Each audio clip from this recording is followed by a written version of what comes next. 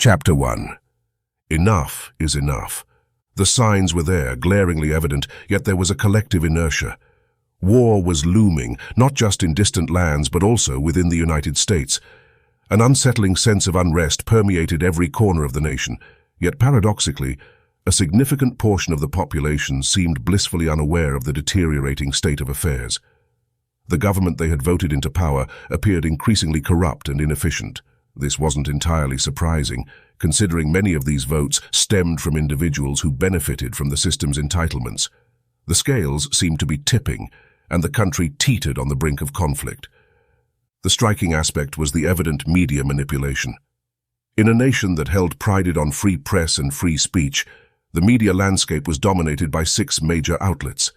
These entities, alarmingly, presented eerily similar narratives. This homogenization of news raised questions about journalistic autonomy. Were they reporting or simply reading a scripted narrative handed down from their affiliated political parties? Yet what was even more concerning was the general public's apathy. Many seemed oblivious to this media monotony, their attentions diverted. The American populace, traditionally seen as informed and participatory, was now more engrossed in celebrity gossip and the allure of government handouts. Shows like Keeping Up with the Kardashians dominated conversations more than the questionable actions of politicians or the evident media bias. In this quagmire, where pivotal concerns were constantly eclipsed by the frivolous, the very foundation of democracy seemed to be eroding. The apparatus of government, once a symbol of hope and order, now seemed to be tainted by greed. Many elected officials appeared more as opportunists than public servants, leveraging their positions for personal gain. Programs and initiatives that were ostensibly designed for public benefit became tools for siphoning public funds.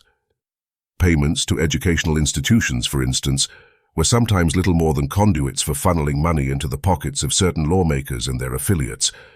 These questionable transfers of taxpayer dollars, albeit thinly veiled, went largely unchallenged. The public unfortunately seemed either blissfully unaware or willfully ignorant. This complacency could be attributed in part to the entitlements they received. As long as the benefits flowed, many turned a blind eye to the indiscretions of those in power. This culture of passive acceptance threatened to redefine the nation's democratic ethos, converting citizens into mere spectators of their own governance. The pattern was eerily reminiscent of the American Revolution, where a vocal minority began to challenge and critique the establishment. Those who discerned the intricate web of deceit and corruption raised their voices, demanding accountability. But the government's counter was shrewd. By entangling these issues in the legal system, the momentum of public outrage was blunted, causing scandals to lose their sting over time. Among those who keenly observed the government's activities were the veterans that had returned from the grueling wars in Iraq and Afghanistan. These men and women who had risked their lives overseas were not easily pacified or misled. They sought clarity and accountability. Yet, in a disconcerting twist, these very veterans were classified by Homeland Security as the top potential threats to national security. Not far behind on this watch list were gun owners. The logic behind this classification was baffling to many. In an era where the rhetoric centered around countering terrorism, why weren't actual terrorists placed at the top of this list? The message seemed clear to discerning citizens. Those who might question or oppose the government's actions were deemed more threatening than external enemies. This redefinition of threats highlighted an alarming shift in priorities and a growing chasm between the government and its people. Texas was the first to say enough.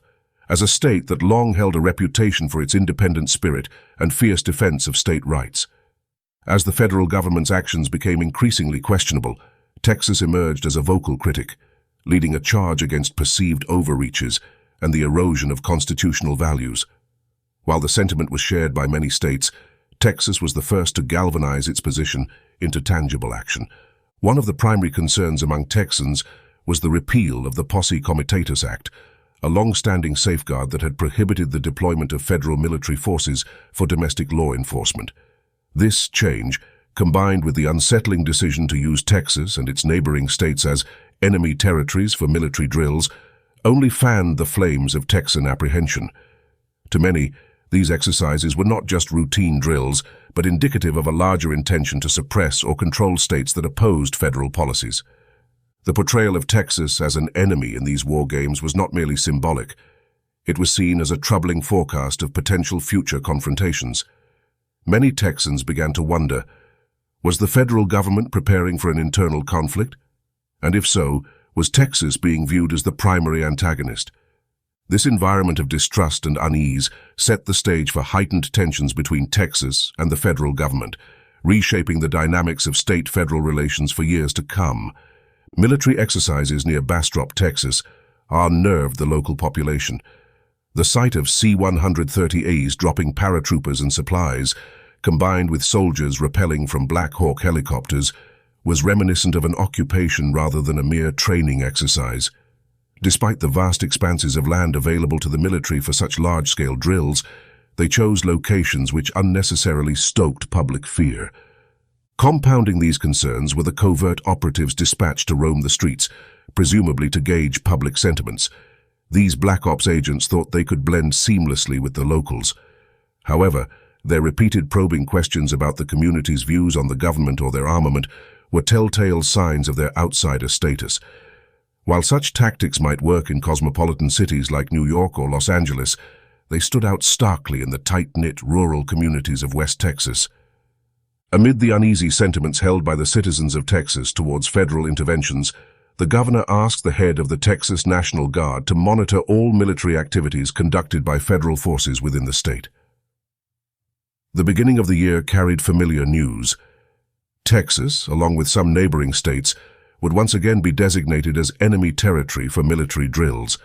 Alarmingly, each year saw an increase in equipment and personnel being brought into Texas for these exercises, but notably, much of the equipment stayed behind post-drills. As the third year of these exercises rolled around, the routine remained largely the same. The governor maintained a vigilant watch through the Texas National Guard, ensuring they kept track of every federal military move. But this year was different due to a pivotal event that edged Texas closer to secession.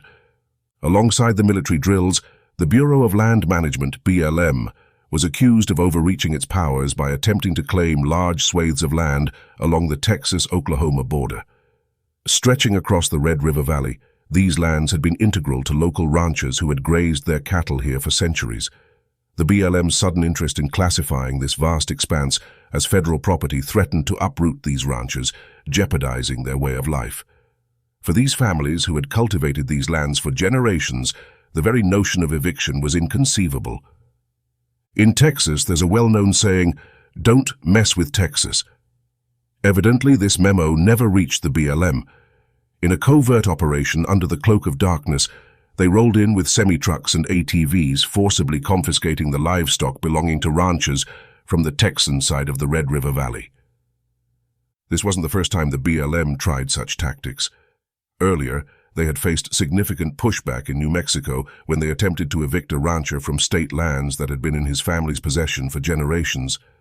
Using ATVs and helicopters, they rounded up the rancher's livestock, causing the deaths of several cattle in the process.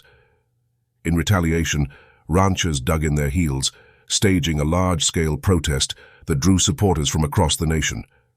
Both veterans and civilians, armed and ready, rallied behind the ranchers' cause.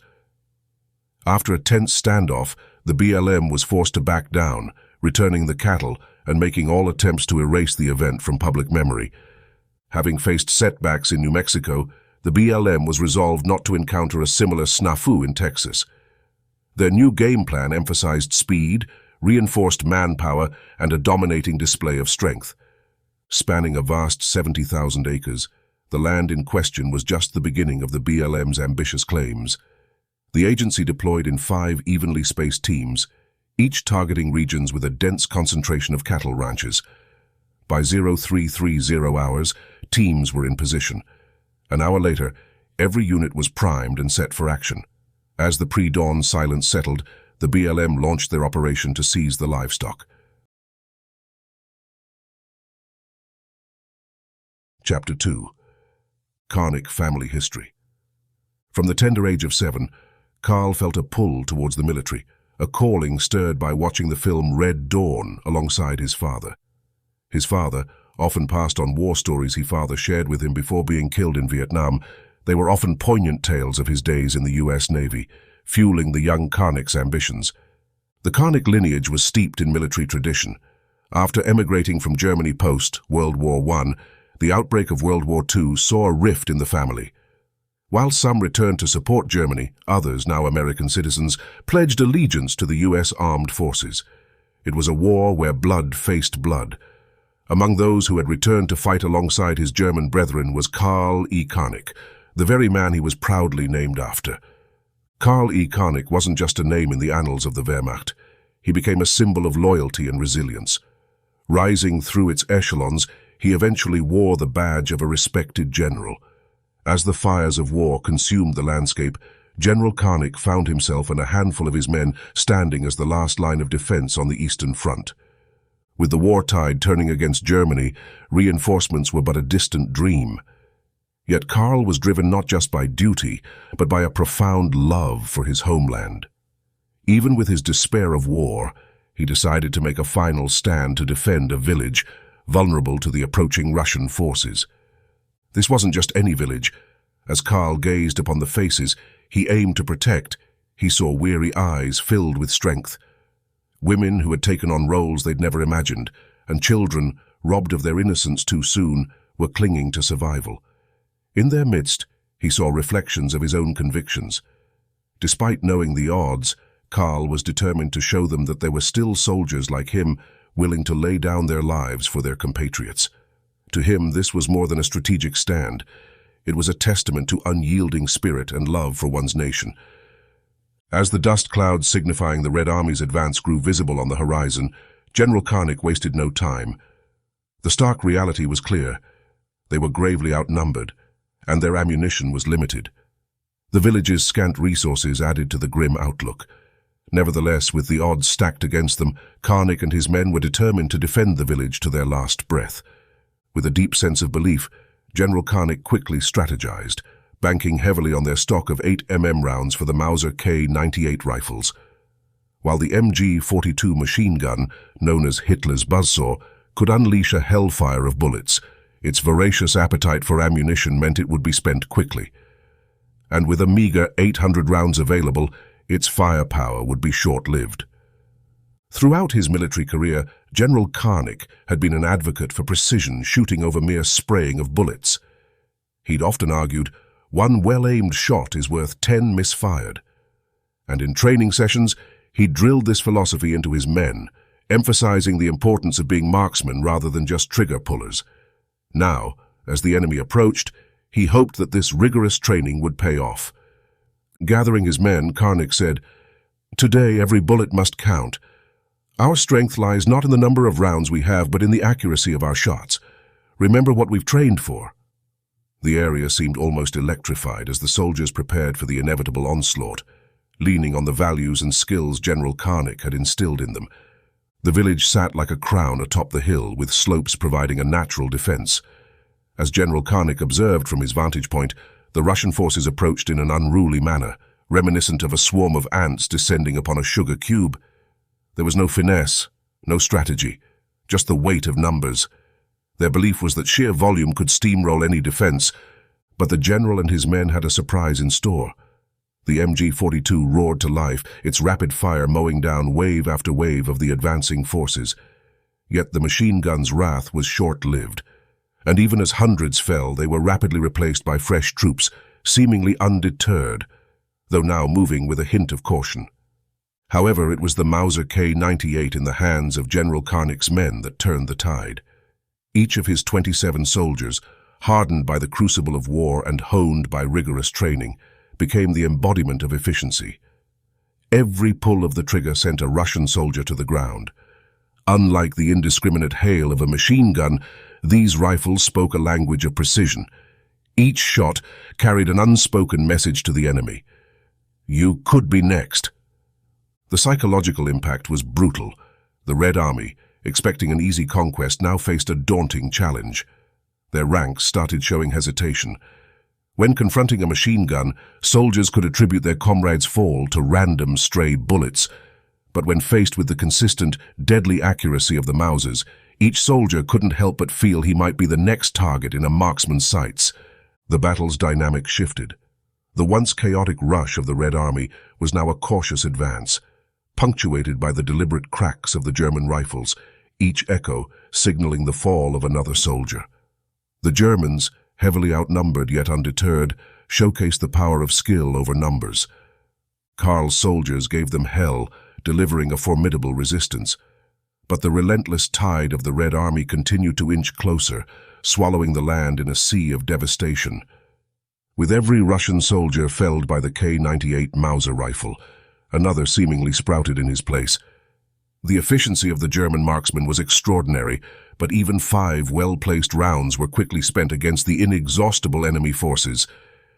Each casualty amongst his own men etched a painful mark on Karl's soul. He witnessed young soldiers, men who had followed him without question, falling one by one within the fray, and with each fallen warrior, a piece of him silently shattered. As the battle, which appeared eternal in its fury, waged on, General Karnik was faced with a daunting decision. He had managed to buy precious time for the last inhabitants of the village to flee towards the American front. Their safety, a glimmer of solace in the anguish, provided him with a semblance of purpose.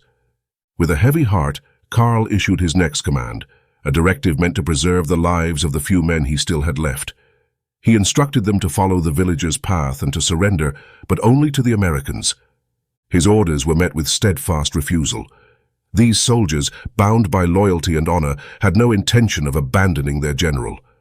Karl, knowing their staunch actions, addressed them with a voice that quivered with emotion. "You will heed this command," Karl spoke firmly, yet his eyes betrayed a softer plea. "It is not merely an order, but my final request. My ask is not rooted in a desire to preserve your lives, but to safeguard those of our innocent countrymen. If the Russians breach our lines, it will be your duty to slow them, to provide every possible moment for our people to find safety. Our nation may have crumbled, but we remain its steadfast guardians. Execute your duty. Pay homage to those who have bled before you and those who will." Karl's words, laced with solemn acceptance of the inevitable, flowed across the remnants of his contingent. His eyes, peering into the distance, embraced the reality that he, too, would soon be counted among the fallen. With the reality of the situation setting in, General Karl Karnik displayed unparalleled leadership, ensuring that those who had even a remote chance of surviving were directed towards safety. With a stoic demeanor, he selected the men he believed could endure the arduous trek to the American front. He looked around, realizing that all that remained were those too grievously injured to move. Their spirits remained undeterred, for even in their weakened states, they clung onto their weapons, ready to fight to their last breath. Amongst the flurry of hurried preparations and soft goodbyes, Karl beckoned his trusted sergeant, a man who had been at his side through countless battles and skirmishes. The weight of the moment was clear in both their eyes, for they knew this could very well be their last conversation. "I have one final request," Karl whispered, handing over a sealed envelope and his service tag. "My wife is expecting our child any day now. Ensure this reaches him." The sergeant, his eyes glistening with unshed tears, took the items with reverence, understanding the gravity of the responsibility he was being entrusted with. He also recognized that Karl was choosing to remain, making the ultimate sacrifice alongside the brave men still holding the line. "I will see to it, sir," the sergeant promised. He hesitated for a moment, then extended his hand. The two men gripped each other firmly, a silent acknowledgement of the bond forged in the fires of war. "Good luck, sir," the sergeant said, his voice thick with emotion. Karl nodded, watching as his men began their desperate journey to safety. Standing tall among the devastation, he prepared for the final stand, knowing he couldn't ask of his men what he himself wasn't prepared to give. Everything.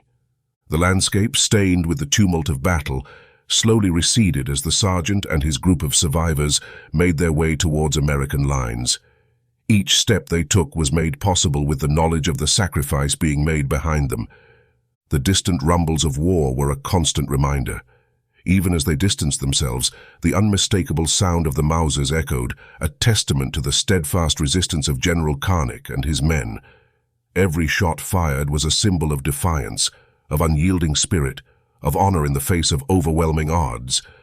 With every report of the rifles, the sergeant couldn't help but envision General Karnak standing tall, leading his remaining men in their final moments. He imagined the general's unflinching gaze, his unwavering hand, and his undying commitment to the cause and the protection of his countrymen. As minutes turned into half an hour, the cracks of the Mausers began to thin out. Yet each shot felt triumphant, as if it were a loud proclamation of the indomitable spirit of the soldiers holding the line. The sergeant took solace in knowing that for every shot heard, there was likely one fewer pursuer on their trail.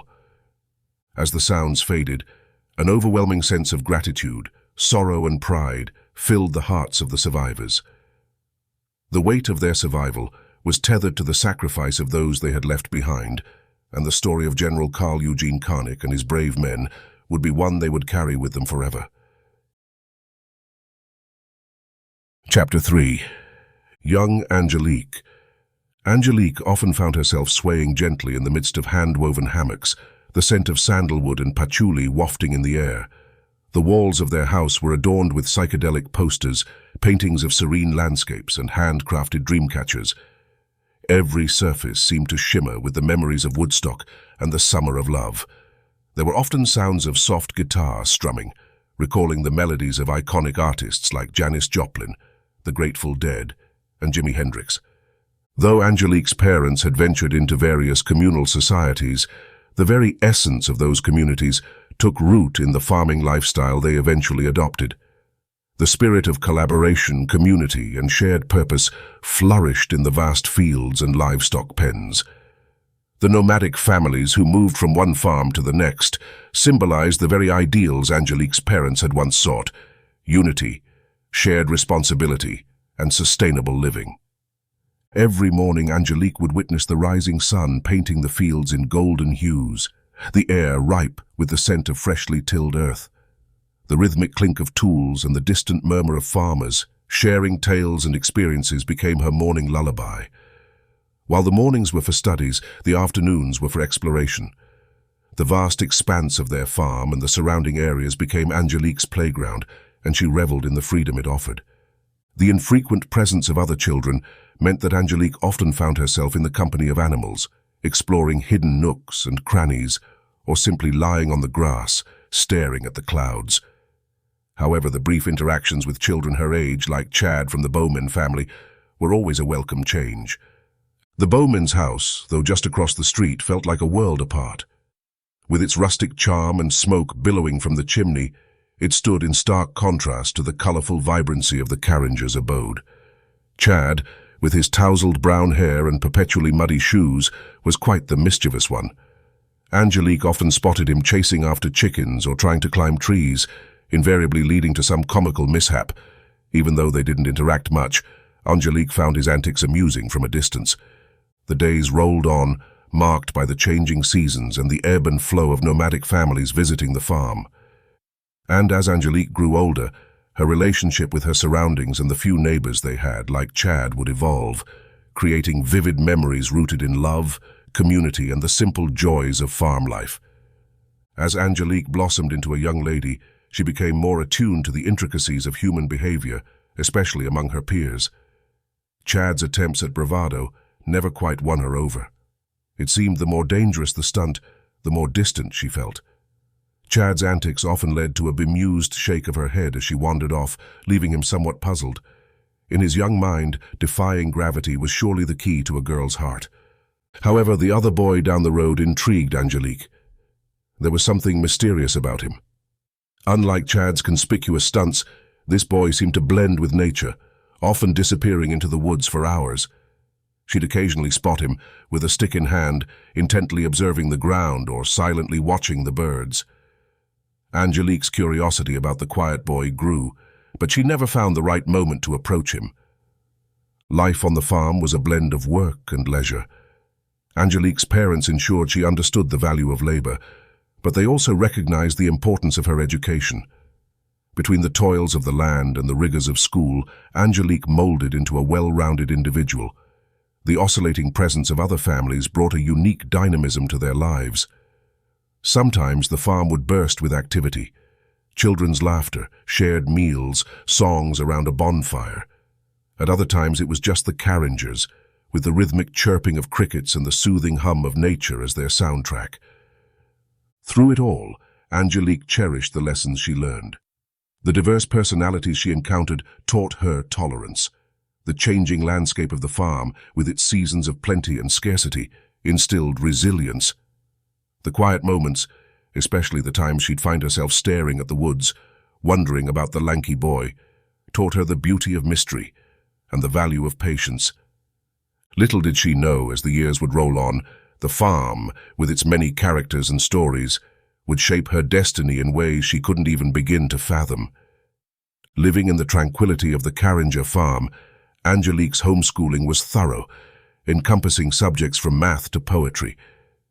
Yet she yearned for something her parents, rooted in the ideals of the 60s, couldn't provide: the simple everyday interactions with peers her age. While her academic needs were well met, the farm's isolation left a gap in her social education.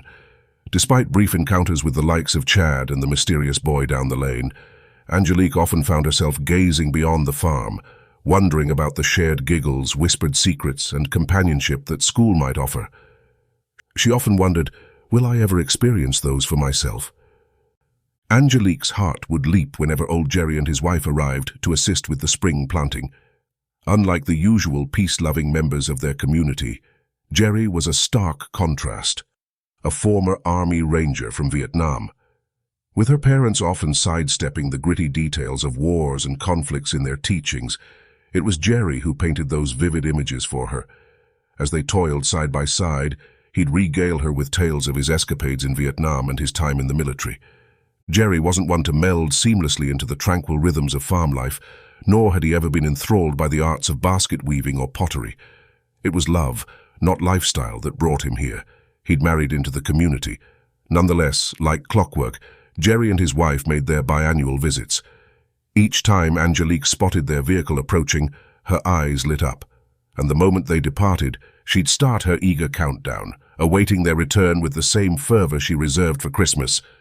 Every visit from Jerry brought with it a new fighting move for Angelique. It was their unspoken bond. Jerry saw in her the spirit of a true warrior. With each arrival, her eyes gleamed with anticipation, eager to demonstrate her mastery of the techniques he'd shown her in their previous sessions. Diligently, she practiced these moves, even if in secret, knowing her parents wouldn't approve. The revelation came one day when Angelique, buzzing with enthusiasm and a touch of youthful eagerness, attempted to show her mother a move. She tried to sweep her mother's feet from beneath her. At 9 years old and barely 60 pounds, her attempt didn't have the desired effect. Still, it raised questions.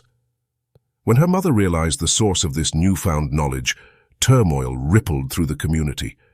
Mrs. Carringer's indignation at Jerry was great, so strong in fact that Jerry and his wife skipped their usual visit for the fall harvest.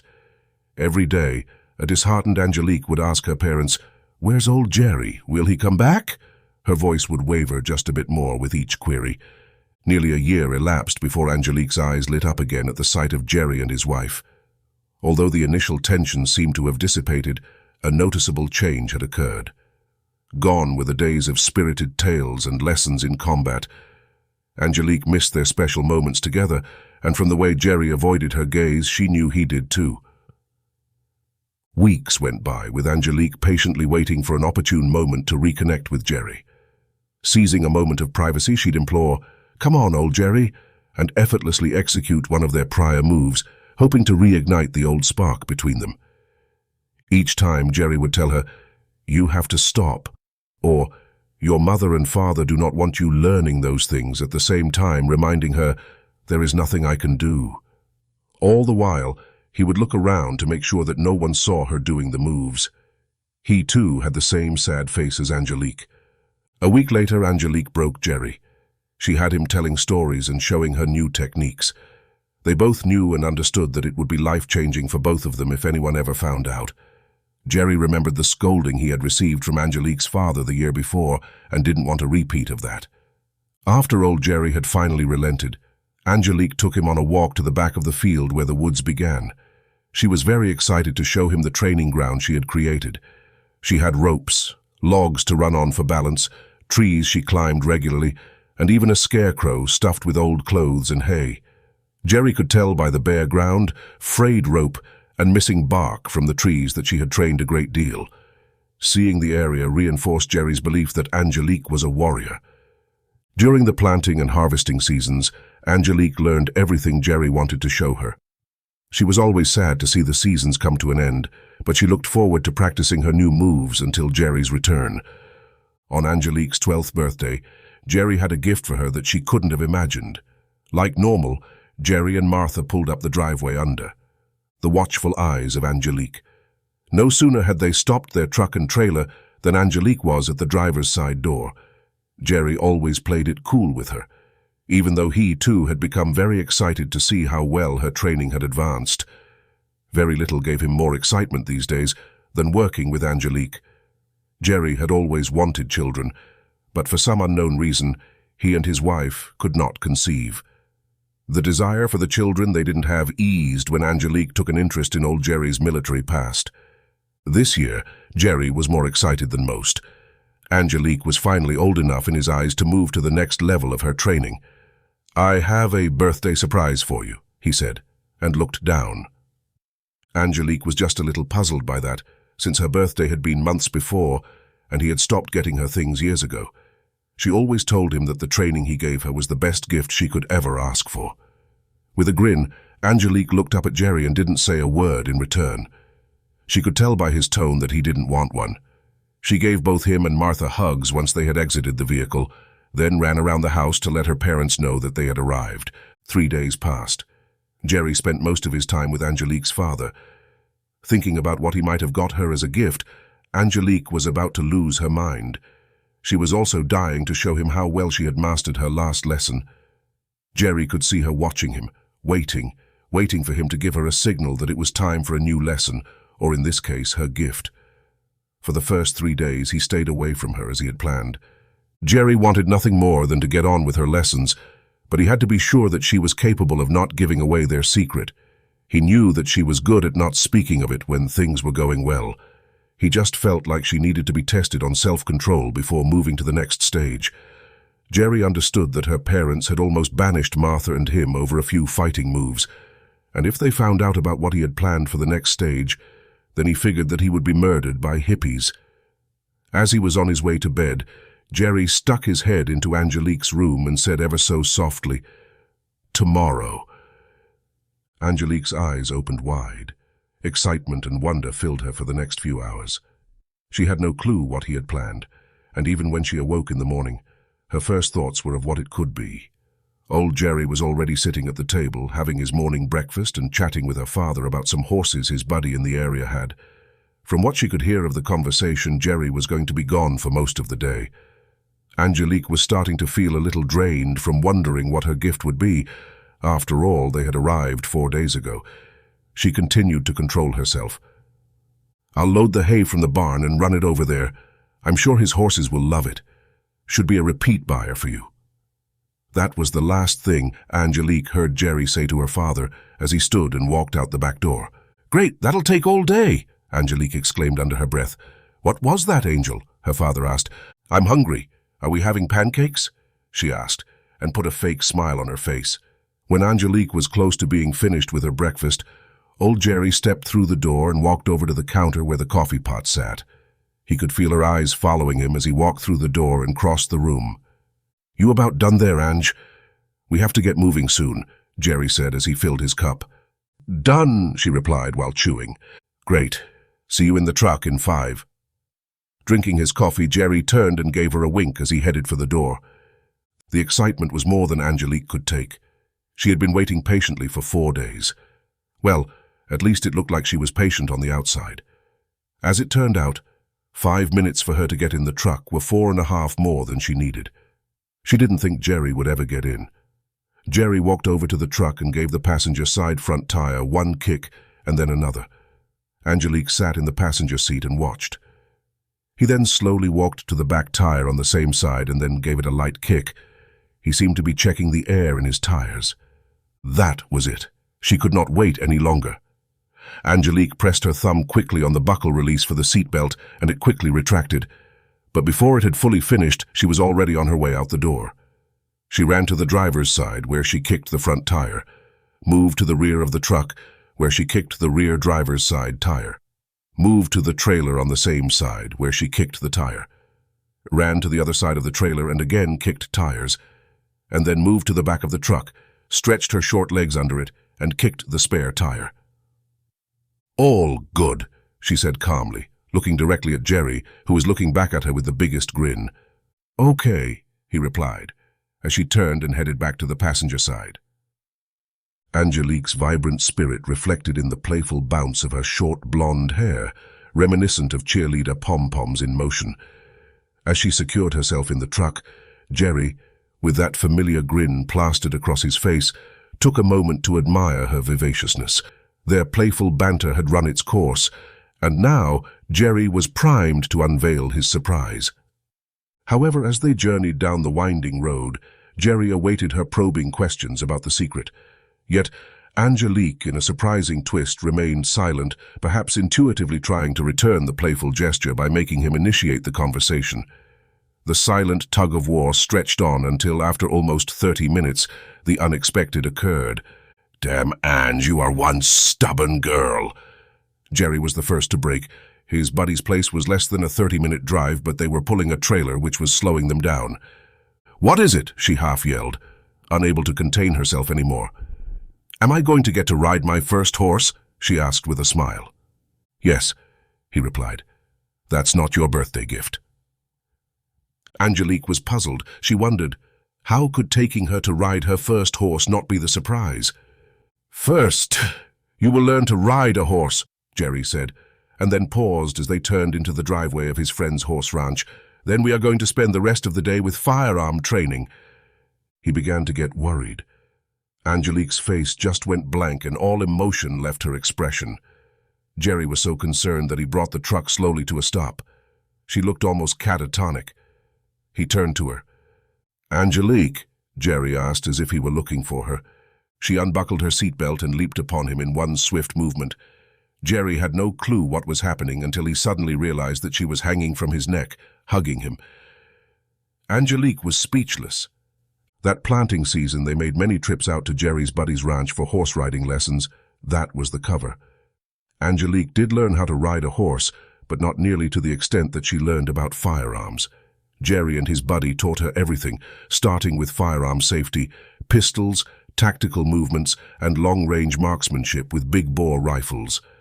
Over the next few years, Angelique learned about reloading her rounds, ballistics, the purpose of different bullets, and much more. She also discovered that her favorite sidearm was a Colt 1911, 45 ACP.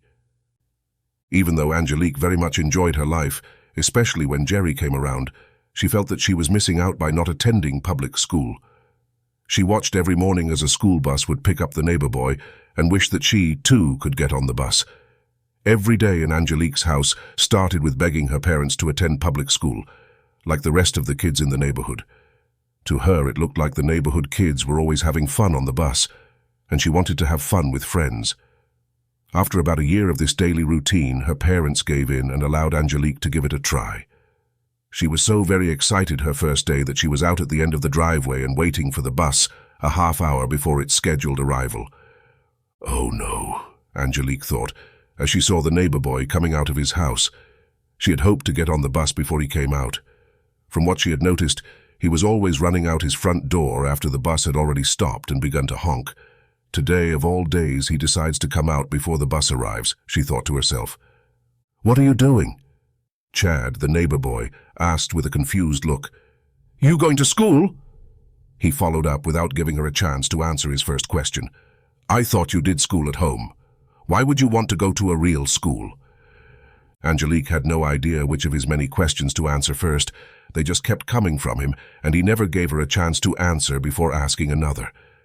"Yes," she said with a beautiful smile. She figured Chad had asked so many questions that he wouldn't know which one she was answering. Chad was a little red-headed, freckled boy who annoyed Angelique most of the time, yet she never showed it. "I hear the bus," she said with excitement, and she knew that her first day of school would soon begin. Chapter 4. Karl and Angelique. Growing up, the global atmosphere was thick with tension, like a volatile storm cloud threatening to burst. As the Cold War intensified, The constant specter of nuclear warfare loomed between the two superpowers, the Soviet Union and the United States. These nations' saber-rattling sent shockwaves across the world, creating an ambience of unease and anticipation.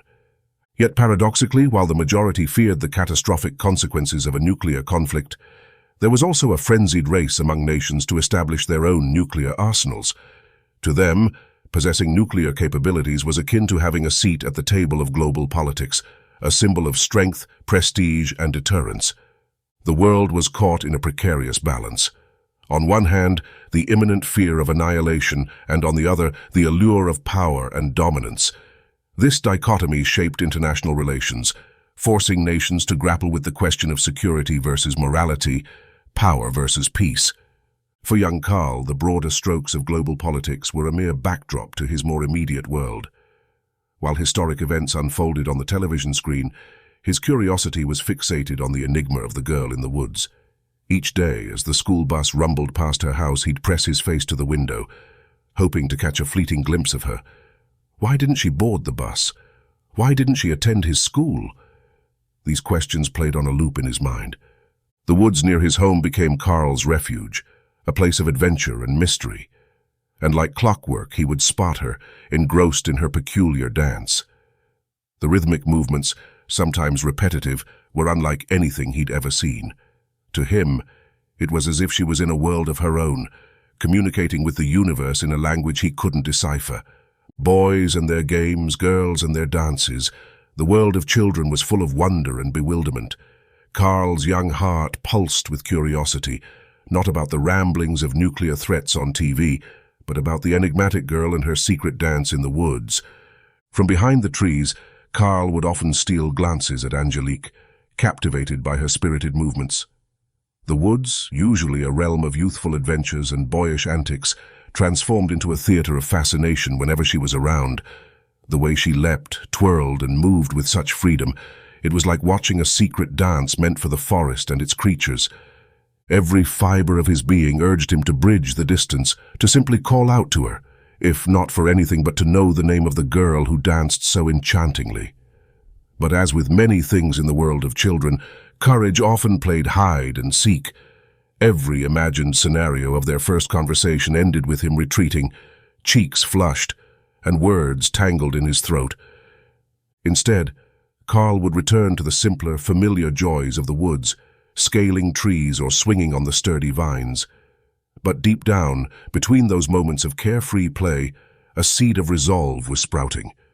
One day, he promised himself, he would muster the courage to step out from the shadows and meet the girl with the wild, wondrous dance. Throughout the summer, Karl remained hidden, never working up the courage to speak with the mysterious girl, and now today was the day every young boy despised, the first day of a new school year. No more running through the woods all day, climbing trees, fishing in the pond, or playing in the creeks. No, it was all cut down to only the weekends, which seemed so far apart that they would never come. Every morning, Karl's awakening was a small theatrical play, a routine orchestrated by his mother. The familiar tug on his foot was both a gentle admonishment and an affectionate reminder of the day awaiting him. Groggily, he'd grumble his surrender, the words muffled by his pillow, I'm up, expressing the sentiment of countless children roused for school. But this morning was different. The delightful aroma wafting through the house signaled a treat. Pancakes. Energized, Karl bolted to the kitchen, eager to ensure his cherished breakfast was cooked just right, though he felt the need to remind her every time about his preference, golden brown with crispy edges. His mother knew. The familiar dance between them, his earnest requests and her indulgent smiles, had become a cherished ritual. Once the pancakes were served, Karl meticulously applied the syrup. It was an art form, ensuring each pancake was evenly coated, with nary a drop staining his plate. This little quirk, though routine, never failed to elicit a chuckle from his mother, making their mornings a fusion of love, laughter, and little traditions. Every morning, time seemed to play a mischievous game with Karl. Despite the early rousing and the aroma of pancakes, he perpetually found himself racing against the clock. No matter how methodical he tried to be, some step in his routine always managed to throw him off. From the window of his home, he would occasionally catch the glint of the bus's yellow exterior through the dense foliage. Boarding the bus felt more like a chore than an adventure to Karl. He often found himself breaking into a sprint, hoping to catch it in the nick of time. The sound of its roaring engine was usually a signal to start running, and most mornings involved a hasty dash down the driveway, the bus pulling away just as he arrived. But this morning was different. As he climbed aboard, panting slightly, an unexpected sight awaited him. She was there, the girl with the sunlit hair who danced so freely in the woods. Seeing her on the bus felt like a merging of two worlds for Karl. The familiar drudgery of school mornings and the magical enigma of the dancing girl. He knew, from this day on, mornings wouldn't be the same. The race to the bus stop now had another exciting layer, the hope of seeing Angelique, and perhaps, just perhaps, getting to know her a little better. Karl's mind was awash with thoughts of the mysterious girl from the woods. When school was dismissed and he entered the bus, the sight that met his eyes halted him mid-stride. There she was, Angelique, with her familiar visage seated alone. Karl's usual march to the back of the bus, a practiced routine, was suddenly disrupted. The weight of the moment settled in, causing his heart to race and his stomach to flutter with nervous excitement. He stood paralyzed in the aisle, attempting to process the unexpected situation. However, the bus, indifferent to Karl's internal whirlwind, jerked into motion. Unprepared, Karl was caught off balance. Rather than crumpling into a heap on the floor, he instinctively transformed his stumble into a somewhat clumsy roll, landing in the seat directly opposite Angelique. While it wasn't the most graceful entrance, it certainly made for an unforgettable one. "Hi, I am Angelique," she said in the sweetest voice he had ever heard. The rapid thumping in Karl's chest felt deafening even with the bus's ambient noise. With his mind swirling in a vortex of thoughts, the singular realization dawned on him. Angelique. That was her name. His mysterious dancing woodland sprite had a name, and it was Angelique. In a bid to introduce himself, he managed to stammer out, "Karl!" But his confidence wavered, and he quickly averted his gaze, allowing the blur of trees outside the window to distract him. Angelique, unaware of the storm of emotions Karl was experiencing, settled into the rhythm of the bus ride, her thoughts veering towards the anticipation of school. Throughout the day, Karl felt like he was living in some sort of surreal dream. Everywhere he turned, there she was. Angelique was in almost all his classes. This odd alignment of schedules both elated and terrified him. He continually coaxed himself to muster up the courage to speak to her, to initiate a conversation, a connection. But each time, doubt and nervousness shackled him. With every passing class, the weight of his missed opportunities grew heavier. The day was quickly drawing to a close, and Karl knew he was running out of time. The pressure was mounting. It was now or never. Karl's heart sank momentarily as bells rang through the room without any sign of Angelique. But just as he was resigning himself to another missed opportunity, there she was, visible through the frosted glass of the door, standing with Charlotte, the guidance counselor. His pulse quickened again, not just from her sudden appearance, but from the realization that only 2 vacant seats remained. One was directly in front of him, and the other tantalizingly right behind him. The stage was set, but could he summon the courage to act when the moment arrived? Angelique, though new to the school, had been paired with Charlotte to ensure her transition was smooth. Charlotte was a seasoned guidance counselor and had seen many new students come and go. She understood the flood of emotions that could engulf a newcomer and took extra care, especially on the first day. The close of the day was always a challenge. The final bell was like a starting gun, setting off a mad dash of students eager to embrace their freedom. Charlotte, ever so mindful of this, wanted to make sure Angelique was prepared for the onslaught of angry squirrels that awaited. Karl, trying to calm his racing heart, watched intently. The pieces were moving into place, but would the universe give him that much desired nudge? Even though Angelique had wanted to attend public school, she was excited for the day to be finished. She wanted to tell her parents all about it. After the counselor left, Angelique entered the class and spoke with the teacher about why she was late. She had been briefed on the tardiness policy and wanted to follow the rules to the best of her ability. Her teacher had already seen that Angelique was with the counselor and just directed her to have a seat. As Angelique's gaze swept the room in search of an empty seat, Karl's breath caught in his throat. He watched as recognition flickered in her eyes when she spotted the seat near him. With a graceful motion, she moved towards it, her path seeming to slow time for Karl. Every step she took seemed to amplify his heartbeat, echoing in his ears. She placed her books down with a gentle thud, a subtle announcement of her presence. As she settled into the chair, Karl was overwhelmed by anxiety. The mysterious girl from the woods, the dancer of his dreams, was now seated just inches away from him. He took a deep breath, trying to find his voice, to say something, anything, that would bridge the silent space between them. The universe had presented the opportunity. Now it was up to him to seize it. Then came the unmistakable sound of a pencil rolling on the floor. Angelique's eyes widened as she realized what had happened. Her hand had inadvertently collided with Karl's as he had reached down to retrieve her fallen pencil. Their fingers brushed against each other, sending an electric jolt between the two. Karl, recovering first, cleared his throat and managed a bashful smile, holding up the retrieved pencil as a peace offering. "Dropped this," he mumbled, his cheeks warming with a rosy hue. Angelique, equally flustered but grateful, replied with a soft, "Thank you," her eyes twinkling with curiosity. The incident, simple as it was, had inadvertently broken the ice between them as she reached to retrieve her pencil. "Ouch!" Karl screeched. The realization hit Angelique like a ton of bricks. Her hasty turn had inadvertently driven the sharp point of her pencil into Karl's hand. The whimsical design of the pencil, white with delicate pink hearts, was in stark contrast to the situation at hand. Karl, trying to mask the pain, took a sharp intake of breath as he carefully extracted the pencil from his hand. The lack of lead at its tip signified how deep it had embedded into his skin. "I'm so sorry, Karl," Angelique stammered, her face flushed with concern and embarrassment. She reached out, gently taking his hand to inspect the puncture. "I didn't mean to." Karl, though wincing from the sting, managed a weak smile. "It's okay, Angelique. Just a sharp introduction, I guess?" As the teacher hurried over to Karl with a box of tissues, he briefly caught sight of the dark puncture in the center of his palm. But before he could fully process it, the small abyss was swallowed by a growing stain of red.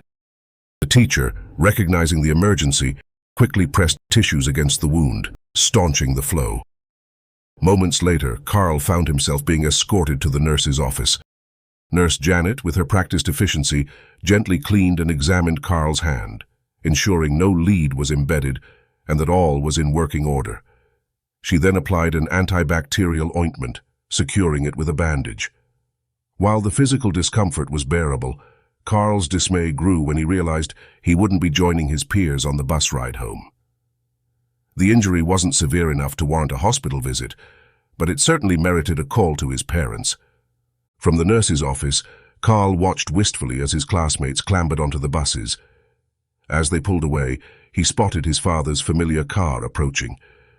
Eugen entered the office, and after a brief discussion with Nurse Janet about the pencil passing incident involving Angelique, he turned to his son. "Ready to go home, son?" Eugen inquired, his words carrying the gentle lilt of his German heritage. "Yes, father," Karl murmured, his voice heavy with disappointment, his gaze fixed on the ground. Eugen, noting his son's unusually despondent demeanor, felt a twinge of worry. "Come on, son," he encouraged gently. "We can chat during the drive." As they walked to the truck, it was evident to Eugen that Karl was grappling with something. He had a hunch about what it might be. Karl, typically animated and talkative, was quiet, cradling his injured hand close to his chest. Eugen had hoped that Karl would open up on his own, but as the miles rolled by in silence, he felt the need to initiate. Casting a sidelong glance at his son, he gently probed, "Ready to talk about it?" Karl shook his head, whispering, "No." Undeterred, Eugen continued, "Could you answer just one question for me?" Karl gave a slight nod in response. "Is Angelique the girl from the house next door?" Eugen inquired. Karl's sharp intake of breath and the fleeting look of surprise that crossed his face confirmed Eugen's suspicions. The mere mention of Angelique's name had unveiled the source of his son's distress.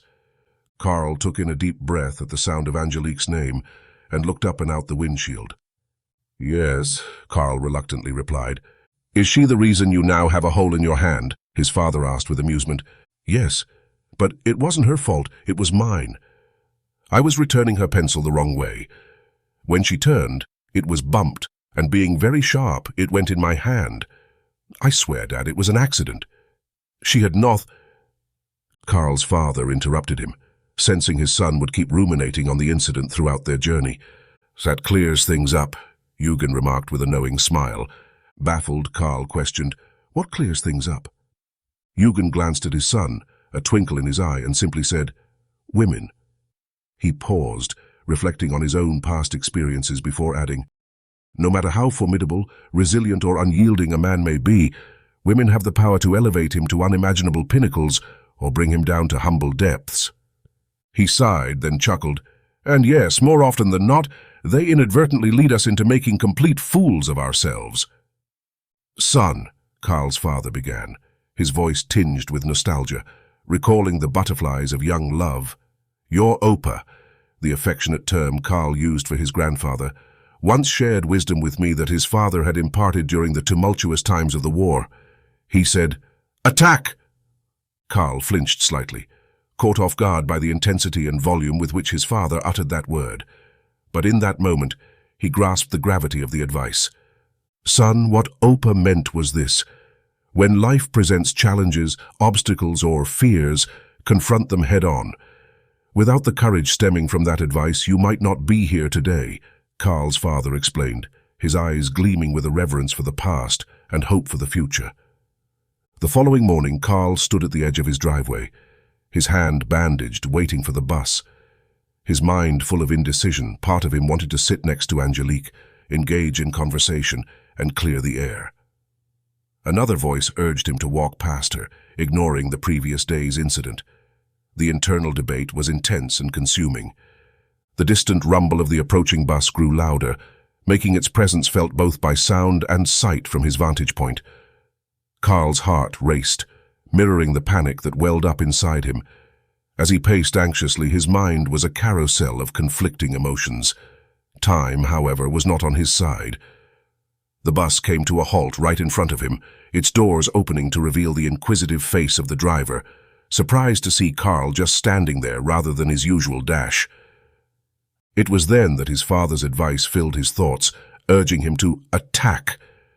Gaining strength from this memory, Karl began to advance. With each step his courage grew, and before he realized, he found himself standing beside Angelique's seat. Her expression was one of genuine concern. "Karl, how's your hand?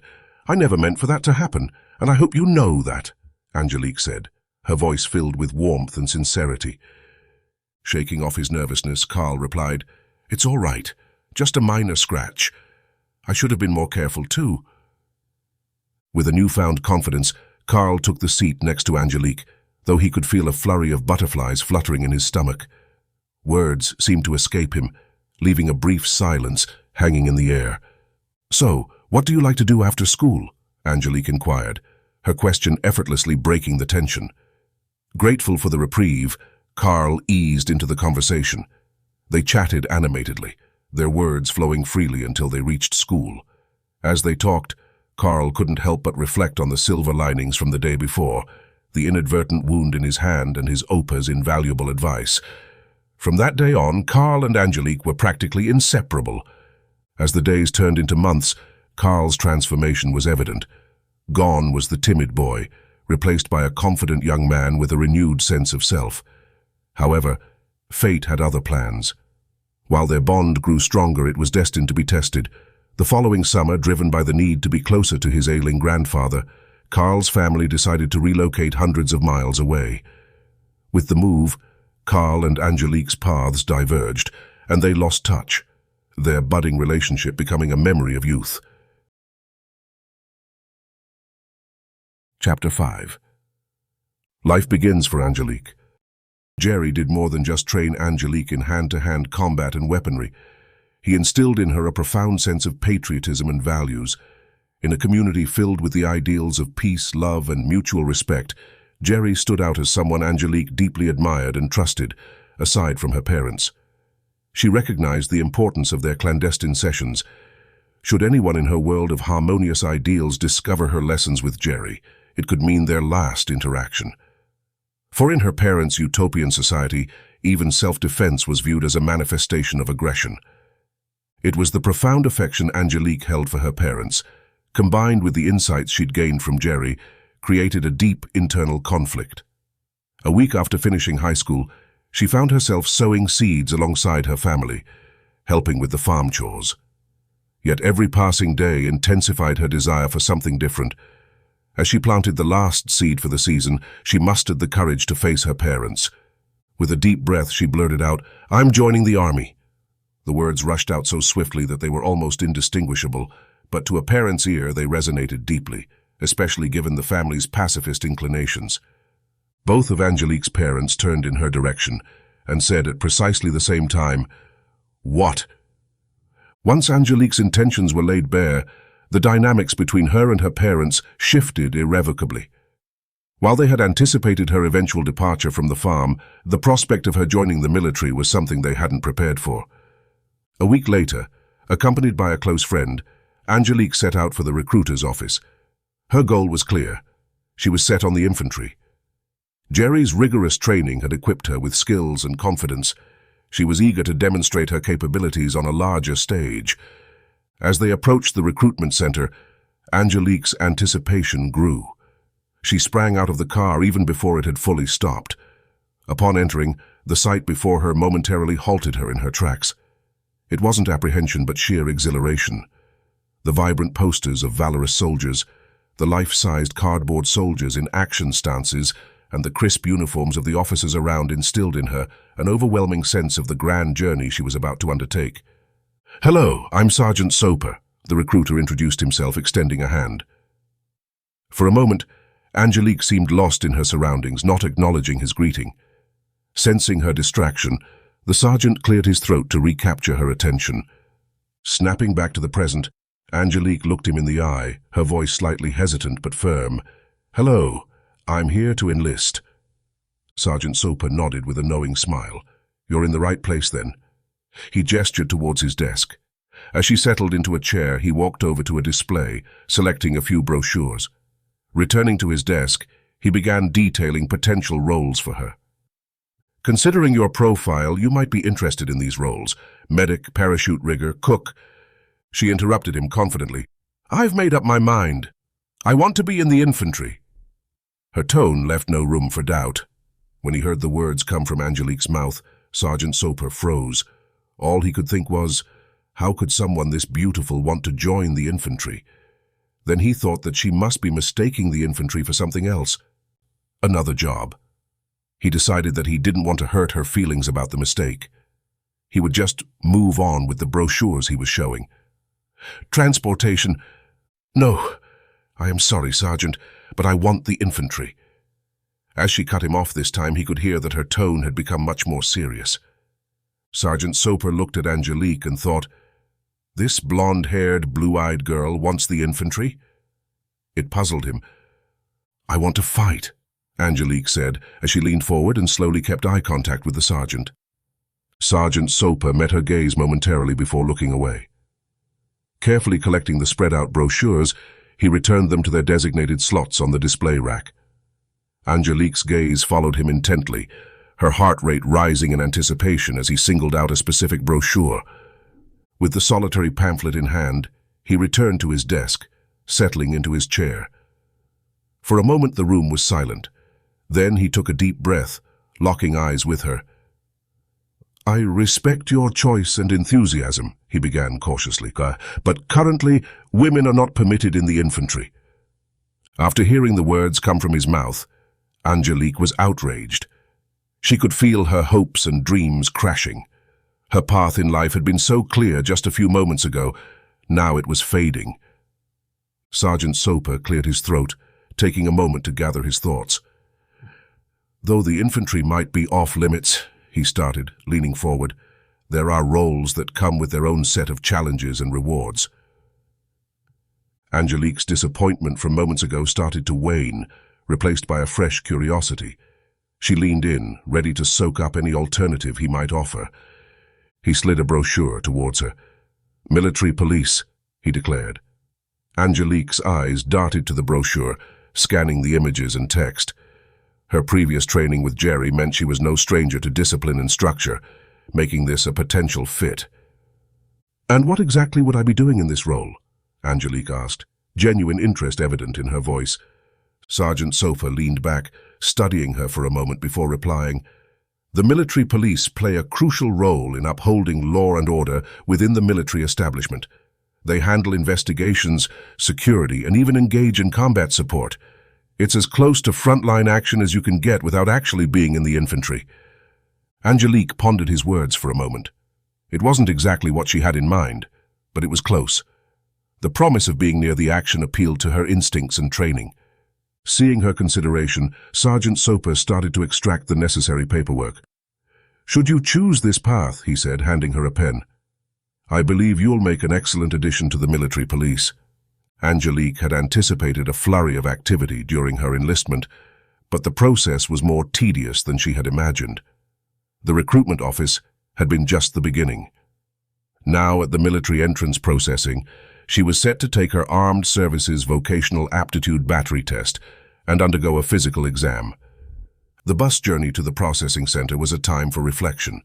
Angelique stared out the window, lost in her thoughts, her mind swirling with anticipation and curiosity about what the next day would bring. That evening, the test proved to be a breeze. Every question she answered bolstered her confidence further, assuring her that she was on the right path. Yet the following day was nothing like she'd expected. The physical was interspersed with long stretches of waiting. She'd imagined a seamless transition from one test to the next, but instead found herself frequently checking her watch, feeling impatience. She wished she had brought a book to pass the time. Remembering Jerry's words about the military's penchant for hurry up and wait, she sighed. She was getting her first real taste of military life, and it was evident that patience would be an essential virtue in her new journey. After completing her physical, Angelique was presented with another mound of paperwork to review and sign. With each scribble of her pen, her commitment to this new path deepened. Until today, her social security number was a string of digits she'd rarely used. But after repeatedly jotting it down beside her signature, those numbers were now etched into her memory. What came next was something she hadn't anticipated happening so soon: the oath of enlistment. The very mention sent a shiver down her spine. It was the moment that would seal her commitment, transforming her intention into a tangible promise. The weight of what she was about to undertake felt real and immediate. As the clock ticked on, Angelique found herself in a large room alongside several other enlistees. An feel of solemnity hung in the room along with anticipation. Eyes darted around, and whispers filled the gaps of silence as everyone waited for the ceremony to commence. The atmosphere grew still the moment an officer entered, confidently striding to the front, ready to guide them through the sacred pledge that would mark the start of their military journeys. "I will be conducting your swearing-in today," he said as he looked around the room. The officer's gaze scanned the room, piercing through any last-minute doubts. "If anyone has reservations about the commitment you're about to make, I urge you to reconsider now." He paused, allowing the weight of his words to settle over the room. "Once we begin, there's no turning back." After another deliberate pause, he continued, "When I prompt with insert name, state your full name loudly and clearly. Is everyone ready?" Everyone replied, yes.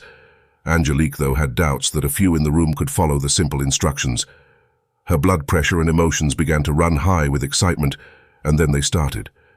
With her right hand raised, Angelique repeated after the officer, "I, Angelique Rose Carringer, do solemnly swear that I will support and defend the Constitution of the United States against all enemies, foreign and domestic, that I will bear true faith and allegiance to the same, and that I will obey the orders of the President of the United States and the orders of the officers appointed over me according to regulations and the Uniform Code of Military Justice. So help me God." By the end, Angelique had never felt so much excitement. Her life was truly changing. She understood that it wouldn't be easy, but for her that was part of the attraction. Chapter 6. Squires, Family Farm. Stars shined in the night sky, waiting for the sun to cast a golden hue over the vast Texas landscape, presenting them with the promise of a new day. Bill Squires and his young son, Richie, were already busy preparing their horses for the day's cattle roundup. As Bill tugged at the saddle's leather straps, ensuring its snug fit, he mentally reviewed their equipment checklist. "Got the fencing staples with you?" Bill inquired, throwing a glance at his son. He could sense the bubbling anticipation in Richie, who had recently turned 16. "Right here, Dad," Richie responded, flashing the staples with a grin. Today marked more than just a regular ranch day for him. He was just hours away from getting his driver's license. While he had been driving around the ranch for years, the thought of officially taking the ranch truck out on his own was thrilling. Bill and Richie stood ready, scanning the horizon for the rest of their crew. As the moonlight painted the Texas plains, the silhouettes of Tom, Robert, and Sierra gradually came into view. The sight was familiar and comforting, a testament to the bond that tied the Squires family together. Their shared duties on the ranch were more than just responsibilities. They were rituals, passed down from one generation to the next. The Squires had a tried-and-true method for their cattle roundups. The early morning was their chosen time, with the cool air offering some respite before the Texas sun dominated the sky. Their packs were meticulously prepared, each item serving a purpose, from sustenance to essential tools. The importance of being equipped for any situation was ingrained in them. Firearms were an integral part of their gear, not as a symbol of might, but as a tool of necessity in the unpredictable world of ranching. Bill's cherished Winchester 30-30, a relic from his grandfather's days, was always by his side. It was more than just a weapon, it was a piece of family history. Richie, on the other hand, had developed a fondness for the more modern .44 Magnum Ruger rifle, appreciating its precision and power. Tom's choice was a testament to his rugged nature. With a 6-gun holstered at his side, he moved with an ease and confidence that came from years of experience. Even while wrestling down a bull, that 6-gun never seemed out of place. It was an extension of him. The Squires family united, drawing strength from one another. Their shared responsibilities on the ranch were lightened by the bond of kinship and the shared history that wove them together. Among them, Robert stood out not just for his quiet intensity, but also for his exceptional marksmanship. Having served as a sniper with the renowned 101st Airborne, he bore the scars and skills of 13 rigorous years in the military. 6 of those years were on foreign soil, and after facing the harshest realities of war, Robert found solace and purpose on the ranch. Yet his passion for firearms remained undiminished. While the rest of the Squires family favored more traditional weapons, Robert's choice was an outlier.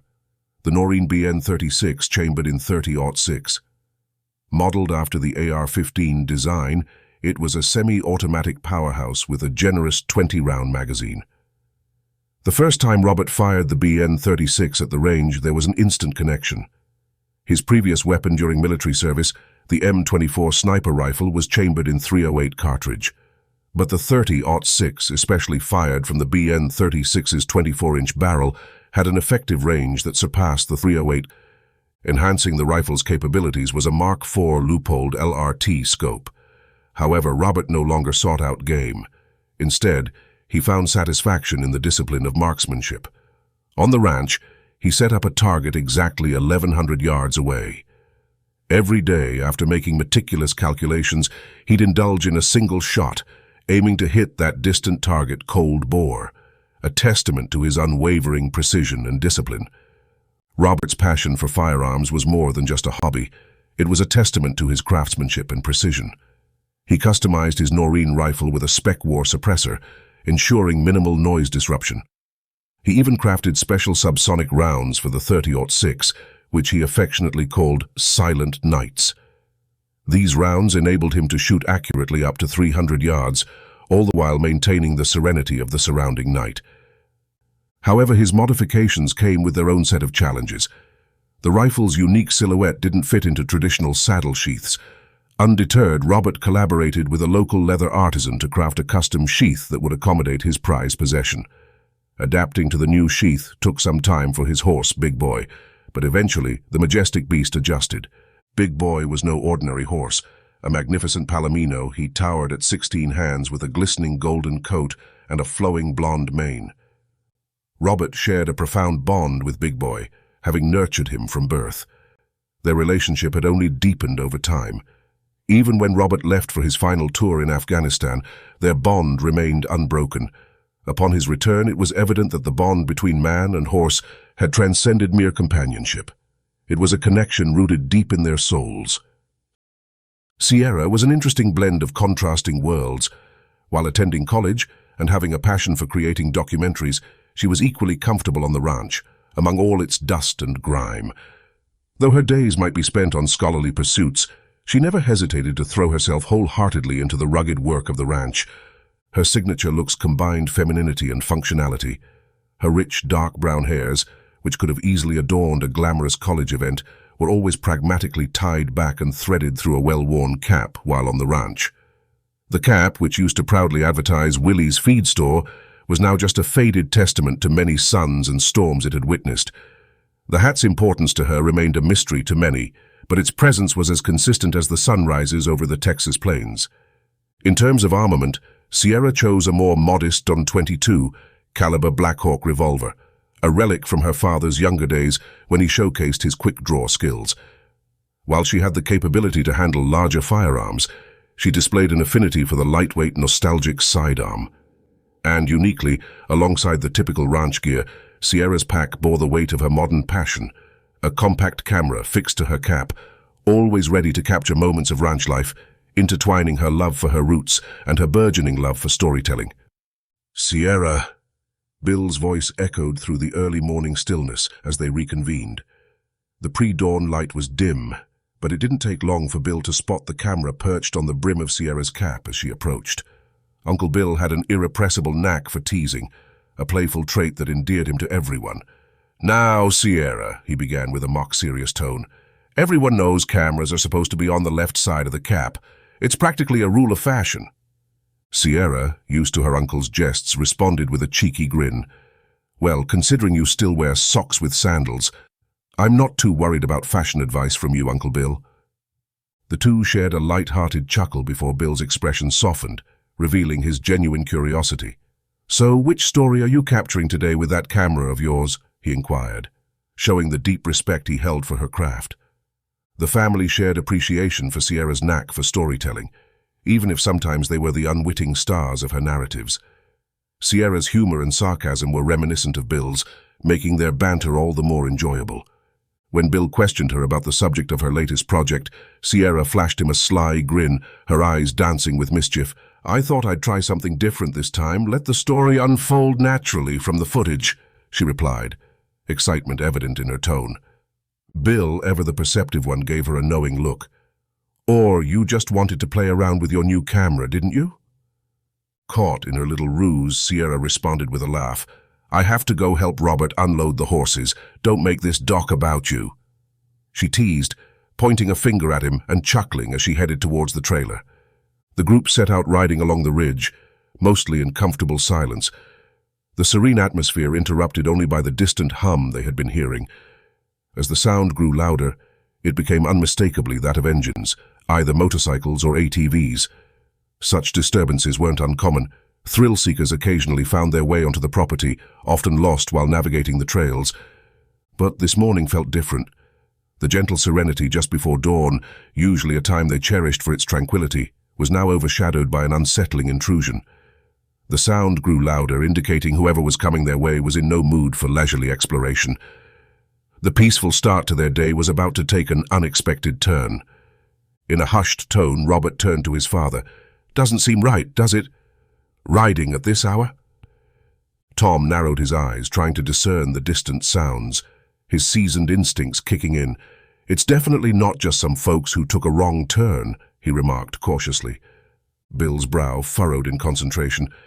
"Let's head eastward, but keep it quiet," he suggested, gesturing subtly in the desired direction. Those who didn't catch his direction relied on their instinct to stay close and follow his lead. Drawing nearer to the origin of the noise, the situation began to crystallize. Bill barely breathed the word, "rustlers," and everyone's senses sprung to life. The sight of multiple ATVs darting around and the unmistakable distress calls of the cattle confirmed their suspicions.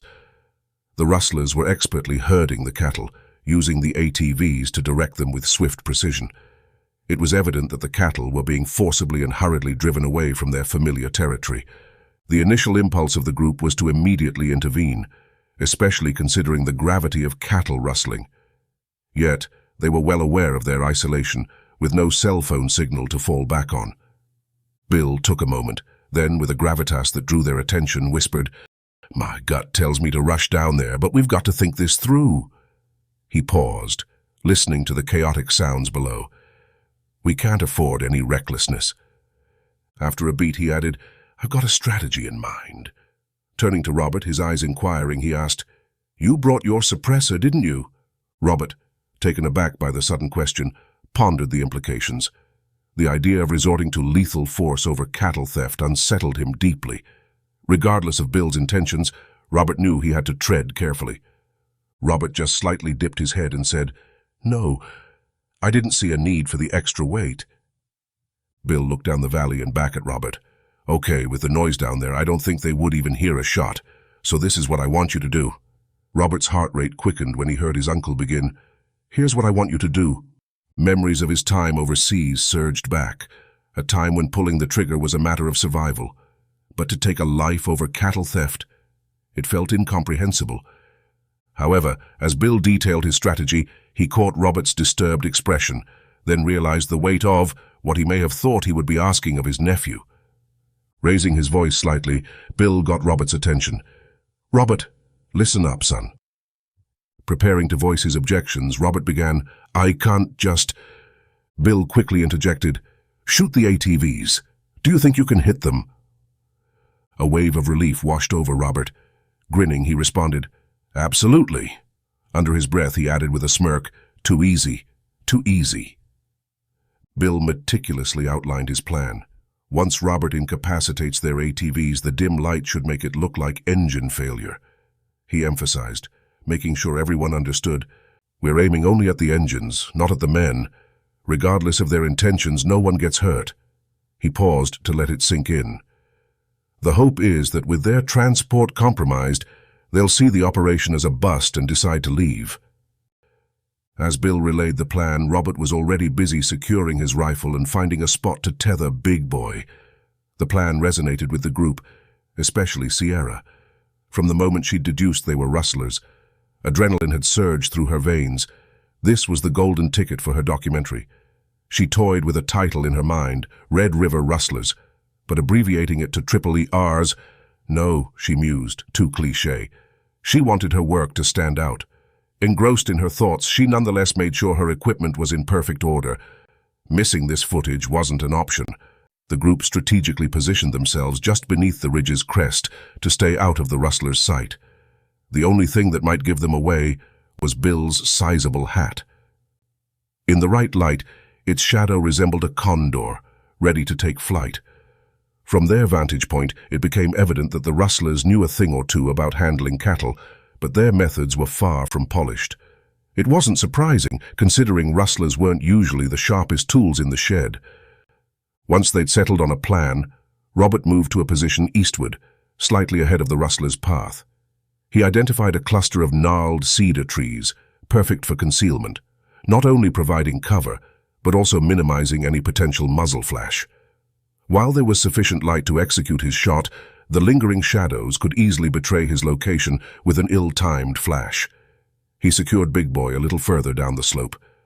With his rifle ready, Robert retrieved his pack, which held essentials like a sandbag, water, a rangefinder, and an additional magazine. Even though he was confident he wouldn't need the spare ammunition, old habits die hard. Robert nestled between cedar branches, his body instinctively adapting to the familiar posture of a sniper, despite the non-hostile nature of the situation. Drawing upon years of military discipline, he surveyed the scene below, his rangefinder catching two distinct reference points, a sturdy rock standing 635 yards away and a bush at 602 yards. These benchmarks allowed Robert to calibrate his scope accordingly, taking into account ridge slope, wind direction, and ambient temperature. Now, It was a waiting game. The rustlers' clumsiness was evident as they herded the cattle. Robert's patience waned, but he knew he had to seize the moment when the cattle moved beyond his chosen range parker. Time seemed to slow as he watched the cattle pass his landmark shrub, and in its wake a rustler on an ATV maneuvering towards a stray cow. Robert's finger, practiced and precise, slid into the trigger guard, edging ever so slowly towards the trigger itself. Simultaneously he regulated his breathing, each exhale and inhale measured. He aimed for that brief pause between breaths, the ideal moment to take a shot, synchronized with the delicate touch required for his hair-trigger rifle. His focus sharpened, zeroing in on the ATV's engine. Every element of the shot, from his breathing to the trigger's sensitivity, lined up flawlessly. The moment was near. "What the?" he exclaimed. The cow started walking away with the shrub. Was it even close to the same spot? Robert thought to himself. Then he immediately started scanning for the rock. "Hopefully one of the other damned cows is not that hungry," he said. Robert's eyes focused intently on the approaching ATV, which was rapidly nearing the large rock he'd previously marked. With the precision of a seasoned marksman, he calculated the vehicle's speed, adjusted his aim slightly, and took a deep breath. As the ATV reached the designated spot, Robert exhaled gently. His finger gently squeezed the trigger. The rifle's sharp report was followed by a muted thud. To Robert's satisfaction, the ATV rolled to a stop, smoke curling up from the engine. The rustler sat, momentarily stunned, looking at the now disabled vehicle. A smug sense of accomplishment washed over Robert. The rustler's dreams of an easy cattle heist had been thwarted, and Robert knew that this tale would provide hours of entertainment at the local feed store. He glanced over at Bill, expecting to see a proud nod or a smile, but was met with a sight that made his heart drop. Bill's trademark hat seemed to float upwards, seemingly lifted by a strong gust. But as it did, a terrifying scarlet geyser sprayed from his back. The world around Robert began to blur as he comprehended the chilling scene unfolding before him. Robert stared in shock at the surreal image before him. Bill's body stood eerily upright, still clutching the Winchester 30-30, while the space where his head once was remained vacant. Before Robert could process the grim scene, the sharp retort of a distant rifle shot echoed, cementing the reality of the situation. Time seemed to warp. Moments that felt like minutes sped up into a blur. Panic tightened in Robert's chest, but survival instincts, honed from years of training, propelled him into action. His eyes darted to the rustlers. Not just simple cattle thieves, they looked more like a tactical unit. Radios in hand, they began scouring the ridge. Their gear and M4 rifles equipped with ASIOG sights seemed out of place for mere rustlers. Robert deduced that the deadly shot hadn't come from them. The roar of the ATV's engines grew louder as they charged towards his family. Gunfire erupted. The unmistakable thunder of Ritchie's .44 Magnum blended with the sharp cracks of revolvers. Robert, realizing the imminent threat, took aim at the lead ATV driver. But just as he was about to pull the trigger, a spray of dirt erupted in front of his face. "Sniper!" thundered in Robert's mind.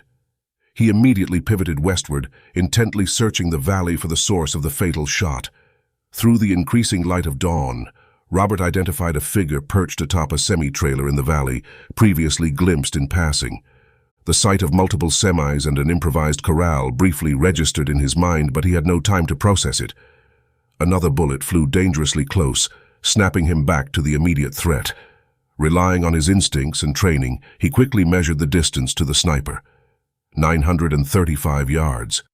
Quickly adjusting his scope, having memorized the dope sittings, taking a deep breath and letting it out, he gently squeezed the trigger. The distant figure slumped over the rifle, eerily reminiscent of a puppet whose strings had been cut. Gunfire echoed nearby. Robert recognized it originated from where his family was. Fueled by adrenaline and concern, he moved swiftly yet silently, blending into the shadows of the terrain as he made his way toward the sounds of conflict. The eerie stillness after 50 yards was chilling. Robert's heart raced, the silence being more unnerving than the gunfire itself. Visions of his sister, father, and cousin consumed his thoughts, each step feeling like an eternity. 100 yards further, and the gruesome scene laid bare before him. two rustlers ominously standing over the lifeless figures of his loved ones. Driven by adrenaline and rage, Robert's approach was swift, his Noreen firing with deadly precision. Each pull of the trigger sent a rustler dancing in a grotesque ballet, the powerful rounds propelling them like rag dolls gone haywire.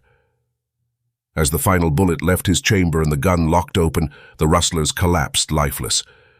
Robert rushed to the site of the standoff, heart pounding.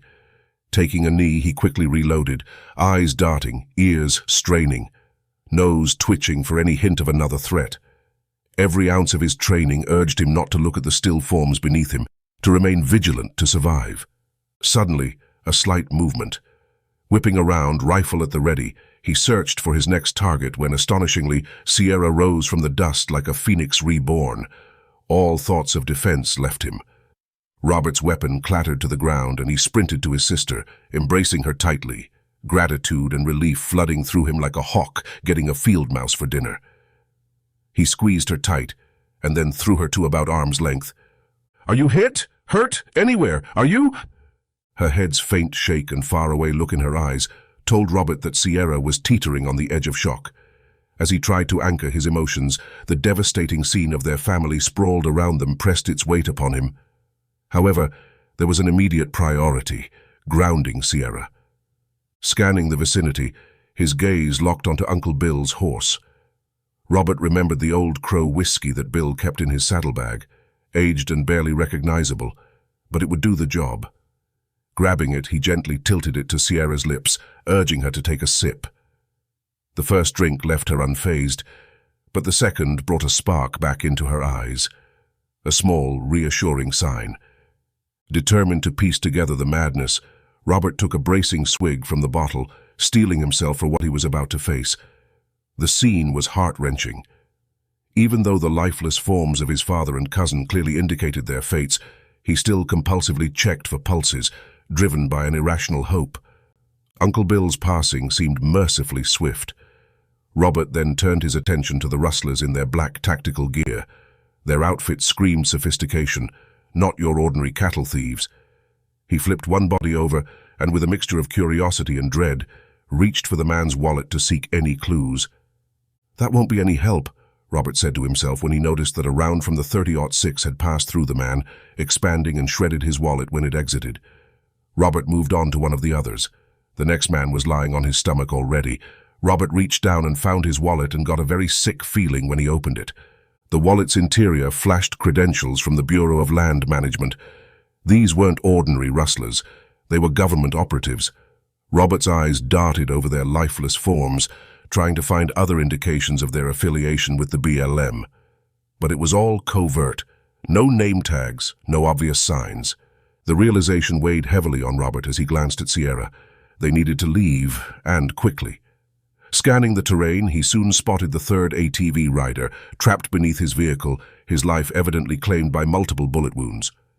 Robert, his instincts on high alert, whisked Sierra away towards Big Boy, still tied nearby. Though the journey to Uncle Bill's farmhouse was a full 4 miles, the loyal steed could surely bear both their weights. The ride was silent, broken only by the occasional sip of water and their shared, unspoken reflections on the morning's horrific turn. As the familiar arch of Uncle Bill's driveway loomed ahead, the reality of confronting Aunt Margaret with the news tightened its grip on their hearts. The love story of Margaret and Bill spanned over 4.5 decades, beginning as high school sweethearts and leading to a marriage that started the day after their graduation. Drawing nearer to the house, Aunt Margaret's voice called from the barn, full of characteristic warmth. "Back so soon? Did someone fall ill?" The words, so simple and innocent, made the impending revelation feel all the more tragic. Hearing Aunt Margaret's voice made both Robert and Sierra startle, their eyes darting in her direction. Even from a distance, the shift in Margaret's expression from cheerful anticipation to deep concern was strong. Quickening her pace towards them, she seemed to sense that something was terribly wrong. Tears streamed down Sierra's face as she met her aunt's gaze, and with Robert's support, she dismounted Big Boy. Margaret, her eyes brimming with anxiety, enveloped Sierra in a tight embrace, her voice trembling. "Tell me, what's happened?"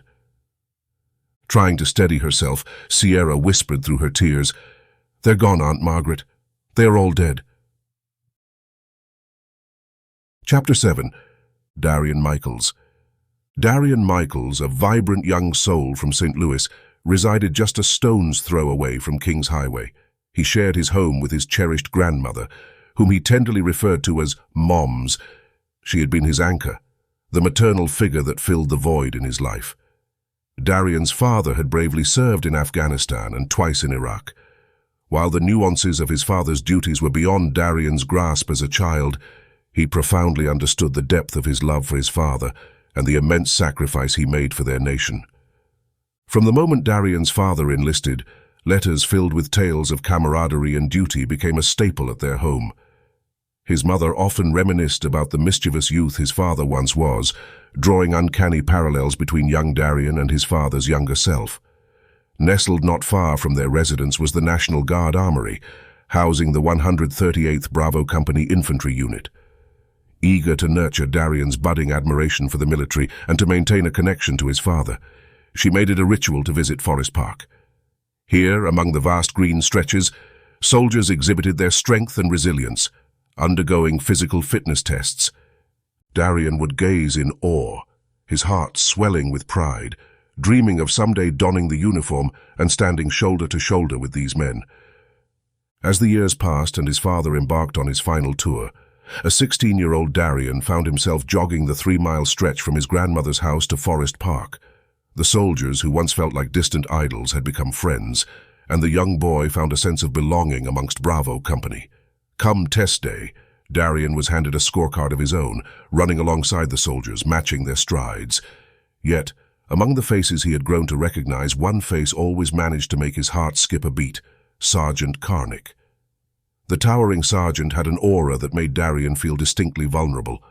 No other person had that effect on him, save for the time he had locked eyes with a timber rattler during a camping trip with his father. "Darrian!" From a distance, Darrian caught the familiar voice that always seemed to greet him first. There was no mistaking it. It was Specialist Parker. Over time, Parker had become Darrian's unofficial mentor, ensuring the young enthusiast felt integrated within the company. "Moving, Specialist!" Darrian responded enthusiastically, accelerating into a sprint. He cherished every opportunity to immerse himself in the military vernacular, yet he was always slightly hesitant to fully embrace the jargon, particularly with Sergeant Karnick's imposing presence looming. Specialist Parker flashed a smile as Darrian approached. "Always a pleasure to have you with us, Micheals." Parker made it a point to address him by his last name when amongst the unit, reinforcing Darrian's sense of belonging. "Okay, now that we are all finally awake, out of bed and shaved, and have decided to join the rest of the team, Micheals, I believe we have a physical fitness test waiting for us." Specialist Parker enjoyed calling out the last man. "All right, gentlemen. Since we've all decided to rise and shine, and grace the team with our presence, I believe we have a task awaiting," Specialist Parker teased with a smirk, giving a playful nudge to Micheals, the last to join. He enjoyed this daily banter. It spurred a sense of urgency in the team. No one wanted to be the last one, not when they risked being the day's jest. "What's the first order of business today?" Specialist Parker questioned, arching an eyebrow. Hands shot up, eager to answer. No one wanted to lag, and as if rehearsed, they chorused, "The push-ups!" "Well done," Parker exclaimed with a nod, genuinely pleased. "Upon my command, fall into your assigned lines in a single file. Stand by for further directions. Ready, fall out." Darrian, fully aware that he wouldn't officially participate in the scored test, stepped aside. He positioned himself at a designated spot, waiting. Once the first of his honorary team completed the exercise, Darrian would replicate it, encouraged and cheered on by the very men he looked up to. Chapter 8. Womack. Colonel Womack's life at the Jefferson Barracks military post in St. Louis had settled into a monotonous routine. He had grown comfortable with his minimal responsibilities and was content with his uneventful days. However, beneath the facade of contentment, there lingered a deep-seated yearning for more. His aspirations of becoming a general were well known among his colleagues, though most considered it a pipe dream. Womack, too, was not blind to the odds stacked against him. He knew that his lack of commitment to physical fitness and his dubious test results were a testament to his unorthodox approach to career advancement. Yet, he couldn't help but hold on to the hope that someday fate would smile upon him. In the evenings when his duties were done, Colonel Womack retreated to his quarters. His microwave dinners were a testimony to his solitary existence. With a plate of lukewarm food in hand, he would settle in front of his television, which had become his sole source of entertainment and escapism. War movies were his preferred genre, particularly those featuring legendary generals like George Patton. As he watched these films, he allowed himself to drift into a world where he was the victorious leader, where he commanded the respect and admiration of his troops. It was a brief respite from the stark reality of his career, a reality where advancement seemed increasingly unlikely. As Colonel Womack's career at the Jefferson Barracks military post in St. Louis neared its end due to mandatory retirement, he found himself with even fewer responsibilities and more time on his hands. His daily routine remained consistent, consisting of endless walks up and down the barracks halls, accompanied by a large cup of coffee that seemed almost surgically attached to his hand. Colonel Womack had become known for his incessant need to engage in conversations with anyone who would lend him an ear, regardless of whether they were willing participants or unfortunate bystanders. His stories of the past were a staple of his daily interactions, and he had a knack for weaving tales of his experiences into his monologues. However, not everyone at the barracks was eager to partake in these conversations. Womack's imposing size and the unflattering nickname Mac Attack that had been bestowed upon him weren't solely due to his appetite for fast food. His sheer physical presence was overwhelming, along with unpleasant conversations were enough to make people actively avoid him. Those who had the misfortune of being cornered by him during one of his coffee-fueled rambles would often find themselves struggling to maintain their composure. The colonel's breath, tainted by the combination of coffee and cigarettes, was as tremendous as his presence. It was not uncommon for people to try to escape his proximity to avoid feeling nauseated from the noxious odor. As Colonel Womack approached his mandatory retirement, his days at the barracks seemed to drag on, filled with his ceaseless wanderings and relentless storytelling. Some might have viewed their final years as a time to reflect on his career and pass on wisdom to younger officers, but for many, it was a period of enduring the Mac Attack's exhausting presence and avoiding the unfortunate encounters that came with it. As Colonel Womack's day began, it seemed like any other routine day in his career. He embarked on his usual morning ritual, making a pit stop at his local convenience store, the TLC One Stop. There he filled up his trusty 32-ounce coffee mug, a constant companion that kept him awake and fueled his seemingly endless conversations. He also purchased 2 packs of Camel-filtered cigarettes, a familiar vice that had been a part of his daily routine for years. As he drove away from the TLC One Stop, Colonel Womack likely contemplated the mundane nature of his day. Retirement loomed on the horizon, and he couldn't help but feel that each passing day brought him closer to the end of his military career. The barracks, a place he had known for a significant. The final leg of Colonel Womack's uneventful career awaited him. He drove in the left lane of the eastbound highway, a Camel's cigarette dangling from his lips. He absent-mindedly toyed with the cigarette pack between his fingers before finally placing one in his mouth. As he reached for the lighter, resting in the cubby beside the SUV's gear shift, he noticed his phone was ringing. It dawned on him that he must have forgotten to switch the ringer back on at some point. Unaccustomed to receiving calls, he eagerly answered it. "Colonel Womack," he muttered weakly, hardly recognizing his own voice. "If you wish to attain the rank of general, pull over," the voice with a strong German accent on the other end commanded. And then the voice vanished. Chapter 9. Back at the ranch. Sierra gazed at her aunt, who seemed to have retreated into a cocoon of shock after hearing the devastating news. As tears blurred Sierra's vision, she forced herself to make eye contact with her aunt. The journey back to the ranch had given Sierra some time to process the horror of the events, but Aunt Margaret had been thrust into the nightmare without any warning. Even with her Native American roots, Margaret's complexion had turned an ashen hue. Robert, leaping off Big Boy, swiftly approached the two, and together he and Sierra led their overwhelmed aunt to the safety of the house. They gently guided her to her bedroom just adjacent to the living room. Despite the gravity of the news, Margaret remained silent, her face pallid and expressionless. Sierra, anxious for her aunt's well-being, contemplated using the whiskey that had aided her earlier to cope. But recalling Margaret's diabetic condition and other health concerns, she hesitated. Sierra realized that drawing her aunt out of her shock state might not be the best remedy.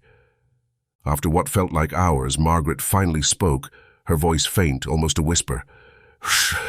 "How did it—" She faltered, struggling to frame her question. "Was it a stampede?" Sierra felt a lump in her throat, yearning to break down in response to her aunt's question.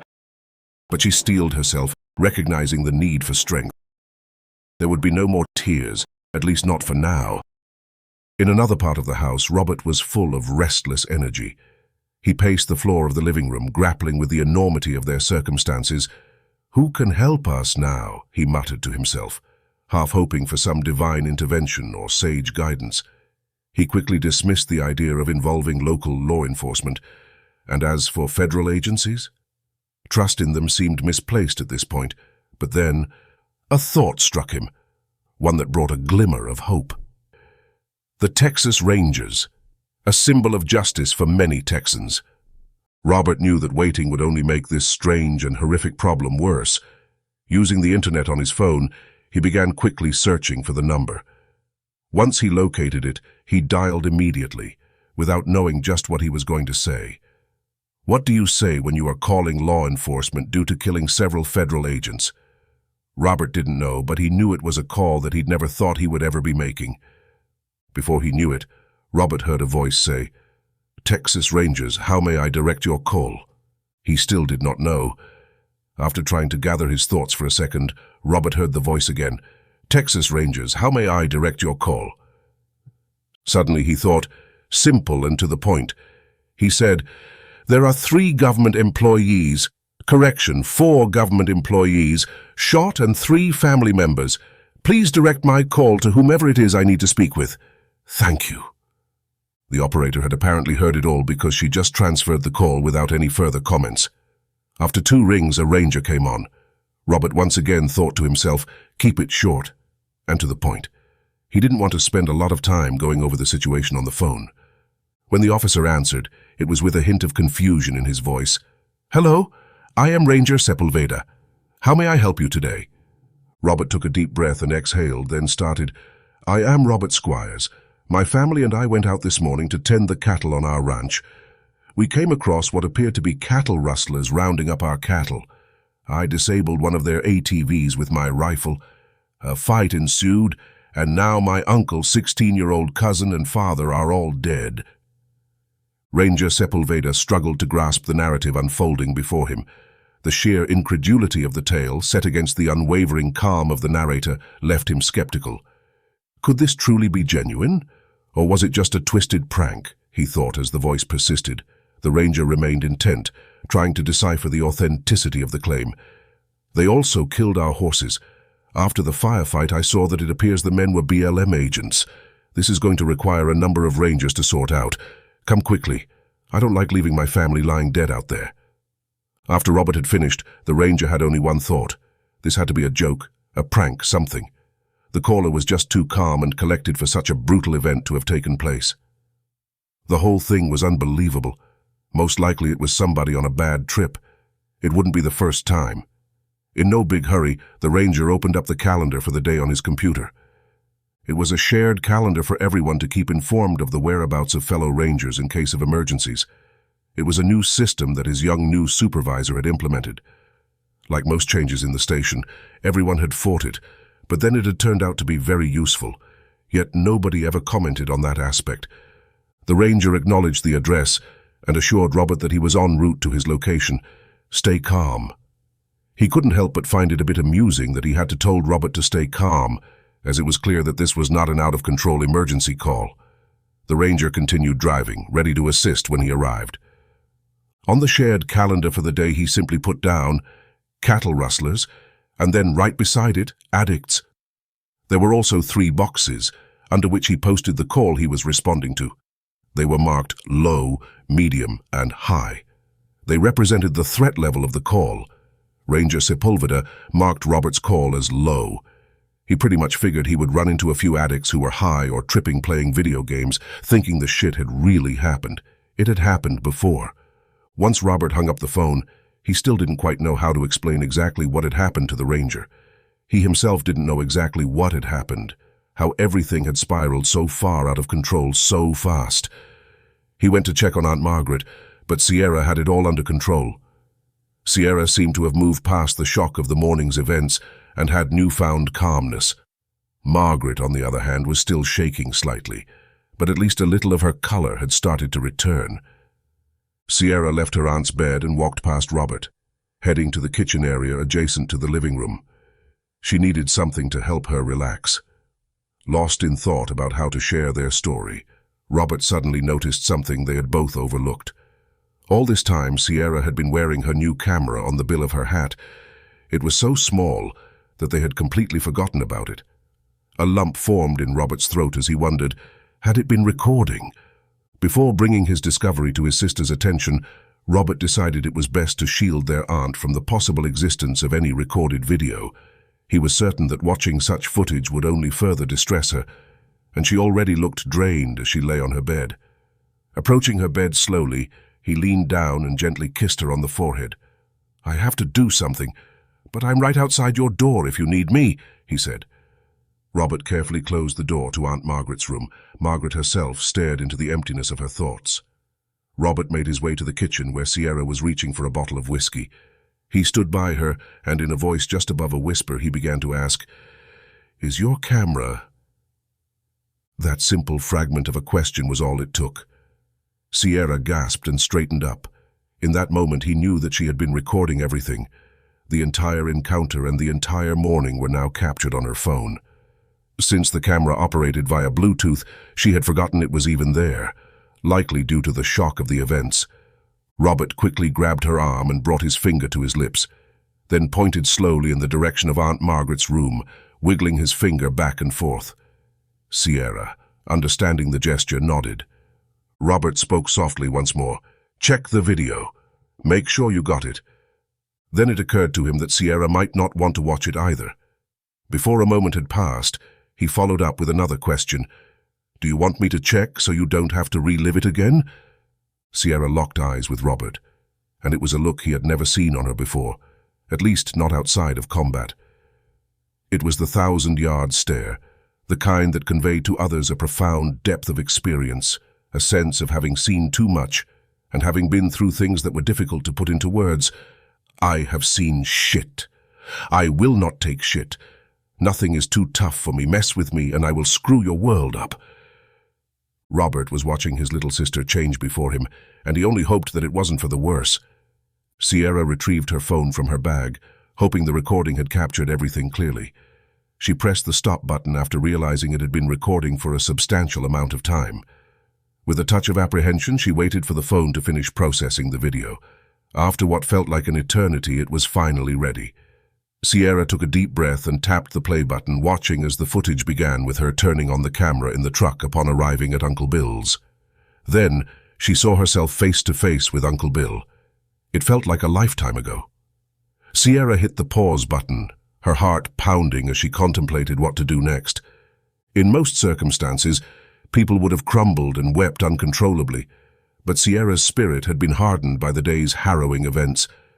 A seething anger coursed through her, preventing any more tears from escaping her eyes. Sierra decided to skip ahead in the video, first by an hour, then 20 minutes, and finally 30. She had no desire to relive the entire ordeal. Her sole purpose was to confirm the footage's existence. She glanced at Robert, subtly nodding to signal her confirmation. Robert's initial concerns about how to explain the situation to the arriving rangers faded into the background. Now, with the video proof in hand, his foremost worry was the safety of the footage. He couldn't allow Sierra's phone to be the sole repository of this crucial evidence. After checking on their still distressed aunt, Robert set about downloading the video from Sierra's phone. He created copies and distributed them across various websites and email servers to ensure their preservation. In addition, he burned the footage onto DVDs, leaving no stone unturned in safeguarding the incriminating evidence. He wanted to be sure that no matter what, he could obtain another copy. Robert knew that his and Sierra's lives had now been changed forever. Ranger Carlos Sepulveda finally arrived at the ranch house, roughly an hour and 20 minutes after his initial conversation with Robert. Robert had initially estimated that Sepulveda would reach the ranch within half an hour to 45 minutes. Although the ranger's arrival had taken longer than anticipated, Robert couldn't have been more relieved to see the familiar ranger vehicle pulling up. He had a strong feeling that if the BLM had arrived first, the situation would have taken a deadly turn. Furthermore, he suspected that the BLM agents were already en route, making time of the essence. Chapter 10. 138th Annual Training. Tension had been steadily escalating throughout the nation in recent times. The United States was increasingly divided on a myriad of issues, most notably on the subject of race relations. It was a topic many believed had been largely resolved during the civil rights movements of the 1950s and 60s. However, it had resurfaced as a major point of contention. While most people acknowledged that racism couldn't be completely eradicated, they were troubled by the extent to which it had returned to the forefront of society. Adding fuel to the fire was the election of President Howard, who seemed to frame everything in terms of race, gender, gun control, and curtailing freedom of speech. Even the smallest issues were filtered through these lenses, intensifying the divisions within the country. Beyond these social and cultural disagreements, a more profound concern was the perceived erosion of the U.S. Constitution. It was as though those in power, regardless of their political affiliation, regarded the Constitution as nothing more than a set of recommendations. Both Republicans and Democrats were accused of disregarding constitutional rights. The erosion of the First, Second, and Fourth Amendments was a point of contention, especially with the proliferation of surveillance bills, often justified as necessary for counter-terrorism efforts. While initially met with public approval, these measures had the unintended consequence of subjecting American citizens to constant surveillance. The nation had transformed into something that felt eerily reminiscent of a communist regime, where people were hesitant to voice their opinions over the phone, fearing that their words would lead to unwanted attention and repercussions. Democrats had launched a vigorous campaign centered on government intervention, which included actions like shutting down power plants, using the IRS and FBI for political targeting, and implementing new regulations and laws without congressional approval. This approach also aimed to foster an ever-increasing reliance on government assistance programs. However, one of the most contentious issues was the Second Amendment, which granted the right to keep and bear arms. The Democratic Party had taken a stance that suggested a belief that the Second Amendment was no longer relevant, leading to calls for stricter gun control. In the nation's capital, two political parties vied for power, but it became increasingly evident that their differences were superficial. While party members engaged in heated debates and promised to prevent the other side from wreaking havoc on the country, they often ended up endorsing each other's legislation, even when it violated the Constitution. In truth, many realized that the two parties were essentially two sides of the same coin, but this fact eluded most citizens. The prevailing agenda in Washington revolved around disarming the general populace and consolidating as much control over the land as possible. This political climate was contributing to the growing tension and division across the country. Soldiers of 138th Bravo Company had one thing occupying their thoughts on this day: the commencement of their annual training. Sergeant First Class Karnick, their dedicated leader, always made it a point to arrive early on training mornings, usually a couple of hours ahead of schedule. His purpose was to ensure that everything was in order for the day's training and to be on site before any of his men arrived. Upon receiving confirmation from his platoon leaders regarding the full accountability of the troops, Karnick directed them to the armory to collect their weapons. The soldiers were typically armed with M4 rifles equipped with ACOG sighting systems. After conducting a swift inspection of their weapons, Karnick had his squad leaders organize the men and load them onto the transport vehicles that would take them to Camp Clark. The journey would last approximately 5 hours as they traveled in the familiar white, blue bird buses often utilized by the military. Sergeant First Class Karnick occupied the front seat of the bus, accompanied by their company commander. They were just 20 minutes away from Camp Clark when their attention was drawn to a roadblock up ahead. Initially, they didn't think much of it, but as they approached, it became apparent that something was amiss. Cougar 4x4 MRAPs were positioned on both sides of the road, forming a blockade with two vehicles effectively sealing the route. To their shock, they noticed that the other half of Bravo Company and the first sergeant, who had been traveling in the white Bluebird buses, were detained off to the side of the road, their hands secured with zip ties. Confusion and concern swept over Sergeant Fristclass, Karnik and the company commander as they exchanged puzzled glances. The sight of the MRAPs added to their bewilderment. When the bus came to a complete stop under the guidance of a soldier positioned in front of it, Commander Sawyer and Karnik swiftly disembarked. With a mixture of anger and confusion in his voice, Commander Sawyer shouted, "I demand to know what the hell is going on here. Why are my men restrained? And who the hell is in charge here?" At that moment, a man emerged from around the other side of a Humvee, wearing a big grin on his large-cheeked face. "That would be me, Commander. The name is General Arthur Womack," he declared. "You, Commander, and your men are under arrest for treason against the U.S. government." Upon hearing the charges, Commander Sawyer appeared to lose all control of his facial muscles, and his jaw seemed to come unhinged. He slowly pivoted his head from the general to Sergeant Karnik by his side. To his surprise, Karnik displayed no emotion upon hearing the news. Now Commander Sawyer was torn between what was more surprising, being arrested as a traitor, or Karnik's stoic reaction. A man who had served in Iraq and Afghanistan, earning 2 Purple Hearts and a Silver Star for heroism, a man who loved his country like a religion. This very man showed not the slightest sign of emotion at being called a traitor to his own country. Karnik's thoughts were crystal clear at that moment, as if a switch had been flipped, and everything he had read in the papers, seen during his service, watched on alternative media, and heard as a rumor became clear and organized. Karnik had one thought: this is not an act of the country I love, but of the government I now despise. From that moment, Karnik felt he would truly be fighting for his United States of America. The situation was undeniably absurd for anyone who believed that the men of the 138th were traitors to their country. 80% of the company's 146 men had served in combat in both Middle East campaigns. Yet here they were, handcuffed and detained. Emotions ran high on both sides. The men of Bravo Company on one side believed they were heading for training, with some thinking this might be a part of it. They hadn't expected to be handcuffed and pitted against their fellow armed forces. General Womack had positioned 4 hand-picked MPs on each side of him for this situation. These MPs were well aware of their mission and followed their orders, firmly believing they were on the right side of this dispute, armed with what they believed to be correct information. With 3 states having activated their National Guard units, they saw the soldiers of the 138th Bravo Company as violating their oath to serve and defend the Constitution of the United States from all enemies, both foreign and domestic. In their eyes, the Bravo Company soldiers had become the domestic enemy. Karnik stood resolute beside the commander, both facing General Womack directly.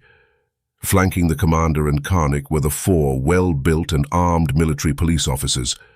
As the commander and Karnik exchanged a meaningful glance, they both understood the desire in Womack's eyes.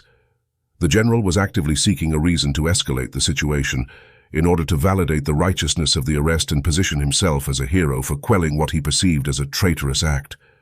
Commander Sawyer surveyed his men and could see that many were beginning to struggle against their unjust restraint. He and Karnik shared a common thought at that moment.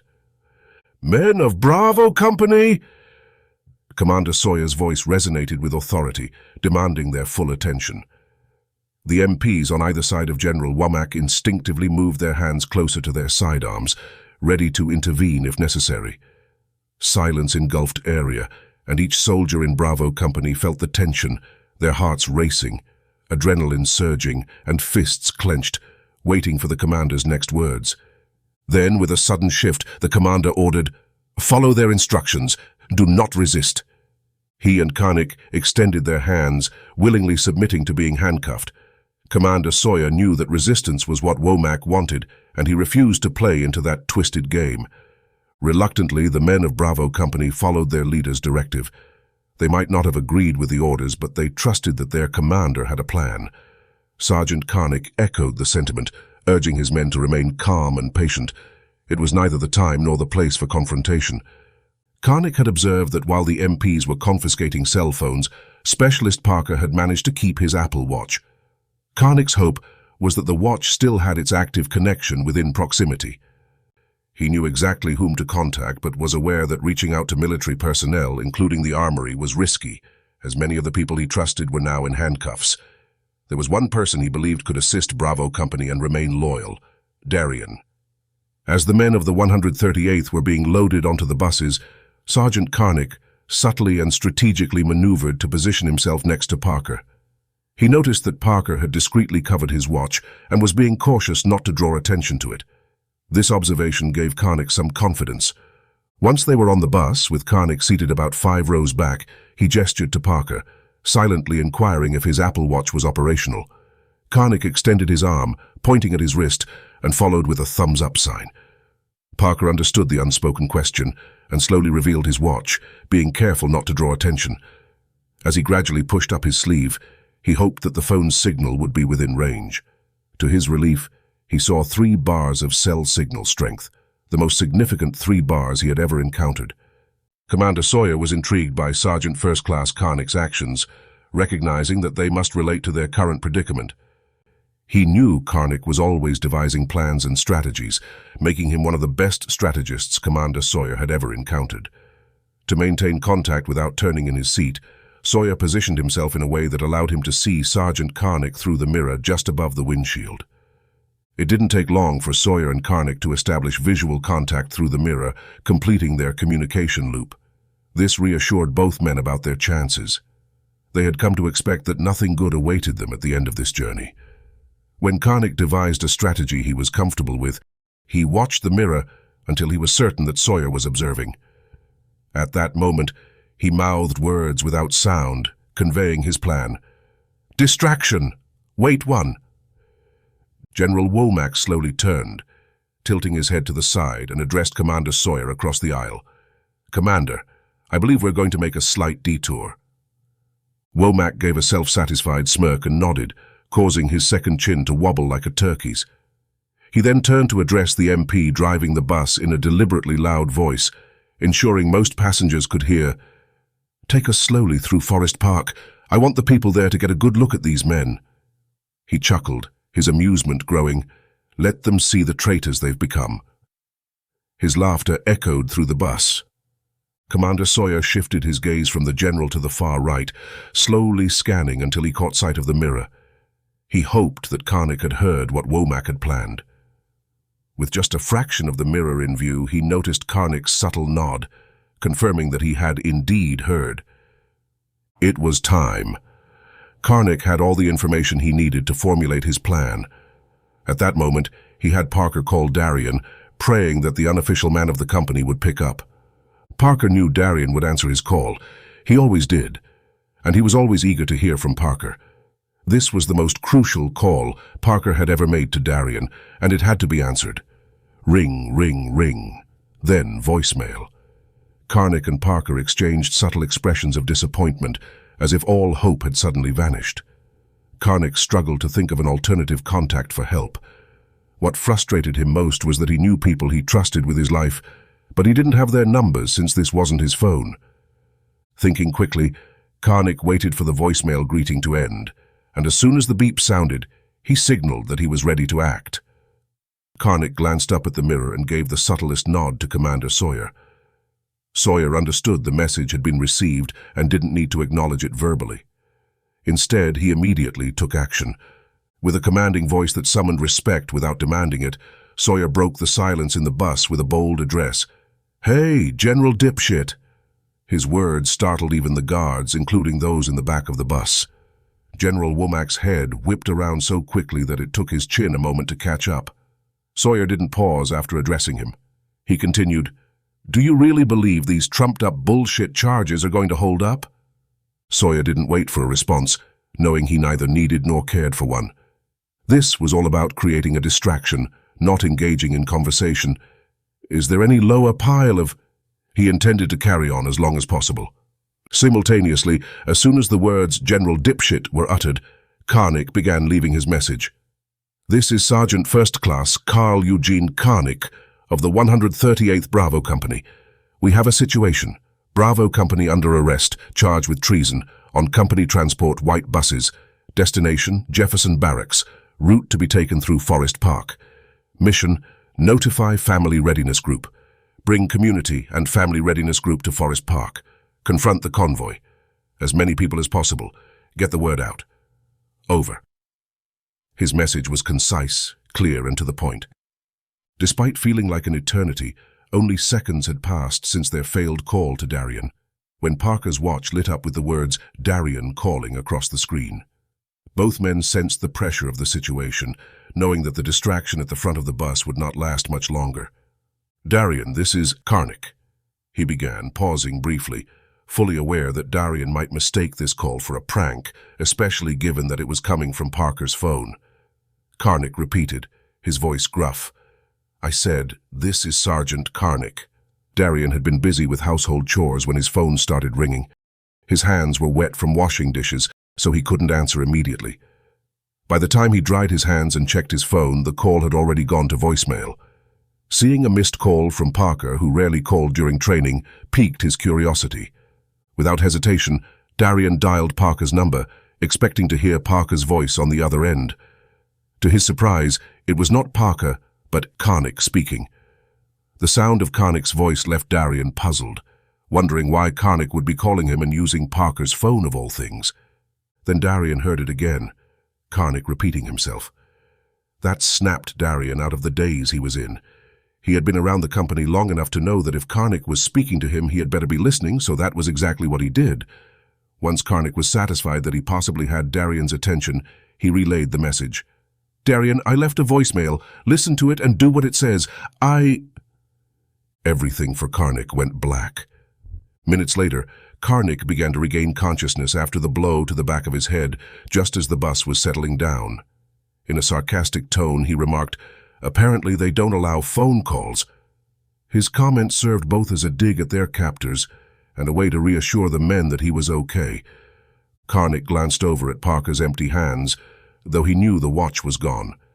Parker raised his hands slightly off his lap and then put them back down, indicating that he was no longer in possession of any communication devices. Neither of them knew for sure if their plan had been set in motion.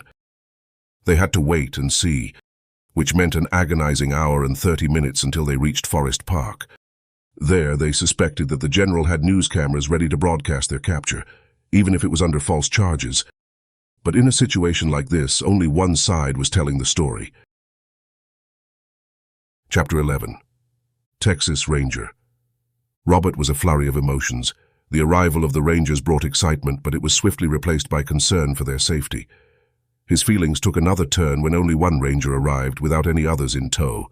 Confusion settled in, and Robert couldn't help muttering, "A single Ranger, who does he think he is, Chuck Norris?" Sierra overheard Robert's remark from her spot by the window, her attention fixed on him. She couldn't make out his words, but sensed that he had said something, prompting her to ask, "What was that?" Her curiosity piqued. She strained to hear his response. Robert subtly signaled to Sierra, lowering his voice, and without breaking his gaze from the Ranger in the driveway, he raised his arm with his palm facing downward and moved it up and down. "There's only one Ranger out there," he repeated, knowing it was better to keep his sister informed. "One Ranger?" she asked. "Who does he think he is, Chuck Norris?"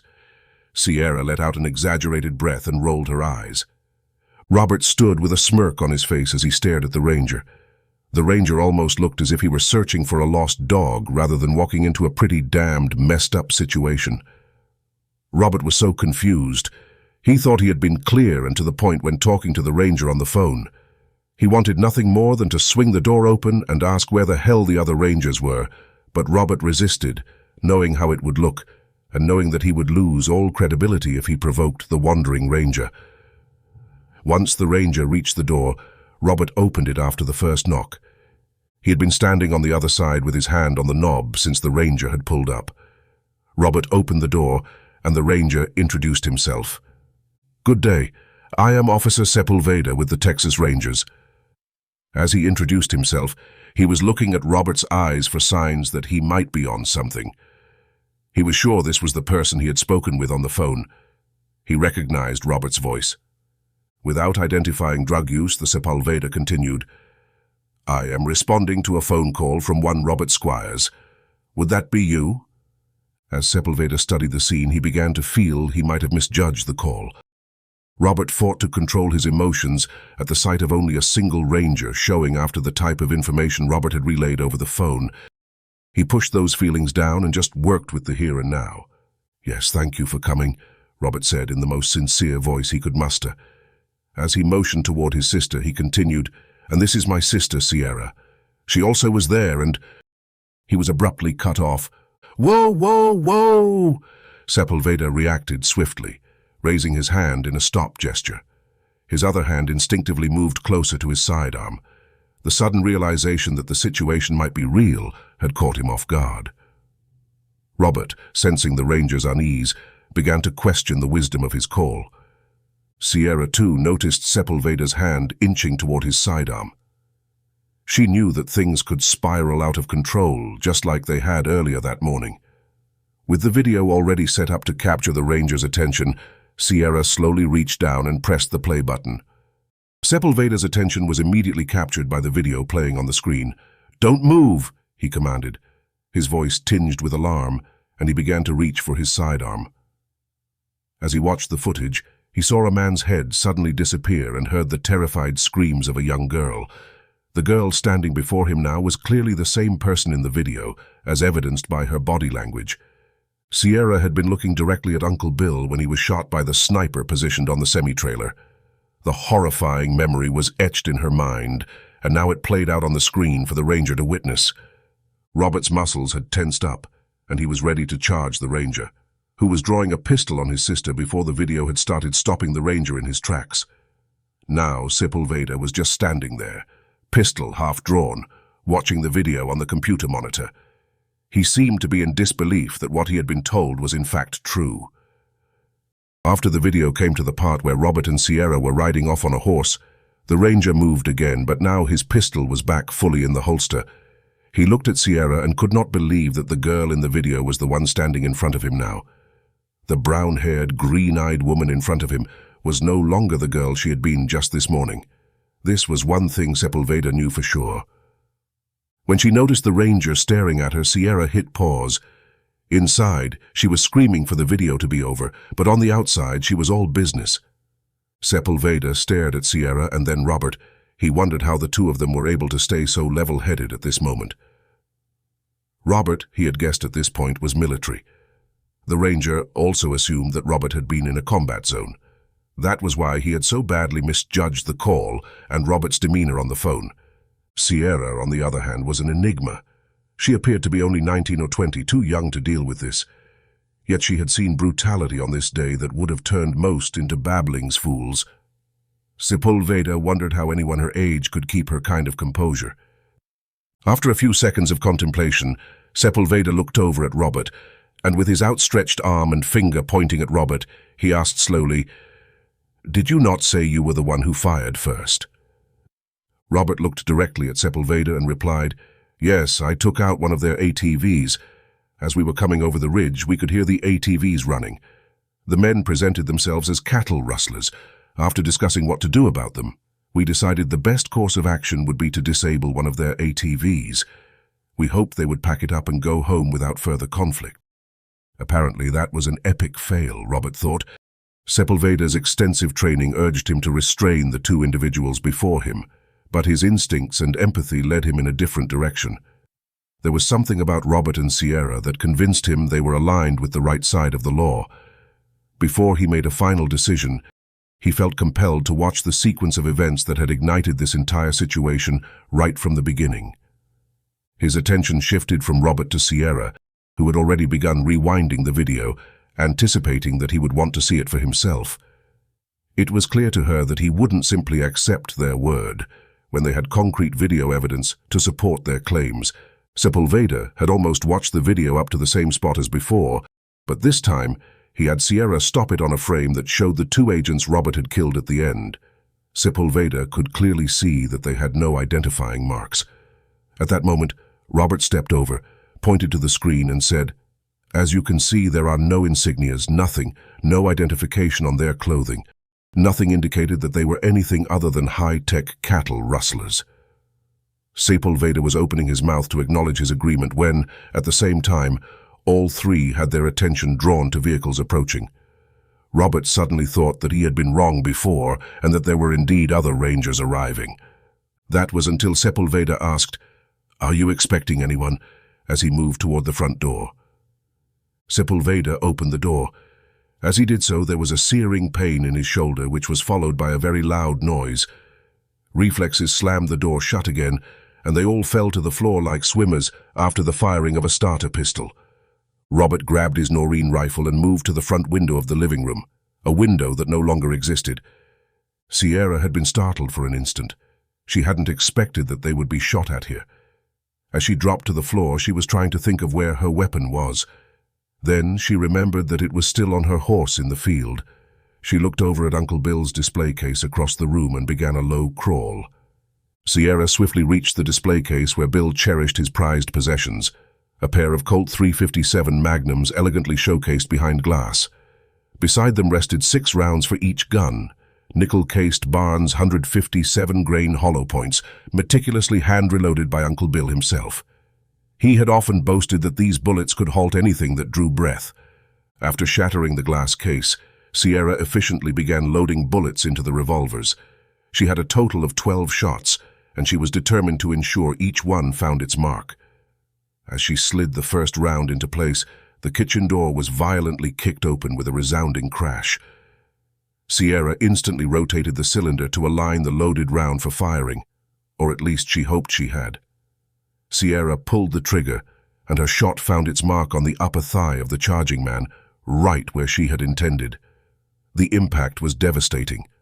The moment her bullet struck, the man let out a cry of agony that surpassed any sound she had ever heard from a man or even an animal.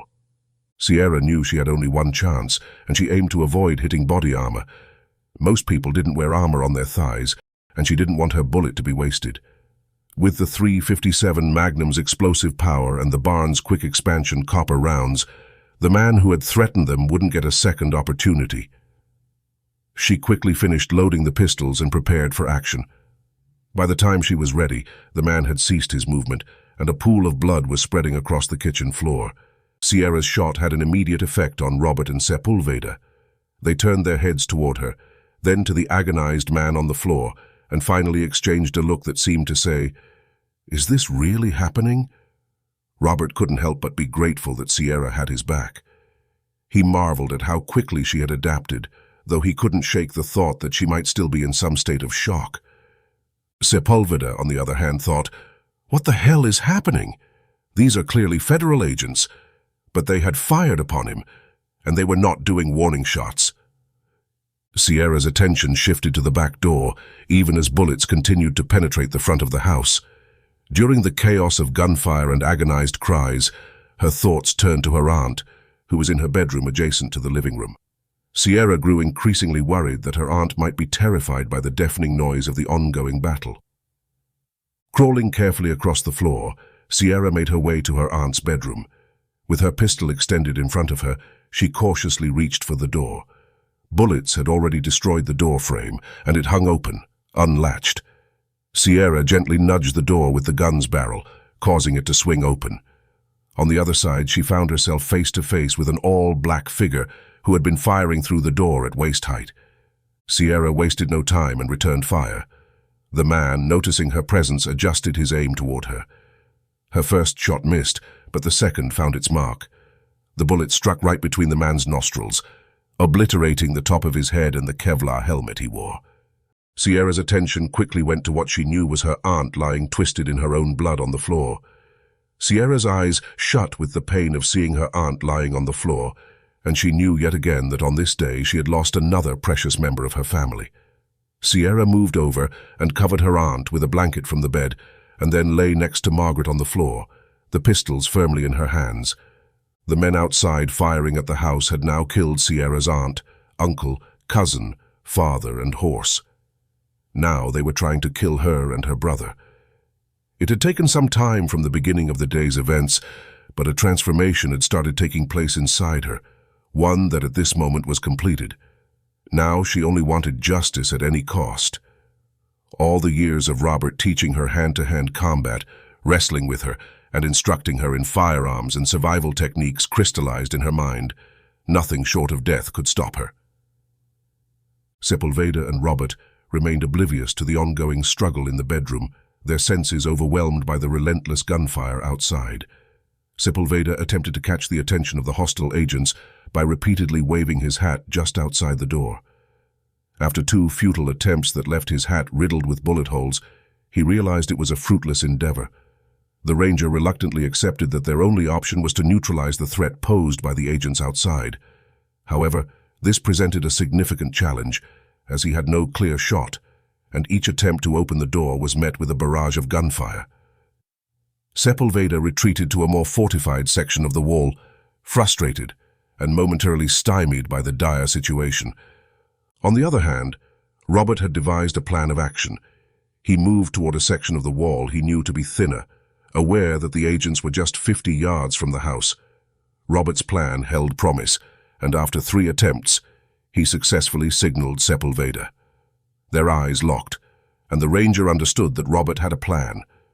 Speaking in hushed tones, Robert outlined his straightforward strategy for Sepulveda's benefit. The ranger would unleash sporadic gunfire out the door, pinpointing the location of an agent and relaying the information to Robert. Armed with his knowledge of the yard's every detail, Robert would then wield his Noreen rifle to engage the threat. 4 agents stood in their path, positioned in front of the house. "First target, the swing set," Sepulveda said, as he retracted his head from the slight opening, just in time to feel the heat of the passing bullet. Robert closed his eyes and imagined that he was standing, looking out of what was left of the front window. He swiveled his Noreen 30-06 just a little to the left and squeezed off 3 rounds so quickly it sounded like full auto. Sepulveda held his breath and took only a split-second glance around the doorframe. "Contact!" he yelled excitedly. Robert looked over at him. "Next! Give me a damn second. I almost lost my head the last time I stuck it out." Sepulveda was looking around for something reflective to use. Luckily for him, there was plenty of glass on the floor, so he didn't have to go far. "Next!" Robert ordered. "Hey, I am not Chuck Norris, damn it!" Sepulveda growled back as he used the glass to spot the next target. Behind the gnome wearing the red pointed hat. Robert adjusted his aim only by visualization and let out with 3 quick blasts. "Low, but you got the gnome?" Sepulveda directed once more. "Damn sorry, Albert," Robert murmured, apologizing to the gnome as he adjusted his rifle and let out 3 more powerful blasts. "Contact!" Robert saw movement through the hole he had just put through the wall, so he quickly fired 2 more rounds. "Contact!" Sepulveda acknowledged once again.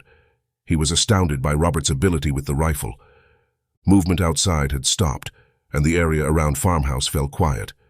Everything had happened so quickly that Sepulveda realized he hadn't called for backup. There had not been time. Well, there was time now. He reached up to his left shoulder for the radio, only to find nothing but wire where it once had been. He had a bullet in his other shoulder. Sepulveda felt lucky that was all that he'd received. The call would have to be made from his truck. As Sepulveda stood, he felt his feet get kicked right out from under him, and he landed on his wounded arm. Still in her dead aunt's room, Sierra stayed low to the floor and slowly peeked out of the door into the living room just in time to see Sepulveda land on the glass-covered floor. She knew that if Robert wasn't on his feet, she wouldn't be on hers. Sepulveda cringed at the pain shooting through his body and growled at Robert but said nothing. At this point, he had to trust Robert. Robert was lying on his back with a big doll of his aunt's, which usually sat in a small rocking chair in the corner. He raised it up slowly and moved it back and forth, keeping it well below the window. "It is not high enough," Sepulveda suggested, then watched the doll lose its stuffing. "Snipers shoot from high, Chuck," Robert said with a grin on his face. Sepulveda figured the sniper must not be able to see him, so why move? Robert had a firm grasp of the situation. He possessed the critical information required. There were only 2 potential locations from which the sniper could have taken the shot, both situated approximately 500 yards away. This knowledge stemmed from years of field testing equipment, such as his rangefinders. Robert proceeded with caution, crawling between Sepulveda and the remnants of the couch, making his way toward the kitchen. Along the way, he gestured to Sierra to retreat back into the bedroom she had recently left. Behind the kitchen counter, Robert faced the shattered front window. Most of the pots and pans that had once occupied the cabinets had been dislodged during the intense firefight. He carefully cleared away the debris obstructing his path, meticulously scanning the area. His eyes settled on a peculiar sight, a section in the upper part of the lower kitchen cabinet, just beneath the counter, where 2 bullets had impacted and formed an upright figure 8. "Perfect," Robert said under his breath, as he raised his rifle up and placed only the very end of the barrel at the bottom of the 8. He began scanning the old wooden water tower first, believing it would be one of 2 spots with the right view into the living room.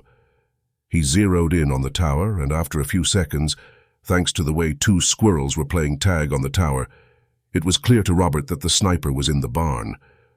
Robert adjusted his fire just in time to see a flash. Sepulveda let out a yelp. The agent was not anticipating a counter-sniper threat. He was lying atop a black mat spread over 2 square bales of hay. It was apparent to Robert that this guy had never spent time in a combat zone. Robert placed his crosshairs right on the bridge of the man's nose and began his trigger pull. Right before his finger met the trigger, he stopped and thought, "Intel." Robert had to find out what the hell was going on.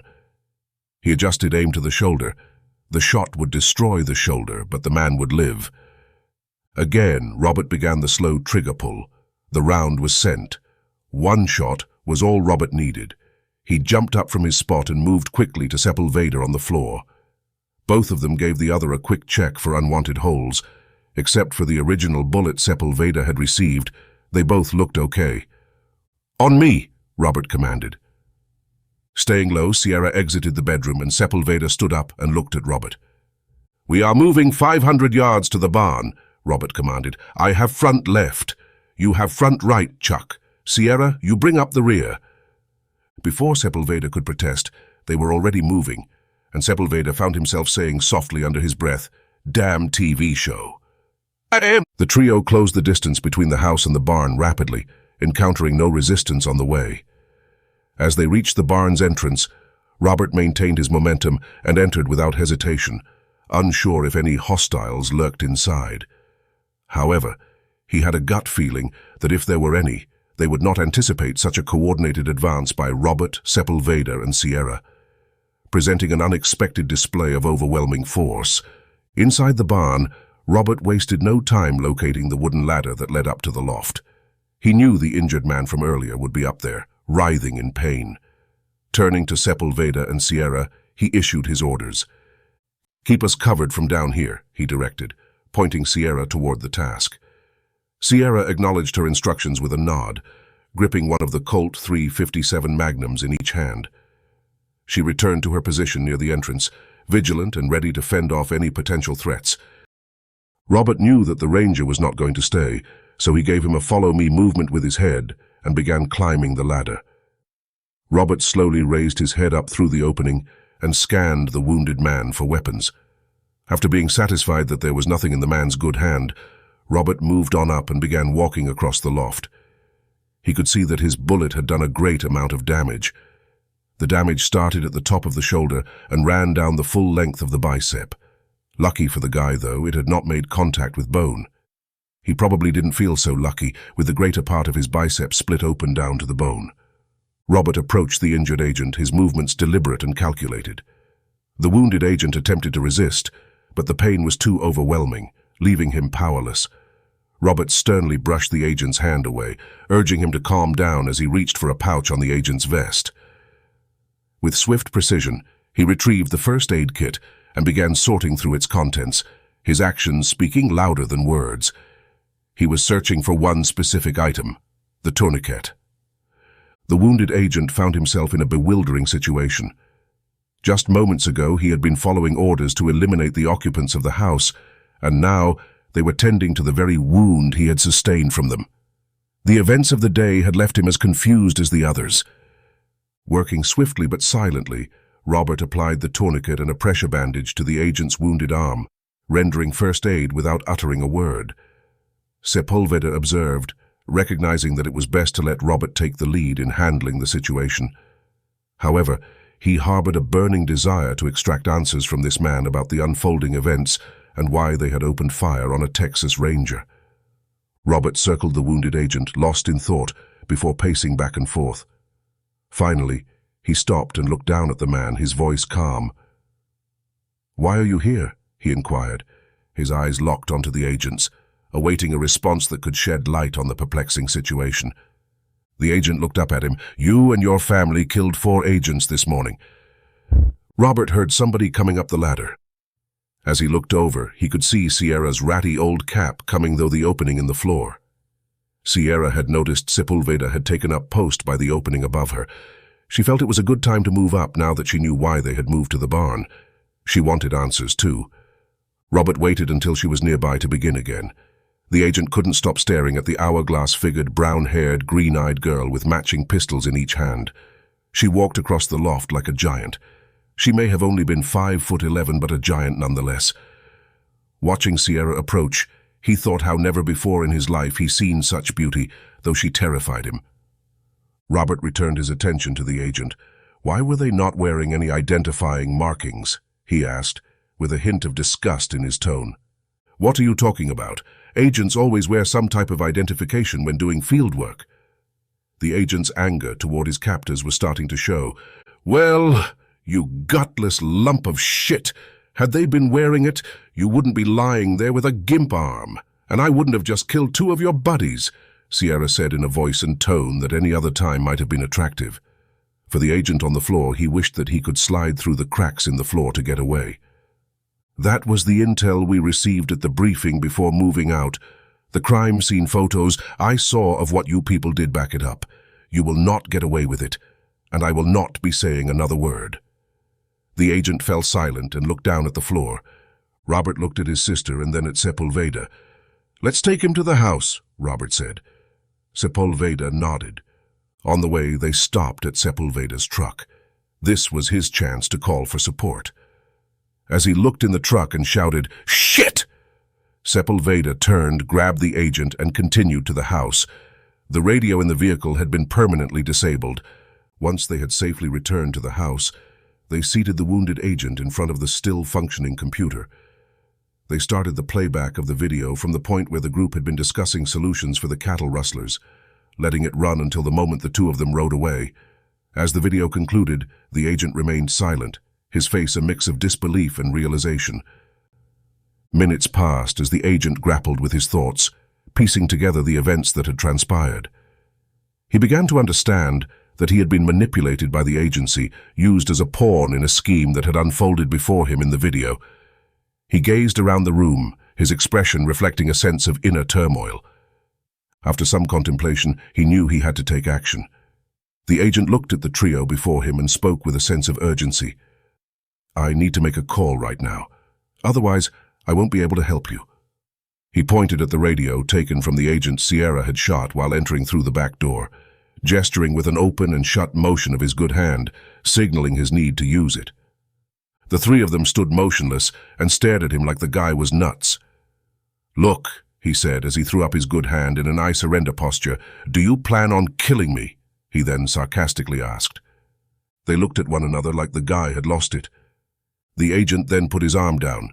"Look, I'm going to help you the best way I can, and that is from the inside. If I don't call it in now, somebody might get suspicious, and then I'm no good to you." The agent gave the 3 of them a moment to think about what he had just said. Of the 3, Sierra didn't need a moment. She was already moving to get the radio for the agent. She was like a human lie detector. Nothing got by her. When Sepulveda saw Sierra toss the radio to the agent, he moved to stop her. Feeling Robert place his hand on his shoulder, taking care not to inflame his wound, Sepulveda froze and turned to Robert. In the very short time they had known each other, not even an hour, they had already gotten each other's body language down. Sepulveda then relaxed as the agent prepared to make the call, but he had his hand on his sidearm just in case. "By the way, you can call me Sam," the agent said, then began the call. Once Sam had completed the call, they felt more confident that he was truly on their side and intended on helping them. "Now you have no more than 20 minutes to disappear," he said, as a surge of pain ran through his arm. "Grab what you need and move. I will say I was unconscious when you escaped." Sam looked over at Sepulveda. "I know you want to call in, but you mustn't. They have you marked the same as the other 2. You are all now fugitives wanted for the murder of multiple federal agents. "Give me a good number to call you in a few days for updates," Sepulveda said. He was not going to be without information from the inside. "We will contact you from a clean phone." As the three of them gathered up weapons, ammunition, gear, and other supplies, Sam filled them in on his plan. "I will take the video and post it on the internet for everyone to see, right after I get a copy of the new video the BLM made." Sam paused, making sure there were no questions. Then he continued, "It will take time, and I will keep you updated. In the meantime, stay safe and out of sight." "Robert," Sam called out, then motioned for him to come in close. As Robert leaned in to hear what Sam had to say, he saw Sam's hand holding something and moving up quick. There was no time to react. Robert was in too close. Sam's hand stopped just short of Robert's chest as he opened it. "Cash!" Robert's breathing returned to normal, and he relaxed as much as he could. "It is all I have on me," Sam said. "Make sure you don't use anything traceable." "Got it," Robert replied. Sam gazed intently into Robert's eyes, his expression grave as he began to speak. "Robert, have you ever heard of the Battle of Concord during the Revolutionary War?" Robert, taken aback by the unexpected question, responded, "Sure, it's where the saying, 'the shot heard around the world,' comes from." He furrowed his brow, wondering where this conversation was headed. Sam's eyes remained fixed on Robert's, and he continued, his tone somber. "Yes, and the moment your bullet exited your rifle this morning, I'm afraid it became the same as the one fired in 1775. Chapter 12. Forest Park. June had arrived, bringing with it the annual training period for the 138th Bravo Company of the Missouri National Guard. However, this year was different due to the prevailing civil unrest.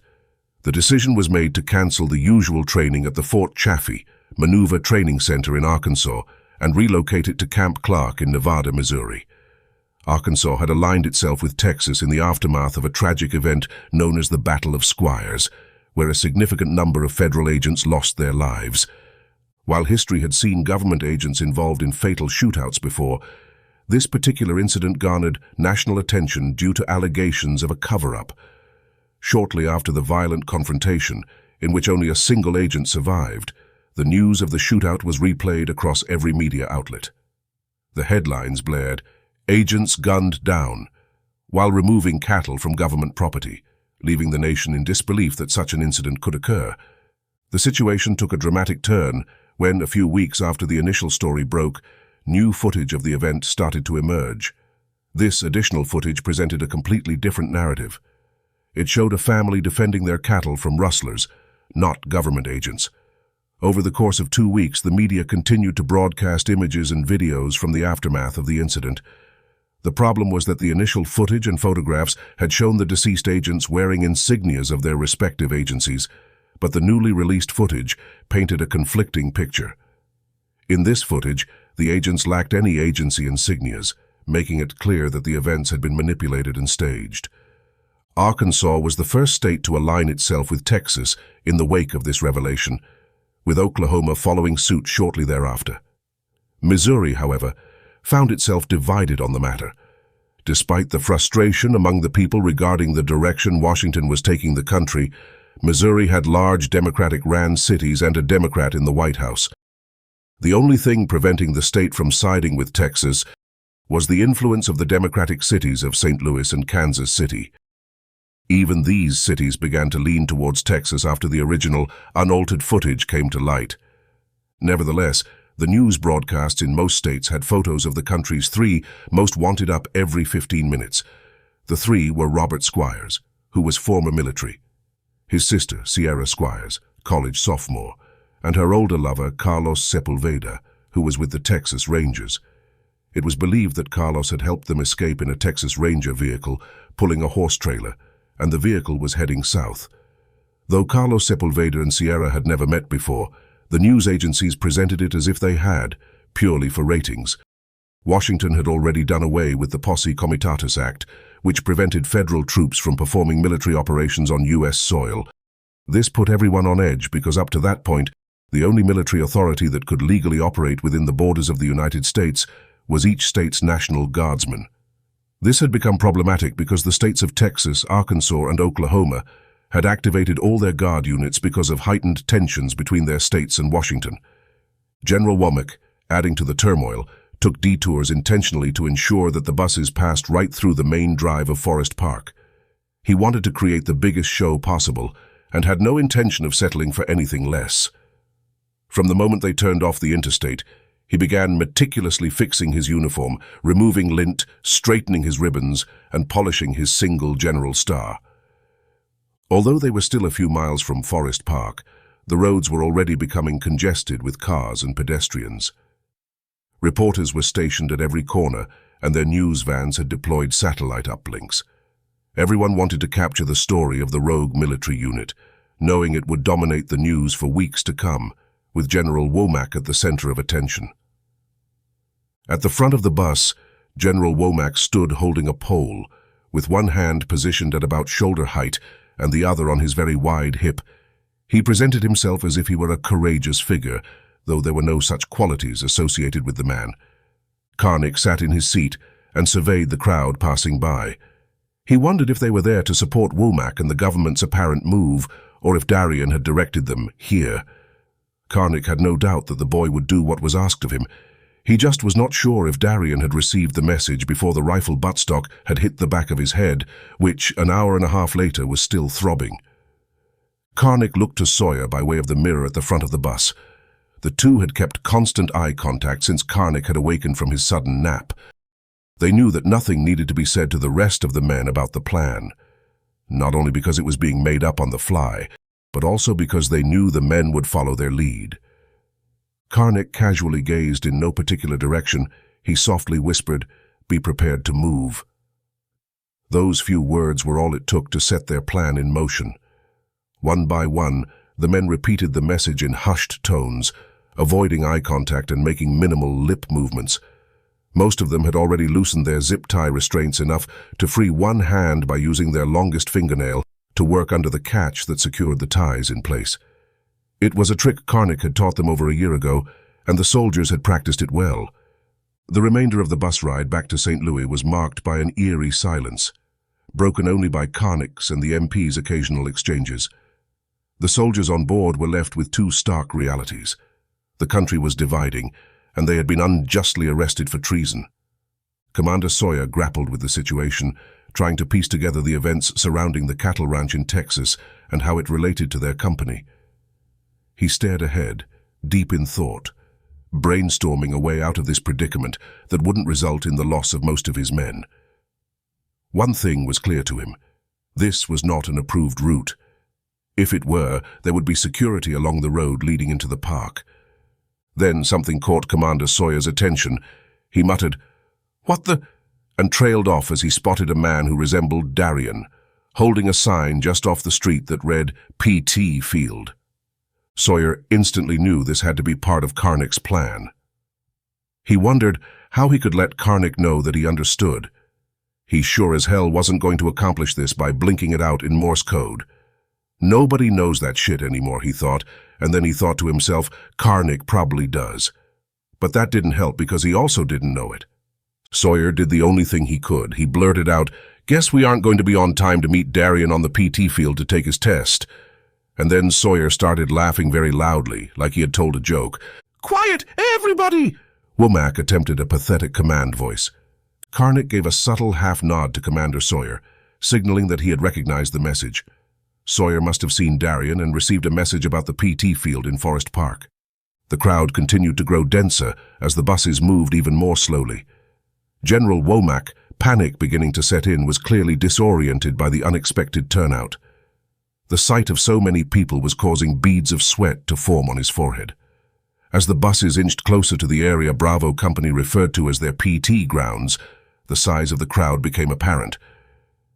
Karl had a feeling that something significant was about to happen, but he had no idea what it would be. Then it occurred. The crowd slammed into the side of the bus with incredible force, almost as if it had been hit by a tidal wave. Womack lost his footing and fell, landing heavily on one knee, causing a surge of intense pain to shoot through his body. With the buses now at a complete stop, the people in the crowd began chanting, "Let our men go! Let our men go! Let our men go!" The deafening roar reverberated through the bus, creating a strong vibration. A significant portion of Bravo Company lived and worked in the area, and the people of St. Louis held their National Guardsmen in high regard. Now these National Guardsmen were being paraded around like criminals, and the community was not willing to tolerate it. They might not have even known about the situation if Darrian hadn't spread the word. "Stop it! Get back!" Womack repeatedly yelled, his voice barely audible over the clamor. He grabbed a radio and called for the MPs to clear a path. 8 heavily armed MPs disembarked from the buses and forcefully moved through the crowd, M4 rifles charged, and at the ready. They began pushing the crowd back and created space around the bus doors. Once the crowd had been pushed back from the bus doors, General Womack opened them and descended to the bottom step. The noise of the crowd was absolutely overwhelming, making it nearly impossible for him to catch his breath or communicate effectively. He looked to the MPs for guidance, but even they seemed disoriented, glancing back at him and then at the frenzied crowd. During the chaos and panic, General Womack's mind raced, and a thought crossed his mind. Firing a shot into the air might help regain control of the situation. A split second later, his hand was already pulling a 9mm Beretta from its holster, and the barrel pointed skyward. His finger squeezed the trigger, and with a deafening boom, the gun fired. Almost immediately, Womack realized the magnitude of his grave error. His gunshot had not been the only one. The MPs, standing just a few feet away from Womack when he discharged his weapon, had no idea where the sound had originated. They only knew it was gunfire, and it was dangerously close. Panic, fear, and an adrenaline surge coursed through their veins. In the frenzy of the moment, the MPs reacted instinctively, and their bullets were propelled from their barrels at a blistering speed of 3,000 feet per second. The bullets, with their tungsten steel cores, maintained their devastating speed and power as they tore through everything in their path. Once one MP had started firing, the others followed suit with deadly destruction. Dead bodies lay strewn about, forming grim barriers and gruesome obstacles. The MPs themselves were now covered in the blood of those they had just killed, their faces reflecting the horror and disbelief. Amid the chaos, Karnick's voice cut through the madness, shouting urgently, "Move! Move! Move!" He had recognized General Womack's ill-fated attempt to regain control with a shot fired into the air and seized the moment to act. Any thoughts of staying behind to face the consequences in court had vanished. Every man on the bus moved swiftly, their instincts for survival taking over. The MPs on the bus were subdued in a matter of seconds, their weapons seized by the Bravo Company soldiers. Commander Sawyer, taking in the grim scene, moved toward General Womack, who was still standing on the bus's bottom step, his face a mask of shock as he gazed at the carnage he had unleashed with a single shot. Then an unexpected sound pierced the air, another round of gunfire, but this time it was directed at them. General Womack collapsed and rolled out of the doorway, landing among the lifeless bodies of 8 MPs. Inside the bus, every soldier dropped to the floor, realizing that being taken into custody was no longer their fate. Karnick was the first to cautiously peer outside to determine the source of the gunfire, with Commander Sawyer following suit, their minds racing as they faced this new, unpredictable threat. What they saw was a little unbelievable. "Darrian!" Parker called out. Darrian and 4 others were coming from around cars in the front of the convoy. Their guns were still trained on the MPs lying on the ground, as dead as those they had just murdered. They moved through the great number of wounded civilians to the rear of the convoy. As they were approaching each bus, they could see that Bravo Company had taken control of the buses and moved on to the 5-ton truck in the rear. After seeing what had happened to the others, the driver and remaining MP exited with hands held as high as they possibly could be. "Are there any others?" Darrian asked those around him, the little boy vanishing in an instant. No, I'm a medic. Let me help," the MP from the 5-ton truck said as he pointed at the wounded civilians covering the ground for 100 yards. Darrian gestured for him to go, and then he felt someone's hand on his shoulder. Turning to see whose hand it belonged to, Darrian's eyes met with Sergeant Karnick's, just as Karnick said, "Good job, soldier. We have it from here." Darrian suddenly felt like a little boy again. Sergeant Karnick had that effect on many men. People were returning, and doctors poured in from the nearby hospitals to help those who were wounded. There were so many. It was an absolute massacre. As Commander Sawyer surveyed the chaotic scene both inside and outside the bus, he could hear the distant wails of sirens approaching rapidly. Knowing that the sheer volume of people and vehicles would make it difficult for emergency services to access the area, he understood that their time for escape was dwindling. Turning his attention to his fellow soldiers, he initially intended to give orders for them to assist the wounded, but it quickly became evident that there was no need for such commands. Bravo Company had immediately sprung into action, providing aid and care to the injured, demonstrating a profound commitment to the well-being of their comrades and fellow citizens. The men of the 138th Bravo Company, in addition to their primary infantry training, were also well-trained as medics. This dual training was essential given their frontline roles, where they were often the first to arrive at the scene of conflict.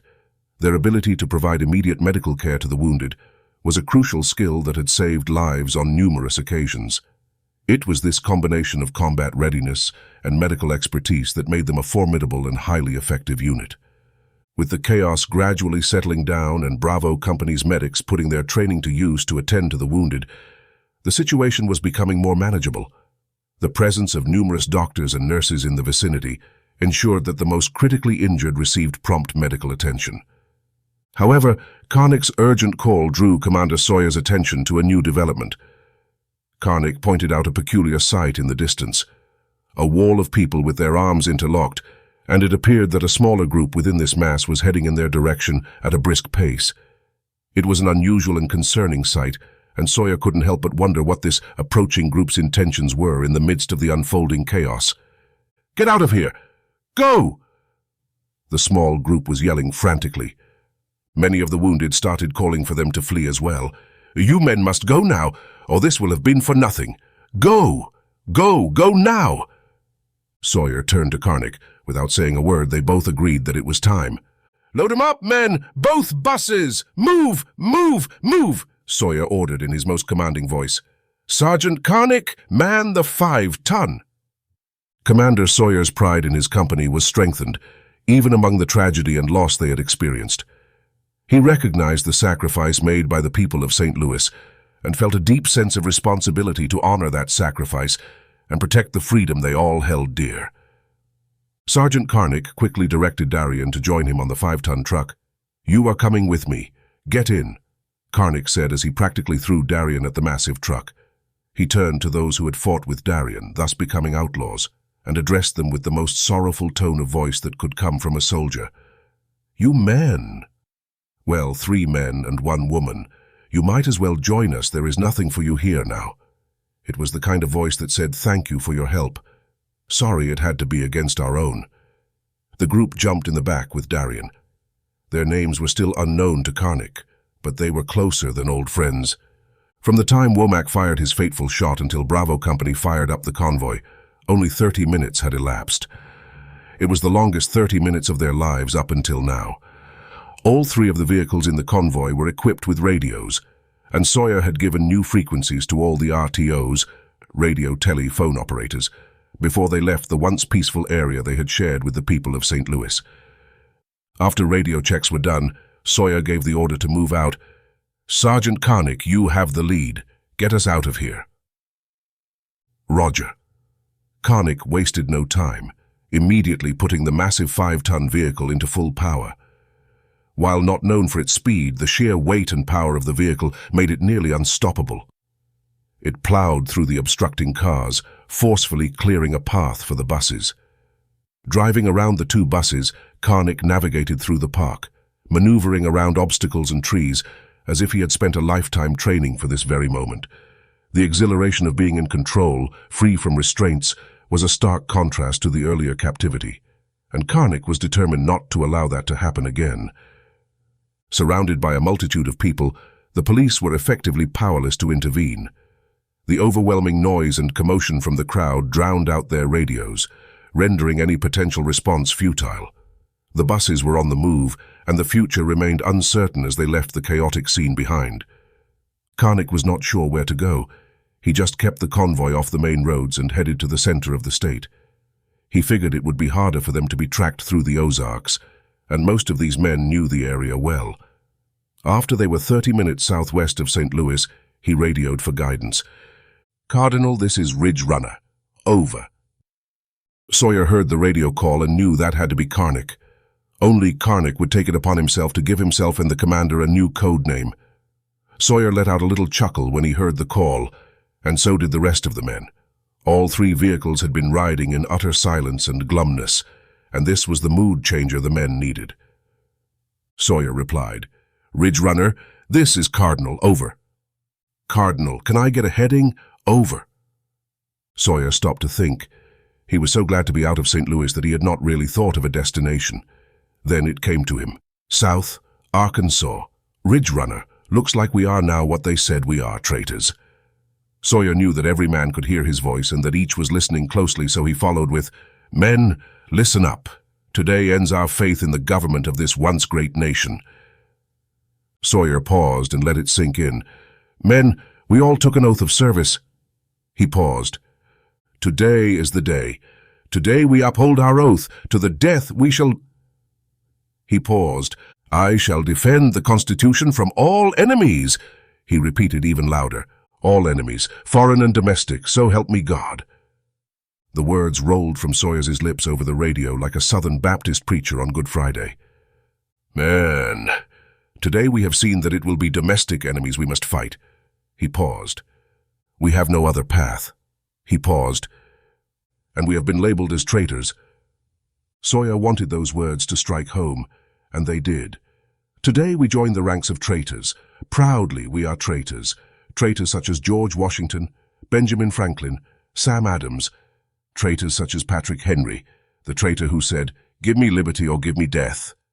A wave of electricity flowed over the men of Bravo Company as they all roared the roar of men with deep desire and purpose, a roar of fighting men. Those men were all traitors. Most importantly, they were all patriots. They roared once more as Sawyer paused. Sawyer came back on the radio, this time with a softer voice. "Men," Sawyer waited and gave them a moment to listen before continuing. "Men, I am sorry to say that I don't know what has become of the rest of the 138th. We can only hope that they are well." He looked down at the floor in deep thought, and then he began again. "One thing I am sure of is that they will fight, and fight hard. However, as of now, we will no longer be part of the 138th. The men looked at each other and continued to listen to the commander.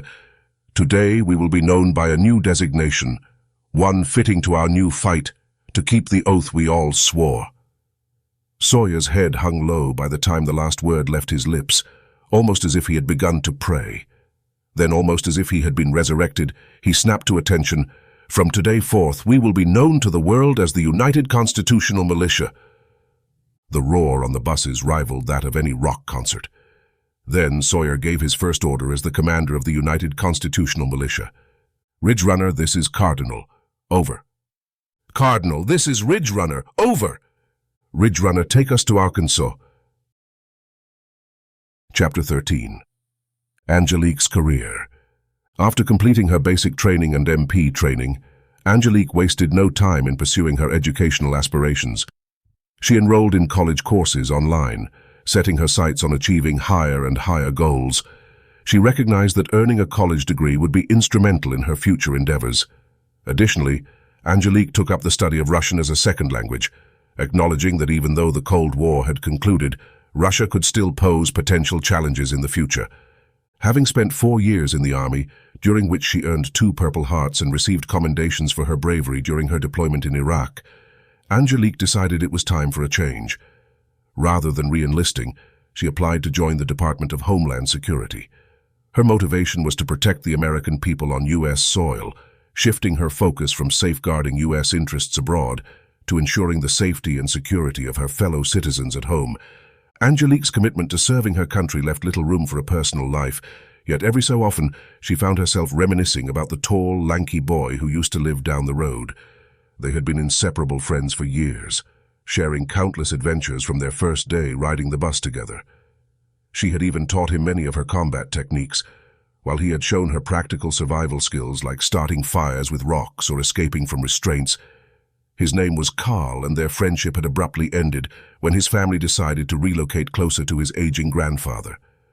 Since that day, Angelique had lost all contact with Karl. Once she joined Homeland Security, Angelique's career soared rapidly. Within just a few years, she found herself heading her own field office in Dallas, Texas, the very state where the Squires ranch battle had taken place and where tensions were brewing, leading to Texas's prospective separation from the United States. Many sought to be assigned to the case, but the FBI had taken jurisdiction. Nevertheless, numerous individuals, including Angelique, couldn't resist looking into it, at least until memos began circulating, warning that anyone investigating Squires Ranch would face potential prosecution. Despite the warnings, Angelique couldn't resist delving into the publicly available information about the events at Squires Ranch. She found it intriguing, particularly the meticulous and detailed nature of the video footage that seemed to have been created while the suspects were on the run. She was equally fascinated by how news agencies received what her superiors were calling fake footage, especially considering that the whereabouts of the three suspects remained unknown for weeks. Only one survivor had emerged from the ranch, Special Agent Sam Crawford. The Squires Ranch battle continued to gnaw at her curiosity. Angelique's instincts told her that something wasn't adding up on that ranch. Meanwhile, life at the office carried on, even as Texas boycotted federal government affairs. Most people dismissed the recent events as political posturing, expecting that things would return to normal within a few weeks.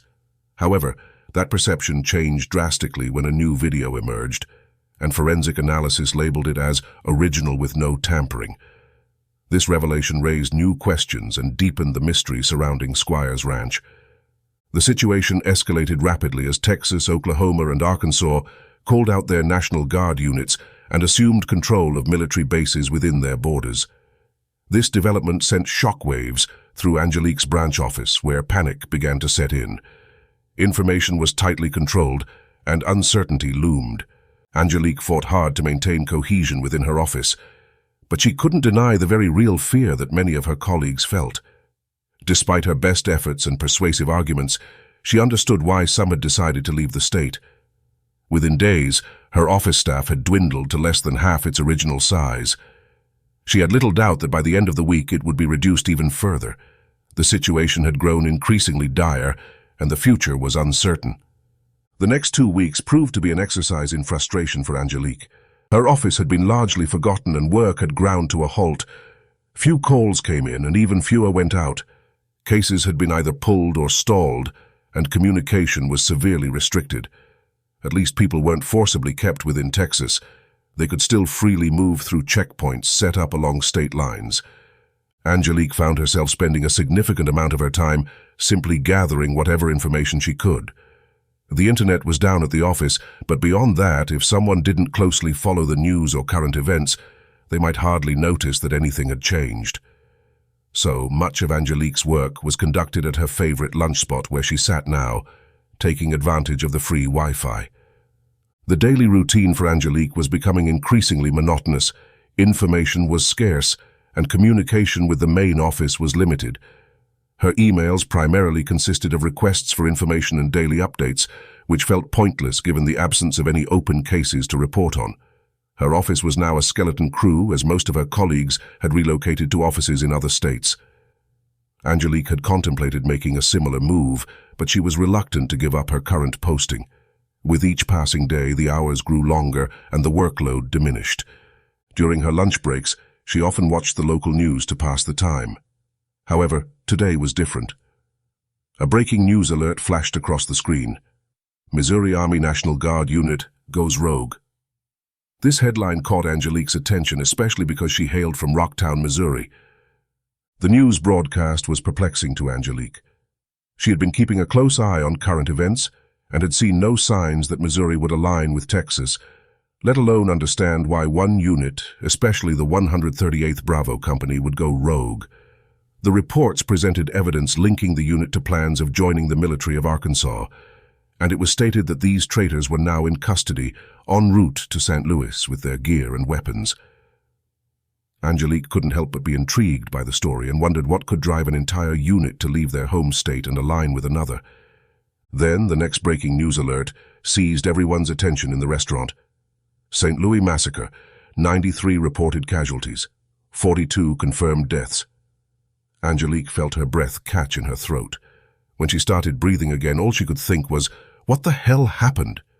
On the television screen they played cell phone footage of the massacre. Angelique watched intently, her mind racing with thoughts about the ongoing threats from abroad and the constant fear of another terror attack, similar to the one that had occurred on September 11, 2001. Angelique's thoughts also went to larger threats that North Korea had recently made possibly coming true, and how that country could, once again, not only strike South Korea, but also possibly the shorelines of the United States. Then again, there was the unknown feud between Russia and China, and both countries were becoming much more aggressive against each other and on the world stage. One of many things that didn't make sense these days was how the current administration reacted. With more threats to the United States than at any time in history, Washington decided that what the country needed most was to reduce the size of the military. As Angelique watched the news broadcast, she couldn't help but reach a sobering conclusion. During the current state of the United States, riddled with internal conflicts and crises, the external threats that had once loomed large seemed almost irrelevant. The nation had feared attacks from external enemies, yet it found itself tearing apart from within. Angelique, a combat veteran, was deeply troubled by the images on the screen. What disturbed her the most was that these victims were American citizens, lying in pools of their own blood, victims of those who had sworn to protect them. The paradox and tragedy of the situation weighed heavily on her. It appeared that those arrested for treason had, in fact, saved people from a massacre carried out by another faction, all of whom were part of the same military unit. The entire situation was madness, and Angelique couldn't help but feel confusion about what had transpired. Angelique remained firmly seated in the restaurant for hours, her attention completely absorbed by the unfolding news. With the depleted staff in her office and the restricted workload, she had little else to do. The news coverage continued, focusing on the victims of the massacre and urging viewers to call in with any information regarding the whereabouts of the 138th Bravo Company, Missouri National Guard, described as being last seen driving 2 white buses and 1 5-ton military vehicle. That shouldn't be hard to locate, Angelique mused, knowing the military vehicles would stand out. The news report emphasized that the suspects should be considered heavily armed and well supplied. As more details emerged about the potential supplies the rogue company had acquired, Angelique couldn't help but wonder how they managed to do so after being arrested. It appeared that all of their field and personal gear had remained on the buses, and the 5-ton held their weapons, ammunition, heavy equipment, and MREs. A wry smirk crossed her face as she thought, somebody really messed up on that one. Repetitiveness of the news broadcast began to wear on her. She settled her tab at the restaurant, earning gratitude from the server, and headed back to her apartment. Lost in her thoughts as she walked home, she tried to make sense of the chaos unfolding in the country she held dear. The lack of order or reason for the turmoil troubled her deeply. Her mind shifted to those who had made immense sacrifices in defense of the nation, especially those who had given their lives. Angelique couldn't help but wonder what these men and women who had paid the ultimate price would think of the current state of the Union. Lost in her thoughts, Angelique barely registered the moisture blurring her vision until she saw her own reflection. The streaks of wetness on her cheeks surprised her. Despite her tough exterior and her ability to stand toe-to-toe with men, her heart had always held a soft spot for the armed forces and their sacrifices. The last memory of herself shedding tears was a distant one, at old Jerry's funeral, surrounded by her family. Pushing through the door to her apartment, she instinctively did a quick scan, checking for anything amiss. A routine honed over the years, grounded in experiences she often preferred not to recall. Once satisfied, she flicked on the TV, seeking solace in the familiarity of her nightly ritual. But tonight, the world outside her window seemed to have shifted on its axis. The headlines scrolling on her screen made her heart race. Martial law declared in St. Louis and surrounding counties. She turned up the volume, her anxiety mounting. By presidential decree, St. Louis County, along with its adjoining counties, is now under martial law. This directive comes directly from General Arthur T. Womack. Angelique sank into her couch, a heavy weight settling in her chest. The world outside seemed to be unraveling, and she felt an overwhelming need to understand why. Chapter 14. What next? It had been an hour since Commander Sawyer's blood-pumping, adrenaline-charged speech, and the weight of the hours pressed on him. Gone were the days of operating under the familiar banner of the 138th Bravo Company. Now, he bore the mantle of leadership for the United Constitutional Militia, UCM. Although the name had changed, the faces around him remained the same, men bound by a sense of duty, honor, and a brotherhood forged in battle. The camp was a swirl of low conversations and restless energy. Every soldier in the UCM was grappling with the same haunting questions. How did they end up labeled as traitors? What had happened to the country they had sworn to defend? And more pressingly, would they ever return to their homes and loved ones? Commander Sawyer could feel the weight of their collective uncertainty, and he knew that in moments like these, leadership and direction were essential. The betrayal from the very government they served was a pill too bitter to swallow. But within the confusion, one thing remained crystal clear: their unwavering loyalty to the Constitution. It was the bedrock upon which the nation was built, and the foundation upon which they would now stand. Around a rugged table, covered with maps and reports, Sawyer sought to out their next move. Their new identity as the UCM presented a steep learning curve, especially with the ever-present shadow of uncertainty. But the determination in each man's eyes showed that they had the desire to defend the values and principles ingrained in the Constitution, irrespective of the odds. Fuel scarcity became their most pressing issue. The winding back roads and hilly terrain of the Ozarks had significantly drained their reserves. The luxuries of an organized supply chain were now a distant memory. Gone were the systematic protocols and resource channels they once had. Now, improvisation was the name of the game. Driving through the dense canopy of what seemed to be the Mark Twain National Forest, Sawyer noticed several secluded trails veering off the main road. An idea began to form. Grasping the radio's mic, he cleared his throat and addressed his team, formulating a new plan on the fly. "Ridge Runner, this is Cardinal. Over." He shook his head a little when he said his call sign. Leave it to Karnik, he thought. A few moments later, Sawyer received a reply. "Cardinal, this is Ridge Runner. Over." "Ridge Runner, have you noticed the roads going off into the forest, the ones with gates blocking them? Over." "Cardinal, I sure have, and I have just the key for them. Over." Karnik could already tell what the commander was thinking. "Make it happen, Sergeant. Cardinal out." Karnik scrutinized several gated pathways before settling on one. He was intent on finding a path that delved deep enough away from the main thoroughfare, ensuring their convoy would remain hidden from any passerby. Overhead, the trees offered generous canopies, forming a natural veil that would shield them from aerial view, despite the conspicuous white buses they rode in. At the helm was Karnik, driving the hefty 5-ton truck. Though it was the largest of their convoy, its position at the front was determined not by its size, but by its pace. In the infantry, the ethos was simple. A unit is only as fast as its slowest member. This principle applied just as well to vehicles, ensuring that if the slowest took the lead, the rest of the convoy would never risk leaving it behind. As the hefty truck began to decelerate, Parker, seated next to Karnik, sprang into action. Vaulting out of the passenger side, he dashed to the rear of the truck, calling out for someone to hand him the bolt cutters stashed among their equipment. The limited space before the gate only allowed the 5-ton truck to pull in, leaving the buses momentarily exposed on the main road. Given the remote location, it was rare to see any passers-by. But in such tense situations, every ticking second felt agonizingly prolonged. Relief washed over Parker as the bolt cutters were swiftly handed to him, defying his expectation of a delay. With the cutters in his grasp, he sprinted to the gate, the metal tool seeming to struggle to keep pace with him. In no time, the lock was sheared open. The gate swung wide, and the convoy began its journey down the secluded path. As the vehicles faded into the distance, Parker quickly closed the gate, manipulating the severed lock to give the illusion of it being untouched. He took a moment to scan the surroundings, marveling at their good fortune of remaining unnoticed. With a sense of haste, Parker raced down the gravelly road to rejoin the militia. Sawyer recognized the importance of inventory. Decisions couldn't be made without knowing their resources.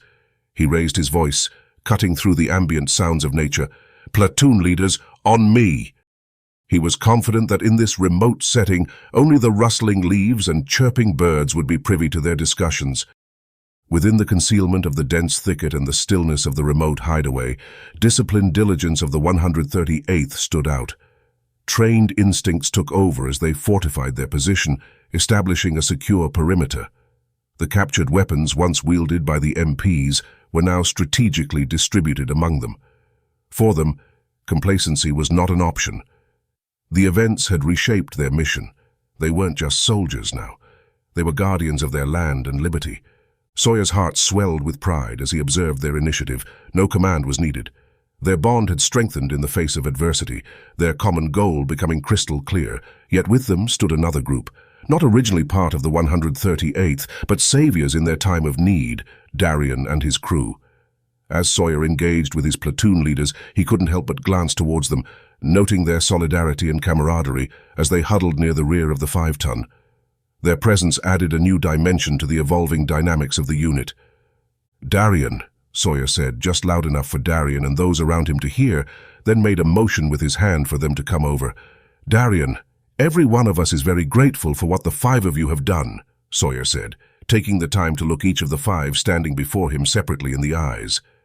He snapped to attention, and with a low, roaring voice, Sawyer issued the commands.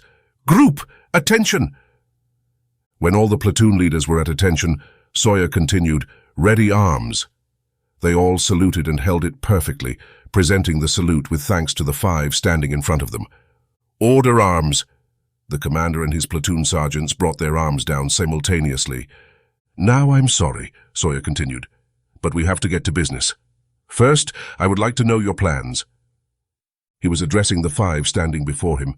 "None of you is obliged to stay, and—" Before he could get another word out, Sawyer was cut off by one of the 4 standing with Darrian. "Sir, my name is Kate, and I served as an MP in the Army for 8 years. With the exception of Darrian here, whom we only met this morning, all of us have served in the Army or Marines. When the shooting started, we met for the first time as we were drawing our concealed pistols and moving to the gunfire. Darrian here saw us moving in and gave us a very quick rundown of what was taking place. After giving Darrian my backup, we moved in, and you know the rest." Kate then paused and checked the expressions on each person in her audience's face before she continued, "Sir, the men and I heard your speech. We took the same oath as you, and we agree there is no other path. If what happened in St. Louis is a sign of what the government has become—" She paused before finishing, and then gave the commander a stone-cold stare. "We, too, are—" "Traitors, sir!" Commander Sawyer couldn't help but stare with some amusement at the 5 of them. He found it amusing how all 5 of them were on the same page, even with the age differences. Hell, Darrian was only 16, and the oldest of the 5 was wearing a Vietnam veteran's cap. The new squad was truly one for a militia. "Okay," replied Sawyer. "Get a list of ranks, squad chain of command, and call signs to Sergeant Karnick, ASAP. For now, give me your platoon leader, and the rest are dismissed." As Sawyer had figured, Kate remained behind, and it was now time for planning. His first need was to have a complete inventory, personal items included. The men were trained to never go anywhere without their rucksacks, so they were all stacked in the back of the buses. This provided Sawyer with some comfort, as he knew that his men at least had that portion of their gear. After addressing the need for inventory and all digital devices to be turned in and checked for the possibility that they were being tracked, Sawyer moved on to the next step of the meeting.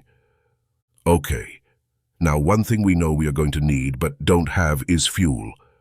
Sawyer looked at each man and woman standing in front of him to make sure they were all focused on him before beginning again.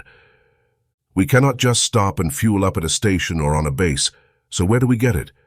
Get back to me with options at, let's say, 1800 hours." He put the question out there, but knowing that there would be no point in wasting daylight, he dismissed the group to complete their given tasks. The number of men on the perimeter was reduced to 50-50, half on the line and half doing inventory. When it came to the gear on the buses, the task took little time to complete.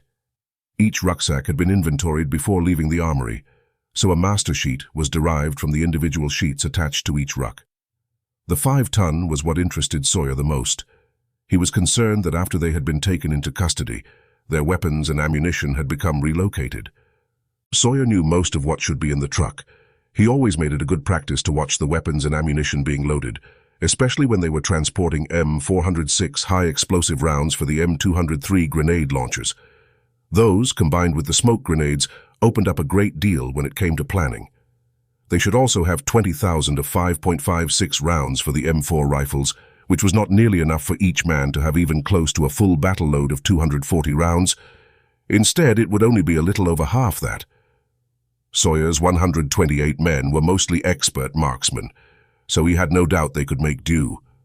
His main concern was that none of it would be in the truck, and that their time would be cut short. Sawyer normally let the men do the tasks he assigned and waited for the report, but not today.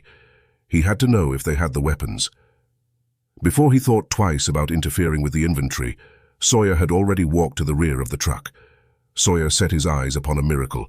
They had everything, including cases of MREs. It was now 1800 hours, and the platoon sergeants were already in the process of giving their reports to a very pleased commander. That was until the current fuel supply information was read. Both buses were down to a quarter tank, and the 5-ton truck was just under that. They estimated that they had fewer than 100 miles of travel before running out of fuel. After receiving the information, Sawyer was overcome with panic, although he certainly didn't show it on the outside. Rather than panic everyone, he said, but one word, recommendations. "Sir," one of the platoon sergeants replied, and then carried on. "Farms? Sure, most of the bigger ones have fuel delivered. We can find one and fill up." "Sergeant, that is a great idea," said Sawyer. But everyone could feel a but coming on next, and it did. "But we have limited miles on the vehicles and no idea where the next farm with fuel is located." You could almost hear a light sigh come from Sawyer before he spoke again. "Men, we are on our own. We don't even have the luxury of using the internet." Just then, Sawyer remembered something. "You did check your men for all cell phones and electronics that could be tracked, correct?" "Yes, sir," they all replied at once. Then Sergeant Karnick spoke up. "Sir, I didn't want to take any chances and had everyone with credit cards or IDs containing chips cut out the chips and destroy them. Sir, I would suggest checking your items for RFID chips." With care, Sawyer riffled through his wallet. Every card he examined seemed like a betrayal, a silent beacon that had possibly revealed their location. As he handed each card to Karnick, the quiet snip of the pocket knife felt like a small victory against surveillance. Discovering the chip in the new Real ID card was the ultimate shock. It was evident now why the push for this new identification system had been so aggressive. Their government, it seemed, was more focused on monitoring its citizens than trusting them. The chilling realization hit him. How many others were unwittingly being tracked? The implications of this went far beyond their current situation. It was an invasion, a silent war on personal freedom. As Sawyer pulled out the 5th chipped card, a cold dread washed over him. It wasn't just about their current predicament. It was about the larger game in play, one that made pawns of them all. "Sir, we might need to consider leaving the men and supplies here while we use the transport to scout for fuel," Kate proposed, her analytical mind having quickly assessed their dire situation. Sawyer paused, weighing the suggestion, then nodded. "You have a point, Kate, but we'll only send a small team. All essential supplies remain here. Everything else secure?" he asked all 5 of his platoon sergeants. After receiving the reply he was expecting from all of them, he began, "Okay, this is how I see it. Not all of us are going on the fuel run. I'm not going to jeopardize everything for this." Sawyer watched each of his platoon leaders and looked for how they all reacted to his plan as he laid it out. "I will be taking the vehicles and 2 drivers and a few others," Sawyer said. All 5 platoon sergeants said, "Sir." "As you were," Sawyer growled, bringing the opposition to an end, at least for now. "When we break from this meeting, have your men remove everything from the buses and the 5-ton. Leave nothing. Take out the radios, except for the one in the 5-ton. Sawyer could tell that this plan was not sitting well with the platoon sergeants. Each one of them wanted to be the one to go on the mission in his place. "I will drive one of the buses and keep you apprised. Should we not return?" He paused, deep in thought. "Should we not return by 2200 hours, or should we be compromised? You are to move on by foot. Keep to the woods. Each platoon will move in different directions. Gather men and supplies to continue the fight. Do not surrender. Any questions?" No sooner had Sawyer asked this than he retracted it. "Hold it," he said. as once again "sir" had become a group word. No questions, just break and get your men moving. Sergeant Karnick was standing at the door of his bus as Sawyer approached. Sawyer put up his hand to stave off any protest to his leading the mission. To his surprise, Karnick stood there and replied, "Have a smooth ride, sir." "Damn kraut," was all Karnick heard as Sawyer passed him to climb up in the bus. Sawyer was ready. This would be the first of what he hoped would be many missions the UCM would embark upon. He shut the door, fired up the bus, and grabbed the radio mic. "Light fighter, this is Cardinal. Over." "Cardinal, this is Light fighter. Over." "Cardinal is moving out. Over." "See you in a few, Cardinal. Over." "Roger that. Cardinal out." Now that they had notified his makeshift Tactical Operations Command, that they were off and running. Sawyer was in the lead bus, followed by Kate in the second, and she was followed by Sergeant Holbrook in the 5-ton. Within a mere 15 minutes, supplies had been handed out to the men and everything was packed up. They were back on the road in 20. Every minute on the road amplified the tension. The sound of the engines became a constant reminder of the dwindling fuel reserves. The vast expanse of trees on either side, which would have been a comforting sight on any other day, now only served as a constant reminder of their isolation. Every tick of the clock felt like an indictment, a loud reminder of the potential price of delay. Reaching the main road brought a brief sigh of relief for Sawyer, but the looming fuel crisis soon eclipsed that fleeting moment of calm. As minutes turned into half an hour with no gas station in sight, anxiety gnawed at him. The thick trees lining the road seemed to mock him, standing tall and unyielding, while the fuel gauge continued its inevitable descent. The desolate expanse gave no hint of salvation, and doubt began to cloud Sawyer's mind. Would they find fuel before it was too late? "At least we are infantry. Walking is our main source of transportation," Sawyer said, and let out a visible smirk. "Sir!" It was Specialist Parker. Sawyer received a rush of adrenaline from the sudden outburst. When he turned, Parker was walking quickly up the aisle toward him. "Sir, I know where we can get the fuel we need." "Back there, sir," Parker said with excitement hanging on every word. "Where isn't back there, Specialist? I saw nothing but trees." "Sir, back there's a Highway Department maintenance garage just off the main road. They typically have fuel tanks for their machinery," Parker offered, his voice steady and assured. Sawyer locked eyes with Parker, then quickly glanced up at his platoon sergeant standing just behind. Aware that they were running on borrowed time and couldn't afford any missteps, Sawyer looked for affirmation. The nod he received from his sergeant settled him slightly, prompting him to reach for the radio. "Ridge Runner, this is Cardinal. Over." Karnick soon replied, "Go for Ridge Runner. Over." "Ridge Runner, same as before. Find us another area. Out." Sawyer knew that he didn't need to go into details with Karnick. As he set down the mic to the radio, he turned back to Parker. "Let's find out, Specialist." Chapter 15. Angelique. Angelique lay restless, her eyes flickering open and closed. Each time she dared to check the clock on her mirror-topped nightstand, it felt as if time was crawling. A mere 10 minutes had passed, but it felt like an eternity. The reflection of the clock on the mirrored surface seemed to mock her, amplifying the relentless march of minutes that seemed hardly to move at all. Lately, restful sleep had become an elusive luxury for Angelique. The sensation of unfulfilled days weighed on her, with the office offering her little to occupy her mind due to the tumultuous state of the Union.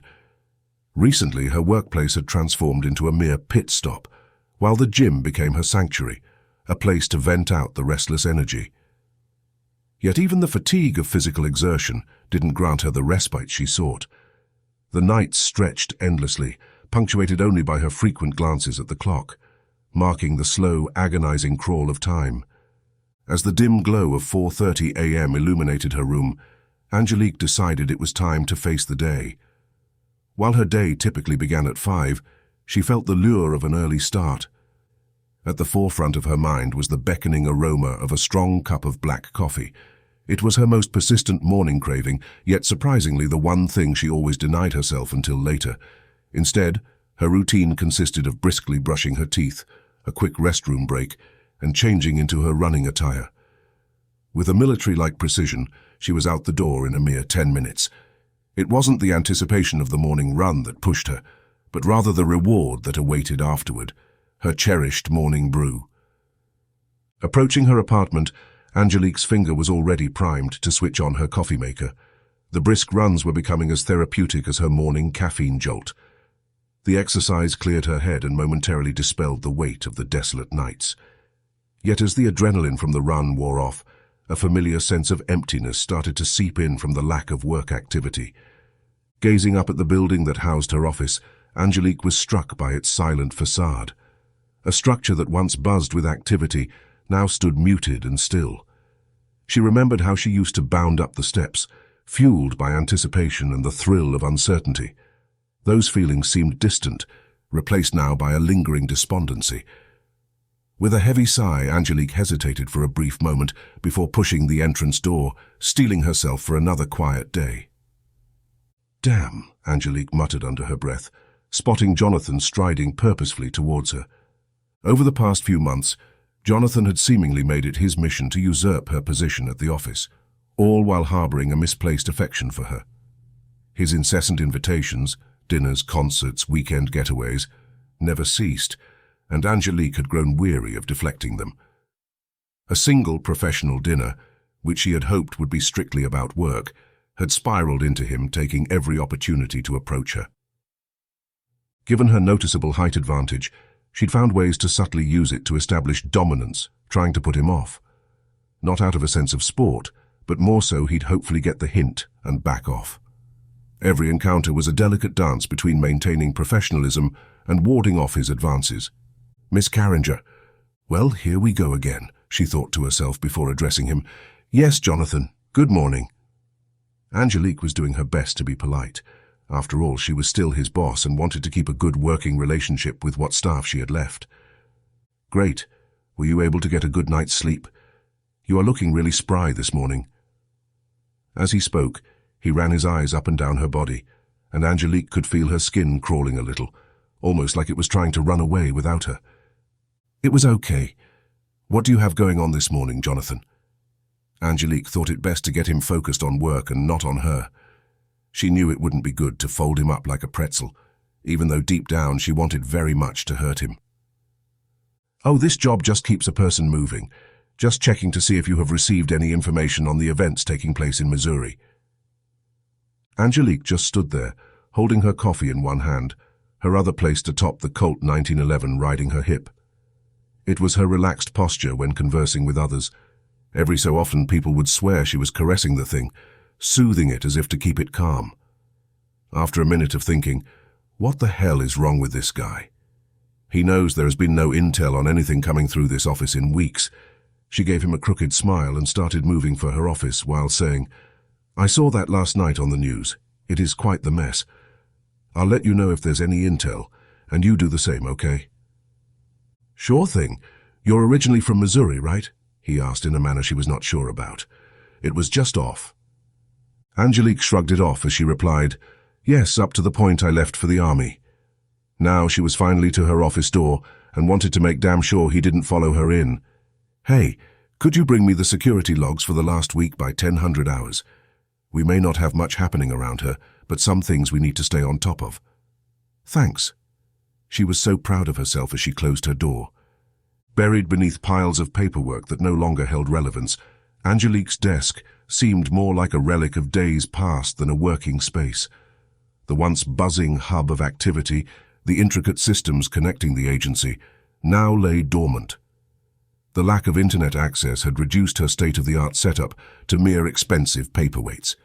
Even phone calls, which had previously brought a flood of information, now trickled in, offering little more than generic updates. She leaned back in her chair, rubbing her temples, her mind whirling. Yesterday's news segment played like a reel in her mind. The media's portrayal of events often painted a very different picture from the inside scoop she was privy to. It was hard to distinguish truth from embellishment, especially when her primary tools for verification had been handicapped. Then there was Jonathan. Their conversation that morning was an unwanted distraction, another layer of complexity in an already convoluted environment. His advances, always inappropriate, seemed especially so amid the current crisis.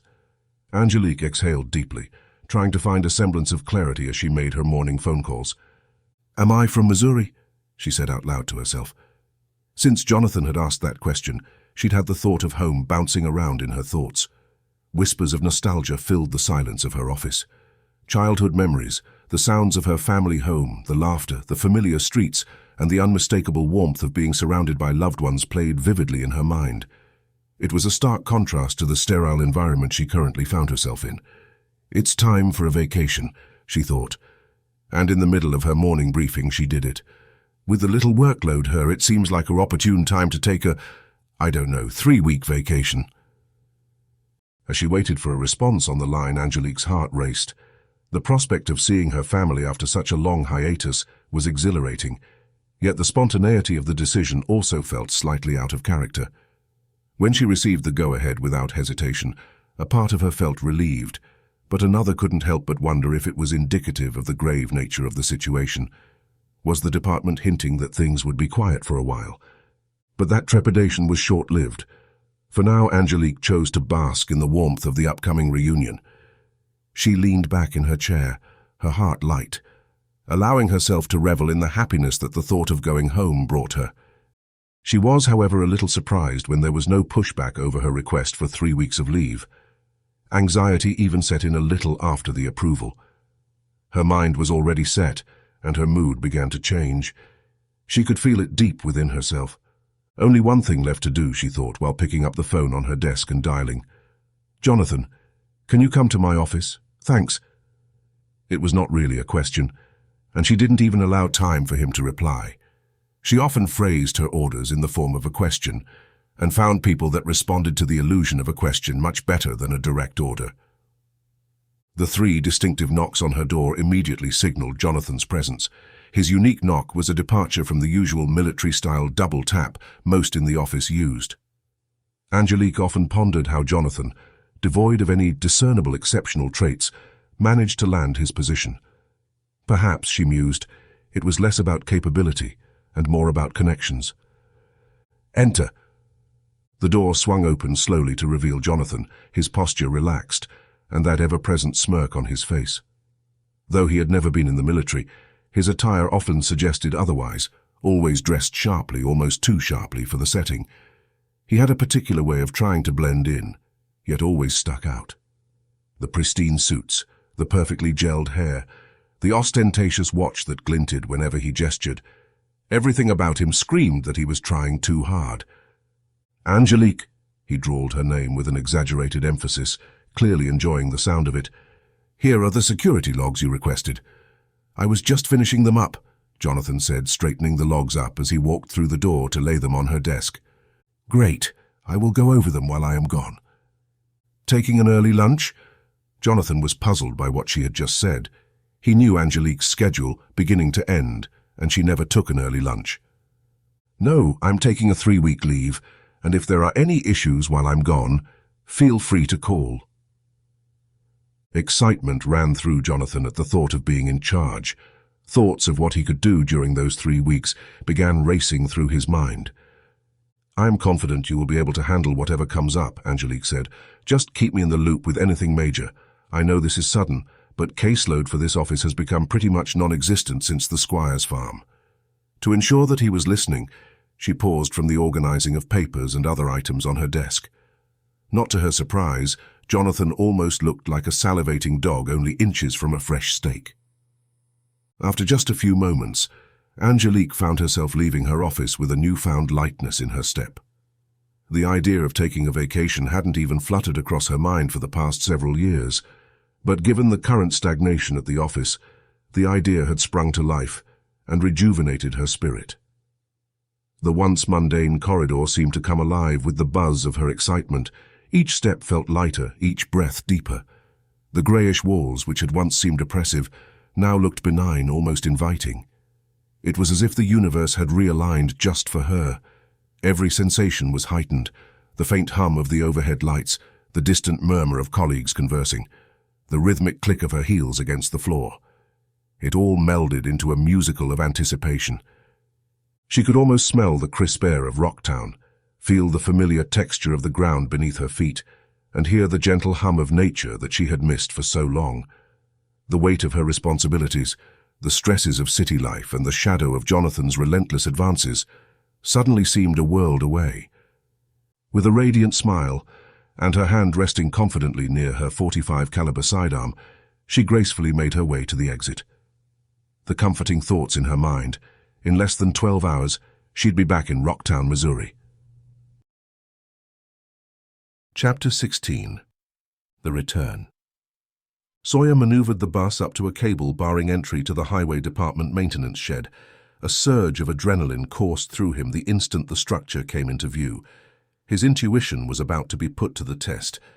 With a swift motion, he set the bus in neutral and engaged the emergency brake as Specialist Parker gripped the bolt cutters and leapt from the bus.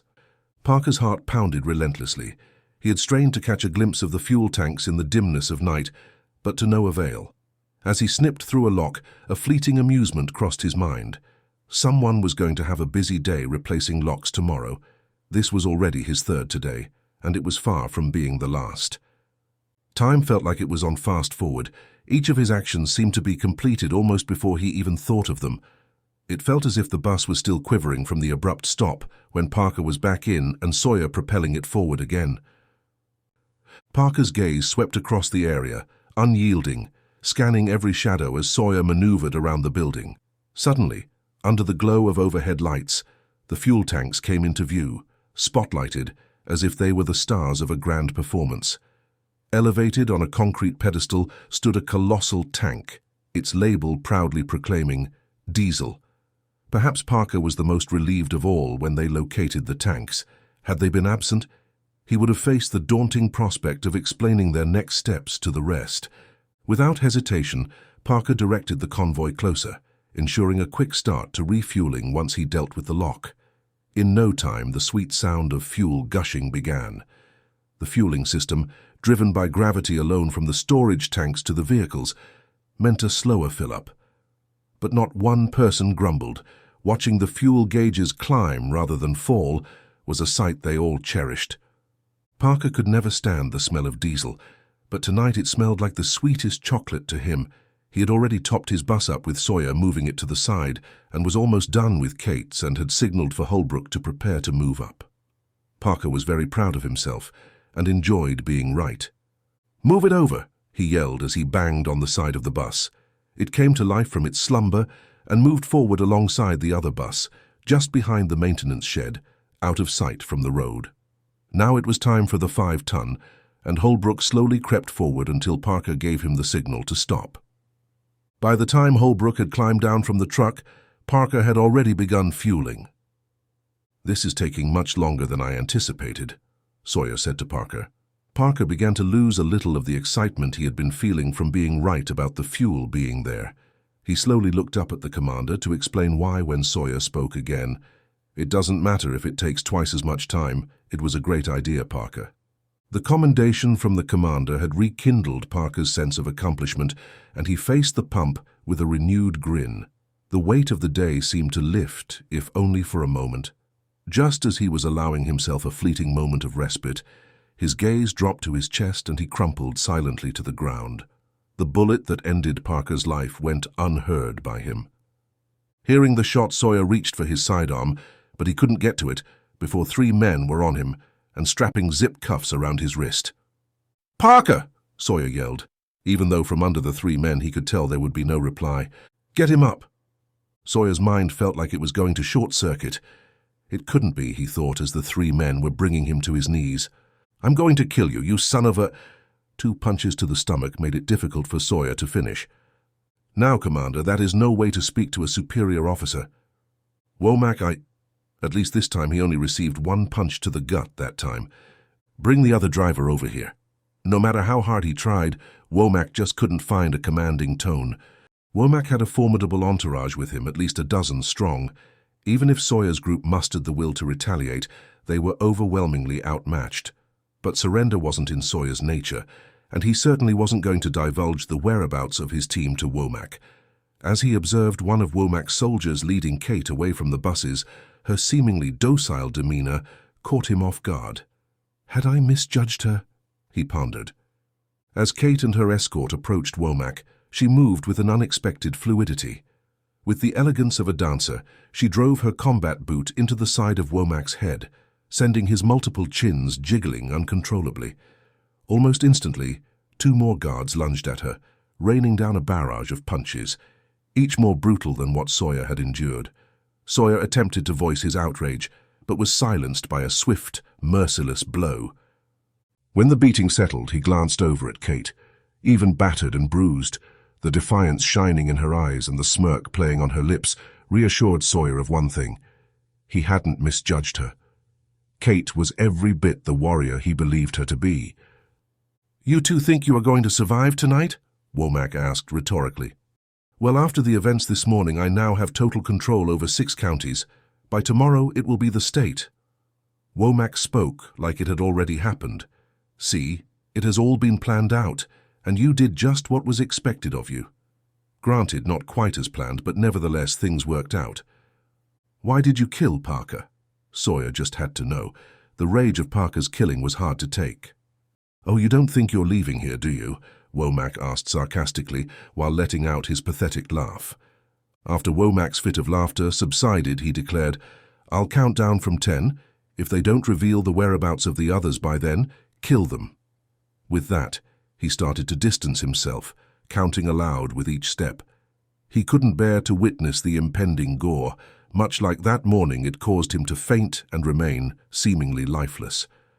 Locked in a mutual gaze, Kate and Sawyer chose the familiar face of a comrade over the cold visages of their executioners. As the moment of their presumed end approached, they braced for the inevitable. But instead of the sting of bullets, they heard soft thuds. Confusion painted their faces as they pulled their eyes from each other and scanned the scene. Before them, their potential killers lay unmoving on the ground. The rhythmic thuds continued, sealing the unexpected turn of events. Thud, thud, thud, thud. "What the?" Kate said as the men holding them fell to the ground, almost landing on top of them. Womack was also curious as to why he had not heard the kill shots as he had finished counting and turned, saying, "I said kill." Womack froze in place, mouth open and head tilted back. He was dead, just slow to fall. Sawyer couldn't believe what was going on. None of his men could make it here. They didn't have any more vehicles. Then 3 figures moved quickly past and to the other side of the buses. This time, there was a great deal of noise before they moved back to Holbrook, Sawyer's and Kate's position. "Sorry about your man there," one of the figures said. "We didn't want to get involved, but after seeing them shoot your guy and hearing they were going to execute one of you, well, it was pretty clear by then whose side to take." "Who are you?" Sawyer asked, still puzzled by what had just gone down. "Oh, I am Robert. That over there," he said, and pointed at the figure of a young woman checking the dead, sporting what looked to Sawyer like a revolver on each hip and a ball cap on her head. "That is my sister, Sierra." The man expressed great pride in calling her his sister. "Know the gentleman cutting you free? Well, he is a Texas Ranger, Carlos Sepulveda. Just call him Carlos. It's just easier." Robert towered over them even after Sawyer was able to get to his feet. "Now," Robert started, "how about you explain just what the hell was going down here?" He stood waiting with his arms crossed as Carlos and Sierra joined him. Sawyer looked down at Parker's body, motionless on the ground, in a pool of blood. "I will tell you everything after we take care of my man," Sawyer replied. Without waiting for acknowledgement, he and Kate turned and moved to Parker's remains. Each of them took Parker under the arms and carried him to his bus, where they laid him down, his arms folded. Both bowed their heads, and Sawyer softly said, "Day is done. Gone the sun from the hills from the sky. God bless you, Parker." He and Kate came to attention and saluted their fallen friend. Once Sawyer had finished filling in the 3 who not 20 minutes ago had saved their lives, he realized to whom he was talking. "Now I have a question for you. You're the Squires family, right?" Knowing that he was right, Sawyer didn't wait for a response before asking his next question. "How the hell did you end up here?" "You aren't going to believe it, but the same way these guys did. RFID locators." Sawyer's gut feeling earlier had been right. After he and Karnick had gone through his wallet, it had given him a sick feeling. Now he knew why. He was even more sick that the thought had never occurred to him before today, that everyone was voluntarily being tracked, granted without their knowledge, but the outcome was still the same. "Wait, how were you able to use the chips?" Sawyer asked, puzzled that fugitives had that type of technology. Robert looked at the other two in his group for their non-verbal approval before giving up the information, and he received the approval. "Well, it isn't just the three of us. We have an ally in the FBI." "Sam Crawford?" Sawyer asked a little too loudly. So his last name is Crawford. Good to know," Robert said while turning to the rest of his group. "He is your inside man, and you don't even know his last name. Plus, you shot him, which almost caused him to lose his arm." "Yes," Robert said. He knew that it was time to move on. They could not stay here chatting all evening. Sawyer grappled with the puzzle of their discovery. "Wait, we neutralized the RFID chips at our initial stop. How did you track us down here?" Robert gestured toward the bus that held Parker's remains, beckoning Sawyer to accompany him. As they approached, Robert opened the back door, revealing Parker's body, his arms crossed over his chest, and on his wrist, the new watch gleamed. The very watch that had been their salvation earlier in the day threatened to be their undoing by nightfall. Robert started to reach for the watch, but Sawyer swiftly intervened. "Let me," he stated, a weight in his eyes. Robert paused, understanding the severity of the moment. "He was my responsibility," Sawyer acknowledged.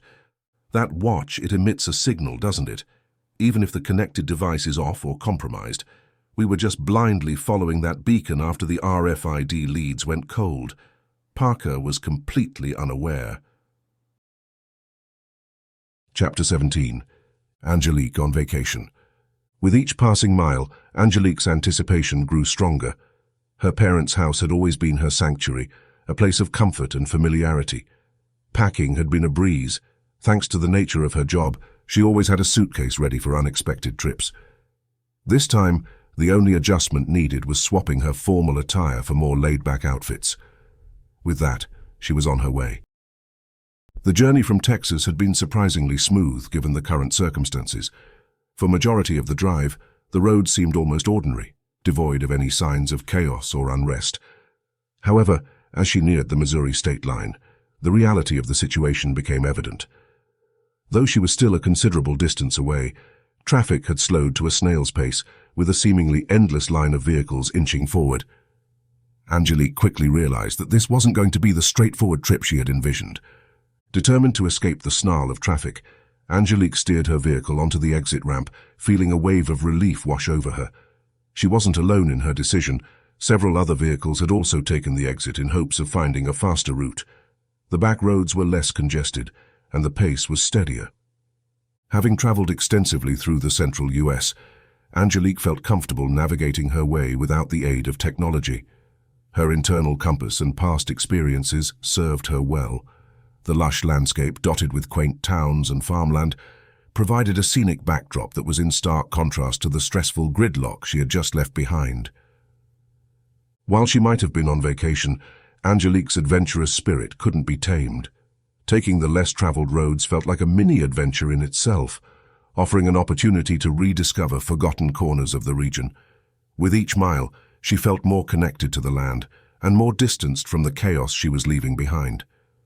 Open road and the rhythmic hum of the car beneath her seemed to create a trance-like state, urging her thoughts to drift. The perplexing situation with the National Guard played on her mind. In today's age of advanced technology and surveillance, how could such a large group, especially in vehicles as conspicuous as theirs, remain elusive, Angelique mused. The backed-up traffic at the state line only added to the intrigue. It was as if the state border had transformed into an international checkpoint overnight. But as the road stretched endlessly before her, Angelique consciously made an effort to detach herself from those puzzling thoughts. She had time off, a rarity in her line of work, and she was intent on savoring it. As the miles sped by, the worries of the world faded, replaced by anticipation and the beauty of the surrounding landscapes. The road, with its twists, turns, and surprises, seemed to mirror the unpredictability of life, reminding Angelique to embrace the journey and its many detours. Angelique recalled her first visit home after enlisting in the Army. That brief respite between basic training and her military police instruction at Fort Leonard Wood, Missouri, was just a short drive from home.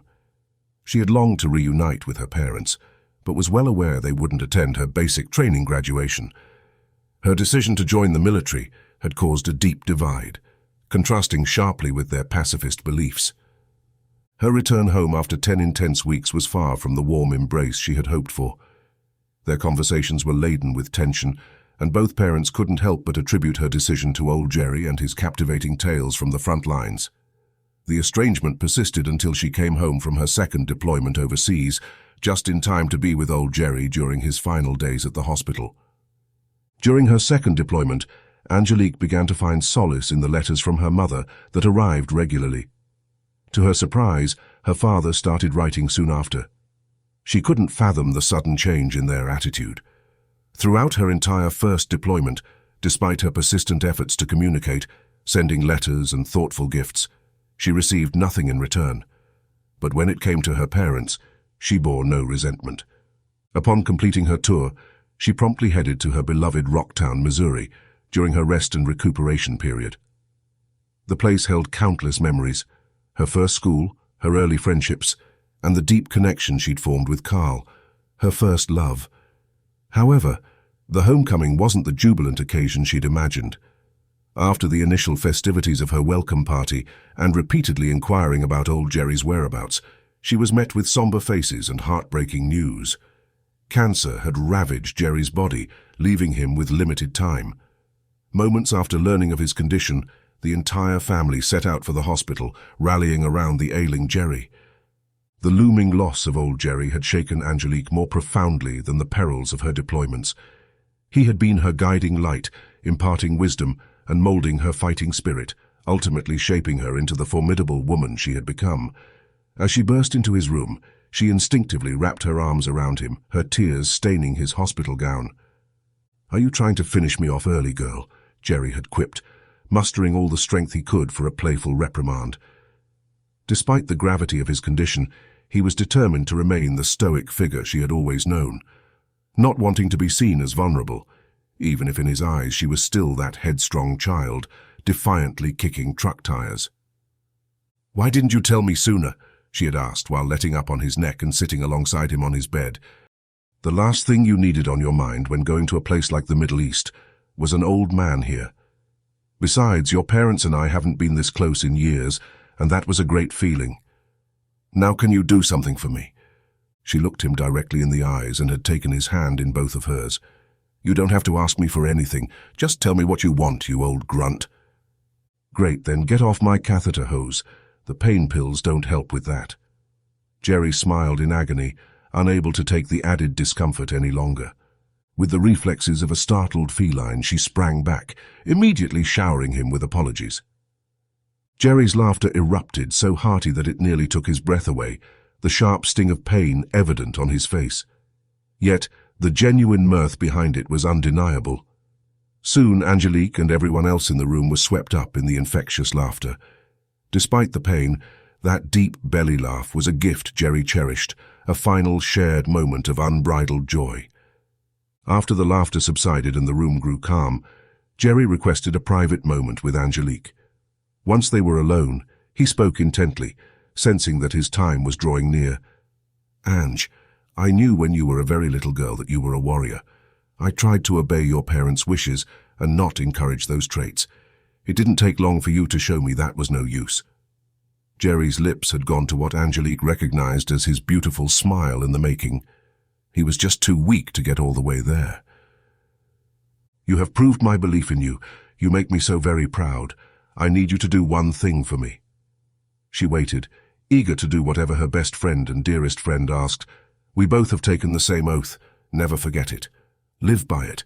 We may die, but we few keep this nation under our protection until death relieves us from that duty." Tears had filled Angelique's eyes, and as if a dam had broken, they all came pouring out at once as she could sense he was fading away. "Give an old soldier a hug now."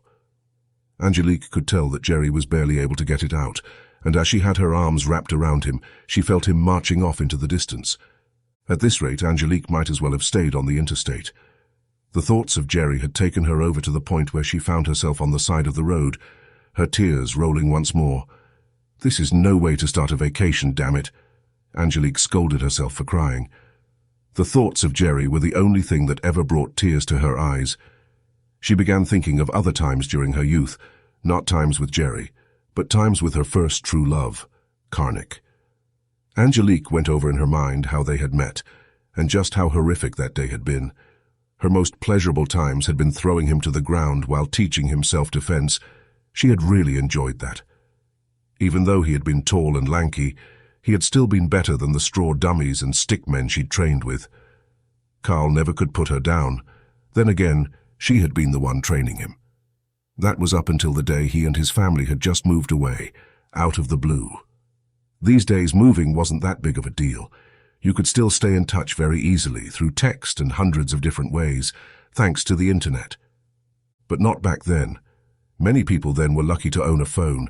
Angelique mused about how alien that concept was to her now. Chapter 18. Dark Forest. Within the silence of the forest, Karnik's mind started drifting back to when he was small, and his father told him about what had happened to his biological grandfather, how he had died with honor, fighting for his country, saving his men and sacrificing himself for those in the village. Karnik also thought about how even though his grandfather had been a great man doing what was right, he and his men had been disgraced by the deeds of others. Karnik prayed that he and his men wouldn't experience a similar fate. He tried shrugging off the thoughts and focused on one of the stories his father loved to tell, one that was much more pleasant. Karl's grandfather served in the U.S. Navy aboard the USS Tutuila. He never told Karl much about his time in Vietnam, except a few of the more colorful adventures he'd had. When young Karl would ask, his father would start out by gazing at Karl as if deep in thought, and then he would begin with, "This one time. This one time your Opa was walking down a path along the banks of the Mekong. There was kind of a marketplace with dried fish and other things for sale. Well, one day he spotted the biggest bloated hog floating down the river. It looked like a hot air balloon getting ready to pop." At that moment, he would pause and look at young Karl to see if he was still interested. Karl was always interested in the stories, even if he had heard them before. After being satisfied that Karl was interested, his father would continue, "Then he saw something that changed the way he conducted myself for the rest of the time he was there." He would then shiver, like suddenly a cold chill was going through his body, and continue, "You would not believe it. He spotted 4 to 5 kids with sticks pull the hog over to the bank and drag it out. He then watched as they cut it up." "Why did they do that?" Karl asked. "Well, son, he left at that point. He still had places to go and things to do and felt like he had seen enough." Karl was puzzled and asked, "How did that change what he did there?" His father looked at him, and based on the puzzled look on Karl's face, his father knew that he was ready for the punchline. "Because," he said, then paused for a moment. Later, when he walked back down through the marketplace, little remained of the hog, and the boys had a stand in the marketplace where they were selling what they called monkey on a stick. "Wow," Karl said. He ran off to the other room. He knew that he would be telling that story to his best friend the next day at school. Nostalgia was a rare comfort in times like these, and Karnik clung to it. But as he glanced at his watch again, his anxiety grew. There had been radio silence from Sawyer for far too long, and the deadline to evacuate loomed. He had briefed the other platoon leaders. The soldiers stood prepped and primed, awaiting his command. The radio sat static, a silent testament to the situation's gravity, while Karnik willed it to spring to life with news. However, with each passing moment, Karnik's seasoned instincts warned him. Hope for a reassuring message was dimming with every tick of the clock. Karnik moved away from the area designated for the TOC and began to walk over to where the other platoon sergeants were located. "Everyone ready to move?" he asked the others as he looked down at his watch. 8 minutes to go. "Yeah, the men are all ready to move out. You sure you don't want to know where each platoon is heading?" one of the sergeants asked Karnik. Karnik replied, "No, and don't tell any of the others. If you're captured, you have no information to give about the others. Now get ready to move out on my signal, and good luck." All of them could feel how real the moment was. The feeling of splitting up had everyone stressed, even though they all knew it was the best for their survival. Karnik's gaze settled on his watch again. Just 5 minutes left. He stood close to the RTO, mentally urging a signal through the silence. but the only sound was the increasing roar of the wind. Yet when he observed his surroundings, no trees swayed, no dust lifted. An unsettling realization struck him. "Vehicles approaching," he murmured. Instantly he sprang into action, barking out commands. "Take cover in the tree line, 360-degree perimeter. Push back 100 yards, prepare for attack." "Looks like we're going to have it out right here after all," Karnik thought, and he said out loud. Then, raising his voice with authority, he commanded, "Hold your fire until I give the word." He motioned for his platoon to divide, positioning 2 squads on either side of the entrance, effectively boxing in the advancing vehicles, cutting off any potential escape route. Karnik's posture remained unwavering as the hum of the approaching vehicles grew more pronounced. His combat experience had ingrained in him a steadfast calm that few possessed. Every sense was finely tuned, absorbing every detail of the approaching threat. The glow from the vehicle's headlights grew brighter, casting a steady light on the tree-lined road. Karnik's years in combat had taught him to look beyond the immediate, to anticipate movements and understand intentions before they manifested. He already had scenarios playing out in his mind, each decision calculated and precise. The element of surprise was on their side, and Karnik intended to use it. He'd faced situations like this many times before, and each one had further solidified his tactical prowess. The upcoming confrontation would be no different. He believed in his team, their training. The impending battle would be a testament to their capabilities. Karnik gave out one last command to his men. "Let 'em pass and stay down."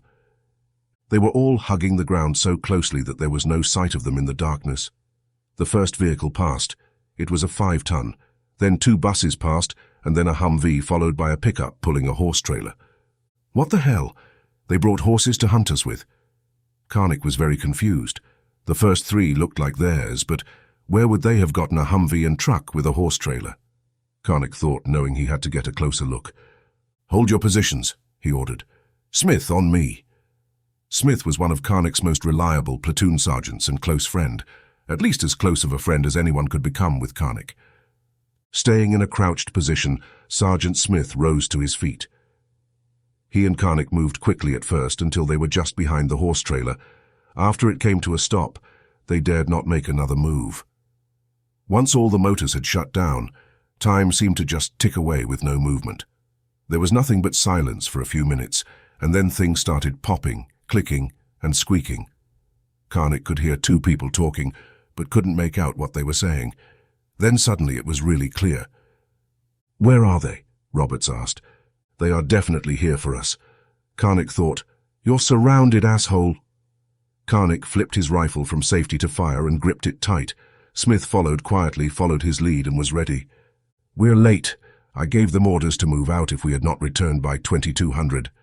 "What the hell?" Karnik blurted out. "That you, sir?" Karnik could hear the weapons being switched from their safe position as he stepped out from around the back of the trailer.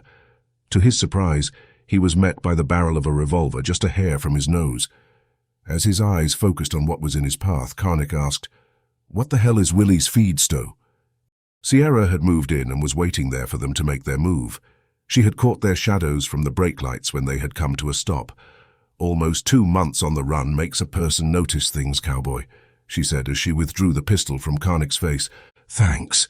It was about to give me frostbite. You really should warm that thing up before putting it in someone's face. It's just polite," Karnik said. He couldn't believe she had got the drop on him. "Oh, it was about to get really warmed up, darling." Karnik couldn't tell if she was playing or not. "Karnik, what are you doing here?" Sawyer asked. "I thought for sure you would have followed my orders." "Sir, that is just what we were going to do until the sound of your convoy stopped us." "Us?" About that time, Sergeant Smith stepped out, and then Karnik let out in his commanding voice that made the trees want to obey, "Bring it in. 50-50 security. I see you picked up a few new items while you were out. Did you get fuel?" That was Karnik's way of asking, who the hell are these people, and where the hell did they get a Humvee? Yes, the fuel was there, just like Parker said. Sawyer looked down at the ground, trying hard to control his emotions. "Sergeant, Parker was killed in action." Sawyer knew that it wouldn't be the last time this would happen, but it never got easier. Without asking who, where, or why, all Karnik wanted to know was one thing, and that was where his soldier and friend was now. As soon as the information had been relayed to him, Karnik called for one person. "Darrian?" He didn't have to call a second time. Darrian had turned into a soldier in a day. Once Darrian stopped in front of him, Karnik spoke. "Son, you have given up a great deal today. The life you knew, the comforts of home, your innocence. And now I'm afraid to say that you'll have to give up even more." Darrian was frozen in place, having no idea what was going on. Then Karnik broke the bad news to him. Darrian Parker was killed in action. Darrian had no clue how to handle the news. After today's events, he was on overload. Parker had been his mentor for years now. He'd been the one person Darrian could talk to about things happening in his life. Today was a day Darrian needed him the most, and he had tried all day to speak to Parker, but never had the chance. Now Darrian never would have the chance to tell Parker how excited he was to be part of this with him. "Darrian," Karnik paused, "you with us?" "Hell yeah," Darrian said while doing his best not to let others see him cry. Karnik put his hand on Darrian's shoulder. "Come on, soldier, let's go bury our friend." "Burial detail," Sawyer cried out, and at that moment the rumbling started. Those two words were the moment when they all felt the severity of the situation. After ensuring that Parker was laid to rest honorably, Sawyer briefed Karnik and the other platoon sergeants on recent events. The revelation about the extent of surveillance on them, and every American citizen ignited a fury within them. They felt a collective urge to retaliate, not just for the infringement on their rights or being labeled as traitors, but also for Parker and those who had tragically fallen in St. Louis. Concluding the discussion, Sawyer decided to maintain complete radio silence for the return journey to their base camp. "Sir, you are sure the pissant is dead?" Karnik asked. "Oh, he is dead. I saw to it that he had a silent night," Robert said, as he patted the side of his Noreen 30-06 with the suppressor still attached. Satisfied he wouldn't be seeing Womack again, Karnik turned from Robert and back to Sawyer. He had only one question. "When do we leave for Arkansas, sir?" "We will not be," Sawyer expressed. Karnik cocked his head ever so slightly and up, while both of his eyes slightly squinted, one more so than the other. It was a look that said, "Come again." "This last mission taught me something. I can, and we can, no longer operate as members of the U.S. Army." As Sawyer looked around, he could see that he had their complete attention. "We were played today. We did just as our training taught us, and that was our mistake." Sawyer began to pace in front of the assembled leadership and thought of what to say. "We have to retrain our brains to think like the independent force this militia is, or we will fail. What are the things we need most?" "Give me the top 3, he said, and pointed at his men. "Area of operations," said one of the sergeants. "Yes, next." "More supplies to fight with." "Yes, now one more." "Intelligence," another sergeant said. "Yes, but intel gathering should be a constant thing. I believe what we need as a rogue militia fighting against a tyrannical government is the people on our side." Sawyer interjected. "You are right, sir, and I know just how to do it." All eyes went to Karnik. This was what Sawyer had created this discussion for, hoping to tap into the tactical mind Karnik possessed, and it appeared he had been successful. "Do we know what became of the rest of the 138th? If not, we need to find out when we—" "They were all arrested this morning before leaving the Armory," Robert blurted out, cutting Karnik off. "Do you know where they are being held?"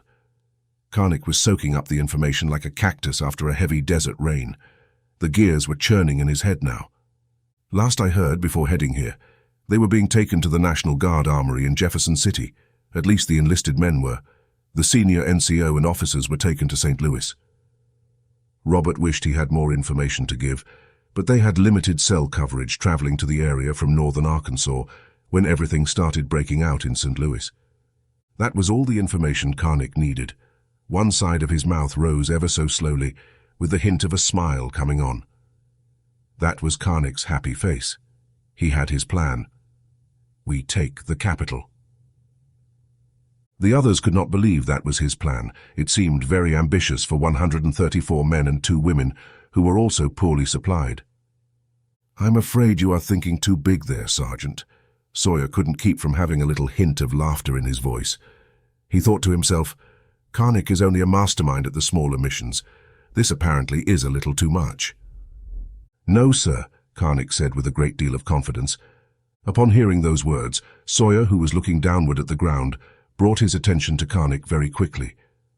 As Sawyer opened his mouth to address him, Karnik had already begun speaking. "Sir, we have all the men we need trained and ready to fight. Our men are no fewer than 500, and those men are where the weapons and ammunition are located. All in one place, sir, and everyone believes we are running for Arkansas. The gratefully departed general is a testament to that." Sawyer was disappointed in himself, disappointed that he hadn't made the same connections as Karnik. He prided himself on being able to create a reasonable battle plan, but Karnik seemed to put the best of them to shame. "Do you have a suggestion for a jumping-off point for the assault?" Sawyer asked, knowing the answer. Karnik said with complete confidence and a touch of nostalgia, "Yes, sir. Rocktown." Within minutes of receiving the order, the United Constitutional Militia swiftly loaded their gear onto vehicles. Sawyer had chosen to delegate most of the strategizing to Karnik. It was a gamble, but it was grounded in Karnik's proven track record of crafting solid plans. An advantage they had was the diverse origins of the members of the former 138th Bravo Company. They hailed from various parts of the state. This meant that they had a solid grasp of the terrain and could navigate without heavy reliance on maps. For Karnik's strategy to be effective, they needed to reach their destination by dawn, before the bodies at the Highway Department maintenance yard were found. The discovery would make traversing the region almost insurmountable. Retracing their steps was also out of the question. Their route had to veer further south, which, according to Karnik, would take them near Springfield before they could pivot northward again. The serenity surrounding Springfield at 3 in the morning offered solace to those unable to find sleep. As lights of the town flickered by, many gazed out, reading street signs and reminiscing about home, a home forever altered by recent events, a home that some might never revisit. Occasional sighs of disbelief broke the silence, reflecting the shock of the day's events. They all adhered to an unwritten code of the infantry: seize any chance to rest. Those not on watch yearned for the embrace of sleep. Karnik at the forefront had transitioned from the 5-ton truck to a Humvee. The others in the convoy had only one directive: follow the Humvee, even though its proximity to Springfield raised eyebrows. Sawyer, tailing Karnik in the 5-ton, itched to grab the radio and inquire about their approach to the city. So far, county roads had been their safest bet. But given their agreement on total radio silence, Sawyer had no choice but to place his faith in Karnik's judgment. Karnik, foreseeing the necessity for adaptability and communication, prepared himself for such a moment. Extracting his notebook, he quickly penned down his thoughts, tore out the sheet, and handed it over. "Smith, secure this onto one of the poles," he instructed. Earlier, he had directed Sergeant Smith to trim several lengthy branches about 2 inches thick and roughly 5 feet long, specifically for this purpose. Efficiently, Smith slipped the note into a Ziploc bag, a remnant from his MRE, and affixed it to the pole's end. Karnik smacked his driver on the shoulder. "Turn here."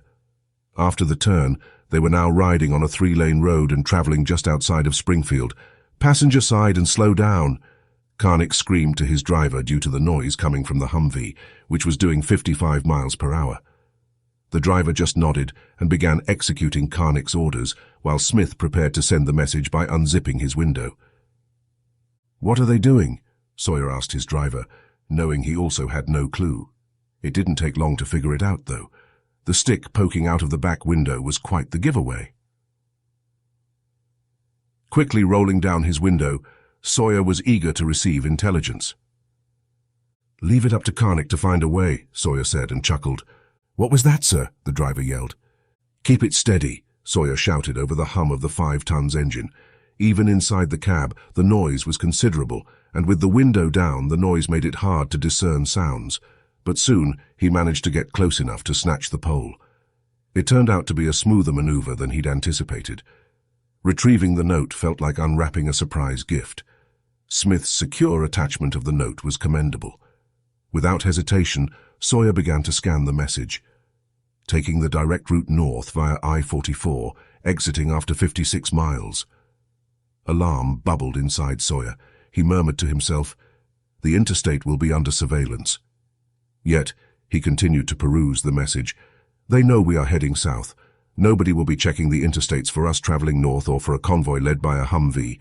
I feel it is worth the risk. 1 honk, yes. 2, no. Do we proceed? Sawyer was in deep thought. Karnik's plan was very risky, one that could cost them everything, and put bystanders' lives at risk. It wasn't a move he would have considered 2 days ago, but now was a time for taking chance. Honk 1 time, Sawyer called out, addressing the driver loud and clearly so that there were no mistakes. The driver did as he was ordered, and the Humvee speed up.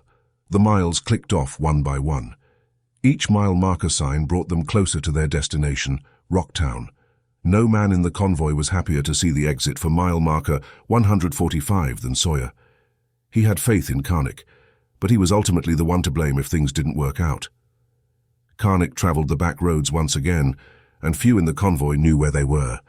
All the men could see out the windows were trees, hills, and drop-offs. They drove for another hour before turning down what appeared to be a deserted gravel road. Karnik's driver looked at him, awaiting directions. "Drive until I tell you to stop, Private," Karnik said nonchalantly, as he marveled how much things had changed since he had been here as a little boy. They passed a road sign with rusted bullet holes in it that read, 4 Mile Road. Memories of the place came rushing back to Karnik. They mostly consisted of Angelique. She was his childhood love, his first and only for that matter. A distant memory, he mused, but the surprises didn't end there. As they neared her old residence, a glimpse of a couple on a front yard swing caught his attention. Could it really be Angelique's parents? Every other dwelling appeared abandoned, probably because of the deteriorating state of the road. Karnik considered the area perfect for their camp and strategizing. There were fresh springs, an abundance of wildlife, and the thick woods provided a natural alarm, ensuring they'd be alerted to any approaching footsteps from miles away. Sergeant Karnik found that being back on 4 Mile Road, memories flooded his mind. He recalled the vivid image of the girl who dances in the woods, whose name he later learned to be Angelique. As he moved around the encampment, checking security and attending to the needs of his men, his thoughts drifted back in time. He understood the crucial role of morale during moments like this, and made his presence a reassuring one among the men. Now Karnik often found himself reminiscing about the year he had spent with Angelique during their youth, up until the point when his family had abruptly relocated. During their youth, Sergeant Karnik and Angelique had been inseparable. They spent nearly every minute together, both at school and after school hours. It was challenging for them to find opportunities to be together outside of school, especially because Angelique's parents had forbidden her from dating until she turned 16. However, like many teenagers, they found ways to circumvent the rules. Angelique often spent a significant amount of time at the far end of the field near the woods, and that's where they would frequently meet in secret. It had worked out really well for Angelique, more than for Karl. Often Karl felt as if he had just been there to be her punching bag, but those were only the times when he was not looking up at her from the ground, after being flipped, thrown, pushed, or pulled to it by her. Angelique had really enjoyed having someone not just to practice on, but also to train. Many hours after school and on weekends had been spent running through the woods or sparring with each other. On many occasions, they had practiced hiding and camouflaging skills when Angelique's parents had happened to almost catch them. Sergeant Karnik continued to move between guard positions, assessing the area. While high ground was usually preferred, they found themselves in a valley with their vehicles. However, Karnik had strategically positioned the men along the perimeter, ensuring that the security detail followed the ridge of the valley. This arrangement allowed them to maintain a strong defensive position despite the geographical challenges. One great advantage of the area was Raven Bluff. The bluff overlooked the major road in the area, yet was a good 1.5 miles away. This provided a great tactical advantage on the east side of camp. Anyone coming for them from the south would be easily spotted. South of camp ran a creek filled with fresh spring water, water the men desperately needed. To the north and west were nothing but woods for miles, with the exception of the gravel road running northwest. As Karnik moved along the perimeter, he put the men on a rest cycle of 2 up, 2 down. It was the first chance they'd had to get some real rest. At this point, they were happy to sleep on the ground under the shade of the trees above. At almost every security point Karnik came to, They asked the same question. "What's next, Sergeant?" The problem was that Karnik really didn't know at this point, but that wasn't what he told his men. Just gathering some intel to put the final touches on the operation. It wasn't a lie. They were waiting for intel now that they had a secure way of obtaining it through Robert's connection with Sam. They also had an operation to plan. It just hadn't been started. Each time he answered his men, Karnik hoped that there would be useful intelligence when he returned to the TOC. After completing his rounds of the perimeter, he ensured that those in the camp were given an opportunity to also get some rest. Those who weren't in the camp worked endlessly to ensure that the equipment was ready to go on a moment's notice. Everyone in the militia was dedicated to the task ahead. Karnik always felt that he was serving with great soldiers. Now he felt that they were much more than great. They were historic men. They were the kind of men who were written about in history books, and he was proud to lead them. Karnik's visit to the tent that held the TOC was not what he hoped it would be. It was frustrating. Karnik and Commander Sawyer started the same rest cycle they had the men on, even though neither wanted to rest. Each time Karnik relieved Commander Sawyer, there was still no intel, and that was the way it went the rest of the day and all night. By the next morning, with no intel coming in, Karnik let being back in the area get the better of him. He decided to chase some old memories, although that wasn't how he described it to Commander Sawyer. "Commander, I am going out on foot to do some reconnaissance of the area. I want to check out the house we passed," he said with confidence, attempting to hide his real motive. "Check out if they have fuel tanks while you're out." Sawyer looked up slowly with a who-you-trying-to-fool expression. "Will do, sir," and he was off. Chapter 19. Angelique's Happy Place. Angelique had been so lost in her thoughts that she had passed through the 4 Humvee checkpoints and halfway across the state without even noticing. She was only an hour away from her parents' house. "At this point, they are most likely sitting out front waiting to greet me, pulling down the drive," Angelique told herself. She had already made up her mind that nothing was going to disturb her vacation at home with the parents. The familiar crunch of gravel under her tires quickened Angelique's heartbeat. She was mere moments away from reuniting with her parents. Each pebble and bend in the road carried a memory, from childhood bus rides to school to cherished summer afternoons. But as she drove, her trained eye couldn't help but notice recent tire marks. It was odd, considering her family was supposedly the last residing on 4 Mile Hill.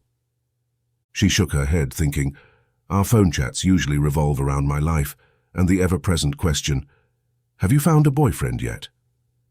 Angelique often felt cornered by this topic. Most men she met were either intimidated by her or were her superiors. And then there were the Jonathans of the world. She mused about how lovely it would be to reassign him to a post in Alaska. With a resigned sigh, Angelique braced herself for the inevitable relationship discussions bound to arise during her visit. As she was cresting the hill, her parents were sitting in the swing, smiling and waving, just as she pictured they would. But they weren't there long. Before Angelique knew it, her mother was opening her car door. While she was sliding the car in park, her mother reached out to give her a hug. With that hug, Angelique felt like her vacation had finally begun. The Carringer home radiated a familiar warmth that Angelique had missed ever since her decision to join the army had created a rift between her and her parents. Nestling under the same blankets, in the same bed in her childhood room, she was enveloped by a profound sense of comfort. For the first time in what felt like forever, sleep came to her effortlessly. "I thought you military types awaken early to seize the day," her father said, waking her from a peaceful, deep sleep. "I'm not in the army anymore. Yes, I still do," she replied, while wondering just what time it was. She didn't have to wonder for long. With a slight sarcasm in his voice, her father said, 8 in the morning is late in my book, but then again that is farm time, not military." As he turned to leave the room, he let out a little laugh when he saw her jump up from her bed. Angelique couldn't believe it was that late. Mostly she couldn't believe that she had slept through the night without once waking to check the time. She now remembered what it felt like to be fully rested, and with the smell of coffee in the air, she looked around for her running shoes. Fully dressed and ready for her morning run, but still drowsy from her deep sleep, Angelique opened her bedroom door. On this morning, she didn't make it past the kitchen. By the time Angelique realized what was happening, Her mother had put a large cup in her hand, and she was drinking. The run Angelique was about to go on never crossed her mind again. After breakfast was over, the three of them sat chatting and drinking coffee. Her parents caught Angelique up on what she had missed on the farm, and Angelique tried her best to seem interested. She felt it would be the same if she told them stories about her life, only they would most likely tune her out altogether. Her parents believed that what she did for work was sit behind a desk and nothing more. During the conversation, Angelique remembered her drive down the gravel and the fresh tracks. "Did you finally get some neighbors out here? I saw a lot of tracks on my way in." She was curious and hoped that if her parents had new neighbors, they were good neighbors, people her parents would get along with. "Oh no, dear. We assumed you knew them since they drove by a few hours after you called to say you were on your way," her mother replied, with confusion in her voice. Angelique was equally puzzled by such a response, and was even more curious now. "Why would I know them?"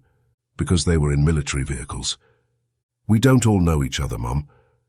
At that point, Angelique had to learn more, but she didn't want her mother to feel like she was interrogating her. "Can you describe them for me? How many?" Her mother thought for just a second and then began. "Your father and I watched as they passed by, so yes." The first one was a truck, really big and tall. It looked loaded with a lot of stuff. Behind that were 2 white buses full of men. At that point, Angelique's heart started pumping at double its speed. She couldn't believe what she had just stumbled onto. Her mother had just described the rogue company, but then her mother went on. "Then behind that was one of those jeep-like things with 4 doors, and then—" "Hold it. There were others?" Angelique asked her mother as the excitement she was feeling drained from her. She figured it must have been a unit out looking or training in the area. It wasn't unheard of for the military to rent land for training. "Yes, there were—" "That's okay, Mum. I'll ride down later and check it out. Where did Dad get off to?" Angelique asked, no longer excited about the prospect of finding the rogue company. She felt that the idea of their being in Rocktown was a little unbelievable, since they had been last seen heading south for Arkansas. As Angelique pitched in with the morning chores, she couldn't help but notice the subtle changes in her father's pace. Gone was the swift efficiency of his younger days, replaced by a deliberate, measured rhythm. It was a poignant reminder of the relentless march of time. Her heart ached slightly at the realization, wishing she could have been there more for her aging parents. Yet she also understood her father's pride and fierce independence, traits she had undoubtedly inherited. Feeling a bit nostalgic, Angelique decided to revisit a cherished part of her past, the training grounds in the woods where she had spent countless hours. The memories came surging back as she tied her bootlaces. While the majority of those recollections brought a smile to her face, there was one that was tinged with gloominess, the day Karnik broke the news that he was moving away. Venturing into the fields, Angelique felt a familiar, tingling sensation prickling at the nape of her neck. Her senses heightened, almost as if she were being watched. The sense of being on high alert, which she often felt during her operations or when investigating, gripped her, and she couldn't shake it off. She chided herself for letting her professional instincts take over in such a familiar and cherished place. But as the outline of her childhood training ground materialized, the unease began to dissipate. Time had eroded most of its structures, but the core elements of her childhood challenges still shone faintly in the disarray. The log, once a tool for honing her balance, now lay covered in moss and the earthy scars of time. The mounds, which once stood tall, had now been flattened and carried away by the winds and rains of countless seasons. Gazing at the disturbed weeds, Angelique surmised that some local wildlife had been wandering around the area. But something about the disturbance didn't sit right. While it looked like typical animal tracks, there was an order to them, a pattern that she couldn't quite decipher. Curiosity getting the better of her, she decided to investigate further. Goosebumps rose instantly as Angelique heard the ever-so-soft rustling of vines and weeds behind her. She instinctively reduced her center of gravity, squatted, and spun in one fluid motion. Striking out with her leg, Angelique's instincts kicked in as she grappled with the figure, quickly recognizing it as another human. Without hesitation, she maneuvered for control. Her movements, honed from years of training, were automatic and swift. She expertly tripped the intruder, sending them sprawling to the ground. As she spun around, she gained some distance, and when she faced her assailant again, The cold gleam of her Colt stood as a barrier between them. "What the hell?" a man's voice cried out as he thumped against the ground. "Don't move an inch," Angelique commanded, in a stance ready to strike once more. "Where in the world did you pull that from?" Angelique felt there was something very familiar about the man she had just put on the ground, but she couldn't place it. That would have to wait. She could tell instantly that he was a soldier, and a sergeant first class at that. "Never mind that. What are you doing here?" she again commanded. Angelique knew that he had to be with the guys her mom had seen pass yesterday, and the very same group she planned on visiting later. What she didn't understand was why he was in this spot at this time. "Damn, you think you could let me win for once?" the soldier asked. A flood of memories came rushing back to her, memories of sparring with Karl. Then it hit her like a pile of bricks. Squinting as if staring at something unbelievable, Angelique saw the name tag on his uniform. Karnik, Karl Karnik. Angelique began lowering her Colt slowly in disbelief. It was unbelievable to her and hard to wrap her thoughts around. Angelique was frozen, standing there and just staring at him. She knew that he was saying something. She just couldn't make it out. She visualized shaking her head to clear the thoughts racing around inside. "Angelique," he repeated, trying to get her attention, "you going to let me up?" She stood up straight and reached out her hand. "Only if you don't make me put you back down," she replied, as they gave each other a huge hug. Right off, she noticed that he was no longer the lanky boy she had once been in love with.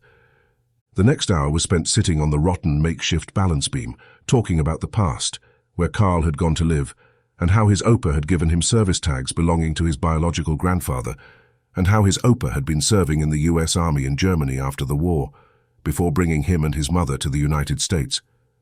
Karl told Angelique things that he never spoke of, like how he felt the day they moved away, deployments he had been on, and many other experiences he'd had, with the exception of the last few days. In return, she told him all about her life from the time they departed until that moment. Karnik was startled to hear that Angelique headed up the DHS office in Dallas. He was glad that he hadn't told her what had transpired recently. Angelique seemed to be satisfied with her own assumption that they were in the area for training, nothing more. Angelique could tell that her feelings from all those years ago were coming back. She thought it had to be due to how abruptly their relationship had ended. She remembered the day even more vividly when Karnik stood up, looked at his watch and said, "I have to be getting back. We have a big day tomorrow and much planning to iron out. You remember what it's like?" "Oh, I sure do. My days ran like that up until that gunfight at Squires Ranch." She shrugged it off. "Had things not gone the same, I may not have ever seen you again, so at least one good thing came from it." Angelique was beginning to feel like a schoolgirl again, and she liked it. "What is your phone number? I'll call or text you later." Karnik almost panicked, but then replied, "I made everyone leave them at the Armory. Didn't want distractions while in the field. Let me take yours down, and I will most definitely call sometime soon." After he took down her number, they hugged goodbye, and then she watched as he disappeared into the woods. Chapter 20. Return to Camp. Sergeant Karnik made his rounds to the various security points around the camp. He eventually reached the overwatch position at the top of Raven Bluff. Upon his arrival, he could sense the tension in the body language of the 3 men stationed there. It was clear that they were anticipating something unfavorable, and Karnik suspected that the 4th member of their team had likely been dispatched as a runner. He approached the overwatch position and crouched behind a substantial black oak tree before addressing the men to gather information. "Find something interesting?" Upon hearing Karnik's voice, they almost jumped up from lying on their chests to their feet. "What the?"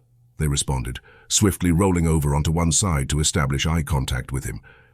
"Sergeant, we just dispatched Cast to find you. How did you get here so swiftly?"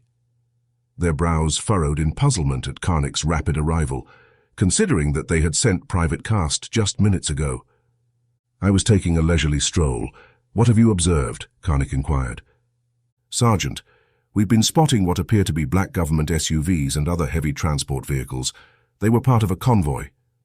The man began listing the details of their observations. Karnik instructed one of them to notify the perimeter and have everyone on high alert along the line. "I am heading to the TOC. When Cast gets back, send him if you observe movement this direction. Copy?" Karnik wondered if they were already under surveillance from above. The drones used today were very quiet, but even they could be heard way out here if they weren't at a high elevation. All Karnik knew was that he couldn't hear them at the moment. Moving back down the hill, Karnik wondered about the intel, most importantly if they had received any. Things could get heated around here quick, and the only plan they had was to move deeper in the forest at this point and last as long as possible. That was one plan he hoped they wouldn't have to fall back on. He had hoped that with the proper intelligence, they could move in a few days to free the rest of the men and take the capital. As the TOC came into view, Karnik could see Cast exiting the tent and heading his way. "Sergeant, I was looking for you." Cast picked up his pace and closed the gap between them. Even though he had informed the commander of what they had observed, he felt he just had to inform Karnik as well. "Just came from Overwatch," said Karnik. "Black SUVs, Humvees, got it. Let them know we made contact when you get back there, thanks." Cast lost his motivation at that point. It felt like Karnik had taken a needle and popped his balloon. With a nod of his head, he replied, "Yes, Sergeant," before charging up the steep hill. When Karnik walked into the TOC, he could tell by the atmosphere that something was happening. He could also tell by the fact that Robert was on the phone, either writing down information from Sam or planning a date for the weekend.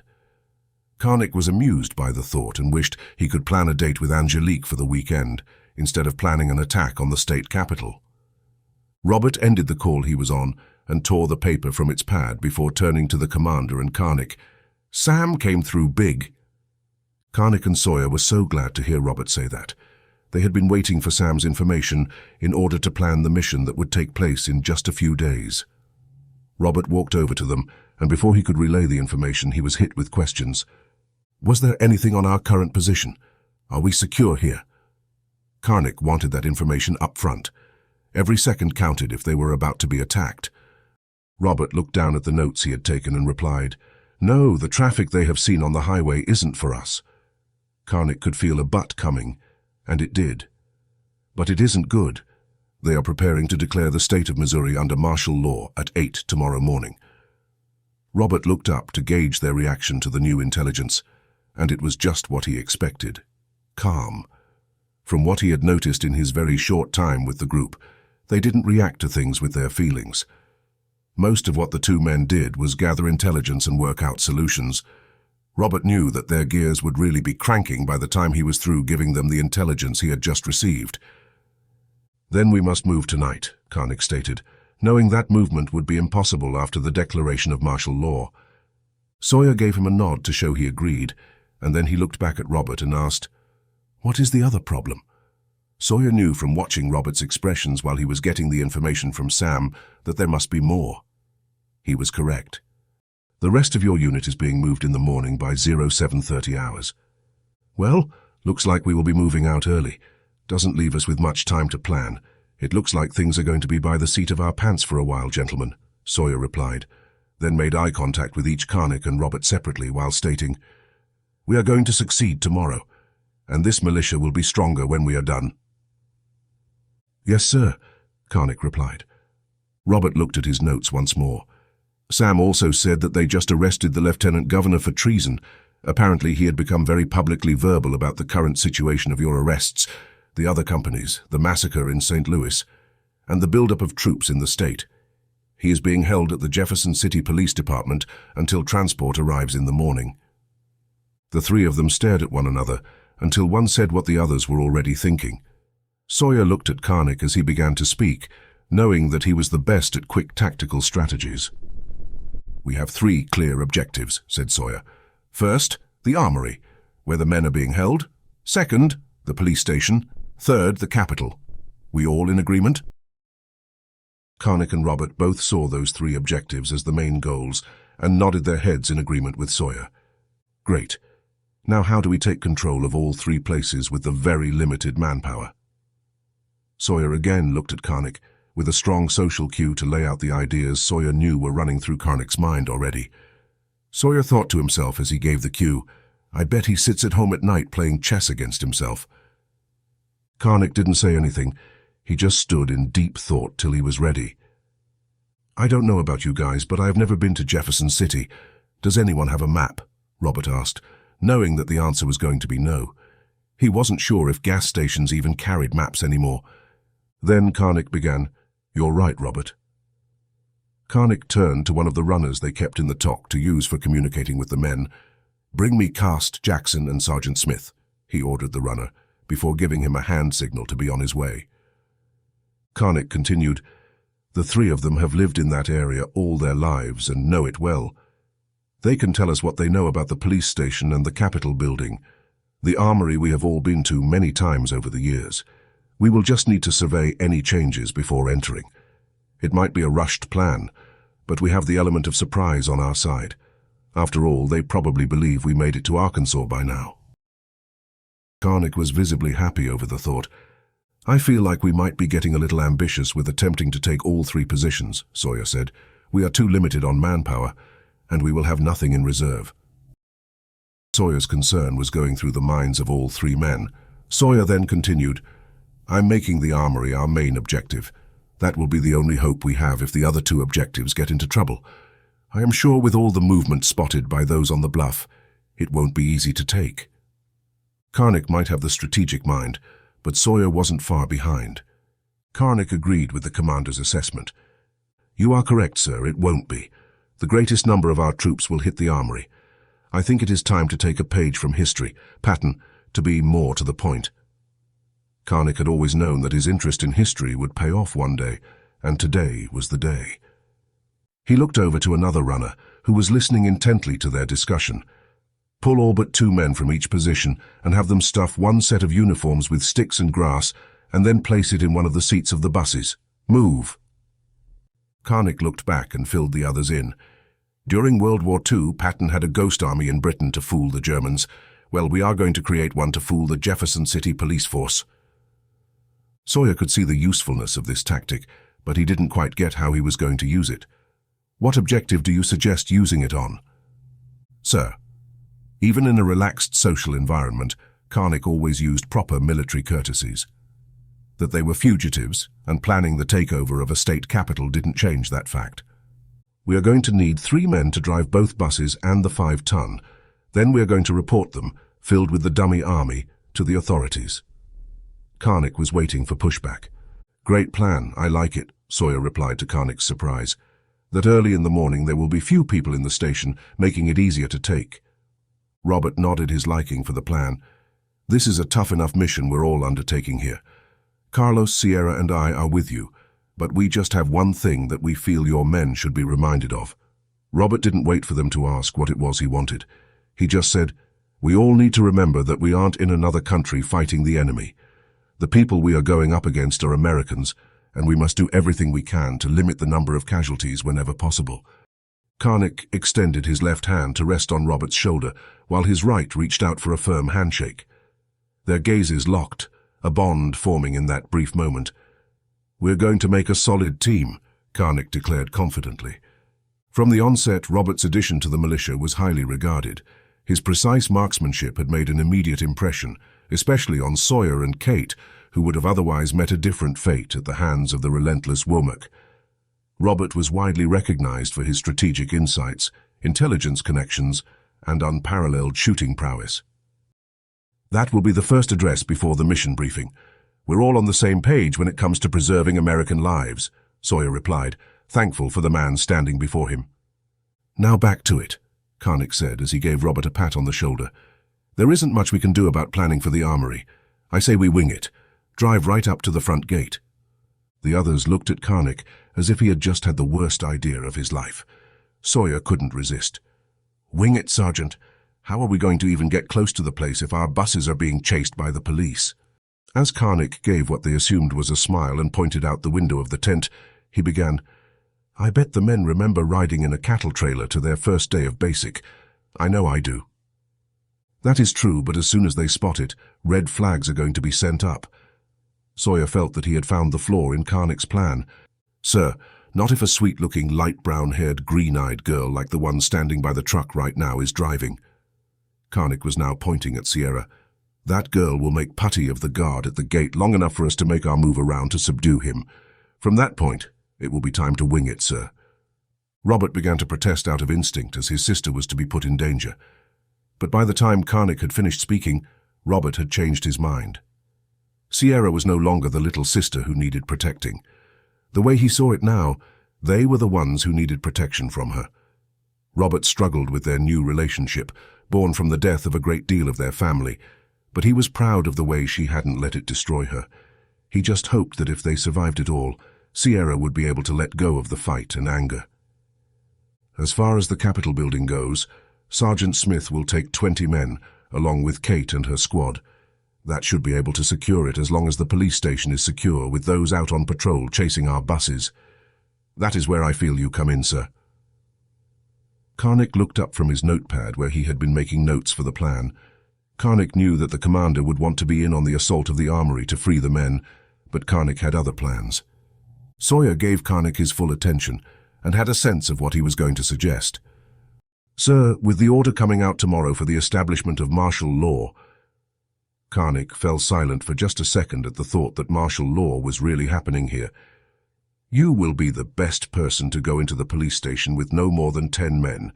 Use the implementation of martial law and the fact they are chasing our vehicles to get in, and then take it over. Karnik waited for Sawyer to overrule him, just as he had done with the refueling a few days ago. Only this time Karnik wasn't going to roll over and accept it. This time he was prepared to argue this point to the end. Silently rubbing the back of his neck, Sawyer walked around the TOC before he spoke. It was a walk that didn't take that long to complete. On his second trip around, he began speaking. I want to be on the assault of the armory. I feel the men there need to see the face of leadership when they are freed. Karnik knew it was coming to this and began his argument. Sir, Sawyer threw up his right hand to silence Karnik, and it did. So, Karnik, your ugly mug will have to suffice. Have a safe trip, Sergeant. Sawyer knew that Karnik was prepared to argue his point, just like he had been when climbing up in the truck to leave on the refueling mission. Only this time it was Sawyer taking all the air out of Karnik's lungs. That made Sawyer feel just as good as if he had come up with the idea himself. Karnik just grinned at Sawyer. He understood that even the commander needed to have his fun. All right, now we know how it's going to go down. If there is nothing else, let's disseminate the information to the platoon sergeants so that they can prepare. I believe we came in undetected, and we've seen no signs of surveillance. Have the men keep one on watch at all times in their current position. I want the rest to get all the rest they can. Tomorrow is going to be a long day. Sawyer had a good feeling about the upcoming mission. One last thing. We will move out at 0200 hours. I want all the cover of night we can get. Everyone agree? Great. Dismissed. Sawyer didn't wait for a response to the question. Karnik. Sawyer mildly addressed the man while moving closer to Karnik on his way out the tent. Yes, sir. Karnik, I will brief Kate and her squad on the mission tomorrow. Karnik could tell from the moment Sawyer and Kate had returned from the refueling that something had happened between them to create an unbreakable bond. The two had only known each other now for less than 4 days, but it might as well have been 4 years. Karnik had only 2 words for his commander. Yes, sir. Upon those words, his mind turned to Angelique, and how beautiful she looked after all these years. Later that night, Karnik arose from a light slumber, the kind of rest that had substituted genuine sleep for the past several days. He glanced at his watch. 0 hour in the morning, leaving him 2 hours before they were to mobilize. With a sense of duty, he needed to ensure that all preparations were in place for the impending mission. After he organized his gear and set his assault pack and vest by the horse trailer, Karnik proceeded to touch base with the platoon sergeants. As he expected, they were already up and alert, gearing up for the mission ahead. He inquired with each about any possible alterations that could affect the mission's success and was comforted to find no new concerns. Emphasizing the plan, he reminded every sergeant to keep 1 man stationed on post, directing the rest to assemble at the predetermined rally point 30 minutes ahead of move-out time. Karnik then headed towards the commander's tent, but to his astonishment, Sawyer wasn't there. Given the limited places Sawyer would likely be, coupled with the near full moon's light, Karnik was confident he'd find him swiftly. The TOC, his next check, was also devoid of Sawyer, so after instructing some men to start packing it up for transport, he continued his search. Speculating that Sawyer might be inspecting the vehicles, he headed in that direction. As he got closer, a peculiar noise reached his ears. It reminded him of a large creature munching on food. Alarmed, Karnik's mind jumped to the possibility of a black bear invading their camp. Such an intrusion would certainly disrupt their operations and jeopardize their mission. Cautiously, with his M4 gradually raised from its low, ready position, he inched towards the 5-ton truck. Given that it contained their MREs, he visualized a bear back-pressed against the vehicle, greedily digging into a food box. With the stealth Karnik had become known for, he crept around, and there, up against the truck like he had imagined, stood the bear. When Karnik began to raise his rifle to his shoulder, the strangest thing happened. The bear began to split into 2 separate forms from the bottom up. Karnik was puzzled by what he saw. Everything became clear as he watched 2 of the bear's legs stay in one place, and the other 2 stepping back. Then Karnik realized what the smacking sound really had been. As he lowered his rifle, Karnik spoke. "Good morning, sir, Kate." And he walked on past the 2 hiding in the shadows of the 5-ton truck. "Sergeant," Sawyer replied, without missing a beat, as if nothing had been going on. "The men will be gathering up over by the Tok in 30 minutes. I'll have them there then, sir," Karnik said without breaking stride. As he listened for a reply, he was surprised when one didn't come his way. Karnik went on with preparations for the mission, and to his surprise, he didn't see Sawyer or Kate until the leaders' meeting, when the 2 of them appeared wide awake. As Kate walked by Karnik, she said softly so that only he could hear, "Being in a militia does have its perks." During the leaders' meeting, Sawyer stressed Robert's concerns about casualties once again. They weren't just Robert's concerns, but everyone else's concerns as well. They all talked through their portions of the mission. "Who will we be driving the buses and 5-ton? 3 of my guys, sir. They know the area well enough to keep it going for a while. They also know their job is to surrender, not fight when it comes down to it," said Sergeant Smith. With every beat, the confidence he had in the men he had chosen showed in his voice. He continued, "After they have the police chasing them, they will radio for the next stage to begin with red, red, red. That is when your part takes place, sir." Sergeant Smith turned it over to Sawyer at that point. "After receiving your signal, I reply, red, red, red, in response. This lets everyone know that my team and I are on the move. When I have the police station secure, I will give the single white, white, white. That is when you move on the Capitol building." Sawyer ended by pointing at Sergeant Smith, who began once more. "I will then respond with white, white, white, signaling acknowledgement and the movement of my and Kate's teams on the Capitol." Karnik picked up from there. "Once I hear that I have received your movements, I will signal blue, blue, blue. From that point, Sierra will pull up to the gate and charm the guard, and we will come out the back and subdue him. After that, there is no need for radio silence. Give sit reps every 15 minutes when possible." "Okay, everyone has a mission. Any questions?" Sawyer looked at each of them, and they all appeared good with what was asked of them. "Okay, if things go to hell in a handbasket, disperse in all directions and attempt to make your way back here. Let's move out," Sawyer said with great confidence and energy. Upon breaking, the sergeants took their team members aside to go over the mission once more. It wouldn't be the last time before the mission kicked off. Sawyer and Karnik looked at their watches. It was time. Everyone was loaded, and after one more check of the area, they began what would become a major part of American history, whether or not they prevailed. Chapter 21. The Run. Most mornings Todd would roll out of bed. Feet touched the cold wooden floor, sending a brief chill up his spine. The familiar sensation grounded him in the reality of his daily routine. Before heading to the bathroom, he glanced at the array of medals, commendations, and photos that lined his dresser, each a testament to his dedication and sacrifices he'd made during his military service. They served as a daily reminder of why he'd given so much of himself to his country. His next stop was the kitchen. Even though he no longer had to eat in a mess hall or field camp, he still kept his breakfast simple: a bowl of oatmeal, a piece of fruit, and a strong cup of black coffee. While the coffee brewed, he would often sit by the window and watch the world come to life outside. Birds chirped their morning songs, and the first rays of sunlight began to creep over the horizon, casting a golden hue over everything. As he ate, Todd would often reflect on his service and the many comrades he'd met along the way. Some had become lifelong friends, while others had paid the ultimate price. These memories were bittersweet, filled with pride, camaraderie, and loss.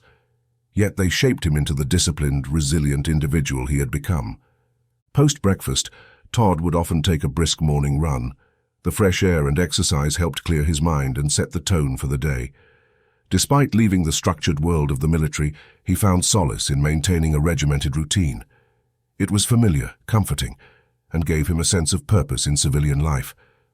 While the world around him might have changed since his days in uniform, Todd's dedication, discipline, and the memories of his service remained ever present, guiding his actions and decisions every day. Waking up early in the morning had become a natural occurrence for Todd. This morning began as many did, with a ritualistic stretch in bed to ease his tense muscles and joints. Serving in the military had demanded every ounce of his dedication and strength. Whenever a chance arose for advanced training, he was always at the forefront, eager to enroll. His impeccable service record ensured he was accepted every time, no questions asked.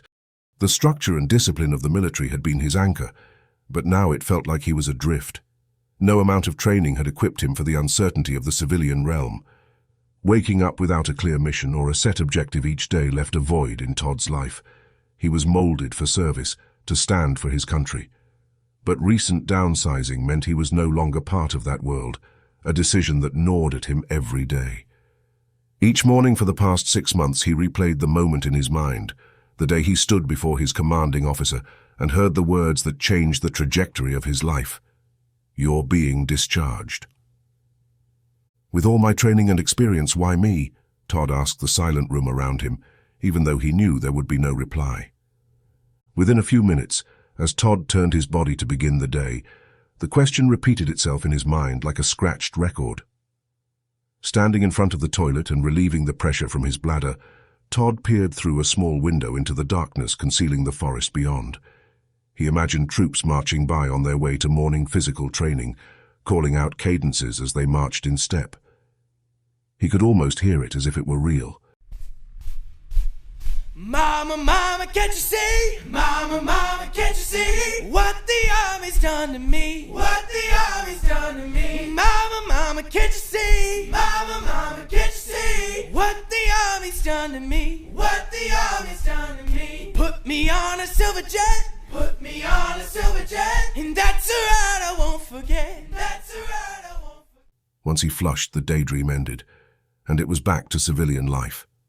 To Todd, there was nothing sadder than a soldier without a mission. Every morning, Todd donned his military PT uniform, the one piece of his past that still felt right. When he tightened the reflective belt around his waist, he felt a pang of nostalgia. Looking in the bathroom mirror, the familiar reflection gave him a semblance of the life he once had. Yet there was one change, the stubble that now covered his once smooth chin.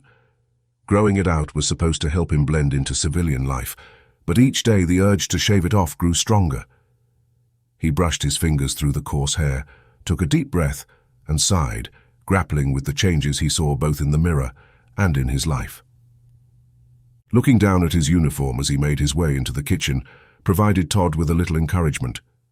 He felt that he was still in the same great shape, if not better, mostly from the longer workouts. When the workout was over, he wouldn't be putting on his uniform for the day. Rather, he'd be wearing jeans and a t-shirt. As he readied the coffee maker, the same thought brightened his morning as it did every other. At least the coffee was better. With the timer set, he began his workout with stretching in the living room. This was the only part he disliked, although he had learned long ago that he needed it as the years passed. After 10 minutes, his body was ready for his morning run to begin, and Todd was looking forward to it. With his new home located in the Ozarks, the run provided him with hills to conquer, great scenery, animals, and fresh air. Now that it was springtime, Todd hoped the scenery would be even better with dogwoods blooming and birds chirping. On his way through the house to the back door, Todd always made the same stop. The one thing he couldn't have on all the military facilities he had traveled to were his weapons, and now that he could, he had many. Todd peered into his ultimate man cave just to ensure everything was as it should be. As with every other day, this was going to be his next activity, reloading brass picked up from the range the night before to ensure that it was cleaned and ready. Todd flipped the switch of the new tumbler system, which had arrived the day before. With everything in its place, he high-stepped to begin the run. As Todd went through the door and jogged down the driveway, the cool valley air hit his skin, creating goosebumps and standing his hair up like little rockets preparing for takeoff. The scent of spring rushed through his nostrils with every breath and filled him with its soothing aroma. In the distance, light was breaking over the horizon, creating a carnival of colors. This is what he had hoped for. With Todd's eyes focused on the brilliant lights, a rush of energy filled him. Every step brought more speed, as if he were chasing the light before it was gone. Soon the colors would fade away as the sun struggled to overtake the darkness. As dawn broke, the brilliance of the dogwood blooms came into full view, contrasting starkly with the dormant trees surrounding them. With each mile, the landscape seemed to burst with color, a short-lived spectacle that Todd knew all too well. It pained him to think that in a matter of days, those delicate petals would cascade down, surrendering to nature's cycle, waiting for another year to blossom again. The crisp morning air invigorated Todd as he jogged. With every stride, perspiration dampened his shirt until it was saturated. He continued his rhythm, placing one foot in front of the other, losing himself in the sensation of cool wind against his skin. As his home was just over a mile away, this stretch always pushed him to his limits, urging him to accelerate. This time his calm was shattered by the sudden roar of engines. Vehicles in tight formation sped past, disrupting his concentration. Instinctively he halted, his attention drawn to the speeding convoy. A familiar unease settled in his stomach when he spotted the distinct blue UN emblem on one of the white Hummers. They pulled sharply into his neighbor's driveway. Bewildered, he wondered why the Conways would be visited by the United Nations and what business they had stateside. Shaking off his surprise, Todd resumed his pace, now with heightened awareness. The closer he came to Conway's drive, the stronger the twinge in his gut became. Without warning, Todd could hear the unmistakable sound of Roy Conway's scream, "I'll be damned." It was then followed by the report of shotgun fire. The shot was followed by automatic fire, which was clearly not Roy's. As he watched, Todd realized that he was no longer on his feet, but had taken cover in the ditch running along the highway. From that position, he watched as soldiers in blue and black uniforms rushed into the Conways' home. Then once again he heard a short burst of automatic fire. Focusing on what remained of Roy's body, Todd couldn't register what he had just witnessed. Todd watched as the soldiers carried the few firearms the Conways owned out to their Hummers. Before they placed the firearms inside the vehicles, Todd also watched as one held up the weapons while another seemed to be looking at a clipboard. "My God," Todd said to himself, "it's a checklist." Todd quickly turned on his belly and low crawled to the woods in hopes of not being seen. The only thing on his mind was getting back home. As he crawled deeper into the woods, the image of what had just occurred kept playing in his thoughts. Todd had stopped watching TV and listening to the news months ago. None of it made sense to the way he saw the world, so his solution had been to not play the game. Crawling on his belly through the woods with rocks cutting and bruising his body, Todd wished he had. Now deep into the woodland, Todd quickly leaped to his feet and ran, moving through the forest as if returning a game-winning kick in the Super Bowl. Moving around a tree here, dodging a limb there, and running with every bit of energy and muscle strength that could be summoned. Then a thought struck him. Am I next? The thought commanded his body to move faster, but it failed. There was simply no more speed to be had. With glimpses of his home in sight from between the trees, Todd's speed began to reduce to a jog. His eyes focused on the driveway as more of it came into view. Todd watched for the slightest sign of the UN vehicles and felt lucky that they weren't there. His speed was once again restored. Bursting from the forest, Todd ran for the back sliding doors located at the rear of his home. Leaping upon the deck and sliding it to one side before a second foot was planted, he was home. But his home no longer felt as a home should. Now standing where he had been stretching just 30 minutes ago, the one thought Todd had was to get moving. Once again he moved with all the speed he had left to his man cave. Normally entering the room brought him ease. Now there was only concern that he might not be able to get everything loaded in his truck before they showed. Todd grabbed his rifles, pistols, and ammunition, making trip after trip to his truck, It seemed to have no end. Get moving, Todd thought as he looked at what was left in the room, but he knew there wouldn't be time. One last thing. Todd reached out and grabbed his body armor and sprinted from the room and out through the door leading into the garage where his truck was waiting. He entered his truck and seat behind the steering wheel. He placed the pistol in his hand on the cup holder next to him and took a breath, wondering if he was overreacting. After a few seconds, Todd thought, if I am, then this will just be a nice drive. Reaching up to the visor and striking the button of the garage door remote, Todd started the truck while he waited for the garage door to open. Inch by slow inch, the garage door opened, and then Todd's question was answered as the door opened to reveal Boots. Grabbing the pistol to his side with one hand and opening his driver's door with the other, Todd felt instinct take over. After witnessing what had happened to the Conway family, Todd had already concluded there would be no talking to the soldiers, so he went limp and dropped to the concrete floor, rolling and firing. Rounds from his Glock 17 flew true and struck the first two men in the legs. As the two fell, Todd directed his fire to the others who were advancing from the second vehicle. As some bullets struck home and others struck the concrete where he once had been, Todd was on his feet, moving and firing more rounds into the two who were holding their legs. After dropping his pistol, Todd began sending rounds from a now-deceased man's rifle before the pistol made contact with the ground. Todd placed rounds in the neck of one man just above his vest. As Todd's last round made contact, he pointed his weapon to what he hoped was the last of them. With his hands going up and his rifle falling to the ground, the man yelled with a thick French accent, "Don't shoot, don't shoot! Then don't move!" The threat was made that much more believable by the tone in which it was delivered, not as a yell but in a calm, cool, gruff voice which made all three words sound as one. The message was received. Now what am I going to do with this guy? Todd thought to himself. In the garage, Todd ordered, and signaled with his rifle pointing the direction he wanted the man to move, just in case the man's English wasn't up for the challenge.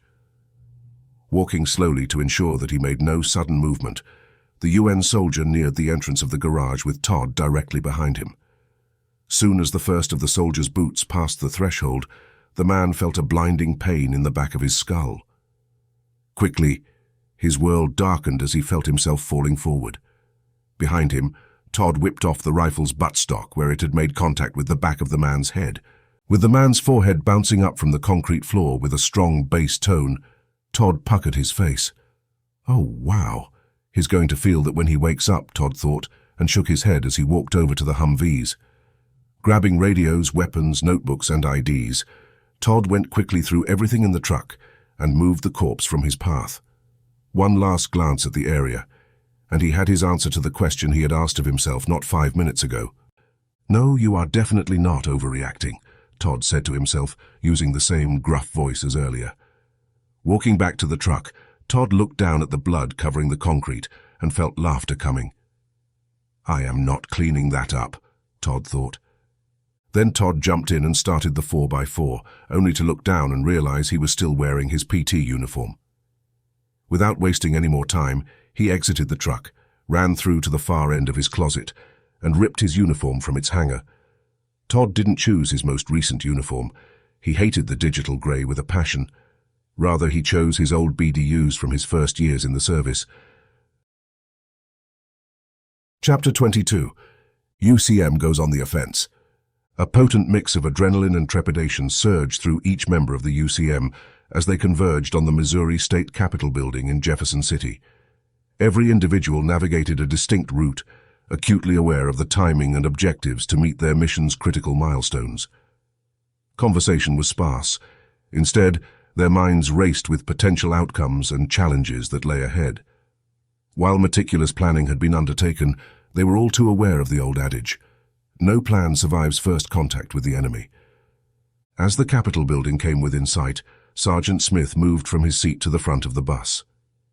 He signaled for Kate, and she in turn got the men up and ready to move. Get ready to move. We will only be stopping for 30 seconds, Kate informed them, and each was set to go. The driver pulled down a road only a block from the Capitol with plenty of cover to conceal the men as they disembarked. Stopping in 5, the driver called out. Everyone's pulse began to race, and each could almost hear his or her own heartbeat. The driver didn't need to count down. He could see a stop sign coming up.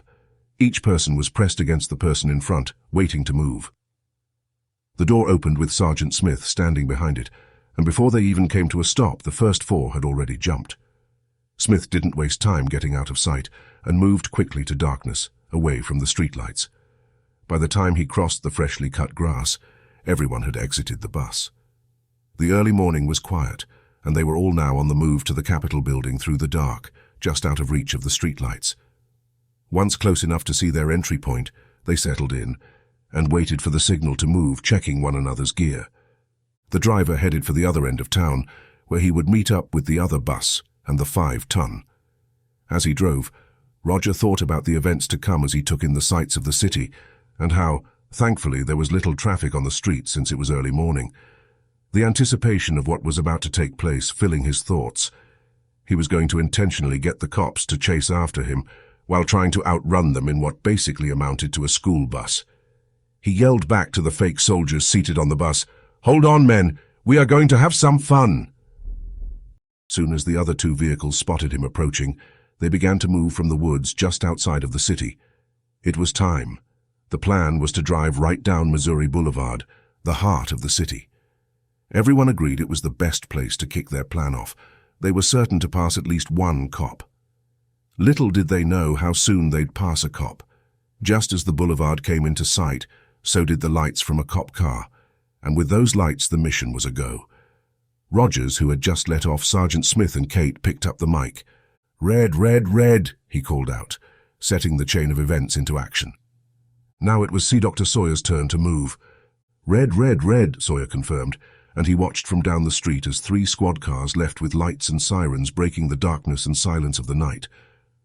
Sawyer waited a few minutes before having his driver start their part of the mission. Once he was sure no others were going to be joining the pursuit of the convoy, they moved. There were 8 of them in the Humvee, so things were more than a little tight, though it wasn't noticed by the speed in which they exited. Sawyer was the first to walk through the door, his team following close behind. He held up official papers to the man behind the glass of the front desk. "Open the door. This is an order from the President of the United States declaring martial law over the state of Missouri." Sawyer said it with such authority and power that the officer behind the glass didn't even notice that the paper was a supply request form from the mess hall. As soon as Sawyer stopped speaking, the door came open and his men entered. The officer behind the glass approached with more than confusion on his face. "Can I see the orders?" he asked, unsure of himself. Sawyer didn't even acknowledge his question, but asked one of his own. "How many officers are on duty, and how many are in the building?" Sawyer asked from the commanding position of parade rest. "Just myself, the jailer, and dispatch.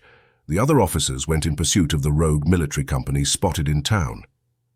The man had obviously never been in the military, otherwise he wouldn't be so nervous. Sawyer couldn't help grinning as he looked around the room.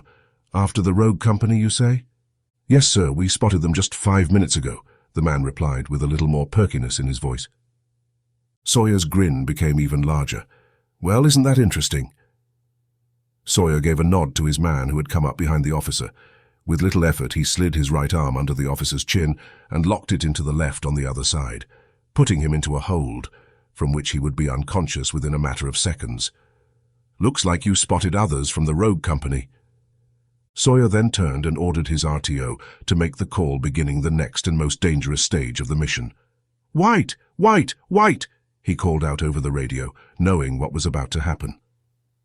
Smith heard the transmission loud and clear. Looking over to Kate, he could see that she had heard it as well, and had already given their RTO the signal to respond, and he did. "White! White! White!"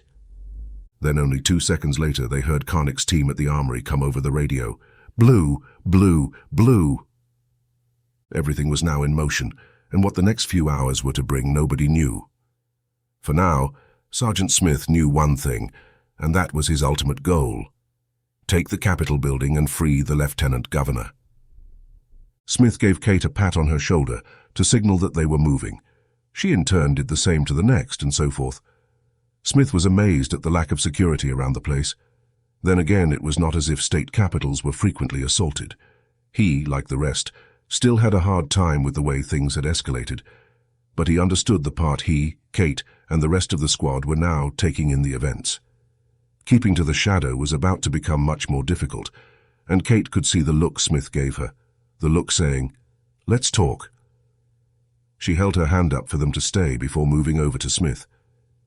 "You see the parking entrance over there?" Smith was pointing to a paved road leading to the back just past a manned guard post. "That guard looks a lot like Mac, doesn't he? Even close to the same build." Mac was on Kate's team, the oldest man in the UCM. He had served in Vietnam. "I think I see where you are going," Kate replied, with a hint of excitement in her voice. "I have an idea." Kate turned to her team and signaled to Darrian to come closer. Darrian was the youngest in the UCM and was on Kate's team. Darrian stayed low and moved in close to Kate and Smith in order to keep the volume of their voices down. He unhooked his M4 from his gear, which had previously belonged to his best friend and mentor, Parker. Karnik had passed Parker's gear over to Darrian after the burial, and he treasured nothing more in the world than that gear.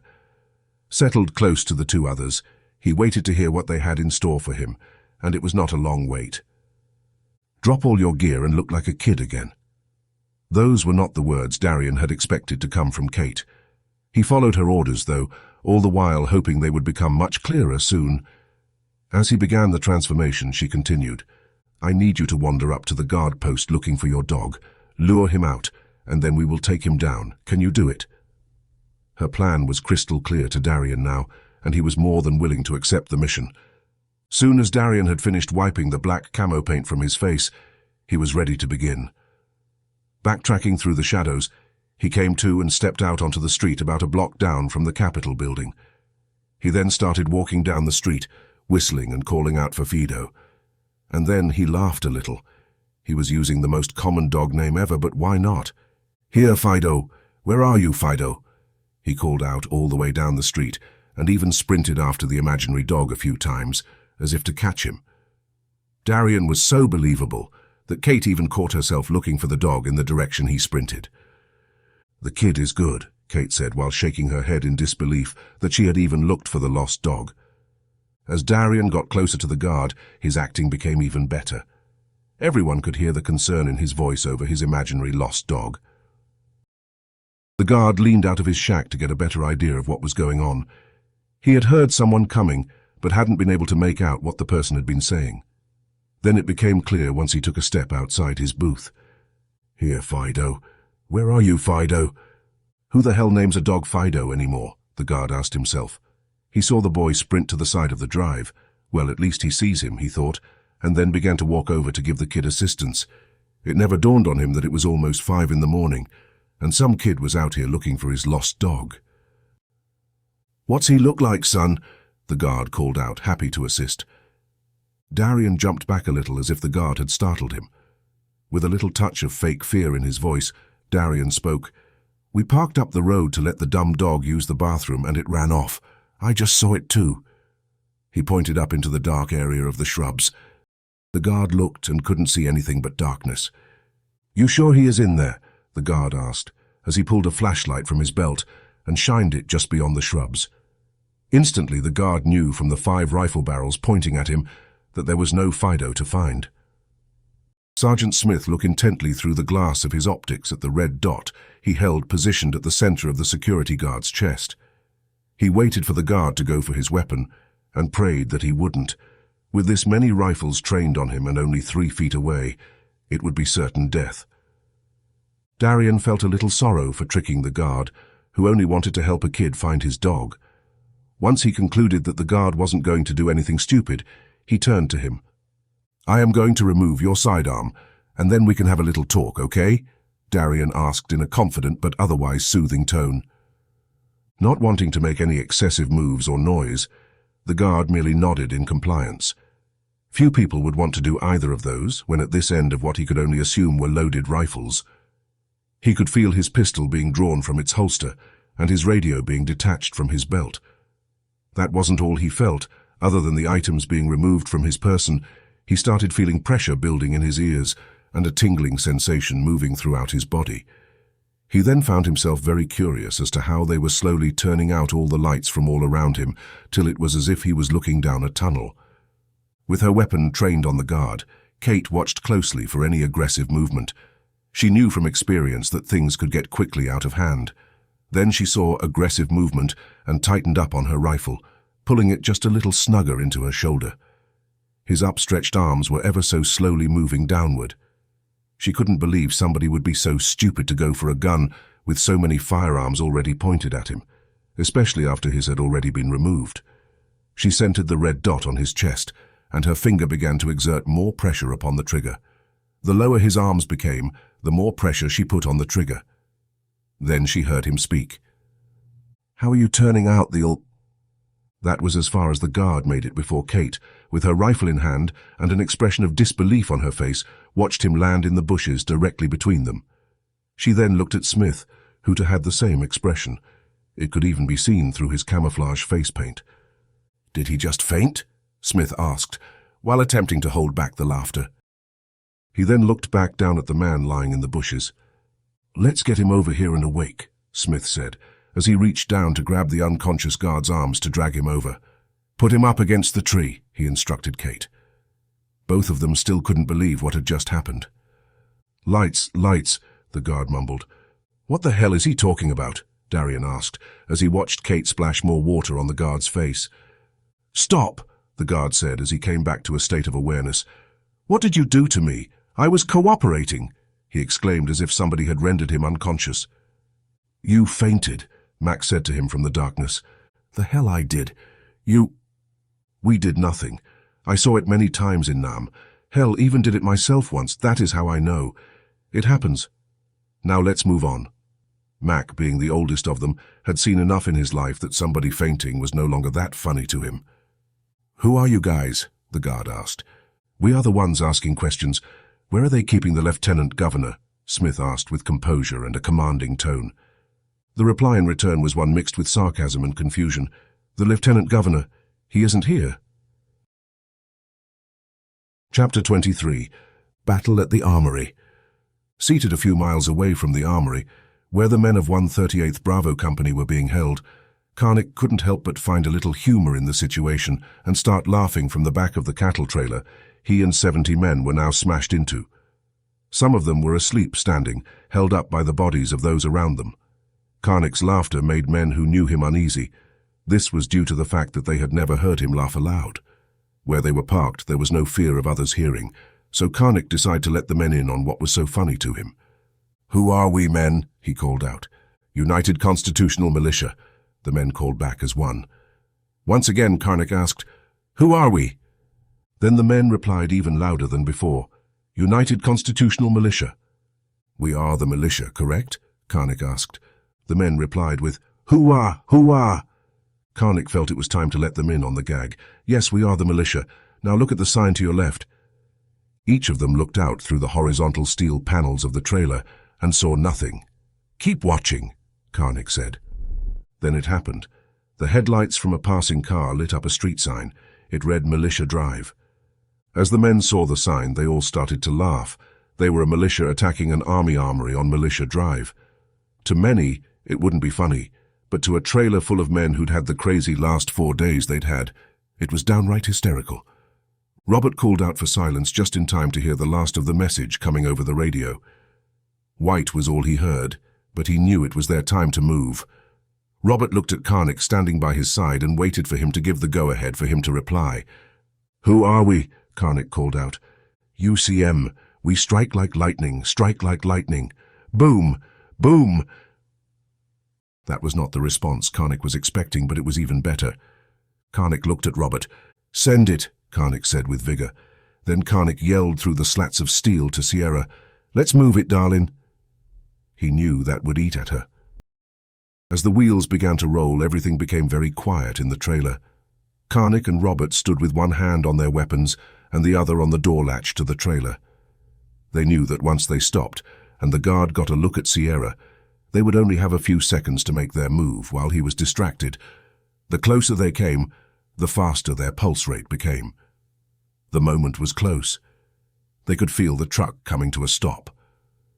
Sierra was very calm, as she sat in the cab of the truck just off the road and waited for the signal to move forward.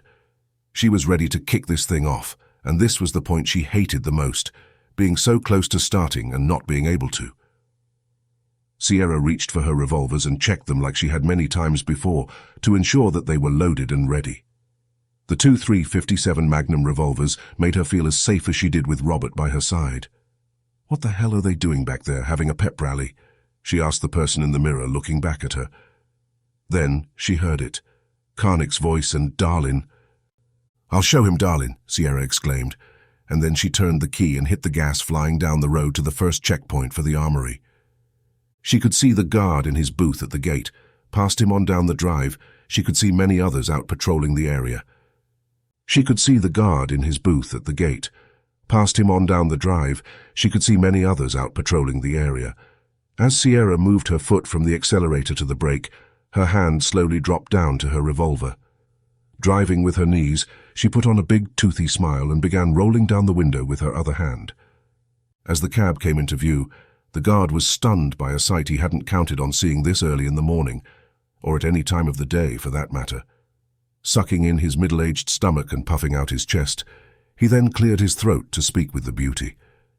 As she drove through the last street lamp before the gate, her beauty captivated him even more. Within a second, she was there, stopping at his gate just inches away with the smile of a beauty queen whose finger was motioning him to come closer as she brought the truck to a complete stop. And he did step closer. Soon after, stars appeared in his vision, and everything blurred into darkness. Hiding in the truck bed lay 2 soldiers, ready to jump into action as soon as Sierra had the guard talking and distracted. As the truck came to a stop, instead of talking, all they heard was a thunk, thunk, much more like the sound made when checking a watermelon in the grocery store than the sound of something big hitting the side of the truck. As the men slowly pushed themselves up over the side of the truck bed, all they could see was Sierra. Sierra was looking back at them with the barrel of a revolver in one hand and a mischievous look on her face. The 2 soldiers looked at each other and then leaped out of the truck and grabbed the guard, throwing him into the bed of the truck. While they did so, Sierra stepped out, took a step closer to the guard building, and pushed the button for the gate. The whole thing only lasted about 20 seconds before they were once again moving. Karnik and Robert, who were all pumped up and ready to leap out and kick things off, were very confused when the truck began to move. Confusion didn't even begin to explain their feelings when they saw the guard post pass by the rear of the trailer. Sierra navigated smoothly up the driveway of the armory, aiming for the upper parking area perched just above the building. As she guided her vehicle through the curving ascent, her arm dangled leisurely from the driver's window, her head tilted just enough to allow the cool, crisp morning air to dance through her hair. Despite her effort to maintain composure, it was a challenge to prevent her teeth from chattering in the chill, especially without the insulation of her flannel shirt and worn cap. Now she was adorned only in a thin, white spaghetti strap undershirt. With the Missouri River only a few hundred feet away, the air was permeated with an additional damp coldness, amplifying the chill that gently nipped at her skin. Sierra, with an air of nonchalant elegance, became an alluring spectacle for the guards as she passed by, her strategic display of vulnerability concealing a calculated motive. Her skin bore the brunt of the biting cold, a sacrifice she willingly made to divert attention away from the cattle trailer behind her, densely packed with heavily armed soldiers. She acknowledged each observer with a wave, her casual demeanor a stark contrast to the steely resolve simmering beneath the surface. As the parking lot materialized before her, a surge of adrenaline coursed through her veins, fueling her anticipation for the impending operation. The lot, sizable yet only half full, was partly occupied by 5 buses and assorted military vehicles, poised to transport their impending captives. Carefully, she maneuvered around the vehicles, aiming for a position closest to the armory to minimize the open ground they'd need to traverse. Sierra's mind raced, steadily ticking through the plan, even as her exterior remained composed and serene. Sierra didn't know a great deal about the military, but what she did told her the soldiers' uniforms were unlike any she had ever seen, and something about them felt off. Meanwhile, Karnik and Robert shared a mutual sense of bewilderment. They were wedged among their team, all poised for an explosive entry, having anticipated an immediate need to engage upon arrival. But as the trailer approached the armory without interruption or gunfire, their initial strategy seemed redundant. From the trailer's dim interior, Karnik could discern the silhouettes of numerous soldiers, yet none approached or challenged them. When the vehicle halted, the two leaders swiftly unlatched the doors and were the first to set foot outside, eyes darting around, expecting a confrontational welcome. But as Karnik's gaze settled on Sierra, the pieces clicked into place. Her unconventional appearance had momentarily blinded the guards to the imminent threat. Grateful for the unexpected advantage, Karnik began issuing orders, directing his team into position. Robert, mirroring Karnik's actions, did the same for his contingent. Their initial confusion had now transformed into a heightened sense of alertness, ready to capitalize on the situation. Robert quickly strategized to overpower the personnel responsible for the prisoner transport, aiming to seize their vehicles.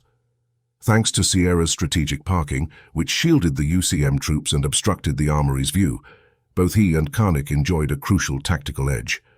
With a team of 12 trailing him, Robert sprinted towards the nearest vehicle. Just as he neared its rear, the cold glint of a rifle barrel caught his eye, a barrel that seemed to be aimed straight at him. Aware that positioning his own rifle for a countershot would waste precious seconds, Robert acted purely on instinct.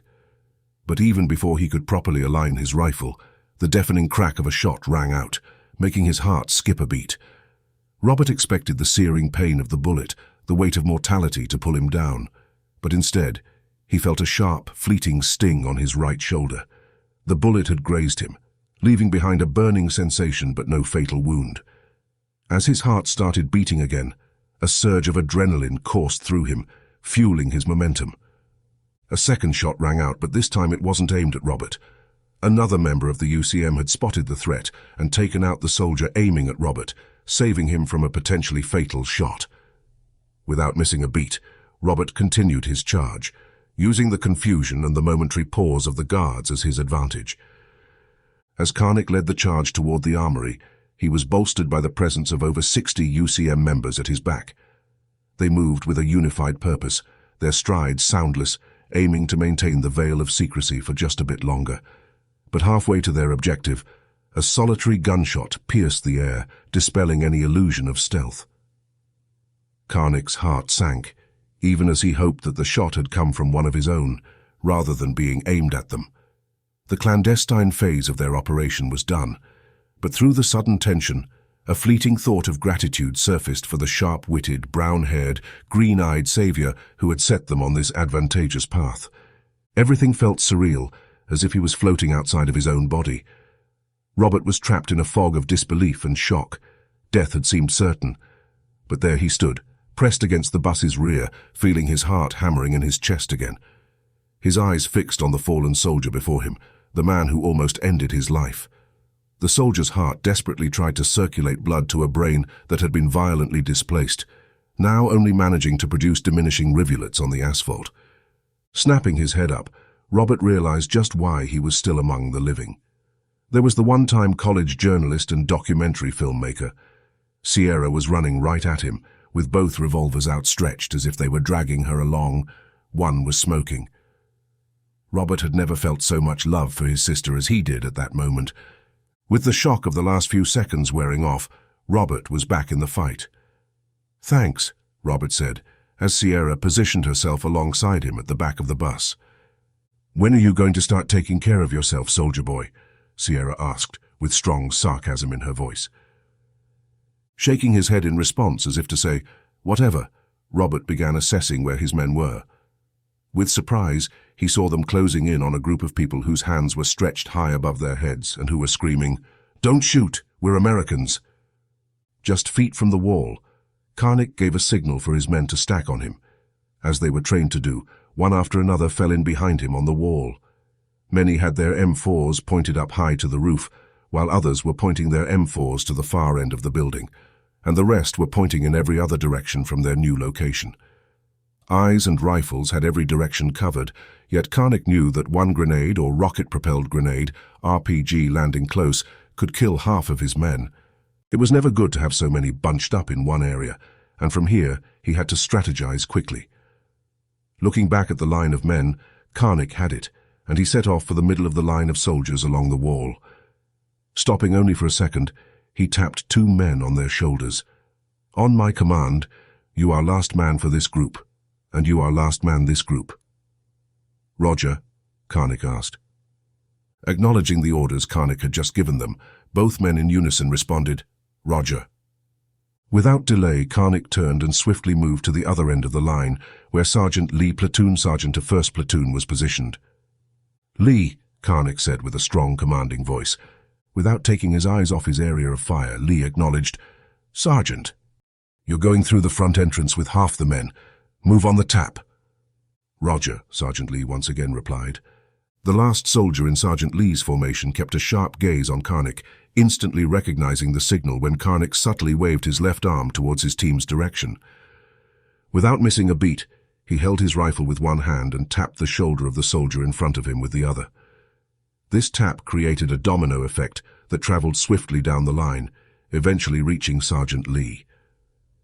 As soon as he felt the signaling touch on his shoulder, Lee sprang into action, darting around the building's corner and covering the 50-yard distance to the Armory's main entrance.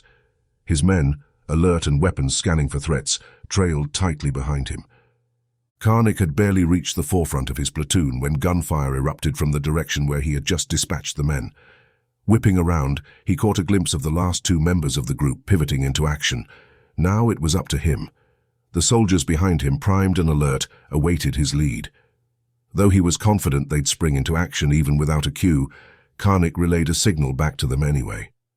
Not only to guarantee coordinated movement, but also to provide Sergeant Lee a diversionary window, drawing the guards' attention towards him. Feeling the reciprocated signal, which confirmed everyone was on the same page and ready, Karnik sprung forward. Chapter 24. Vacation's End. Angelique woke up the next morning with thoughts of Karnik still lingering. The sheer improbability of their paths crossing again, particularly with Karnik training so near their childhood home, seemed almost unfathomable. Her mind wrestled with the serendipity, playing the scenario on repeat. But her reflections were interrupted when her mother walked into the room. The news she brought jolted Angelique in a way she hadn't felt since before her latest deployment. With saddened features, her mother stared down at Angelique and just let it out, like ripping off a Band-Aid. "We're out of coffee, sweetie." 3 words Angelique never wanted to hear in the mornings were, "out of coffee." She reached back with both arms and jerked the pillow from under her head. And as she thought about letting out an overly exaggerated moan, Angelique had an epiphany. Just down the road was an army infantry unit. "I know they have coffee," she thought. Angelique slithered out of her bed, much like a snake on a chilly spring morning. The more she thought about the coffee and running into Karnik once again, the faster she put on her sweats. Army coffee always tasted bad, but since she hadn't started drinking coffee until her first year in the army, it tasted great to her. Had it not been for the army, she may never have started drinking it, but in the military, if you wanted a break from working or training, you either smoked or drank coffee. Since Angelique didn't want to destroy her lungs from smoking, she chose coffee. At first, she had just held it, but it wasn't long before the little sips she took for show became bigger, and then she was hooked. Once dressed, Angelique stepped out of the back door of the house, stretched, and took deep breaths of the fresh Ozark morning air. After a few stretches to loosen up her muscles and joints, she was off. Keeping at a slow jog rather than her usual fast-paced run, Angelique took in the sights.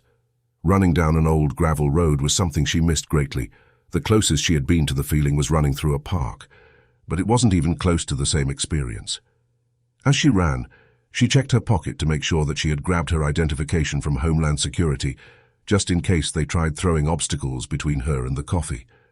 After a mile and a half, Angelique knew from years of living on the road that she was coming to the end. With every step, she waited to see men training, or at least having breakfast. Then again, if they are training, they may be staying out of sight, she thought, as she looked even harder while jogging. Her memory of where the road ended was spot on. She could see the hillside of Raven Bluff and hear the creek in the distance. She knew that this was the end of the road because the county had stopped repairing the concert slab through the creek years ago. It had washed out too many times. Halting to assess any traces of the soldiers' activities, Angelique's intrigue grew. From her survey, it seemed evident they had vacated the vicinity. Any lingering desire for coffee was swiftly replaced by the speculation that this might be the very unit that was believed to have reached Arkansas. Instinctively, she reached for her cell phone, realizing too late she'd left it on her nightstand. Whirling around, she sprinted back the way she came, faster than before. There were calls to make. For the first time in what felt like forever, Angelique sensed a renewed purpose in her work. As she ran, one thought kept coming to her. How the hell had Karl become part of this? Trying to work the thoughts out, she ran and ran. Other than how Karl became wrapped up in this, she tried to figure out just how the hell they had ended up here. Then, like two powerful magnets slapping together, it came to her. Karl Eugene Karnick. He brought them here to stay on familiar ground, but where are they now? Angelique looked over to her right and was amazed at how run down the house Karl once lived in had become. Angelique was deep in her thoughts when the sound of voices pulled her back to the here and now, and she slowed to almost full stop. Listening for the voices once again, she could tell one was her father's. "I don't know where she is," he was saying emphatically. Angelique had now completely stopped. Then she heard another very familiar voice. "Jonathan, we know she is here, and if you tell us, things will go much smoother. Now, where is Angelique?" "That conniving snake," Angelique muttered, trying to discern Jonathan's intentions at her parents' home. From her vantage point at the hill's base, she spotted multiple black SUVs, amplifying her suspicions. A gut feeling told her something was amiss.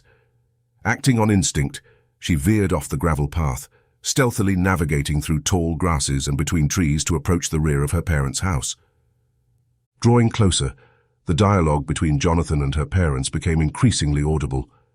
The words she discerned sent her heart hammering against her chest, like a caged bird desperate for escape. "Put them in the car. We'll take them with us. They will tell us what we want to know," Jonathan instructed one of the many other Homeland Security officers. After hearing Jonathan's orders to the men holding her parents, Angelique wanted nothing more than to run over and demand an explanation, but the number of personnel they had brought told her it was not a social call.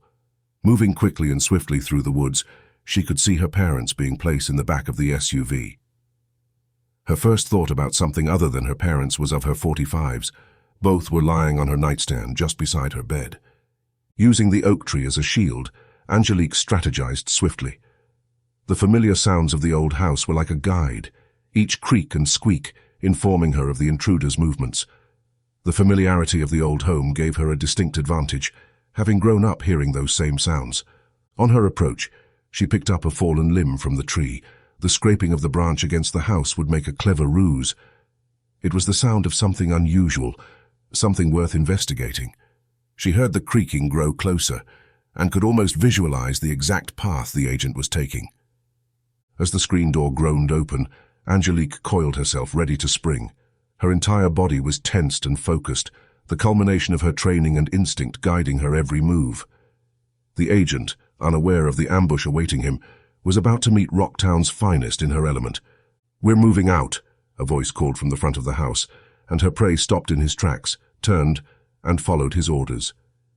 Angelique, on the other hand, couldn't tell if she was relieved or disappointed in the sudden turn of events. As the agent moved back to the front of the house, she used the stick to her advantage once more. The back door was almost fully opened by the agent when Angelique heard the call.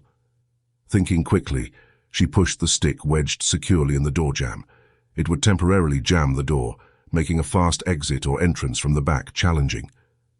The element of surprise was now even more on her side. Emerging quietly from around the tree, Angelique crouched low, listening intently for the agent's footsteps. They grew fainter as he approached the front of the house, indicating he had shifted his attention. With the back door effectively blocked, she had created a brief window of opportunity to reassess her situation or prepare another surprise. Angelique knew the layout of her childhood home like the back of her hand, and she was confident in her ability to navigate through it undetected in the dim early morning light. Now she needed to decide on her next move, whether to confront the invaders or find a more covert way to gain the upper hand. She listened for the squeaks and boots hitting the wood floor, and wondered how far the agent would get before realizing the door didn't close. She didn't have to wait long, for there were no squeaks or boots connecting with wood. The agent wasn't moving. Angelique once again positioned herself ready to strike. Then came the sound of boots. He was moving to the front of the house. Her body relaxed, and she listened to the sound, judged his position in the house, and waited for her moment to move. Angelique didn't waste time. Once the agent passed the bedroom that contained her pistols, she moved. Again, with the characteristics of a lioness, she moved ever so stealthily. Not one board squeaked, and not one foot touching the floor could be heard. Even the drawer that held her .45s caliber Colt 1911s, which always created a great deal of noise when opening, seemed to bow to her and remain silent. Angelique had no illusion about what was going to take place next. The men out front had her parents, and she had her .45s. She felt that was enough, but one thing stood in her way. The men out front were her agents, and the last thing she wanted was to get into a shooting match with fellow agents. She needed intel. At this point, even though she didn't want to, she had to let them take her parents. Angelique moved quickly to the front of the house in the hopes of gathering a little more information about what Jonathan was doing here with so many men. She opened the front door ever so slightly and pressed her ear up to the opening. The first words she heard were, "Taken the capital, sir." Angelique was greatly confused now. Jonathan's voice sounded like he was in disbelief as he spoke. "What do you mean they have taken the capital?" "Sir, the reports coming in say it was a 3-stage attack on the state capital of Jefferson City." By whom?" Jonathan asked, cutting off the agent giving the report. "It's believed to be the rogue unit thought to be in Arkansas, sir." The agent closed his notebook, signifying to his superior that he had given him all the information he had received. "Okay, let's load up and move out. Our information about the chief having a connection to the unit was spot on. She is probably there with them now," Jonathan said to the agent as they climbed into the SUV. Upon hearing the conversation, Angelique's jaw dropped, and an audible gasp came out. She slowly closed the door and started walking through the house while attempting to make sense of what she had just heard. Halfway through, Angelique stopped suddenly and said aloud, "Karl Eugene Karnick." Chapter 25. Taking over. "Easy, easy," the dispatcher murmured, his hands steadily raising upwards. The greenish glow of multiple screens illuminated his features, casting eerie shadows that danced with every movement. No need for any heroics here. PFC. Reynolds fixed the dispatcher with a steely gaze. "All we want is information. Cooperate, and nobody gets hurt." Sawyer, surveying the room, noted the tense faces of officers and civilians alike. Each one was assessing the situation, trying to find a way out or a way to gain the upper hand. However, with the UCM's swift and strategic takeover, the odds were squarely in their favor. The dispatcher, nodding slowly, looked Reynolds in the eye. "Listen, guys, you are going to want me on this radio. If the officers in pursuit call in, they—" Sawyer cut him off, not by raising an overpowering voice, but by calmly raising his hand and signaling his desire for the man to stop speaking. The man did so. "We have an RTO," Sawyer said. "Your assistance will not be necessary. Now if you will join the other officer." He pointed at the front desk officer slumped over in a chair on the other side of the room. "Sir, this isn't that big of a city, and these guys know my voice. If they hear your guy's voice, one they don't recognize, they will know something is wrong." The dispatcher spoke calmly and with respect. Sawyer moved very little as he looked at the man and assessed him. "Where did you serve?" Sawyer finally asked. "I served with the 16th Military Police Brigade out of Fort Bragg," he said with confidence. "Stay where you are, however. Specialist Reynolds here will be listening. Can you call the jailer out?" The dispatcher replied with a nod as he picked up the phone. "Gary, can you come out here for a minute? We have a drunk and disorderly." Within seconds, Taylor opened the door to the jail cell area, and to his surprise, he was met with the barrels of more rifles than he wanted, pointed at the space he was currently occupying. "Things look pretty orderly out here to me, Buck," Taylor said to the dispatcher, while placing his hands slowly on the back of his head. "Set him over by the other guy." Sawyer gestured to the slowly awakening front desk officer. "How many in your cells?" Sawyer asked. "Only one." Taylor was a little hesitant to continue, and that piqued Sawyer's interest. "This city isn't that small. You're right. Everyone was cleared out for one guy." Buck was still hesitant to speak, but he knew that they would find out whether he spoke. "It is Lieutenant Governor Bristol." Every UCM man in the room looked at one another with absolute astonishment. Sawyer couldn't believe his fortune. "Attention," Sawyer called as the jailer came into the room with the Lieutenant Governor. The look on the governor's face was confused. He recognized Sawyer's face from the reports prior to his arrest. No, the confusion wasn't from wondering who the men were, but why they were here. The last report he had received suggested that the unit was moving into Arkansas, yet here they were in the police station.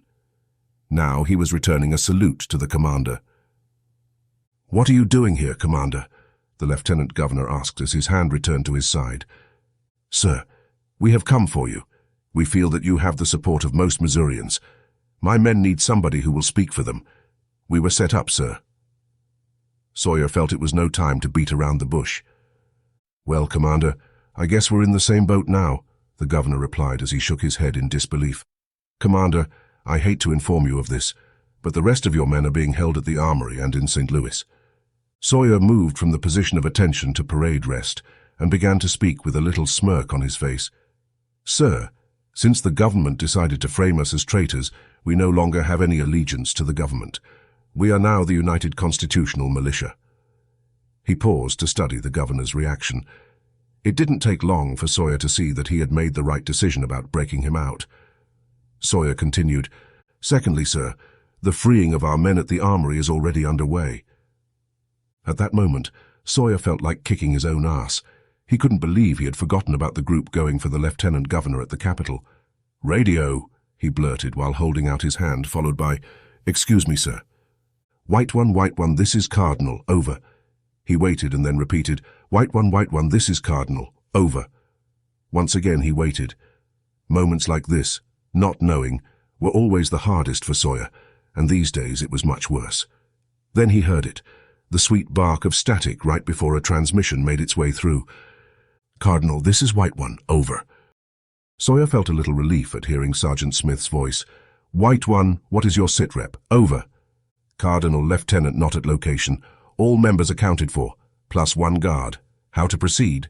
Over." "White One, keep safe and hold for instruction, over." Sawyer thought hard about the turn of events. He found it a bit interesting how things had worked out. Still standing alongside the RTO, Sawyer took the radio once again. Red one, this is Cardinal, over." Without delay, he got a response. Sawyer had a good idea of what the buses were doing. Ever since they had taken control of the police station, his RTO had been forwarding information from the police dispatch to his drivers. So much so that the law enforcement following them had started thinking they had real-time satellite coverage, feeding them information. "Cardinal Red One, things are getting tight out here." Sawyer could hear tires screeching and gunfire as the driver maneuvered the large vehicle around what he could only assume were very tight streets. "Red One, when you get clear, pick up White One at the drop-off point." "Copy?" Red One, with confusion in his voice, undoubtedly due to the light parade following closely behind him for the last half hour and the occasional breaking glass from bullets striking all around him at a high rate of speed, replied, "Copy, Cardinal," while wondering how he was going to get free. "Cardinal out." Sawyer looked directly at the dispatcher. "What can you send out to get my men free?" "Well, sir, it is easy to pull back state and city, but they aren't the only ones in pursuit." "Who the hell else is there? FBI, DEA, Marshals?" Sawyer hated playing guessing games and wished people would stop making him. "No, sir, SCN." Before he could ask who the hell the SCN was, a call came over the radio. "Cardinal, this is White One, over." Quickly, Sawyer raised the mic to speak. "Go for Cardinal." "Cardinal, we have movement. Frank here says it is the governor preparing to move. Please advise, over." Sawyer didn't show it. But this was what he loved, conducting multiple missions simultaneously, and he was great at it. "White One, hold, gather intelligence only, over." "Dispatch, send out the call." Sawyer then focused on the governor. "Sir, are you with us?" he asked, confident of what the reply would be. "From the beginning, Commander. These are the times when great men no longer stand by but make themselves heard." Very satisfied with the Lieutenant Governor's response, Sawyer picked up his mic once again. "White One, over." This time only a few seconds passed before Sawyer received a reply. "Cardinal, this is White One, over." "White One, pickup will be at drop point, copy." "Copy, Cardinal." Sawyer heard the break in communication and knew more was to follow since Sergeant Smith and Kate were both seasoned soldiers, and always properly ended the transmissions with the word over. Cardinal, we have intel. Will brief after extraction. Over. White 1 copy. Cardinal out. Chapter 26. Fight of their lives. Every nerve in Karnik's body was alive, every sense amplified to its maximum. The moonlight gleamed off the shattered glass, turning the shards into twinkling stars, suspended in the night as they hurtled towards him. His heart thudded so loudly in his chest, he was sure the approaching adversaries could hear it. The world around him seemed to have taken on a surreal liquid quality, where every second stretched into an eternity. The sharp, metallic smell of gunpowder filled the air as his M4 discharged. The noise was deafening, but Karnik felt disconnected from it. He watched, as though from a distance, the lead figure stagger back, his eyes wide in shock, then collapse to the ground. The path was far from clear, however. 2 more figures, just as lethal, stepped into the light. The eerie luminescence of the scene painted an almost ghostly atmosphere. Behind him, the soft shuffle of his men's movements reminded Karnik that he wasn't alone in this desperate gambit. But the weight of their mission, the gravity of their purpose, rested heavily on his shoulders. It was an intense game of cat and mouse, and one wrong move could mean the difference between life and death. Every step forward felt like pushing through a wall of thick, resistant water. Karnik's footsteps, despite the high stakes, remained precise and measured. The staccato of gunfire sang its own symphony on either side of him. Bullets whistled by, cutting through the air, their lethal potential evident with every sharp sound. The formation around him resembled a phalanx from ancient times, with him at the forefront. Every soldier in that group moved in tandem, their steps harmonized despite the chaotic atmosphere. As the double doors loomed ahead, every fiber in Karnik's being screamed to make a dramatic entrance. The urge to kick them open, to charge inside with guns blazing, was almost overpowering.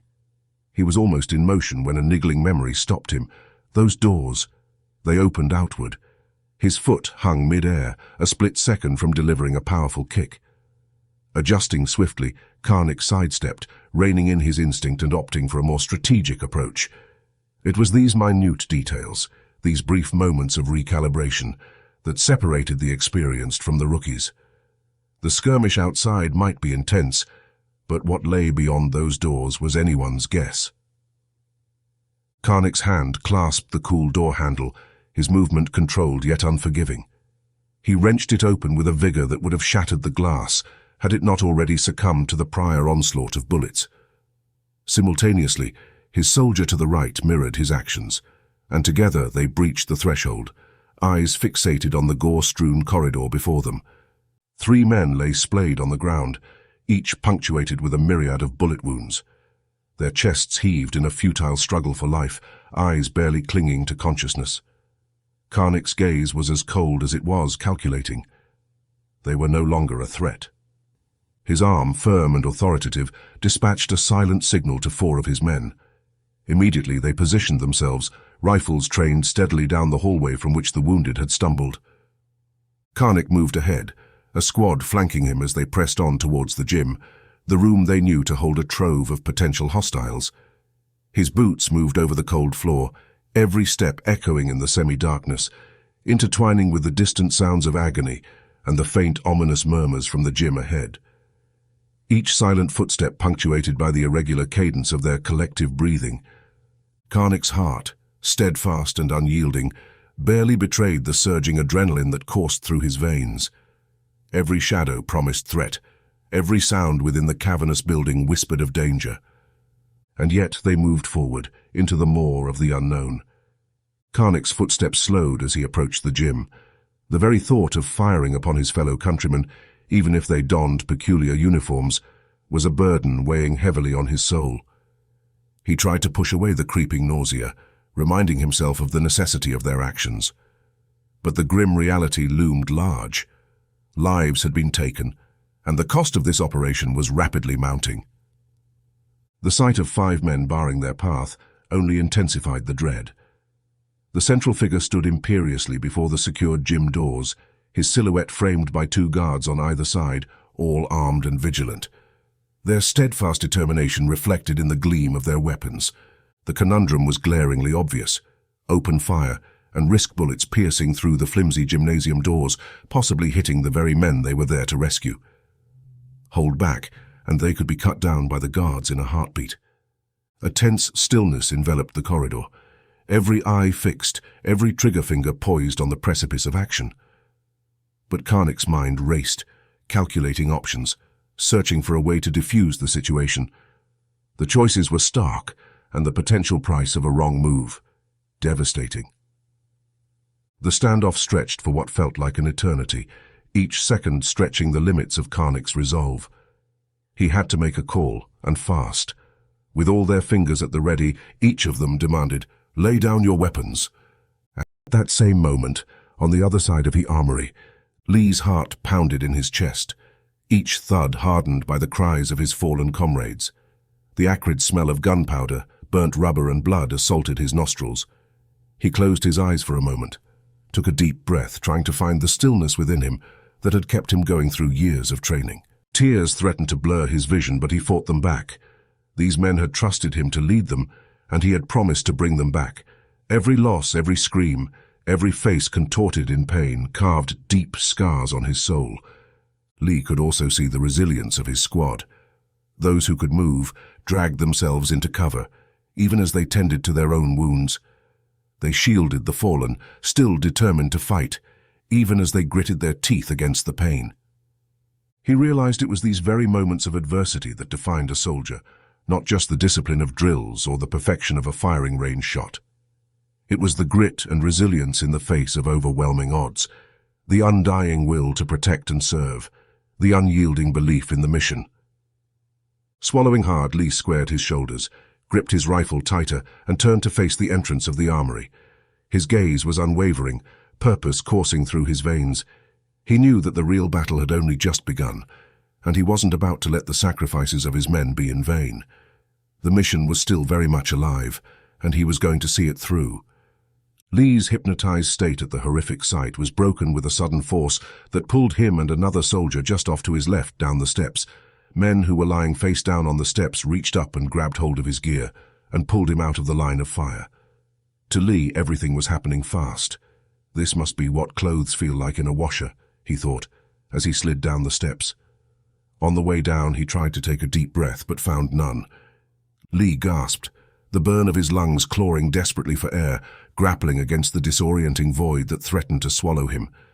His vision flickered, the world black at the edges as he staggered, almost toppling. His thoughts spiraled into a chaotic swarm of regret and unspoken words. His girlfriend's face shimmered in his mind's eye, her smile an ephemeral fragment in the encroaching darkness. A jagged inhale, short, stunted, then another. The darkness receded bit by bit as precious oxygen whispered through his veins. His body trembled, trying to reconcile the separation between imminent death and the survival his lungs clawed for. With every successive breath, life seeped back into him. Every molecule of air tasted like victory. A startling realization sprouted as his hand, slick with blood not his own, met the solid, unyielding surface of his vest. He was alive. The acrid sweetness of gunpowder and sulfur in the air never smelled so much like a second chance before. He staggered upright, each breath an echo of borrowed time, as he faced the landscape of war laid out before him. But this time, there was a new edge to him. The brush with death had filed away any last fragments of hesitation or self-preservation. He was a ghost, a revenant that had slipped from death's loose grip. He squared his shoulders, the sharp, visceral relief tangling with a newfound resolution, and plunged back into the melee with unbridled fury. His mission, now tainted with the blood of his comrades and the spectre of his own mortality, took on a weight and sanctity it hadn't possessed before. It was no longer merely a task, but a consecration of every faltering breath he drew into his lungs. The battle raged on, but so did Lee. Lee could hear nothing but the ringing in his ears from rifle shot. It struck him, oddly detached, how the deafening roar of guns barely registered when one's very existence was on the line. With a wary grace, he slid to the dewy grass beside the steps, making his way up the incline. The doors, riddled with bullet holes, seemed more like tissue than barrier. Their integrity was questionable at best, with shattered latches that hinted at their compromised state. While the glass had been obliterated at both ends, the embedded wire mesh had ensured that menacing shards, like the maw of some predatory beast, remained in place. Regaining his vantage point at the top, the severity of the situation crystallized for Lee. A sinking feeling gnawed at him as he contemplated the potential casualties they might suffer just trying to breach these doors. His desperate eyes darted around, seeking an alternative route. Most of the building's front windows had been blown out, but their slender vertical design meant they were far from ideal for armored soldiers to squeeze through. The daunting realization hit him. The doors were their only plausible entry. Refocusing, Lee hoisted his rifle, aiming precisely at the door hinges. Each bullet's impact sent a shiver through the metal. He mentally calculated the ammunition required to dismantle the stubborn barrier. By the time the dust settled and the final hinge lay wasted by 2 full magazines, an unsettling thought plagued him. Such a hefty expenditure of bullets for mere hinges felt like a squandered resource in a situation already teetering on the edge. Reaching for his pouch, the scant weight of the 2 remaining magazines felt more ominous than he'd hoped. As he verified their contents, a dark spherical object caught his eye, plummeting from above. An overwhelming surge of adrenaline made him hyper-aware, and his combat instincts kicked into overdrive. The menacing object, a grenade. But before the panic could fully register, the soldier next to Lee executed a powerful kick, sending the grenade skidding across the pavement like a discarded ball. Almost simultaneously, another of Lee's men unleashed a barrage of gunfire towards the rooftop, hinting at the grenade's origin. The distant thud and subsequent explosion left a smoldering Silverado in its wake. Lee turned to the man, the improvised kicker, with an impressed nod and remarked, "Score!" But almost immediately, his attention snapped back to the battered armory doors and the pressing urgency of their mission. Lee prayed for his plan to work. Looking down to the men firing just over the top step through the doors, he signaled for them to stay. He motioned for the men behind them to stack on him. Filled with anxiety and adrenaline, they quickly moved and gathered to his rear. They were ready to go. Lee reached out to the door with his K-bar knife in hand. Slowly he put it in the space between the door and its frame. Working the blade just a little at a time so as not to break it, he pried the door away little by little. As he pried, Lee could feel the tip of his blade snap. Little by little it dug in, and the door moved free from its frame. His idea was working, and in a few seconds the door would be free. Bullets passed through the doors from the inside, and his men sent them back in response. Lee swore he could feel the heat as the hot lead screamed past. Now it was time. There was enough separation to pull the door the rest of the way. Looking back and using his peripheral vision, Lee gave the man to his rear a nudge with his elbow, letting him know it was time, and he in turn sent the nudge on down the line. It wasn't long before his nudge was returned, and at that moment, Lee could feel fear coming on strong, not for his own life, but for the lives of the men who were about to die entering the doorway. With his fingers quickly pressed between the door and the frame, with all his strength Lee pulled, and the door came free. As the door hit the concrete, Lee was already on his way through the opening, all the others inches behind him. Now he didn't just think he could feel the heat from the bullets, he was certain. Chapter 27. Angelique's Stand. In the familiar surroundings of her childhood bedroom, Angelique's thoughts swirled in a turbulent storm, seeking clarity. While she had witnessed loved ones face peril before, the reality of her own family, her very blood being ensnared in danger's grip, was a first. Compounding her distress was the unimaginable fact that her own agency was behind the menace, holding her parents captive. The blurred lines of the situation suggested that she might, willingly or unwittingly, be linked to the rogue military faction. Angelique's mind snapped into a razor-sharp focus. Her current attire wasn't suited for what lay ahead. She flung open her closet doors with a purpose. As she shed her exercise clothes, her gaze rapidly assessed the contents of her closet, searching for that particular set of attire. Time had dulled its vibrant hue, but not its significance. Her eyes settled on the familiar olive drab-green fatigues, a gift from old Jerry from a birthday many moons ago. As she grabbed them, an eerie sense washed over her. It was as if Jerry had somehow foreseen this very moment. She slid them on, fatigues from a bygone age, and then reached for a black sports top. She felt lucky that footwear was not an issue. She had brought her black tactical boots with her, and she quickly laced them. Without missing a step, Angelique reached for her Colt 1911s. As she slid them into their holsters, one on each hourglass hip, a calming feeling followed. Grabbing 3 rubber bands from her dresser, Angelique put her long blonde hair back into a ponytail and then covered the rest with a plain black cap. The process would have taken most people some time, but due to her years in the military, it took Angelique mere minutes. Catching a glimpse of herself in the mirror on the way out her bedroom door, Angelique marveled at how much her outfit reminded her of Tomb Raider. With an emotionless face, she said to no one, "Lara Croft doesn't have shit on me," and she continued out the back door. A vivid image of the vehicle encapsulating her parents anchored in Angelique's mind as she calculated its potential route. Her intimate knowledge of the vehicle's top speed, the gravel road's precarious conditions, and her anticipations about their likely destination coalesced into a daring plan. Logically, they'd veer left upon reaching the pavement at the road's end. With a newfound velocity powered by her surging emotions, Angelique dashed toward her father's work truck, her fingers swiftly enfolding around a pair of wire cutters from his toolbox. Pivoting with intent, she bolted toward the four-wheeler, its dormant engine soon to roar to life. A theoretical interception point emerged in her mind, a stretch of highway snaking just a mile behind her parents' house. It was a gamble, but the stakes were too high to adhere to caution. Her resolve, now as unyielding as the steel of the wire cutters gripped in her hand, propelled her forward into the nebulous circumstances that awaited. At a full run, and with the back of the ATV in front of her, Angelique went airborne like a cowboy mounting his trusty steed. Almost before her rear had touched the seat, she was off, cutting a path through the open field at full speed. With the wire cutters in hand, Angelique skidded to a stop and next to a stretch of fencing, which put her in position to cut without having to leave the seat. After cutting a hole in the fence, she drove through the opening and was off. She shifted back into gear and thumbed the throttle forward, pushing the ATV to its max as she bobbed and wove through the forest and over the hill that lay on the other side. As Angelique crested the last hill, the trees began to thin.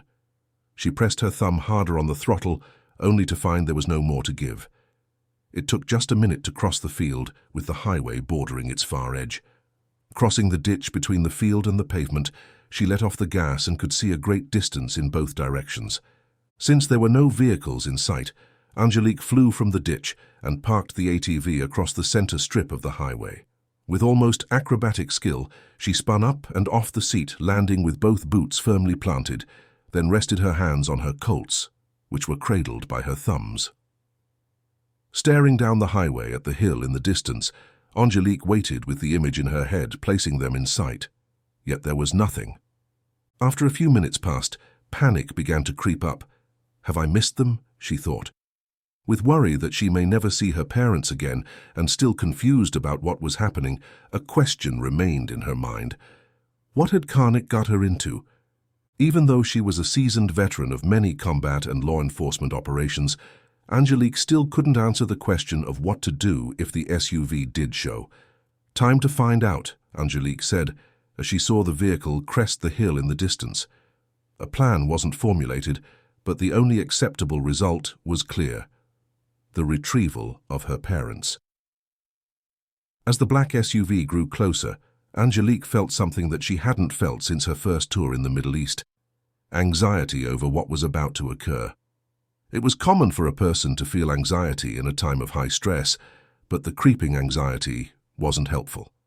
It could only hinder her reactions and thoughts. Taking in a deep breath and letting it out slowly, Angelique repeated the process.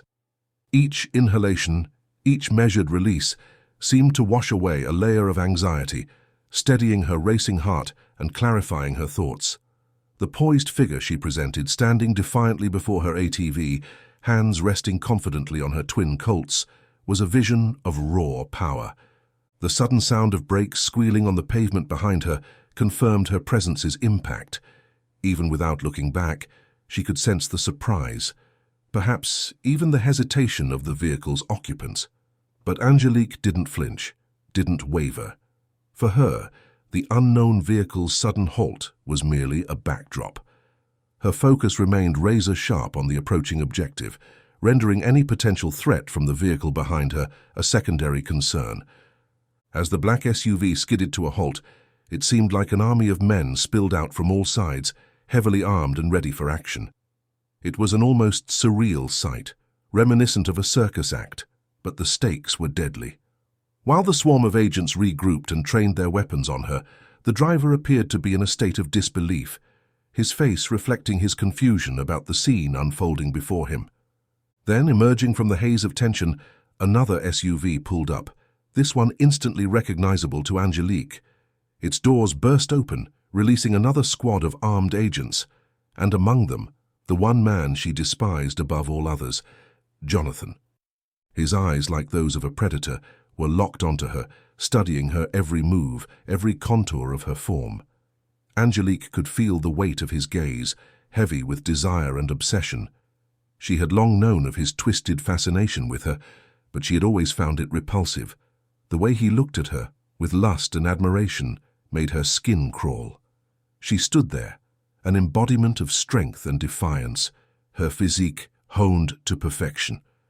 But more than her appearance, it was the confidence she exuded, the way she stood unyielding even when surrounded, that made her truly formidable.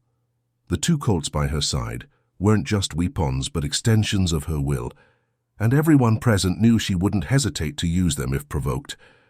Jonathan's footsteps faltered as he neared the left front tire, placing him almost directly in front of Angelique. A silence stretched between them, like the charged stillness before a storm electrifying the air.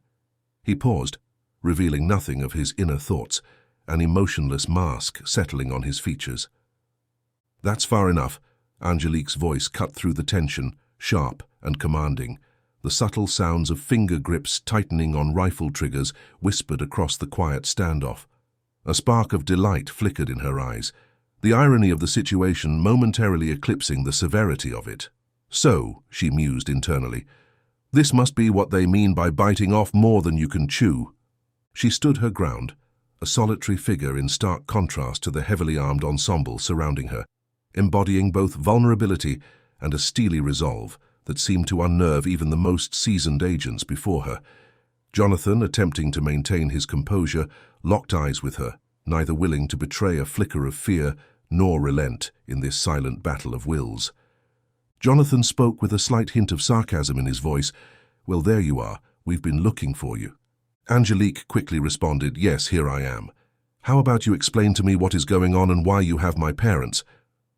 Now devoid of any emotion, Jonathan unbuttoned his jacket, and with his thumb pulling one side of his jacket back, he placed his thumb in his belt, keeping the jacket pulled to the rear. Leaning against the SUV, he seemed casual, like things were just business as usual, but that wasn't the case with the others present.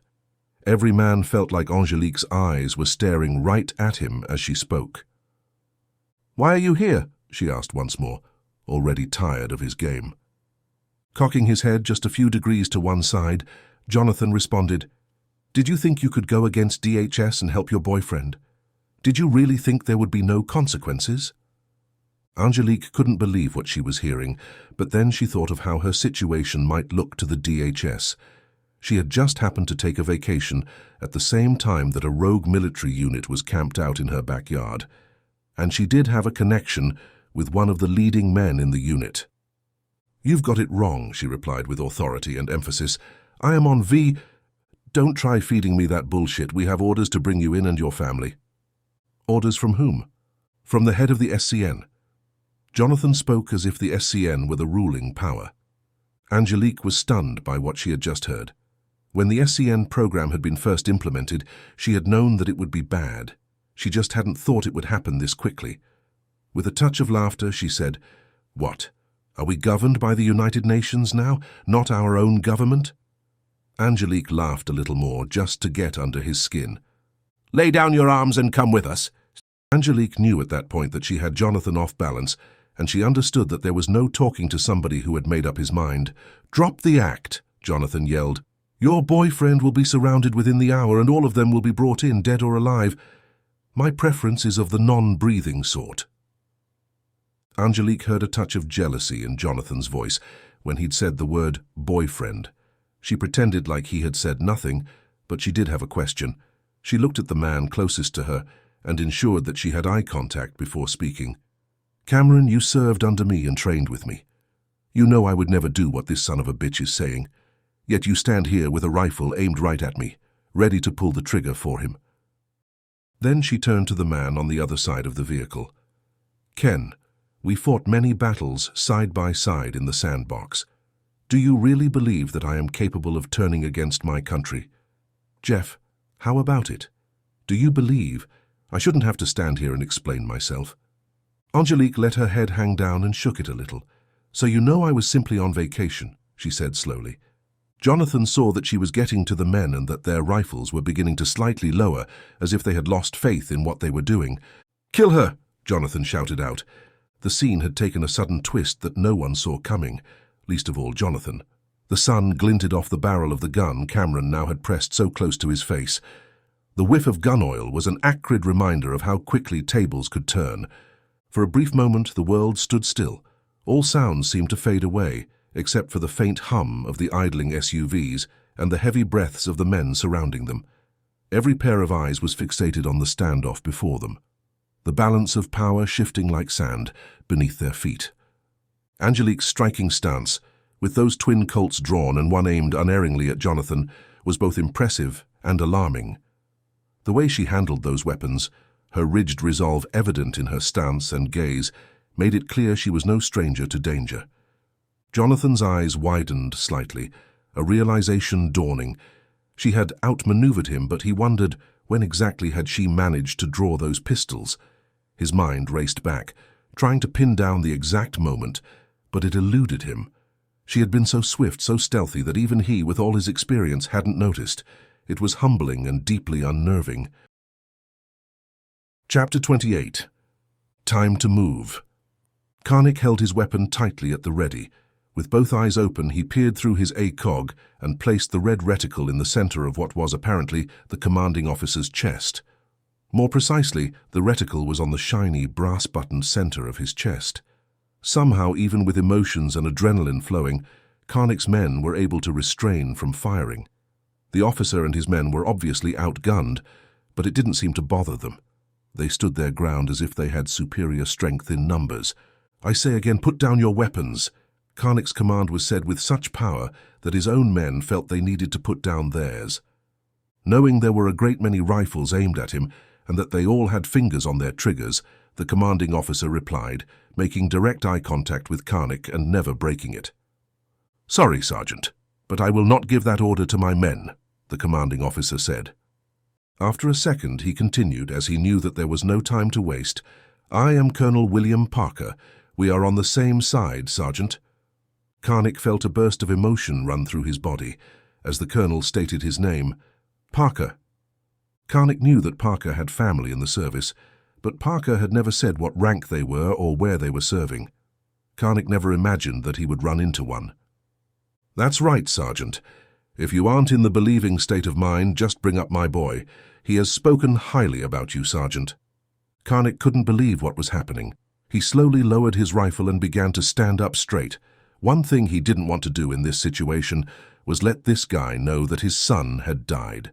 Hearing the firefight raging on the other side of the building, Karnik addressed the colonel. "Where do we go from here, sir?" "Sergeant." Colonel Parker signaled for his 4 men to lower their weapons, and they did with a little relief. "We are with you, Sergeant." Surprised, Karnik had one concern to address first, then order your men to cease fire. "Sergeant, my men were ordered by me not to fire upon you the second I spotted the young lady knock out my guard at the front gate," the colonel replied, while his body language said, "Don't think I didn't know you were coming."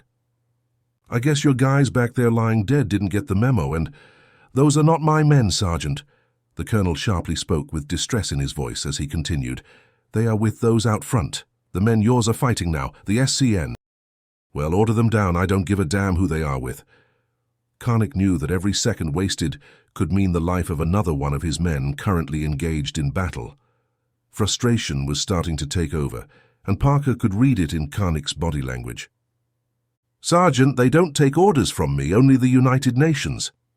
Just that sentence coming from his mouth gave Parker the need to wash out his mouth. "What kind of shit is that?" Karnik couldn't believe what he was hearing, but he decided to wait until later for questions. "Sergeant, we can go through the gym and attack them from the rear. There are 4 walking the catwalk. My men and I will take them, and you can move on through." Without waiting for acknowledgement of his plan, the colonel and his men turned and entered the gym. With what passed as a stunned expression for Karnik, he looked left and then right at his men. "Make a hole! Make a hole!" announced the men with the colonel as they moved through the doors. All the men knew that meant they should make a path for them to walk. The colonel disappeared into hundreds of men packed in the gymnasium, with 2 men in front and 2 behind. 20 seconds later, rifle fire erupted.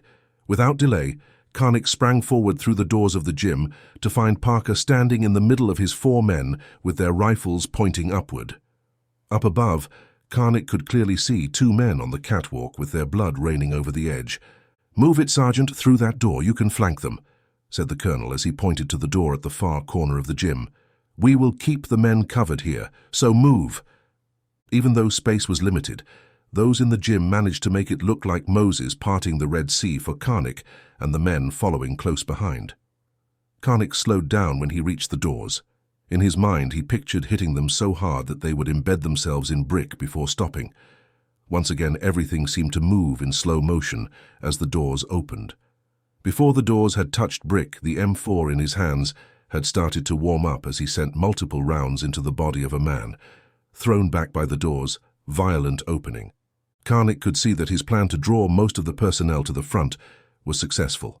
The hallway through which they had just entered brought an entirely new meaning to the phrase, like shooting fish in a barrel. Karnik and the men to his left and right dropped to one knee and continued to fire. Things moved so slowly for Karnik that he swore he was seeing the rounds being sent up and down the hall, though he wondered why he didn't see the one that caused a burning sensation in his torso. Karnik marveled at how warm his blood was as it exited the wound, yet he kept firing. Fire he did, until a great weight took him to the floor. The heavy door creaked in protest as Sergeant Lee pressed his weight against it, heart racing. As he burst through, the weight of imminent danger bore down on him, every fiber of his being alive with electric tension. Being the first to step into this maelstrom meant his chances of making it out were thin. But if he was going down, he was taking the enemy with him. The world around him turned into a blur as his rifle came up, the narrow corridor acting like a tunnel vision, focusing him solely on what lay ahead. With every squeeze of the trigger, a staccato rhythm echoed in the dimly lit hallway, piercing the heavy atmosphere. Suddenly, an eerie silence descended as Lee felt the unmistakable jolt of an empty chamber. His heart skipped a beat.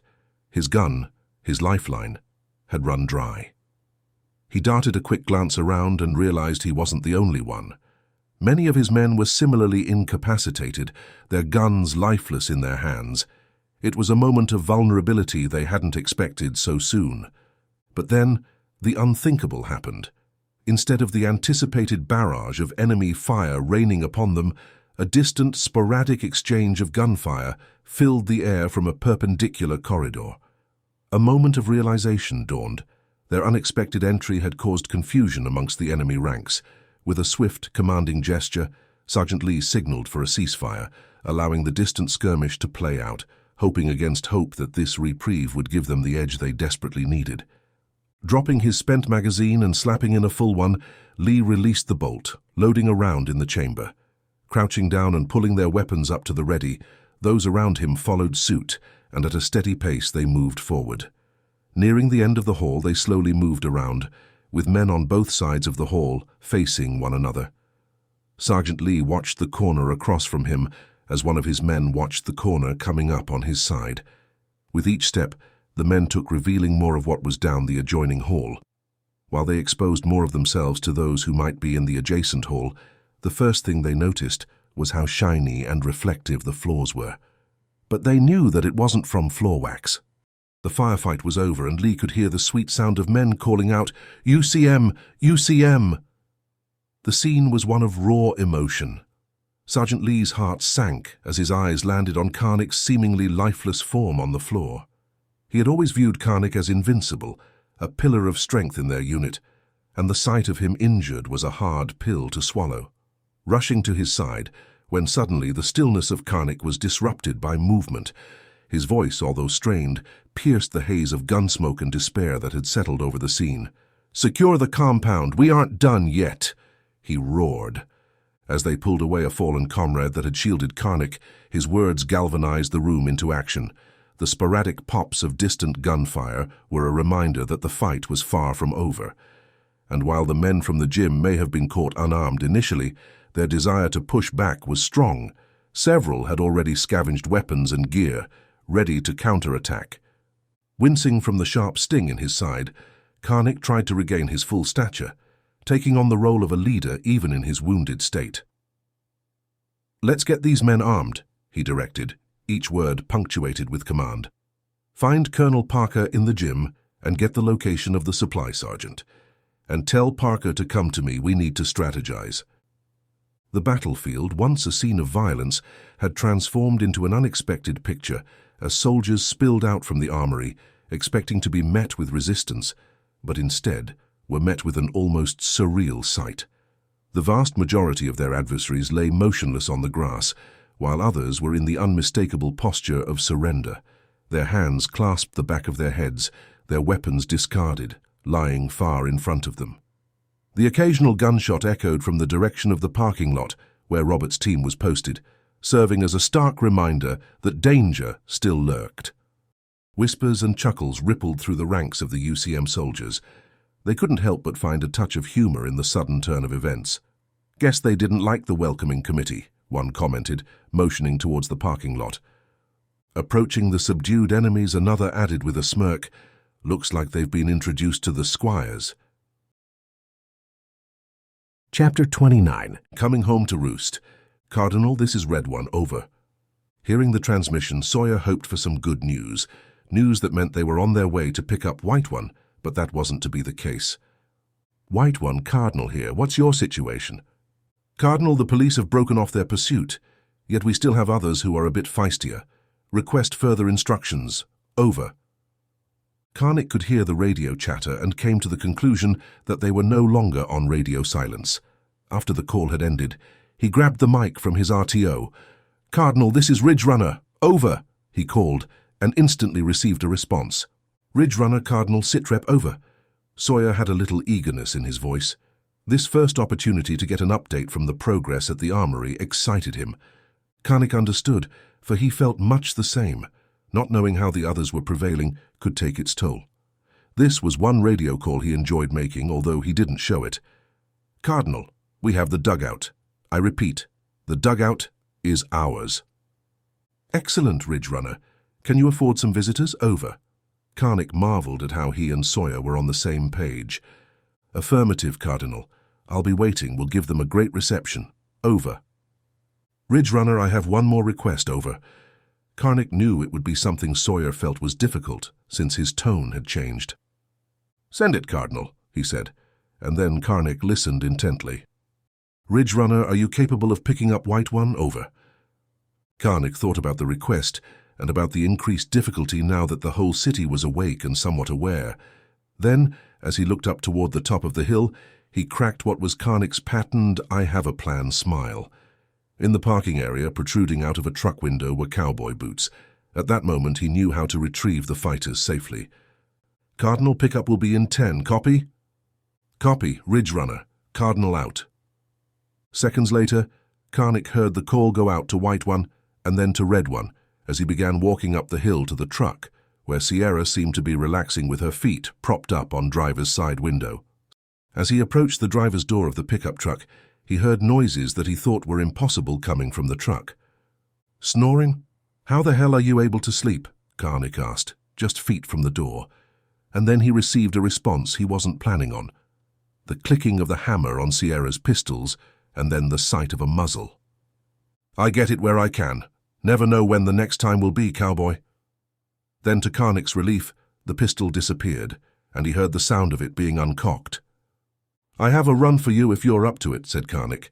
"I don't have time to make a run for your needs," Sierra said, closing her eyes once again. Taken aback by Sierra's response, Karnak didn't know whether to drag her out of the truck or laugh. Since he wasn't really the laughing type, and dragging her from the truck would probably only get him another good look at her pistols. He'd choose the only thing left. Well, I need you to pick up Smith, Kate, and the others. While you're out, maybe you can stop for a lollipop. With having everything lined out for Smith's team's pickup, Karnik went in search of Colonel Parker when the Colonel found him. "Hey, Sergeant, great job looking after your men," Colonel Parker said to Karnik with admiration. "Now, if you don't mind, could you call up my son if he isn't busy? It seems like months since I last saw him." Parker said this with excitement and anticipation in his eyes. Karnik's face grew slightly pale as he spoke the words, "Sir." Karnik struggled to speak. This was the first time in all his years he'd had to tell a parent his or her son had died, and he feared it would become commonplace. "Sir, I regret to inform you that I cannot." Colonel Parker unfortunately had done notifications in his career and recognized the implications of Karnik's words, yet held out hope that he was wrong. "Well then, perhaps later when he isn't busy." He spoke with a mild quaver in his voice and feared what would be spoken next. Karnik swallowed down his emotions, straightened his stance, removed his hat, and placed it in his left armpit, and he then spoke with clarity. "Sir, I regret to inform you that your son, Specialist Parker, was lost on a vital mission. He was killed in action while securing greatly needed resources that made it possible to be here today."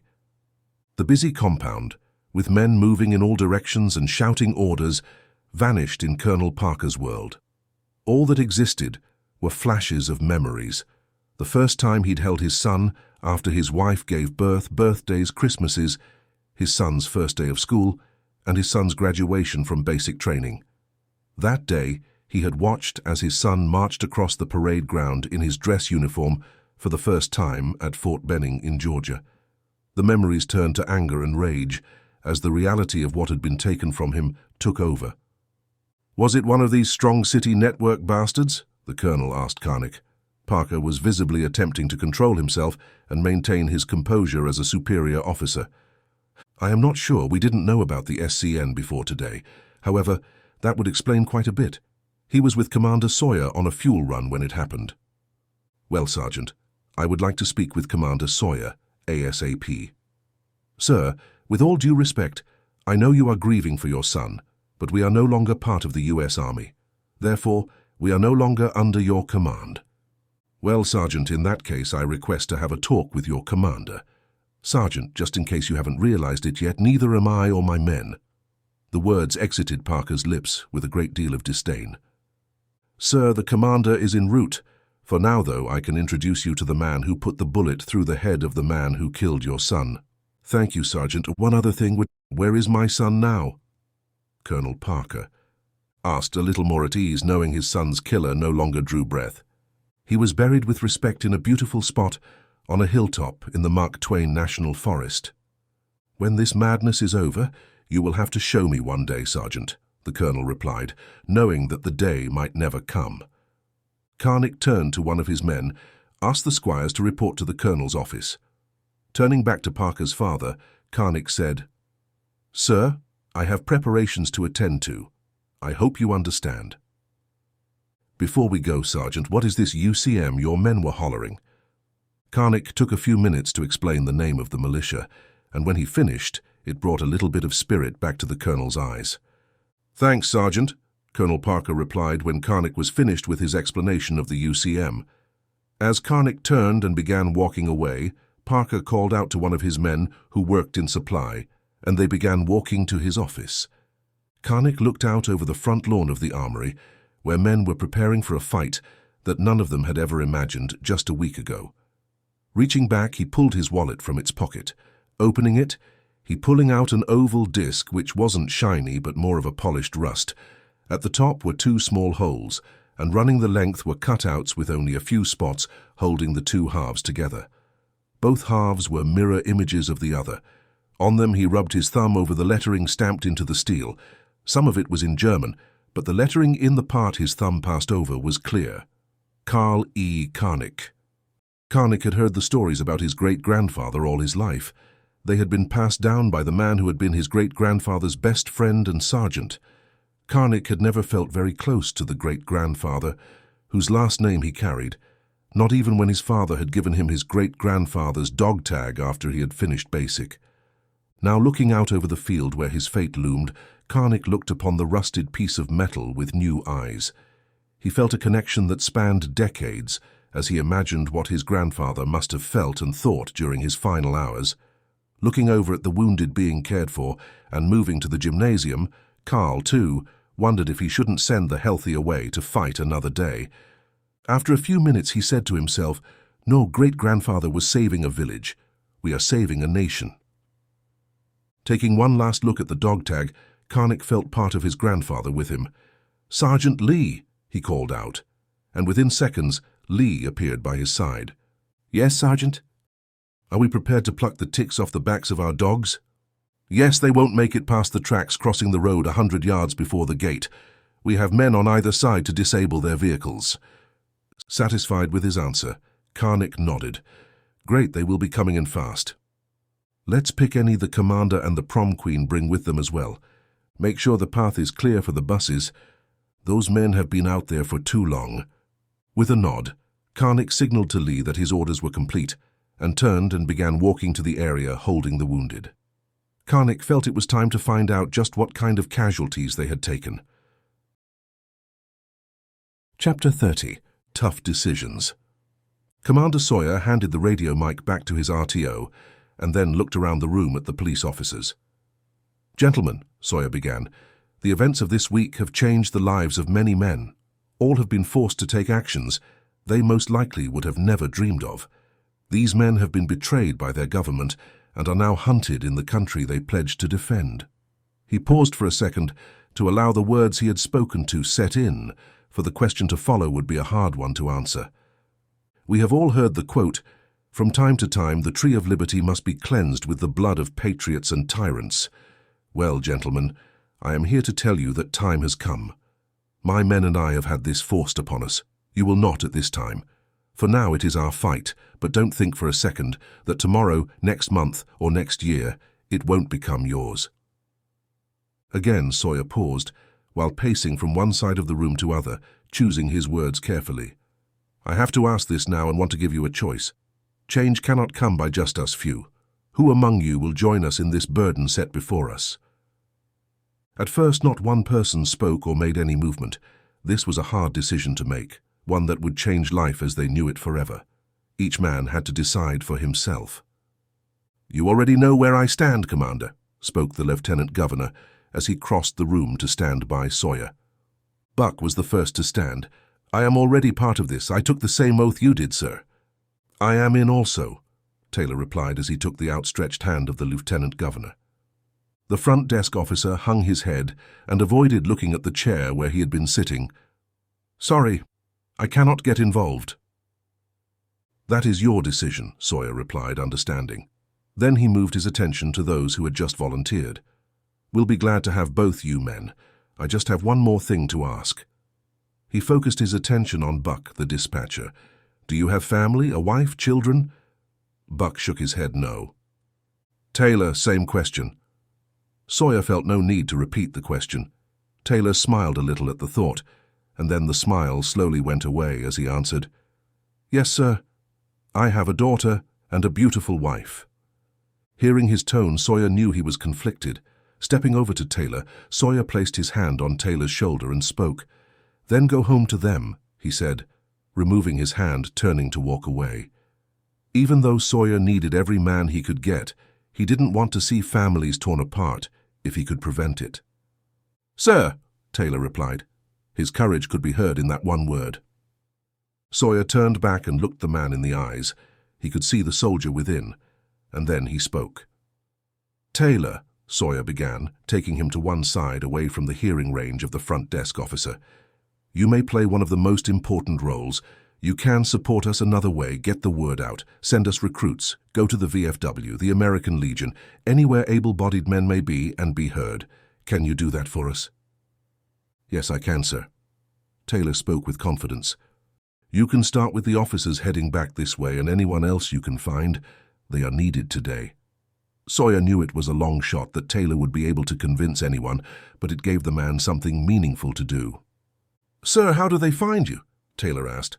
"Send them to the Armory on Militia Boulevard. It is now our base of command." A smile spread across Sawyer's face as he said those words. A few hours ago, he hadn't thought it was possible for them to have it.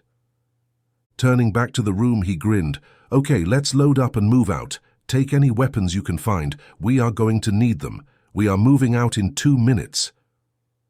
This wasn't the way Sawyer pictured the morning going, but he couldn't have prayed for a better outcome. Chapter 31. The Pickup. The vast expanse of the highway sprawled before Sierra and Carlos, a ribbon of tedium broken occasionally by vehicles that zipped past. The constant hum of the road beneath the tires created a lulling white noise, the kind that makes one's thoughts wander and eyelids heavy. Sierra leaned her head against the cool window pane, her eyes capturing fleeting glimpses of the world outside. Trees blurred into streaks of green and brown, the sky painted in the soft pastels of dawn. She felt an impossible mixture of exhaustion and hyper-awareness, as if every nerve ending in her body was tingling. Beside her, Carlos had a similar distant look in his eyes. He absently drummed his fingers on the steering wheel, his gaze fixed on the horizon, but seemingly seeing far beyond it. The weight of the morning's events hung between them, a shared trauma that both were still processing. What stood out, almost jarringly, was the normalcy around them. The flow of cars, the familiar roadside billboards, and the radio announcer's voice breaking in with traffic updates, and that repetitive, almost monotonous declaration of martial law. Sierra wondered how many of those driving around them were truly aware of the situation, how many were just going about their daily routines, either ignorant or in denial of the turbulent times. Carlos turned down the radio's volume, the announcement fading into the background. "It's like a dream," he muttered, "where everything looks normal. But you know something's not right." Sierra nodded, her voice soft. "And you can't wake up from it." Sierra and Carlos grappled with the seeming obliviousness of those around them.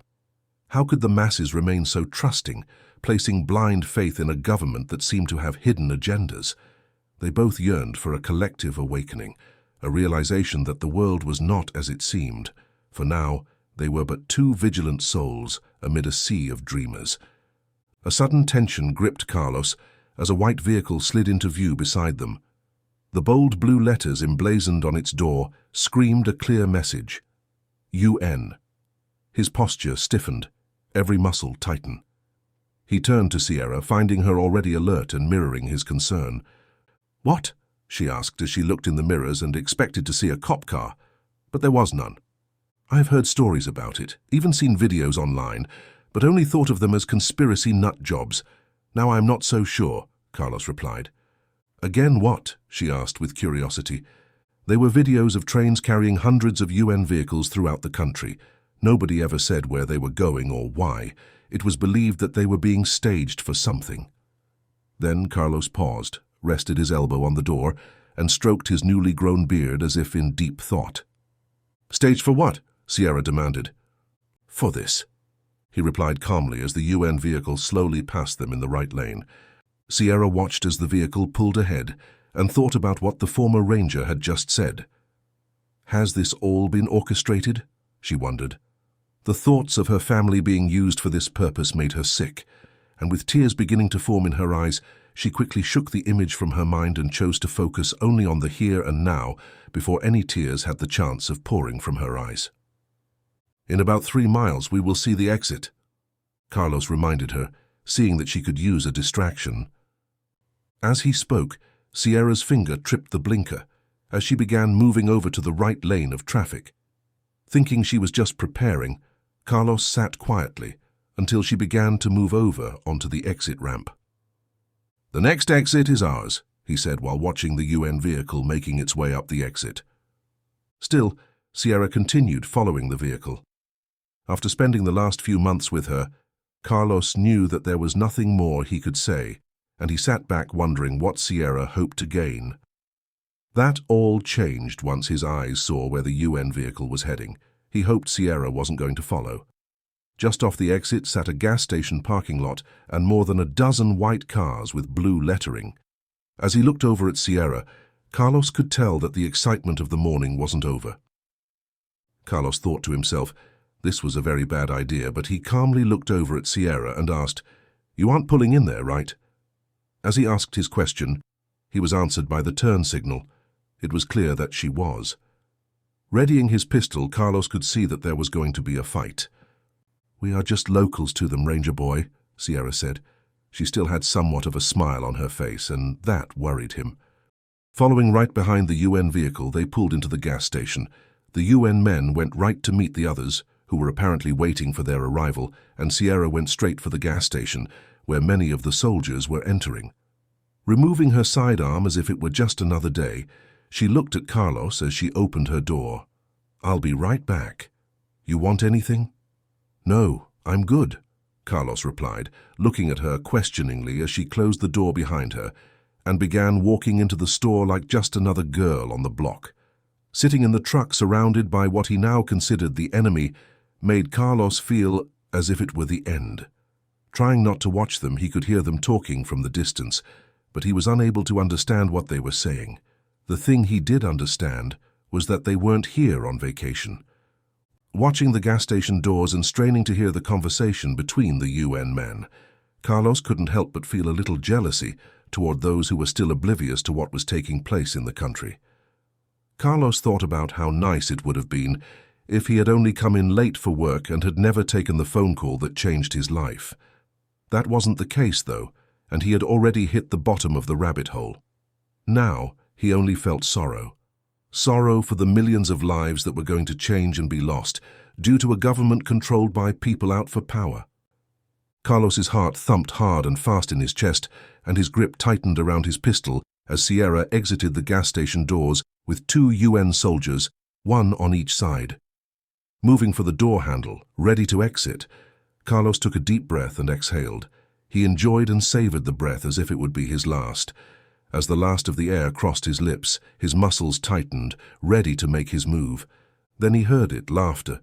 "She's laughing." Without realizing it, hearing Sierra laugh relaxed Carlos's tense muscles and he sank back in his seat. Sierra was the only person he knew who could make a man beg for a moment of her time or fear for his life. "Dad, look what I found. Can I keep them?" she giggled. "Dad?" Carlos said under his breath. "I'm 35. Mentally shaking his head, he replied, "No, we have horses to pick up. Let's go." He raised his hand to say hi to the 2 men. "Sorry, boys, I have to run," Sierra said with a hint of sadness in her voice as she gave each of them a pouty face and began to walk backward to the driver's door. "How will we meet you again, madam?" one of the soldiers asked, enchanted by her beauty. "I told you, boys, tonight. Hope you can make it," she said, and then slowly pulled a sucker from her lips and gave them a wink. "We have to go, daughter," Carlos said, lightly growling the last part. Jumping in the truck, Sierra waved the sucker at the 2 men before placing it back in her mouth. The 2 soldiers slowly walked over to their companions, occasionally looking back in the hopes of getting just one more glimpse of Sierra as she began to drive away. "Dad? Dad?" Carlos asked as they were once again on their way. "Relax, they bought it." "Next exit, daughter," he said sarcastically as she let out a little snicker. "You know I am only 35, right?" Carlos said as they turned onto the exit to pick up Smith, Kate, and the rest of the team. Reluctantly dropping the topic, Carlos asked, "Where to now?" There was a hint of hurt in his voice. "Karnik said to drive to the end. It will stop at the river. After that we sit and wait. They will find us." Once at the end of the street, Sierra looped the truck around so that the back gate of the trailer was to the river. This put them facing in the proper direction for a quick exit. Once set, she reached down and retrieved a radio taken from the supply room at the Armory. "White one, this is Goldilocks with back to the river." "Goldilocks?" Carlos asked. Couldn't have come up with a better call sign. "White one, copy." "Did it not work?" Sierra asked as she adjusted her hat and watched for any signs of trouble. Carlos did the same. Sierra could sense a change in Carlos's demeanor. Even as the world outside continued in its usual pace, there was a tightness to his posture, a focused intensity in his eyes. She tried to discern what had gripped his attention among the sea of moving vehicles, but the passing cars and trucks offered no immediate clues. Nevertheless, she knew instinctively that something was amiss. Her gift of sensing emotions, an ability she'd had since childhood, had always served her well. She could pick up on the most subtle shifts in mood and often understood what people felt before they themselves fully comprehended it. Only one person had ever eluded her intuitive grasp, baffling her at every interaction: Karnik. He was the enigma in her otherwise predictable world. "There," Carlos blurted out. "That SUV has crossed at least 4 times now. They must be looking for White One." Years of law enforcement had trained Carlos to see patterns, and this was an easy one to track. At the same time, the two of them felt a shift in the truck and directed their eyes to the mirrors. They watched as figures passed from the shrubs to the back of the trailer, and moments later, they heard the gate of the trailer closing. Understanding just what had taken place, Sierra once again grabbed the mic on the radio. "Goldilocks has the bear tucked away." Military radio etiquette wasn't something Sierra had learned, but for those at the other end, the message was still loud and clear. Chapter 32. Incoming. Exhausted from the morning's events and the weight of sleep deprivation, Robert entered the room just as Karnik finished receiving a transmission. The only words he caught sent an icy rush through him. "Goldilocks has the bears tucked away." Frantic, Robert dashed to the nearest window that overlooked the upper parking area. He hoped desperately to catch sight of Sierra's familiar truck and trailer, but the spot where it had been parked was heartbreakingly vacant. Karnik placed the mic gently down next to the RTO, his expression darkening. He sensed the rising storm in Robert, the raw emotion that came from a protective, older sibling. As Robert, his fists balled tight with restrained fury, began to stride purposefully across the room towards him. Karnik braced himself for the impending confrontation. "Where did you send her, you bastard?" Robert's voice was a growl, his words barely escaping clenched teeth. Without warning, he unleashed a ferocious punch that found its mark on Karnik's left cheek. The room's atmosphere thickened with tension as those present watched, frozen in the sheer intensity of the moment. Karnik, while feeling the sting of the blow, slowly raised his hand, motioning everyone else to remain still. Meeting Robert's fierce gaze, he saw the raw concern and pain, and recognized the protective rage that would have consumed him as well if their positions had been swapped. "That is the only one you get," Karnik said calmly, rubbing the soreness away. "Where is she?" asked Robert, barely able to control himself as all his muscles tightened and his fists got ready to inflict justice on the person who had placed his sister in danger. Not that she had been selling cookies the last few months, but at least he had been there to watch her back. "I understand, Robert, I do. She is safe. Carlos is with her." They were the least conspicuous, and that is what was needed for the pickup of White One. "She just checked in and reported that they have them and are on the way back. Nothing to be alarmed about." Karnik relayed the information with ease in his voice. Karnik was relieved that Robert hadn't found out earlier. "Nothing to be alarmed about?" Robert asked. "You don't know my sister." He shook his head. "Ridge Runner, this is Red One. We are 2 minutes out. Over." "Can we put this on hold?" Karnik asked as if it was a question, but Robert understood it to be more, "They're coming in, and I could use you for overwatch." "We will be picking this up again later, and you had better hope nothing happens to her," Robert replied. He stopped in the doorway with his rifle strapped to his back for Karnik to see, as a silent reminder that Robert had the means to enforce this clear threat. Robert sprinted for higher ground, temporarily setting aside his worries about Sierra. His boots pounded the terrain as he reached a vantage point overlooking the front gates. Droplets of morning dew glistened on the grass, dampening his attire as he dropped into position. Without hesitation, he flipped open his scope covers, drawing the rifle snug against his shoulder. His breathing steadied, and his hand slid beneath the stock, stabilizing the weapon. Eyes sharp, he scanned the road below, anticipating the convoy's approach. Moments later, 2 battered buses emerged from the horizon, limping towards the gates. Straw soldiers packed within. Robert's Noreen 30-06 scope magnified the scene, revealing the scars of a morning filled with intense conflict. The buses looked like Swiss cheese with countless bullet holes riddling their frames, shattered glass sparkling in the morning sun, and paint that seemed almost completely stripped away. An even closer observation displayed the bus's back tires hanging on by a thread, shards of rubber violently ripped off, flinging into the air. The bus's double tires on each side were the only things keeping them moving.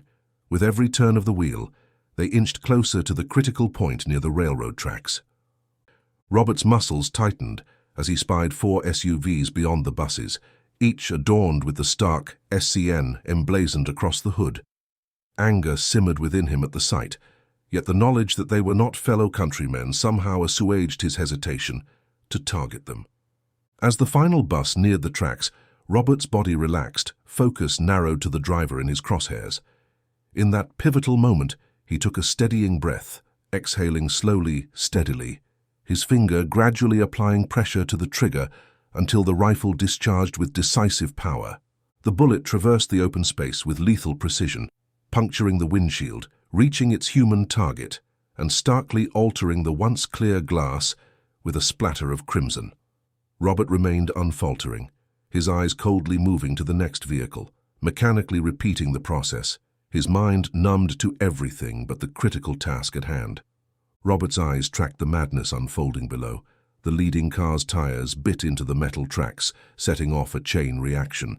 The violent jolt unseated its passenger, who, for a brief heart-stopping moment, dangled precariously before being catapulted away. The vehicle, having lost its stability, began a deadly somersault, painting the road with a grim hue as it landed on its one-time passenger. The smell of burning rubber filled the air as tires skidded and metal twisted. The deafening roars of the 240 Bravos continued to dominate, their rhythm almost hypnotic. Metal shards and glass sprayed in every direction, glinting menacingly under the morning sun. One SUV, attempting a last-ditch evasive maneuver, ended up plowing into another, setting off a catastrophic chain collision. Engines sputtered, and smoke billowed as vehicle after vehicle became nothing more than twisted wrecks in the wake of the onslaught. In mere moments, what was once a formidable procession now lay in ruins, smouldering reminders of the ferocity of the ambush. From his vantage point, Robert could feel the weight of the carnage below, knowing he had played a crucial part in altering the fate of the convoy. The once ominous convoy lay devastated in a mere blink, leaving an unsettling silence in its wake. Robert, from his elevated position, took a moment to grasp the swift and ruthless end of the pursuers. Thanks to the magnification of his scope, it seemed to Robert that he had watched everything unfold from the front row seat. Robert felt little for those who didn't belong here and only sought to do harm to his country. With the first of the groups now safe inside the gates, Robert's thoughts returned to Sierra. Chapter 33.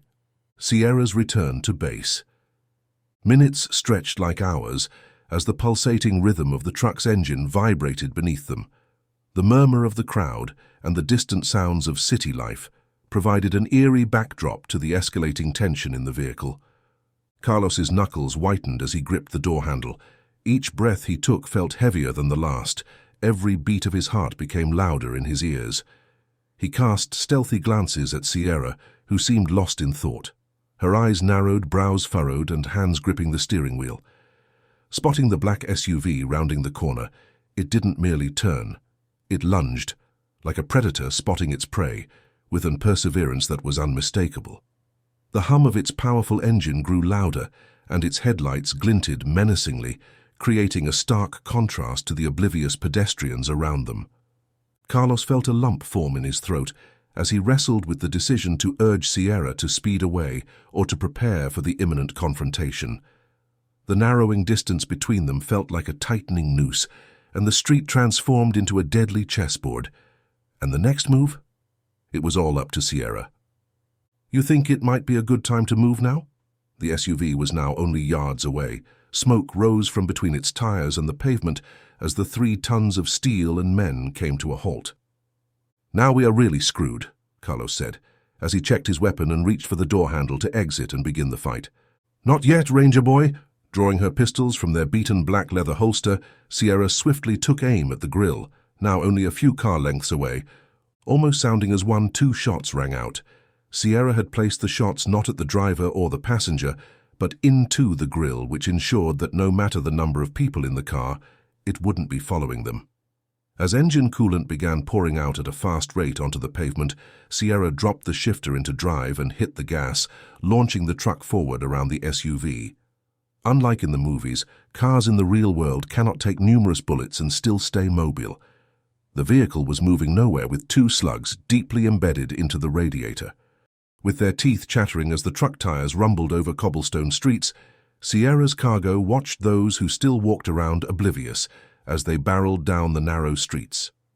When she approached the end of the street, Sierra could see traffic lights in the distance turning red, yet it seemed to not bother her as she listened to Carlos inform her of their situation, a situation she was well aware of.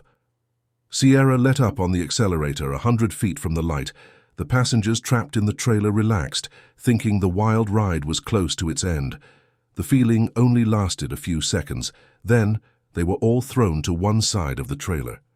Sierra spun the steering wheel to the left as if she were playing Wheel of Fortune. Carlos screamed at her, "Why does it have to be all or nothing with you?" Tires wailed against the asphalt, followed by shattering glass, blaring horns, and a horrific symphony of crunching metal enveloping them.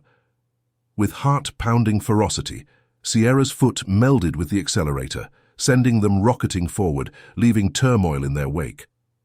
The trailer thrashed wildly behind like a captured beast yearning for release.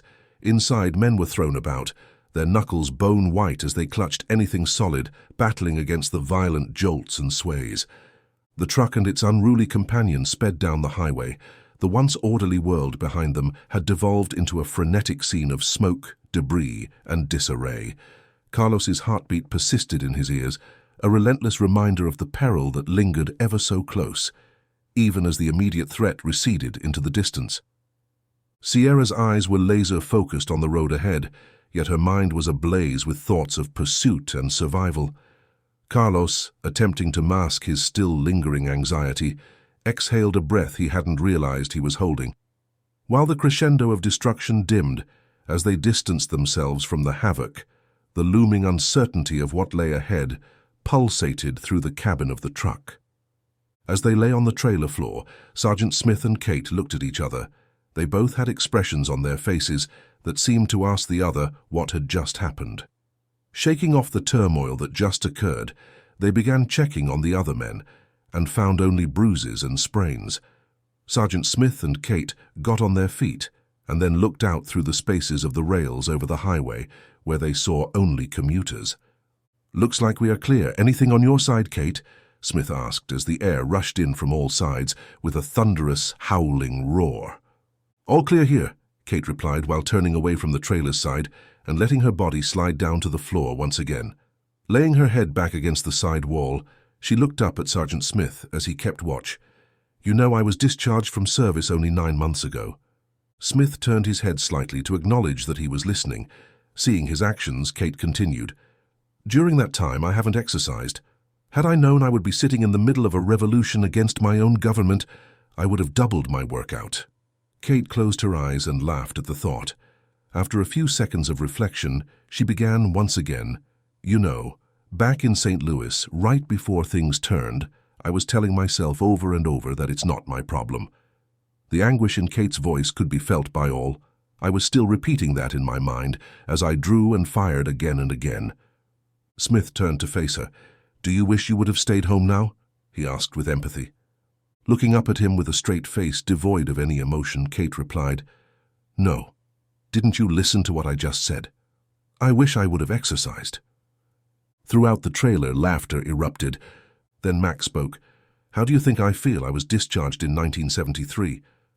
Once again, laughter rang out, even louder than before. Carlos sat silently as they drove down the highway. He reflected on the recent events and now understood why Sierra had chosen to sit waiting for the SUV to get so close. Feeling as if he should say something to Sierra, he said, "I had my doubts about you back there, but you did the right thing." Sierra could see the exit where the UN vehicle sat swiftly approaching. She turned to Carlos. "Well, you might not like this." And she raised her revolver and fired the remaining 4 shots contained within. 3 of the 4 flew harmlessly through the air and struck the side of the gas station. The 4th shattered the glass from a UN vehicle. "What the hell?" Carlos screamed in reply while readying his rifle. "Do you have a death wish?" The logic of what Sierra had just done was lost upon him. Looking out the back glass, he saw what appeared to be a long white snake with blue spots heading down the exit ramp. Carlos even imagined the head hissing at him. "Well, to answer your question, hell no." Sierra answered Carlos's question. Carlos's continued, "Well, I don't think it was right, and it looks like many more have showed up since we stopped." Looking over at her driver's side mirror, watching as the UN vehicles crossed the median, Sierra felt that she might have made a bad call for the first time since leaving the ranch. With the ear-piercing gunfire, all the laughter in the trailer drew to an abrupt end. The trailer's inhabitants looked at one another, puzzled, as they all made their way to an opening in the trailer's wall. "Holy shit!" Darrian shouted as he spotted the white vehicles giving chase. Kate looked up at the inexperienced young man, who had just spoken, and grabbed him by his gear to drag him down. "Stay low!" Kate shouted out to the others as they prepared for what was to come. As Sergeant Smith watched the white UN vehicles closing in, he could not believe what his eyes were telling him. "We are being chased by the United Nations?" he said to himself. "This just keeps getting better and better." He slapped the bottom of the magazine in his M4 rifle to ensure it was seated and ready, and then checked his ammo pouches for easy access. "Keep your weapons inside and don't fire until I give the order," Smith ordered. He was focused. He knew that a firefight was at hand. A firefight he could not have imagined. A firefight from a horse trailer doing 65 and accelerating. "Sergeant, they are on us," one soldier let out with panic in his voice.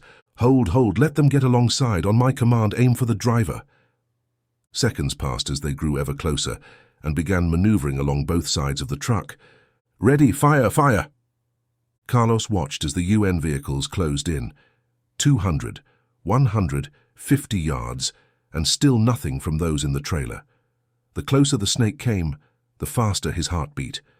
He just kept thinking about the 10 miles they needed to cover and couldn't see a way to do so with so many coming to stop them.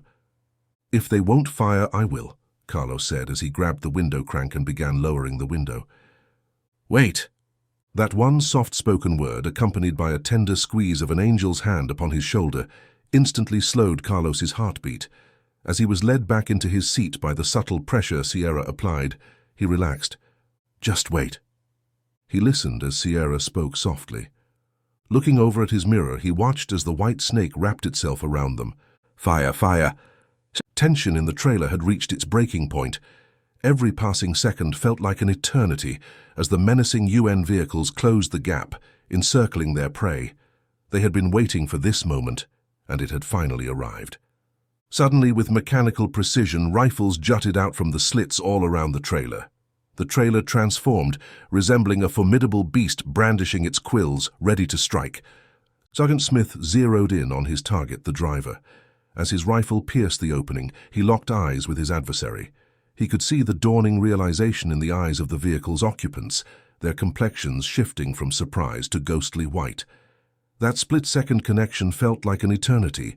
They were immobilized, like deer caught in the glare of oncoming headlights. Without a moment's hesitation, Sergeant Smith and his comrades unleashed a torrent of lead. The deafening barrage of gunfire drowned out all other sounds. The driver's reaction was instantaneous, a visceral response to the onslaught. The vehicle veered violently off the road, leaving behind a macabre trail where pristine white lines once lay. Carlos sat watching as the snake image in his mind continued to strangle them. Had it not been for the gentle hand upon his shoulder, he would have already begun unwrapping from its grasp. Taking his eyes from the image in the mirror, Carlos looked ahead and asked as if they were just on a road trip. "How do you plan on shaking them?" "I'm not." Carlos couldn't believe her reply to his question. He quickly brought his full attention to Sierra and then back to the highway ahead. Just as she had felt his emotions at the ranch, Sierra could see that Carlos hadn't yet figured out just what she was thinking and could feel his uneasiness about it. She knew that he needed convincing. "During our stop at the gas station, they clearly saw we weren't carrying anything. I made sure of that. Now we have the element of surprise." Sierra smiled at the thought of what a surprise it would be for them. "You have been planning this since then?" Carlos couldn't believe what he had just heard. Before she could reply, a thunderous roar made it impossible. The roar drew Carlos to the mirror, where he saw Sierra's plan begin to unfold. He watched as car after car turned into shredded metal. In his mind, Carlos saw the head of the snake die off as another took its place. "Well, I didn't plan on this," Sierra remarked as she pointed at the cars ahead. "What?" The gunfire was making it virtually impossible to hear what she was saying. Carlos looked in the direction the hand that had calmed him was now pointing. "That's the commander's Humvee," he shouted.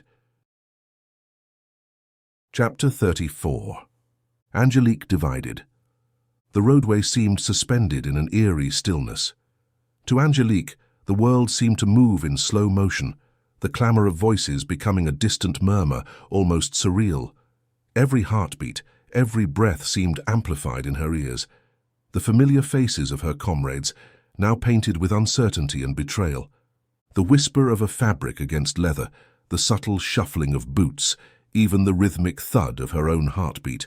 Her pistols felt cold and heavy in her hands as tension mounted to an unbearable climax. She looked on, her gaze rigid and unwavering, as the familiar faces of those she had trained with, laughed with, fought alongside with, were now distorted by mistrust and treachery. Cameron and Ken, two she had come to consider as brothers, made their allegiances clear in seconds, standing shoulder to shoulder with Angelique against an oncoming storm. Jeff's hesitation was evident. His weapon hung loosely in his grip, a reflection of his inner turmoil. Every fiber of Angelique's being was attuned to the unfolding chaos. As orders were barked and ultimatums hurled, she realized that every relationship, every bond was precariously balanced on a knife's edge. The next moment could shatter them all. Jeff, on the other hand, seemed caught in a tumult of emotions. His weapon hung hesitantly by his side, his face a storm of confusion and indecision. Through it all, orders were barked, fingers pointed, and ultimatums given. Loyalties were being tested, and the room was divided. Angelique, pistols in hand, took it all in, wondering how they had reached this breaking point and what would come next. "How far is this going to go?" she asked herself, not wanting to get into a firefight with those she once served beside. Struggling with the situation, Jeff's mind raced and his emotions ran high. Visions of his past service with Angelique swirled with visions of the practical consequences of turning against the agency. Then it became clear to him that there were only two real choices: be hunted as a criminal or praised as a hero. Suddenly, a hatred for Angelique for putting him in this position bubbled up inside him. The hatred grew faster and faster as the seconds ticked by, until Jeff's path became clear to him. Raising his weapon once more, he watched through the optics as the red dot moved across the pavement. With his finger planted firmly on the trigger, by the time the dot reached Angelique's boot, Jeff was ready to fire. He watched as the red dot ran the length of her leg and across her finely tuned abs and settled between her breasts. With his trigger already in motion to send its fury upon her, Jeff knew it would all be over within a second. Stunned by the rifle fire, the agent stopped demanding that the others drop their weapons. Each looked to see where the shot had come from and who had been hit by it. All eyes turned toward Angelique. Standing with both 45s facing down overwhelming odds, Angelique felt lucky that she wasn't standing alone facing down the Homeland Security agents. She was thankful to see 3 men in the team that she had once trusted with her life. The one thing she wanted now was to get away with Ken, Cameron, Jeff, and her family, then sort this out with Homeland Security. Had it not been for Cameron, Ken, and Jeff on the team, well, the odds of 8 against 1 didn't seem possible. Now, with 4 against 5, she stood, with restored confidence. Angelique didn't clearly see Jeff positioned to the rear just behind Ken, as her attention focused primarily on Jonathan. "Bring out my parents, and I will be on my way," she shouted out over the multitude of demands being thrown around, most of which were demanding that others put down their weapons. Movement just on the edge of her vision alerted Angelique's instincts to take control, and one of her 45s moved to meet the possible threat. In a situation like this, many things that can be considered threats aren't, but this wasn't the time for mistakes. A ghostly hush had fallen over the scene. Angelique's sharp reflexes had her pivoting toward the unexpected threat, a betrayal materializing in slow motion before her eyes. Jeff had stepped away from their ad hoc alliance, weapon raising, barrel slowly aligning with her as the target. Time seemed to splinter into fragments as she swung her own weapon toward him. The name Jeff was a strangled shout in her throat as her finger contracted around the trigger of her Colt 1911. Yet, her vocal plea was swallowed by the dissonant roar of a gunshot. a sound that seemed to ripple through the very air, causing the world to hold its breath in shocked stillness. Angelique, pulse thundering in her ears, observed Jeff's form as it shuddered once before gradually yielding to gravity. Her pistols, still firmly gripped, bore silent testimony to the action that had unfolded amid the strange quiet. Her eyes, locked on the collapsing figure of her one-time ally, harbored a tempest of emotions: betrayal, sorrow, and a gnawing emptiness. The standoff on the road, with its idle, wide-eyed observers in their halted vehicles, hung precariously on the precipice of turmoil. Her comrades, who'd witnessed the split-second decision, remained motionless, tension knotting the atmosphere. Looking back once more at the vehicle she had dismissed earlier, Angelique's eyes locked on the smoking rifle that had fired the shot, saving her life. Attached to the rifle, resting over the side view mirror, was an arm covered in tattoos. She could see that the man inside was wearing an older woodland military uniform, with the sleeves rolled up to his large biceps. As he gave her an upward nod, again Angelique felt that he was no threat to her and quickly focused back on what she had come there to do. Pointing both of her pistols at Jonathan, she gave her demands, which were heard by all. "Bring out my parents." "Sorry, babe, can't do that. They are going with me." This was a side Angelique had never seen of the man, a side she hadn't believed was possible. Had he been playing her this entire time, she thought. "You are now an accessory to the murder of a federal officer. All of you are." Jonathan delivered the news. "Okay, this is over," said Angelique, closing the distance between her and Jonathan, keeping one pistol on him and raising the other above her head. As she brought it down upon his temple, the last thing he heard before unconsciousness was, "Jonathan, you're fired." Ken caught Jonathan, quickly moving him to the ground just off the pavement, and collected his weapon, sliding it into his vest. "I think we all have had enough for one day, don't you guys?" Ken asked. He said the name of each person remaining in the detail as he finished taking the pistol away. With their weapons still trained on Angelique and her new team, the people in the detail look around for guidance. Ken, their squad leader, had joined with the person they were after. One by one, the four of them slowly lowered their weapons. Seeing that she would have no further resistance, Angelique holstered her pistols. She could see that Ken was still struggling with his decisions, but with only her parents' safety on her mind, it would have to wait. Angelique took 2 steps, reached out for a door handle, and opened the door to the black beast that was holding her parents inside. Looking in to where she expected the 2 of them to be, she found nothing but empty seats. "Where are they?" she demanded as she turned back to Ken. "Anne, they're not here," Ken replied, turning toward the forest and avoiding eye contact. "Then take me to where they are."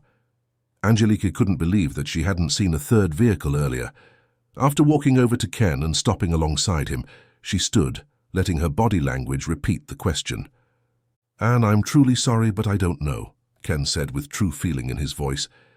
He hung his head. "They will stick to the main roads, and there is only one way east from here," said Angelique. "They couldn't have got far. Let's go." Ken spotted Cameron looking off in the distance. "What is it?" Ken asked. Then Ken saw them sitting on top of the hill, white SUVs with a blue dot on the hood. "Shit, what are they doing here?" Sir Ken asked Cameron, not expecting an answer. "Anne, we have got to go now." Ken pointed at the convoy of white vehicles coming over the hill. Angelique instantly knew who they were from years of service, and the strategist in her fought against the desire to reach her parents. "You men, lay your weapons down and run," she ordered those who had shown their unwillingness to pick a side. Without being told twice, as they watched her hand rest on the pistol secured to her side, they did as she asked. Todd had remained silent since his strange encounter at what would have been an unbelievable traffic stop on any typical day. Now, he swiftly brought his rifle back inside the truck's cab from where it had rested on the outside mirror. While spotting a familiar vehicle in the distance, instincts kicked in, prompting him to reverse his route. Given the constricted width of the road, making the massive truck do a U-turn proved a bit cumbersome. While he wrestled with the steering wheel, his gaze remained fixed on the blonde directing the dark SUV's positioning strategically across the asphalt. Finally pointing his truck back from whence he came, Todd glimpsed Angelique, Ken and Cameron, taking defensive stances by the SUVs via his rearview mirror. "They're making a grave mistake," he murmured. his foot pressing firmly on the accelerator, a grimace forming as the weight of the situation set in. "Stick close," Angelique rasped to Cameron and Ken, her gaze intense as they readied themselves for the imminent onslaught. No sooner had they taken cover than the deafening rattle of gunfire exploded around them. The suddenness and ferocity of the assault caught them off guard. Whizzing bullets transformed their SUV into a sieve, perforating the metal with alarming speed. Angelique, leveraging her seasoned instincts, quickly realized that the thin metal of the car doors would offer scant protection. Locking eyes with her companions, she signaled with swift hand gestures, directing them to use the sturdier engine block for shelter. Recognizing the tactic, Cameron and Ken nodded in acknowledgement and swiftly positioned themselves accordingly. With a swift, fluid motion, Angelique slid to the ground, rolling beneath the vehicle, taking their enemies by surprise. Methodically, she targeted the feet and tires of the approaching vehicles, squeezing off a round with each heartbeat. The smell of gunpowder filled the air, punctuated by the sharp clang of ricocheting bullets. Once her surprise attack concluded, she scrambled back to the cover of the front tire.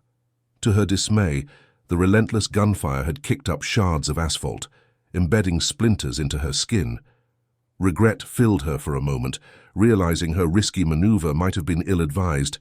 But with the rear choked with disabled vehicles and terrified civilians, retreat was not an option. They were cornered, and their only way out was to fight. As the chorus of bullets seemed to reach a climax, Angelique's thoughts raced faster than her heartbeats. The woods seemed like a distant sanctuary, a sliver of hope in a haze of danger. But getting there meant braving an open sprint, exposed to a hail of gunfire. Breathing in sharply, she caught the eyes of her comrades, and in that split second, they shared an unspoken understanding, a collective agreement to take the odds head-on as they readied themselves. Angelique could feel the weight of every bullet, every magazine, every ounce of adrenaline coursing through her. Her muscles readied, every fiber of her being focused on the path to the woods. She turned to her comrades, her eyes resolute. With a firm nod, she barked her orders, "Go! Go! Go!"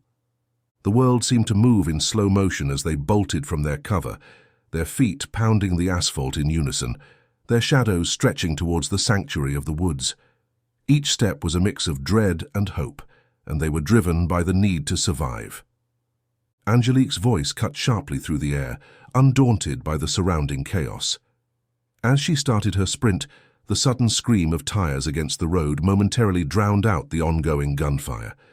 A moment of confusion gripped her, but when she spotted the truck barreling towards them, recognition set in. That was the vehicle of the man who'd saved her life. With a swift change in direction, Angelique bolted towards the truck. Without any need for communication, Ken and Cameron read the situation and pivoted, mirroring her move. Every second mattered, and crossing the open terrain was a risk none of them were willing to take. Every footstep and breath magnified as they raced towards the one chance they had at survival. Angelique didn't slow down. She used her momentum to carry her into the back of the truck. She landed one foot on the bumper, then flew through the air and into the truck bed. She was followed by Cameron and then Ken, who did the same, along with letting out sounds of pain as they landed. Before the three had made contact, Todd's foot had already stomped on the accelerator pedal, propelling the truck forward once again, this time with extra cargo. With an impressive show of force, the truck jolted ahead, its engine roaring in defiance. The tires kicked up gravel, leaving a cloud of dust in its wake. It seemed like they had traveled miles in just a few heartbeats, with the landscape of the Ozarks unfolding before them. Todd's sharp eyes scanned the environment as he sought out a suitable spot, away from prying eyes, to regroup and take stock. He turned onto a narrow gravel road that snaked its way through the rugged terrain. Trees loomed overhead, casting dappled shadows on the path. At last, finding a shaded, hidden alcove, he brought the truck to a slow, rumbling halt. The quiet of the forest enveloped them, broken only by the chirping of birds and the distant hum of the truck's engine cooling down. The rear of the truck moved slightly as Angelique, cautious, lifted herself to peek over the edge. When Todd emerged from the driver's side, Angelique's eyes widened slightly. His towering stature, coupled with a military-cut hairstyle and physique that seemed sculpted from rock, gave him the appearance of a real-life action figure. He approached with a defined gait, nodding to Angelique in acknowledgement. "Looks like that is twice today you have saved my ass. Got a name?" she asked. Feeling as if nothing could be trusted lately, Angelique held one of her 45s just out of sight. "Master Sergeant Todd Myers, recently retired, and you?" He held a 9mm H&K pistol behind him and stood at parade rest while he addressed his new passengers. "Angelique Carringer, Homeland Security." Hearing what Angelique said, Todd slowly cocked the pistol carefully so that it would create little noise. Seeing the reflection of his actions in the paint on the door, Angelique quickly responded, "Don't worry. I believe we have just been fired." Feeling that the man could have just let them die, she relaxed her body language and stood. She helped Cameron up and holstered her pistol. "Looks as if you might be getting ready for something," she said, admiring the hastily loaded ammunition and weapons covering the bed on which they had landed. "I ran into a little problem this morning," Todd replied, still not willing to let down his guard to the strangers. "Guess you could say we all have. Didn't get up on the wrong side of the bed this morning. Apparently I woke in the wrong bed instead." Making an attempt to ease things a little, Angelique put on a smile. "What was all that back there?" Todd asked while raising his chin in the general direction of the firefight. "Well, these guys and the others picked my parents up from their home and I wanted them back." Stepping on the side rail of the truck as she made her way out of the bed, Angelique thought of how wrong it was to step with boots on the shiny black paint. Looking over and seeing where a number of bullets had made contact, she didn't give it another thought. The other was, well, I really don't have an answer for that. Angelique looked over to Ken as he came alongside her. "How about it, Ken? You know what that was?" she asked, as if he might have been holding something back. "No, they weren't with us," Ken answered while looking at her, and then back to Todd. The expression on Ken's face begged her to believe him. "I do." Todd let them off the hook. "You two don't know?" He couldn't believe they wouldn't know. "How do you not? It has even been announced on the radio all morning." "What has?" Angelique asked. Now very interested in what Todd had to say, Angelique gave him all of her attention, even as Cameron, walking strangely, made his way over to them. "I think one of the many rifles I landed on molested me," Cameron said as he groaned and rubbed his rear. Though he irritated her, Angelique could always count on Cameron to make her laugh inside, even if the others couldn't tell. "Carry on, Master Sergeant," Angelique said, seemingly dismissing Cameron's remarks. "The UN personnel are going around confiscating firearms," Todd said. Not knowing quite what to say, the three of them looked at one another in disbelief. "Is that why you're running around with a truck full of them? Because you heard it on the radio?" Angelique asked. Had she not just been in a firefight with them, she would have thought it a prank some DJ was doing to get ratings. "No, I watched as they raided my neighbor's house, while on my morning run," Todd replied. "After that, I made my way back home through the woods and threw what I could in the back of my truck." Turning his head to the side and looking up as if he had just remembered something, Todd blurted out, "Damn, I left my new tumbler on." "What?" Ken asked, not able to figure out how his brass cleaning machine tied in. "Nothing. I killed 3 and left the 4th unconscious on my garage floor. Damn, I can't believe I did that." Todd let his hands fall to his side and relaxed his body while still holding his pistol. "Hey man, you did what you had to do," Cameron responded, shaking his head in approval. "What? No, I just got it in and now I won't get to use it. This sucks." Neither Angelique nor the 2 men standing beside her followed along. Instead, they thought it best to move the conversation forward. "Where are you headed now, Master Sergeant?" Angelique felt that redirecting the conversation was the best move to make. With his hands on his waist, Todd shrugged and replied, "No clue, hadn't planned on killing 4 people today and going on the run with most of my weapons." Looking back into the truck bed, Cameron was overcome with one question. There were more? The remark was met by a sharp elbow jab to the ribs from Angelique, followed up with a look that told him to pull it together before she responded to Todd. "As much as I want to run after those who have my parents," Angelique said, then paused to collect her thoughts before she continued, "we need to head for Jefferson City." "What's there?" Todd asked. He was already interested, mostly due to not having any plans ready. At this point, he needed a plan. Karnik. As she said his name, Angelique felt as if the world were forcing them together. Chapter 35. Front Gate. "We have a live one over here," the medic called out. Sergeant Lee ran over to where the medic stood. They both looked down at a man trying to crawl through the back hatch of what remained of the flipped SUV. "Take care of him. We need to find out what he knows." As he turned to another soldier, Lee said, "Let Sergeant Karnick knows we have a prisoner, and we will bring him to the gym once he is stable." "Roger, Sergeant," the young soldier said as he set off at a full run to deliver his message. Looking around at the destruction and thinking about what needed to be done next, Sergeant Lee took charge and called out orders. "When you have the prisoner stable, take 2 men and escort him to the gym. Specialist, let's get that vehicle off the road. We can use it for cover. Gunners, are you ready to receive guests?" Seeing that they were still reloading the 240 Bravo machine gun and knowing the answer didn't stop Lee from asking, instead it was more of a strong suggestion to get ready. "Almost there, Sergeant," the lead gunner cried out in response. "When they arrive, nobody fires until I do. I fire first and then we open up. Got it?" "Yes, Sergeant," came to him from all directions, and Lee knew they would be ready as he watched the preparations quickly being made. Then Lee watched as 2 men passed him with their prisoner. Sergeant Lee still couldn't believe that the Strong Cities Network, a branch of the United Nations, was operating within the borders of the United States. "Who are you?" the prisoner asked Lee as he dragged him along. Without thinking, Lee simply replied, "We, sir, are Americans," and waved the men along as he returned to securing the front gate. The prisoner's weary eyes followed the stares of disdain and contempt. Every step weighed him down, not just by the shackles binding his wrists and ankles, but by the weight of their judgment. The stinging sensation of being despised was great, almost as much as the ache from the visible bruises covering his body. When the gym's door creaked open, the cold draft was a brief relief from the oppressive atmosphere inside. But the relief was short-lived. Soon as his captors released him, the unforgiving floor met his crumpled body. He groaned, but mustered the energy to glance up, catching the sights of boots and hearing hushed conversations. Before long, the subtle but distinctive sound of Karnick's measured footsteps echoed through the gym. Every soldier present knew that walk, confident and powerful. The heavy doors at the end swung open, revealing Karnick in his usual military attire, flanked by the imposing figure of the colonel and a handful of other high-ranking officials.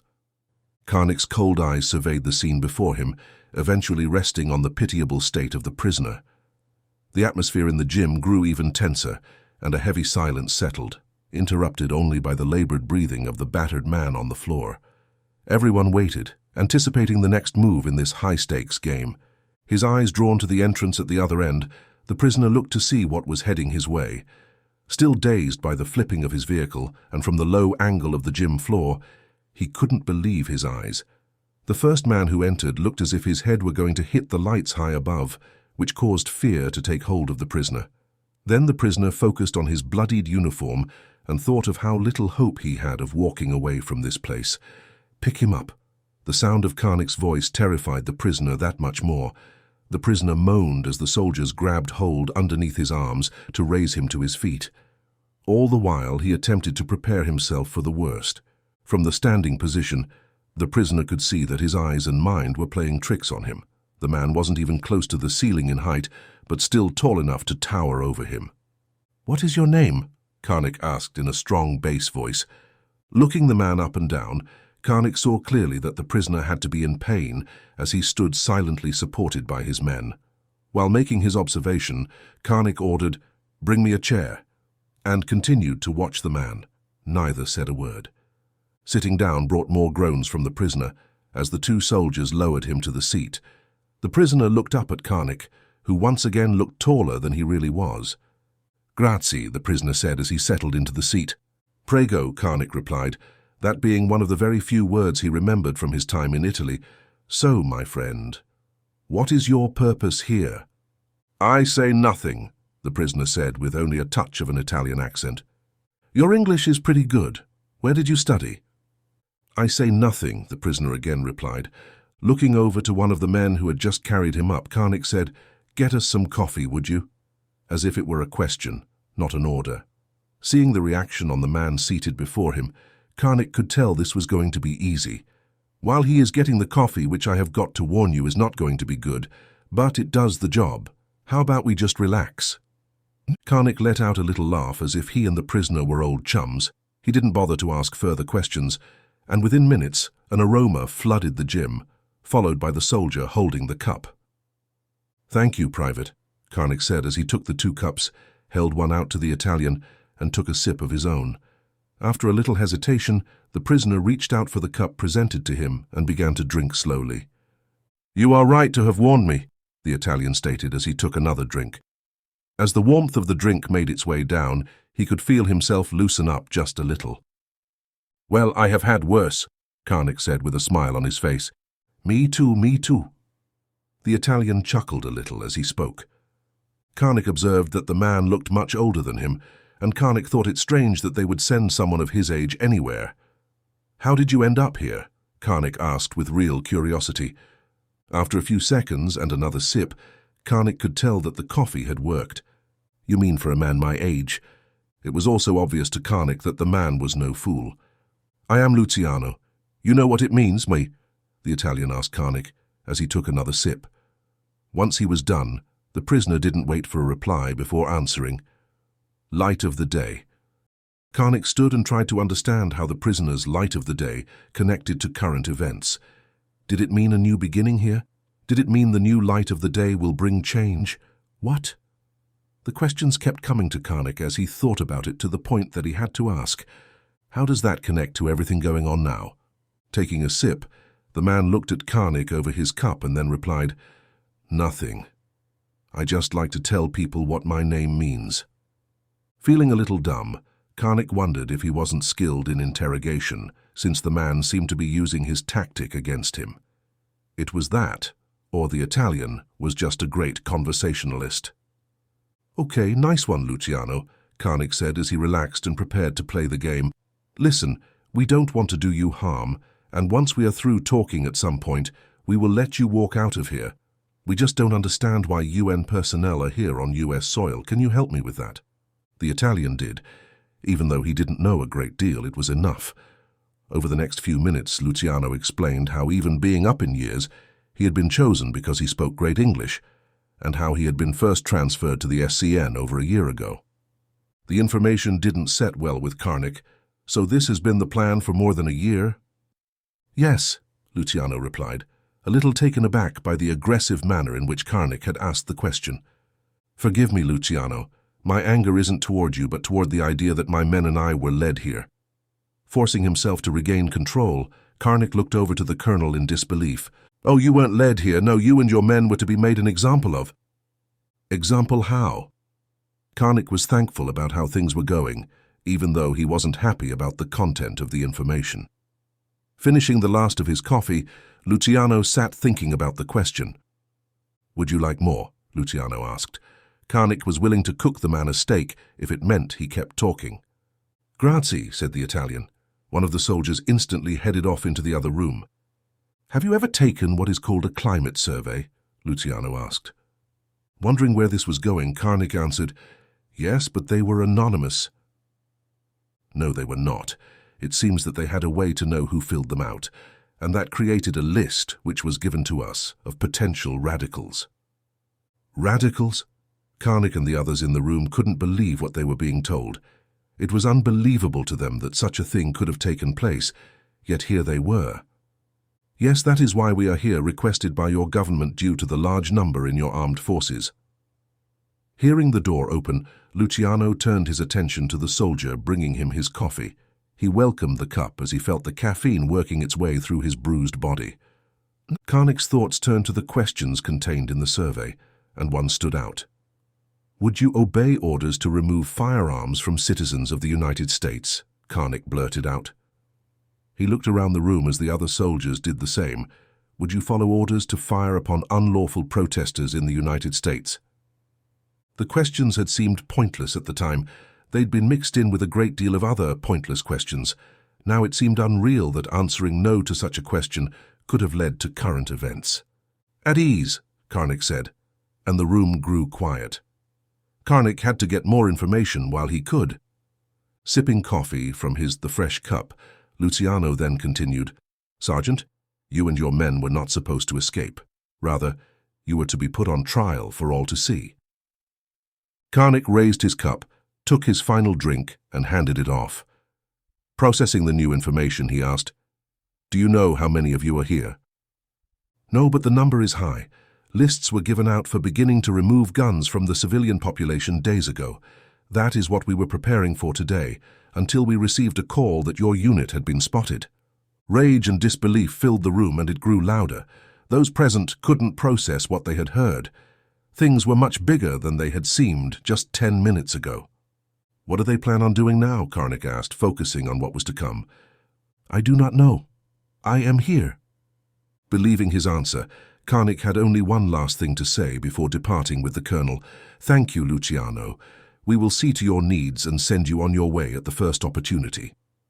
With Colonel Parker close by, Karnik turned and made his way back to the door through which he had entered. Chapter 36. Bumper to Bumper. Dust kicked up by the Humvee ahead billowed into the air. Sierra gripped the wheel tighter, her eyes sharp and focused. Carlos tilted his head, his gaze fixed on the approaching Humvee. "So, what's the play for this?" he inquired, settling into a relaxed posture, ready to witness whatever unfolded next. She barely spared Carlos a glance, her every thought trained on the task at hand. She barely spared Carlos a glance, her every thought trained on the task at hand. "Let's just say Commander Sawyer won't see us coming," she replied with a smirk, a hint of mischief in her eyes. "Well, it looks like we're going to be slowing down. Might want to get ready," Sierra said as she began lifting off the accelerator. "Oh, now you want me to shoot? How about I just let you know the next time I need to piss, and you can tell me if I can go or not? I have so many other clients. Not sure if I will have time. I'll try to squeeze you in," Sierra teased. Carlos exhaled sharply, his fingers swiftly winding down the window. Memories of Sierra's wild escapades over the last few months flashed in his mind. He chuckled to himself, glancing at her reflection in the side mirror. For all the chaos, there was a certain thrill he'd come to relish. Swiveling for a better angle, knees pressing into the seat, Carlos leaned out, the wind tousling his hair. With every white car that dared to approach, a barrage of gunfire from numerous rifles ensured they were left in disarray, skidding back, defeated. "Those guys are stupid," he informed Sierra, as he dropped back down into his seat and rolled his window up once again. "Smith and the rest are easily keeping them from overtaking us." Sierra's fingers tapped on the steering wheel, the slowness of their progress eating at her patience. With the Humvee maxing out close to 55 miles per hour, neither her truck nor the military vehicle had any hope of speeding up their journey. Those next 4 miles stretched out in front of her like an endless expanse, threatening to test her limits of endurance. "We had better let 'em know we are bringing company for lunch. Why don't you call it in?" "I'll have a steak, medium rare," Sierra said. Carlos chose to let her words slide, as had become his habit recently. Retrieving the radio from where it lay on the floor, a testament to their recent wild drive, he inspected the mic, confirming it was operational. As he lifted it, readying himself to communicate, he hesitated, grappling with the fact that he didn't have a call sign, and no particular one sprang to mind. Noticing Carlos's momentary paralysis with the mic poised, Sierra immediately recognized his dilemma and stepped in to assist. "Texan, dumbass. Later we will work on that peeing schedule," Sierra said while glancing over at Carlos, giving him a little smile. Not wanting to get into a verbal match with her that he knew he wouldn't win, Carlos simply pressed the button on the mic and began speaking. "Ridge Runner, this is Texan, over," Carlos said. "Texan, we have been looking forward to hearing from you. Give us a sitrep, over." "Ridge Runner, unknown casualties, ammunition unknown, 2 miles out. Coming in hot. Commander's Humvee is in lead, over." "Texan, Ridge Lima Charlie, we'll be ready, over." Chapter 37. Arrival on post. Waiting near the radio for information since the last group had arrived, Robert was a little relieved to hear Carlos's voice.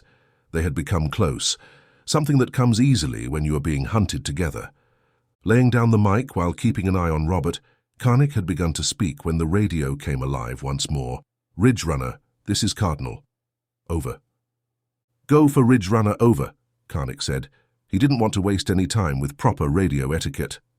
"Ridge Runner, we are coming in with 2. 1 privately owned vehicle, 1 Humvee. Be advised we have friendlies on our 6 giving 'em hell. Over." "Roger, Cardinal. They just checked in. We are ready. Over." "See you in 4 mics. Cardinal out." As he began to exit the room, Karnik glanced over to Robert. "What do you say we go be social?" Karnik didn't wait for a response. He knew the answer.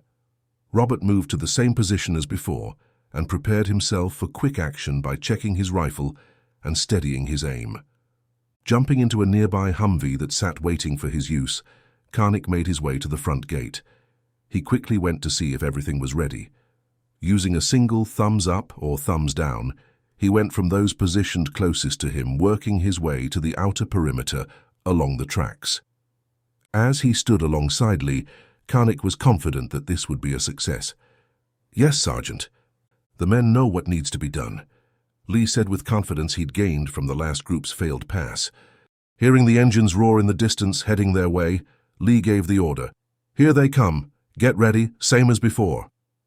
Every soldier instinctively lowered their stance, clenched their weapons tighter, and braced for the imminent conflict. Karnik, using the Humvee's hood as a makeshift cover, lay with his rifle aimed and primed. As the vanguard of the approaching convoy appeared over the hill, he surveyed his squad. Their eyes locked onto the approaching truck and the subsequent vehicle of Commander Sawyer. There wasn't a need for more instructions. The situation spoke for itself. With a nod of approval, Karnik refocused on his weapon, ready for whatever came next. Gunfire could be heard in the distance as the first 2 vehicles crossed the track. As the Humvee approached Karnik's position, it slowed, and Sawyer shouted out to him from the unzipped window, "That girl has a hornet's nest on her, so be ready." Then, Sawyer signaled his driver to head on up to the main building of the Armory. Forward they drove, with the Lieutenant Governor tucked safely inside. Karnik barely had a moment to react when Sierra, driving like a force of nature, crested the hill with her menacing convoy right behind. The speed of Sierra's vehicle increased as it descended, and Karnik could sense their hurry. Unexpectedly, those once bent on halting their progress seemed to have ceased their efforts.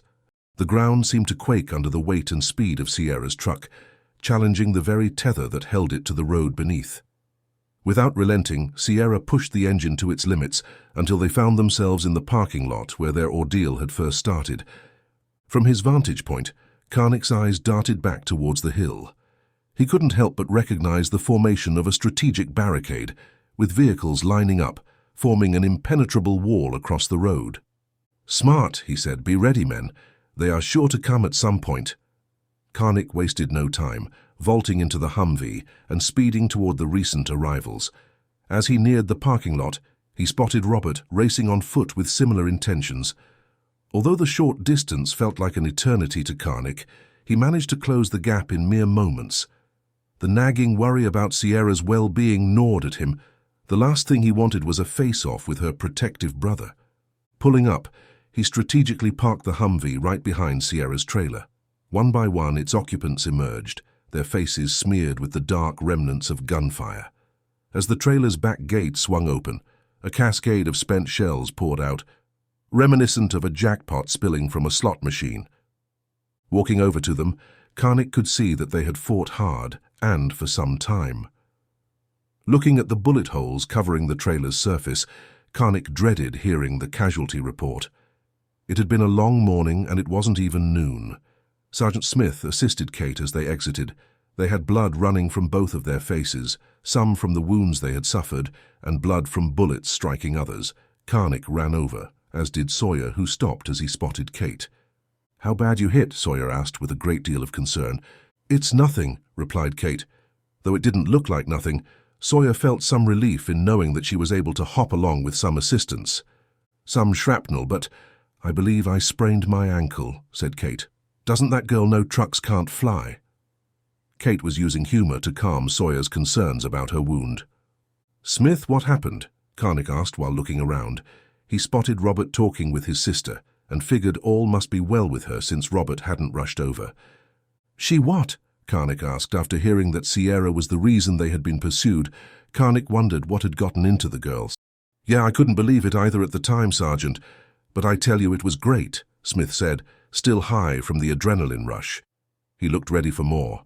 "Sergeant, we gave them hell. The highway is littered with them.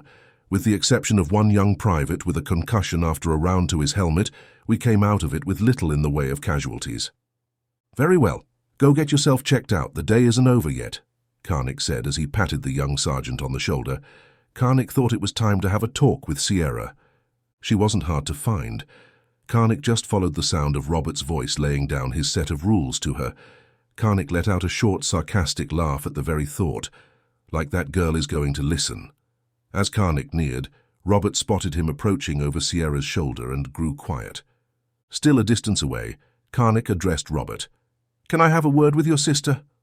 Before the question was finished, Sierra turned slightly his way and seemed to struggle to pull the lollipop from her lips before she answered. "Sure thing, cowboy," Sierra said with a flirtatious grin as her brown hair puffed up in the wind from under the dirty old cap. Karnik stopped in his tracks, turned and said, "I'll check in with you later." He wondered where the hell she had gotten the sucker.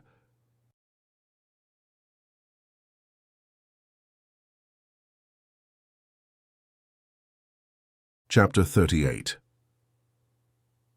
Last move. Deep within a concealed underground labyrinth, a rotund man walked forward, his entourage of minions in tow. Each of these yes-men sported an array of medals on their crisp uniforms, tokens of minor feats they had accomplished, yet wore with undue pride. Their polished black shoes clicked in unison against the cold stone floor, echoing the sterile ambiance of the passage. The narrow corridor seemed to constrict even further around the man's imposing girth. His attendants hung on his every gesture, ever eager to leap into action at the slightest hint of a whim from their unpredictable leader. Winding through the labyrinthine corridors, the only sound that pierced the tense silence was the leader's heavy breathing. None of his followers dared to utter a word. As they approached their destination, the distant hum of machinery, the rhythmic clatter of keyboards, and the low murmur of orders reached their ears. These sounds grew more pronounced with each step they took, but as the Supreme Leader set foot into the cramped workspace, the room plunged into an almost eerie stillness. The flurry of activity halted instantly. Keystrokes paused, directives hung unfinished in the air, and some workers even held their breath. All eyes were averted, careful to avoid the leader's gaze. Past encounters had taught them the peril of drawing his wrath. The image of Earth overhead captured the attention of many in the room. It was a stark depiction, with clean lines demarcating land from water, devoid of any political borders or city markers. Its simplicity was its strength, focusing on the essentials. But it was the four lines, each cutting a distinct path across the North American expanse, that had everyone's gaze locked. Each line seemed to originate from different edges of the globe, and was clearly converging somewhere over the continent. The man who had just halted his command, now standing ramrod straight, tried to gauge the leader's reaction. But the leader's face was unreadable, eyes fixed intently on the trajectories displayed above. The room remained highly tensed, waiting for the leader's next move or word. Everyone knew that those four lines, simple as they may appear, held profound significance. Speaking in his Korean tongue, the Supreme Leader addressed the man. "Is everything ready?" The man quickly bowed before answering, "Supreme Leader, everything is as it should be." The Supreme Leader was expressionless except for the look of boredom. He slightly lowered his head in acknowledgement. "It had better be. We didn't spend the last year sending those things into space for it to fail," the Supreme Leader said. All in the tight area understood what he meant. A forced labor camp or, if they were lucky, death. "We have only 2 hours to wait. It will take place soon, Supreme Leader." With a slight wave of his hand, Kim Jong-un, the Supreme Leader of North Korea, ordered those in the room to continue. He walked over to where several large red velvet chairs were positioned for his comfort. The chairs took up a quarter of the tight workspace. He sat. Those who followed remained standing off to the side and looked out over the room. Once a beautiful servant delivered the Supreme Commander's favorite soft drink. He addressed the man seated to his left. "Impressed yet? As you can see, it is as I said," the Supreme Leader said. Chi's eyes darted around the room, analyzing every detail. every individual present and every possible exit. The bustling activity, the large overhead display, and the minions hovering around their leader all registered in his sharp gaze. Though his expression remained neutral, his confidence was evident. As the translator relayed the Supreme Leader's words into Mandarin for Chi, the diplomat didn't flinch or display any signs of intimidation. The soft, steady tone of the translation flowed into his ear, ensuring he understood every nuance of the conversation. Chi cleared his throat, giving a curt nod of acknowledgement. He began, "In the grand scheme of things, it isn't the pawns or even the knights that matter. It is the game. We must remember that while some players may be sacrificed, the ultimate goal remains the same." His words were clear and firm. While he respected the office of the Supreme Leader, he didn't fear the man. And in that underground bunker, his message resonated with an unspoken power. "We have thousands depending on this project. If it fails, so do you," Chi said. Knowing that Chi meant what he had said, Kim sat in silence, drank his soda, and watched the images on the screen grow closer. Chi turned to the man on his other side. "Are your people ready in the States?" Without moving from the darkness, the man he had just addressed replied in English, "My people are the least of your worries if this doesn't work. We didn't allow that fat shit to develop nuclear technology for nothing. Just see that it works, Chi, and remember how this ends." Chapter 39, The Unknown. "All right, what's our next move?" Karnik demanded, surveying the three men ensconced in Parker's lavish office chairs. They exchanged uncertain glances, the weight of the situation evident in their hesitant expressions. As Karnik's restless footsteps marched across the room, he mentally sifted through potential strategies, but all seemed to lead to dead ends. Finally, his patience snapped. "Someone better start talking," he exclaimed. "Okay, what do we know?" Karnik asked. He looked over at the others. "We know martial law has been declared in Missouri, but aren't sure how far it stretches. We know United Nations soldiers are blocking the roads. By all accounts, the governor has run off, and we have over 400 men." Karnik stopped in his passing to address those in front of him. "We also have an inside man." After opening the door to the office, Karnik signaled for one of the guards posted outside to come over. "Locate Robert and bring him here." "Go," Karnik said. Off the soldier ran. "They are also planning on removing all personal firearms from individuals, Sergeant," the lieutenant governor added to the list. From the expressions on their faces, the lieutenant governor realized that they must not have known. "Who is going to, the governor?" Sawyer asked, straightening up in his seat. "They are planning on using the UN troops along with those from our military they feel would do so. When I protested against the idea, well, you saw where I was."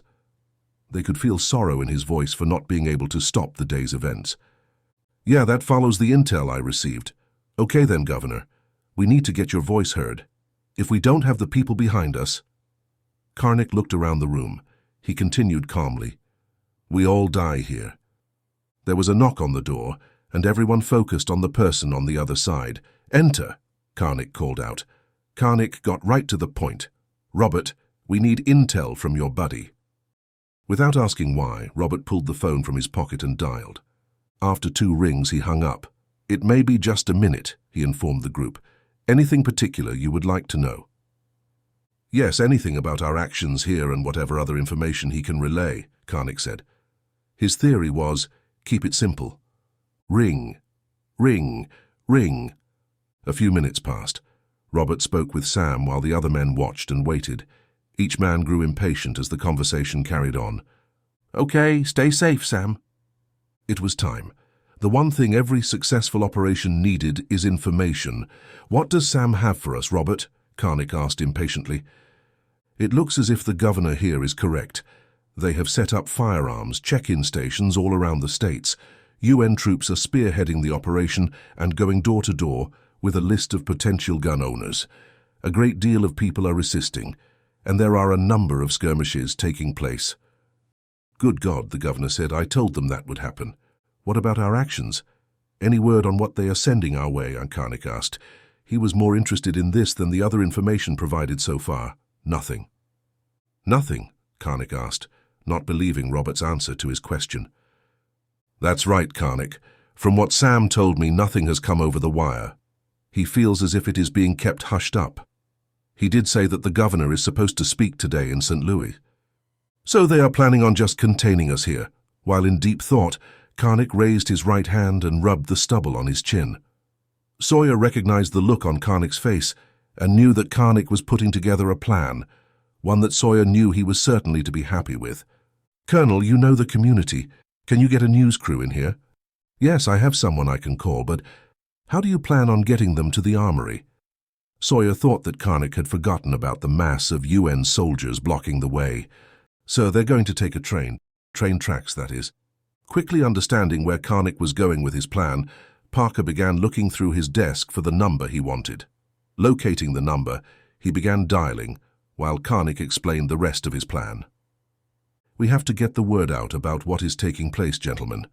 The only way they can gain total control is to do away with the Constitution, and that would require a civil war.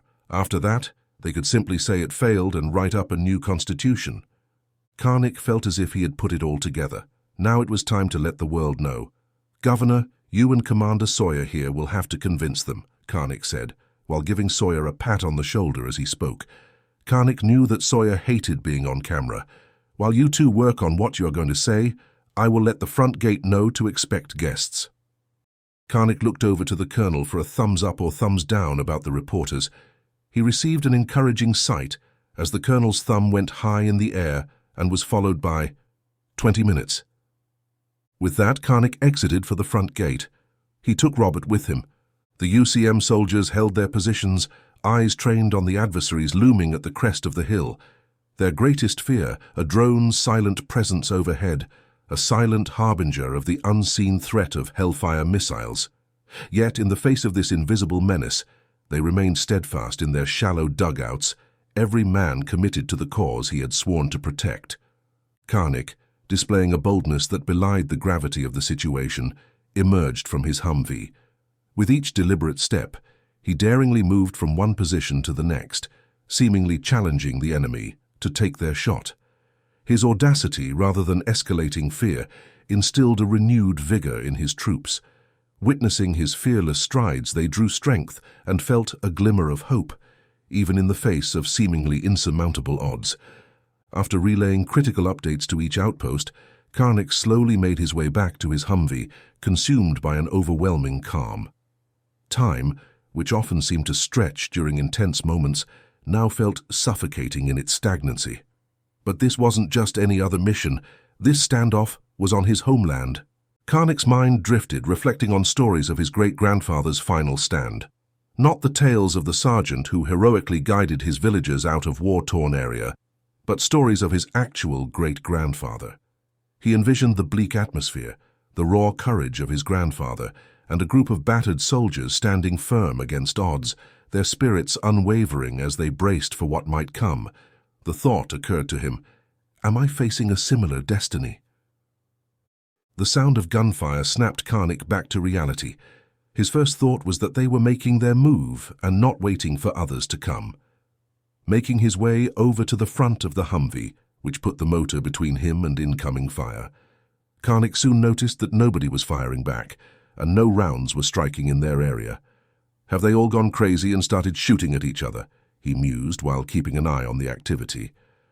Karnak could see men dropping atop the hill, yet his men weren't sending fire. He watched and waited. As he watched, the white UN vehicles flew to each side, reminding him of a rodeo when the opening shout released a big black bull. Only this bull was a large 4x4 speeding through, followed by many others. "Hold your fire! Hold your fire!" Karnak yelled out as he watched the scene play out in front of him. "Who is it?" Sergeant Smith called back from a nearby dugout. Talking as if Smith were next to him, Karnak said, "I have no clue." He counted 6 vehicles heading their way. Somebody was holding a white T-shirt out the window of one of the vehicles. "Friendlies coming in!" Smith hollered out to the men. Karnak stood watching and hoped it was true. The lead truck approached the gate, and as Karnak's men began returning fire at those remaining at the blockade, all hell broke loose. It didn't take long for the firing to end. Knowing that they were outgunned, the remaining UN personnel ducked behind what was left of their vehicles. The truck neared its intended position and slowed down. Looking over, Karnik could see that it had taken a great number of hits. Angelique! Not believing his eyes and reaching up to rub them clean, Karnik took another look. "We need a medic," she screamed as loudly as she possibly could. Still not believing his eyes, Karnik pointed. "Main Armory," he responded, and watched as the truck sped away. Everything in Karnik's body told him to go after her, but the soldier in him knew that the mission had to come first. Doing his best to clear Angelique from his mind and refocus on what he had to accomplish, Karnik remained. Minutes ticked by, each stretching longer than the last. Karnik's gaze alternated between his vigilant men, the obscured tracks ahead, and occasionally the looming armory behind. Just as he contemplated reaching out to the TOC, a distinct sound pierced the stillness. It wasn't the roar of impending thunder, but the unmistakable tremor produced by tires jolting over railroad tracks. Though the dense foliage veiled any sight of the source, the escalating sound left Karnik certain of its implication. "Cardinal, put on your game face. You are about to make the news." Karnik was not one to break radio etiquette, but he knew just how much Sawyer hated being on camera. Seconds later, a van appeared from the newly budding trees and blooming dogwoods. On its side, in bold lettering, were the words ANA News. Well, they have come to the right place, Karnik thought. "Smith, take first squad and check it out," Karnik said. He wasn't going to take any chances just because they had a van. Smith was as thorough as he could be without a database to match IDs. He went through each piece of equipment and gave their vehicle a good going over from top to bottom. To the news crew, it seemed a little over the top, and even more so by the time Smith had finished asking them a long series of questions. By the time it was over, Karnik was confident that every precaution that could have been taken had been. He signaled to Smith to let the news crew on through, and he kept a close eye on the UN soldiers on the hilltop. Though he felt it was unlikely they could be in any shape to fight after the beating they had taken. With the news crew back in their van and heading his way, Karnik quickly jumped in his Humvee. Pulling out onto the main drive just before them, he slowly drove them to the main armory, where the press conference was to be held. His mind didn't think as much about the news conference as much as it did about Angelique's surprise visit and those she had brought with her. Out of all the strange days Karnik had experienced, he ranked this one as number one. Pulling into the lower parking lot just in front of the main building, Karnik could see Robert perched high above, looking out over the compound. Karnik wondered just how many times Robert had put the crosshairs on him since his sister had returned. Nevertheless, Karnik felt that things were a great deal safer with Robert on overwatch. "This way, ma'am," Karnik called out to the reporter exiting the van as he stood alongside his Humvee. Carrying only a microphone, she had an easier time than her cameraman, who wrestled with the gear as he fought to keep up. "I'm Sandra Wheeler from Channel 3 News. Good to meet you, Sergeant First Class." The woman reached out her hand to Karnik, who was a little taken aback that she knew military rank. Reaching out and taking her hand, he had to ask, "Have you reported on the military much?" "Why, yes, I was embedded with the 101st in Afghanistan 4 years ago." "Well, this seems to have become just as dangerous of a place, ma'am. Let me show you the way." Letting go of her hand, Karnik gestured to where the door had once been. The cameraman was close behind them, and Karnik could see their shock when they took in what remained from the earlier battle. They looked from the blood-stained concrete on which they walked to the bullet-riddled facade of the main building of the armory. Walking along in disbelief, Sandra Wheeler and her cameraman didn't say a word, but once they were inside the entrance, that changed. "Oh God," Sandra said while surveying the carnage that lay before her. Dried blood and spent brass mixed with broken glass and shattered display cases covered most everything. How did all this happen today and nobody knew?" Sandra asked, letting out another gasp. "Your questions will be answered soon, ma'am," Karnik said. He didn't want to waste time going over everything now and again in a few minutes.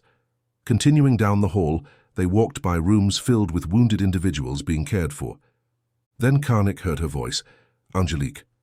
As he looked into the room, he saw her holding the hand of a man as medics worked to save his life. Karnik wanted badly to go to her, but he kept walking as he guided the reporter to a safe area to answer her questions. Opening the door to the office, Karnik walked in first and introduced Sandra as she entered. "Gentlemen, this is Sandra Wheeler. Sandra—" Unable to finish, he simply stepped aside. "Lieutenant Governor, what are you doing here?" Sandra asked, snapping into reporter mode. Seeing that Sawyer and Parker had everything moving forward, Karnik caught Sawyer's attention and with a simple hand gesture let him know he would be back. Then Karnik was off, shutting the office door behind him and making his way back to where he had last seen Angelique. As his anticipation grew, the distance between them seemed greater than it had just minutes ago. Karnik made it to just outside the room where he had last seen Angelique and slowed down. Stepping around the corner and peering into the room, he saw that she was still there and that the medics weren't moving as frantically as before. Leaning in, Karnik spoke her name softly. "Angelique." Getting no response, he spoke just a little more loudly. "Angelique." As she turned and caught sight of him, Angelique's heart began thumping hard and fast in her chest. She didn't know if it was due to the feelings she felt for Karnik or due to the current events, which she blamed him for. Lowering Cameron's hand and tucking it gently by his side, she turned to exit the room. Stepping back from the door, Karnik took a deep breath as she approached. He wasn't sure just what he would say and thought that the best thing to do would be let her speak first. Not saying a word as she exited, Angelique looked around as if attempting a search for something. By going door to door, she found it, an empty room. Not caring what it once had been, Angelique walked in as if it were hers. Looking very confused, Karnik followed her in and stood just inside the door. Angelique kept her back to him as she finally spoke. "Shut the door." The beginning hadn't unfolded as Karnik envisioned, but it was progress nonetheless. Heeding her instructions, he ensured the door was locked. As he turned to face Angelique, he held on to the hope that they could have a constructive dialogue. An expectant hush fell between them, but Angelique's restless energy got the better of her. She suddenly whirled around to confront him, but mere words wouldn't suffice. Channeling her fury, she lunged forward, her clenched fist connecting squarely with Karnik's cheek. "What the hell was that for?" Karnik asked as he straightened up, not really moving much from the blow. "Don't try to play me, you know damned well what," Angelique shouted. Karnik suddenly realized why he had never married. "You brought this to my front door and dragged me in." Her anger couldn't only be heard, but also felt by those in the hall through the closed door. Angelique wasn't one for crying, but she still fought back tears. Karnik couldn't hold his silence any longer, and a long-forgotten side of him began to show. Reaching out with both hands to her, he placed them on either side of her face and said softly, "Ange, I wouldn't have done anything to put you in harm. My men and I needed a place we could control, and I knew the area well. That is all. I had no idea you would be there." Raising her head slowly and meeting his gaze, Angelique began to relax and regain her calm. Then she spoke. "They took my mother and father." Slight panic ran through Karnik's body. "Who did, Ange? Why?" "Jonathan, Homeland Security. They were looking for you." Angelique leaned forward and slid between his large arms as they closed in behind her. Resting her head upon his shoulder, she said nothing, only rested and focused on controlling her breathing. After a minute, Karnik felt it was time to learn more about what Angelique had been through, anything to take his mind off her warm breath on his neck. Gently turning to the side and separating from her embrace, Karnik reached out to a nearby chair. He spoke as he pulled it over for her to sit on. "Tell me about it, Ange." 5 minutes passed as she brought him up to speed, starting with how she had been out of coffee and had taken her morning run down to their camp in the hopes of having a cup with him. While she explained the events, Karnik wished 138th had been on just another training mission, partially because he could have enjoyed a cup of coffee with her, but mostly for the men he had lost would still be with them. "And that is when we came across the mayhem all along the highway. I figured it had to be you, and when we saw the roadblock, we knew we had the right place. Cameron was hit on the way in. I tried to stop the bleeding, but it has been a while since I was in the sandbox." Hearing Angelique say sandbox created many new questions Karnik wanted to know the answers to. Only those who had been deployed to the Middle East used that term. Had she been there? He thought. Rather than ask now, Karnik thought it best to save those questions for later. Instead, he focused on the now. Yeah, I was wanting to know about them. Who are they? Karnik asked. He suddenly felt her hand in his and wondered if it had been there the whole time. They were at checkpoints set up by the United Nations looking for weapons. They didn't want to give them up, so we helped out. The guy who saved you, what's his story? You're going to like him, Karl. Master Sergeant Todd Myers, retired. Well, forced to retire. Yeah, remind me to tell you the story later about those forced out of the military. For now, though, I have to get back. We are getting ready for a live news broadcast, Karnik informed her before forcing himself to leave her side. Chapter 40. Just the beginning. Gentlemen, this is an astonishing tale, Sandra's voice wavered, reflecting a mix of elation and sorrow. As a reporter, the opportunity to unveil such a story excited her, while the necessity to report such unfortunate events drenched her spirit in sadness. I must admit, if you had relayed all this to me over the phone, I might have dismissed you as delusional, but witnessing today's occurrences, I have no doubt that the station will bypass the martial law order to broadcast this. Allow me a few minutes to consult with my producer. Without awaiting on a response, she pivoted and left the room, phone clasped tightly in hand. The men exchanged glances, a silent consensus passing between them.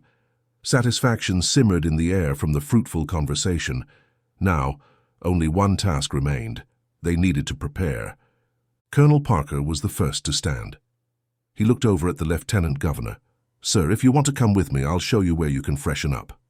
Happy to take the Colonel up on his offer, the Lieutenant Governor rose. Commander, would you like to join us? Sawyer sat and thought about the briefing. No, I am good, sir.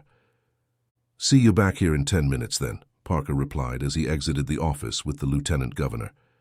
From where she waited in the hall just outside the room, Kate watched the two men exit and wondered why Sawyer wasn't with them. She slowly made her way on her swollen ankle to the door and looked inside for him. There he was, still sitting in his chair. She could see that he was bothered. Making her way into the room, Kate could see the sparkle come back to his eyes as he looked up and spotted her. Kate closed the door as she entered. Sawyer walked over. You shouldn't be walking around, Sawyer said. Concern poured out of him as he spoke to her. I'm fine, sweetie, Kate assured him while wrapping her arms around him. Almost before the last word cleared her lips, he tried to slow it down. After a minute, she pulled her head back from his chest, just enough to speak, but she didn't let her arms loosen from around his neck. What is bothering you?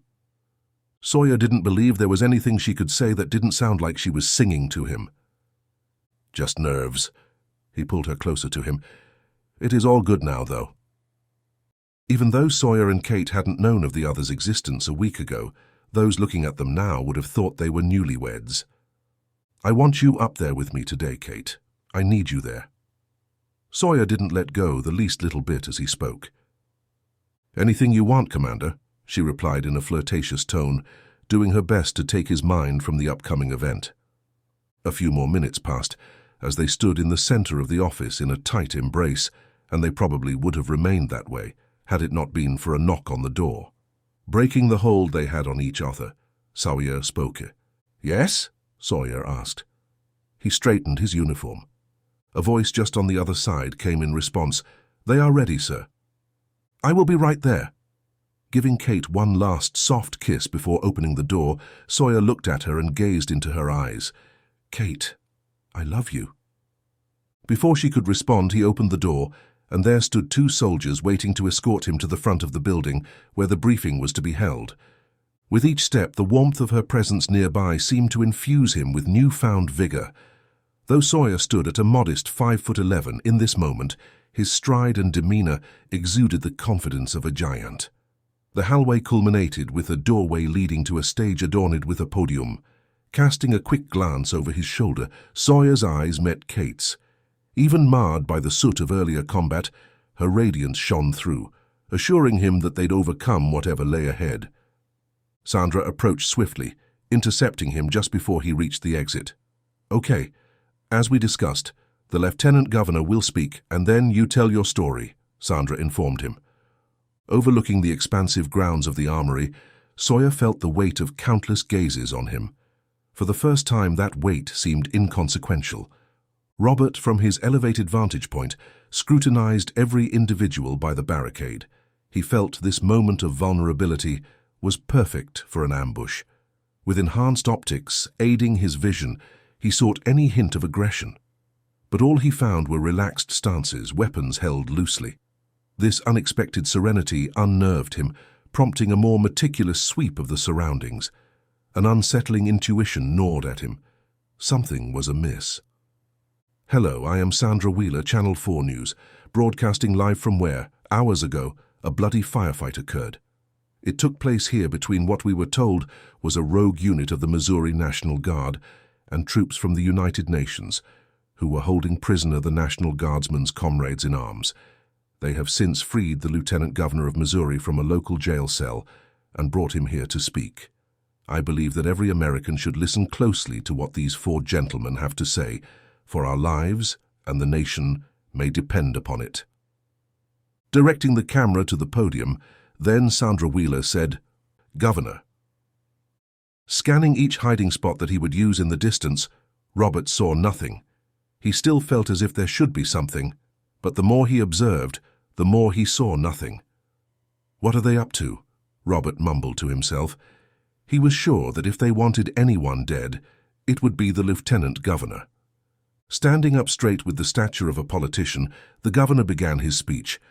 My fellow Missourians and Americans, I bring you a most depressing story, a true story of how those in Washington have let us down.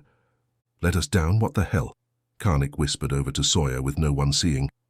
I think it was a little more than that, he further stated, and then focused on what the governor was saying.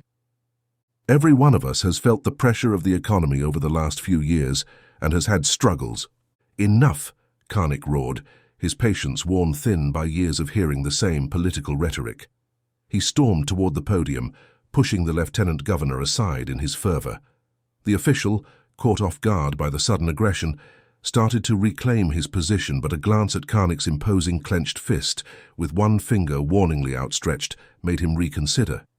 He straightened up, choosing silence over confrontation. You know, Karnick said and paused deep in thought from behind the podium. We are not here to give political speeches. That time has passed. We are here to tell you about what has happened, to tell you about the false imprisonment of your fellow man, about the thinning out of our military of personnel, such as those who say they will not fire upon you, about the families who have been driven from the land they have farmed for 100 years, even killed for it by those in our government, and about the unconstitutional deployment of UN troops on American soil. Karnick found himself losing control at the thought of what he had just said and tried to regain his calm. His fist came down with a rumble on the podium as he stared straight into the camera. This is the kind of shit you see happening on the 10 o'clock news in other countries. How the hell did things get so off-kilter here in the land of opportunity? The one place where men and women voluntarily put their lives on the line, knowing they may never reap the rewards. What would those who destroy their own country and beliefs say to those who paid the ultimate sacrifice for this country? Sorry, but we have decided to take a different path. Karnick held in his rage, but everyone could tell this was something he had to release from deep within. I don't accept that, he growled, slamming his cantaloupe-sized fist down on the podium once more. I say, to hell with tyrants and anyone else who wants to rule by tyranny. That is what martial law is, and it doesn't belong within the borders of the United States of America. Every man who wasn't on watch gathered around. Every one of them could feel the power in Karnick's words. We are the land of the free. We are the brave. He took a deep breath and then composed himself, but it didn't last long. As Karnick began to speak, his emotions began to overcome him once more. We are at war. This is the time of rebirth for our country. No more will we have a government that tracks our every move. No more will we have a government that wipes its feet on the Constitution. We are going to bring back this great nation and free it from the grasp of tyrants. His arms flying around as he spoke, Karnick's words flowed deep in every person present as they were broadcast all over the country. Sawyer could see how drained his dear friend had become, and stepped forward, placing a hand on Karnik's shoulder. Turning to see who was interrupting him, Karnik was ready to fight, but all the fight left him when he saw Sawyer standing there. "I'll take it, my friend," Sawyer said in a calm voice. Karnik nodded to him as he stepped aside. After looking back once more to Kate, Sawyer stepped up to speak and focused directly on the cameraman. "We have fought long and hard to be here today, and we will fight hard tomorrow. We, the men and women of the United Constitutional Militia, will never stop living up to the oath we have taken." Sawyer spoke with the presence of the great leader he had become. "We ask that all those who have taken the same oath to defend the Constitution of these United States against all enemies, foreign and domestic, stand with us as we do so. To those who haven't taken such an oath, I ask that you decide how important your country is to you and what you will do when they come for you or your family." Sawyer showed no fear as he spoke, only the calm of a caring leader. "There is nothing we, as Americans, cannot accomplish as long as we Kate felt a chilling dampness touch her skin, accompanied by the harrowing sound of 2 rifle shots, one nearby and one far off.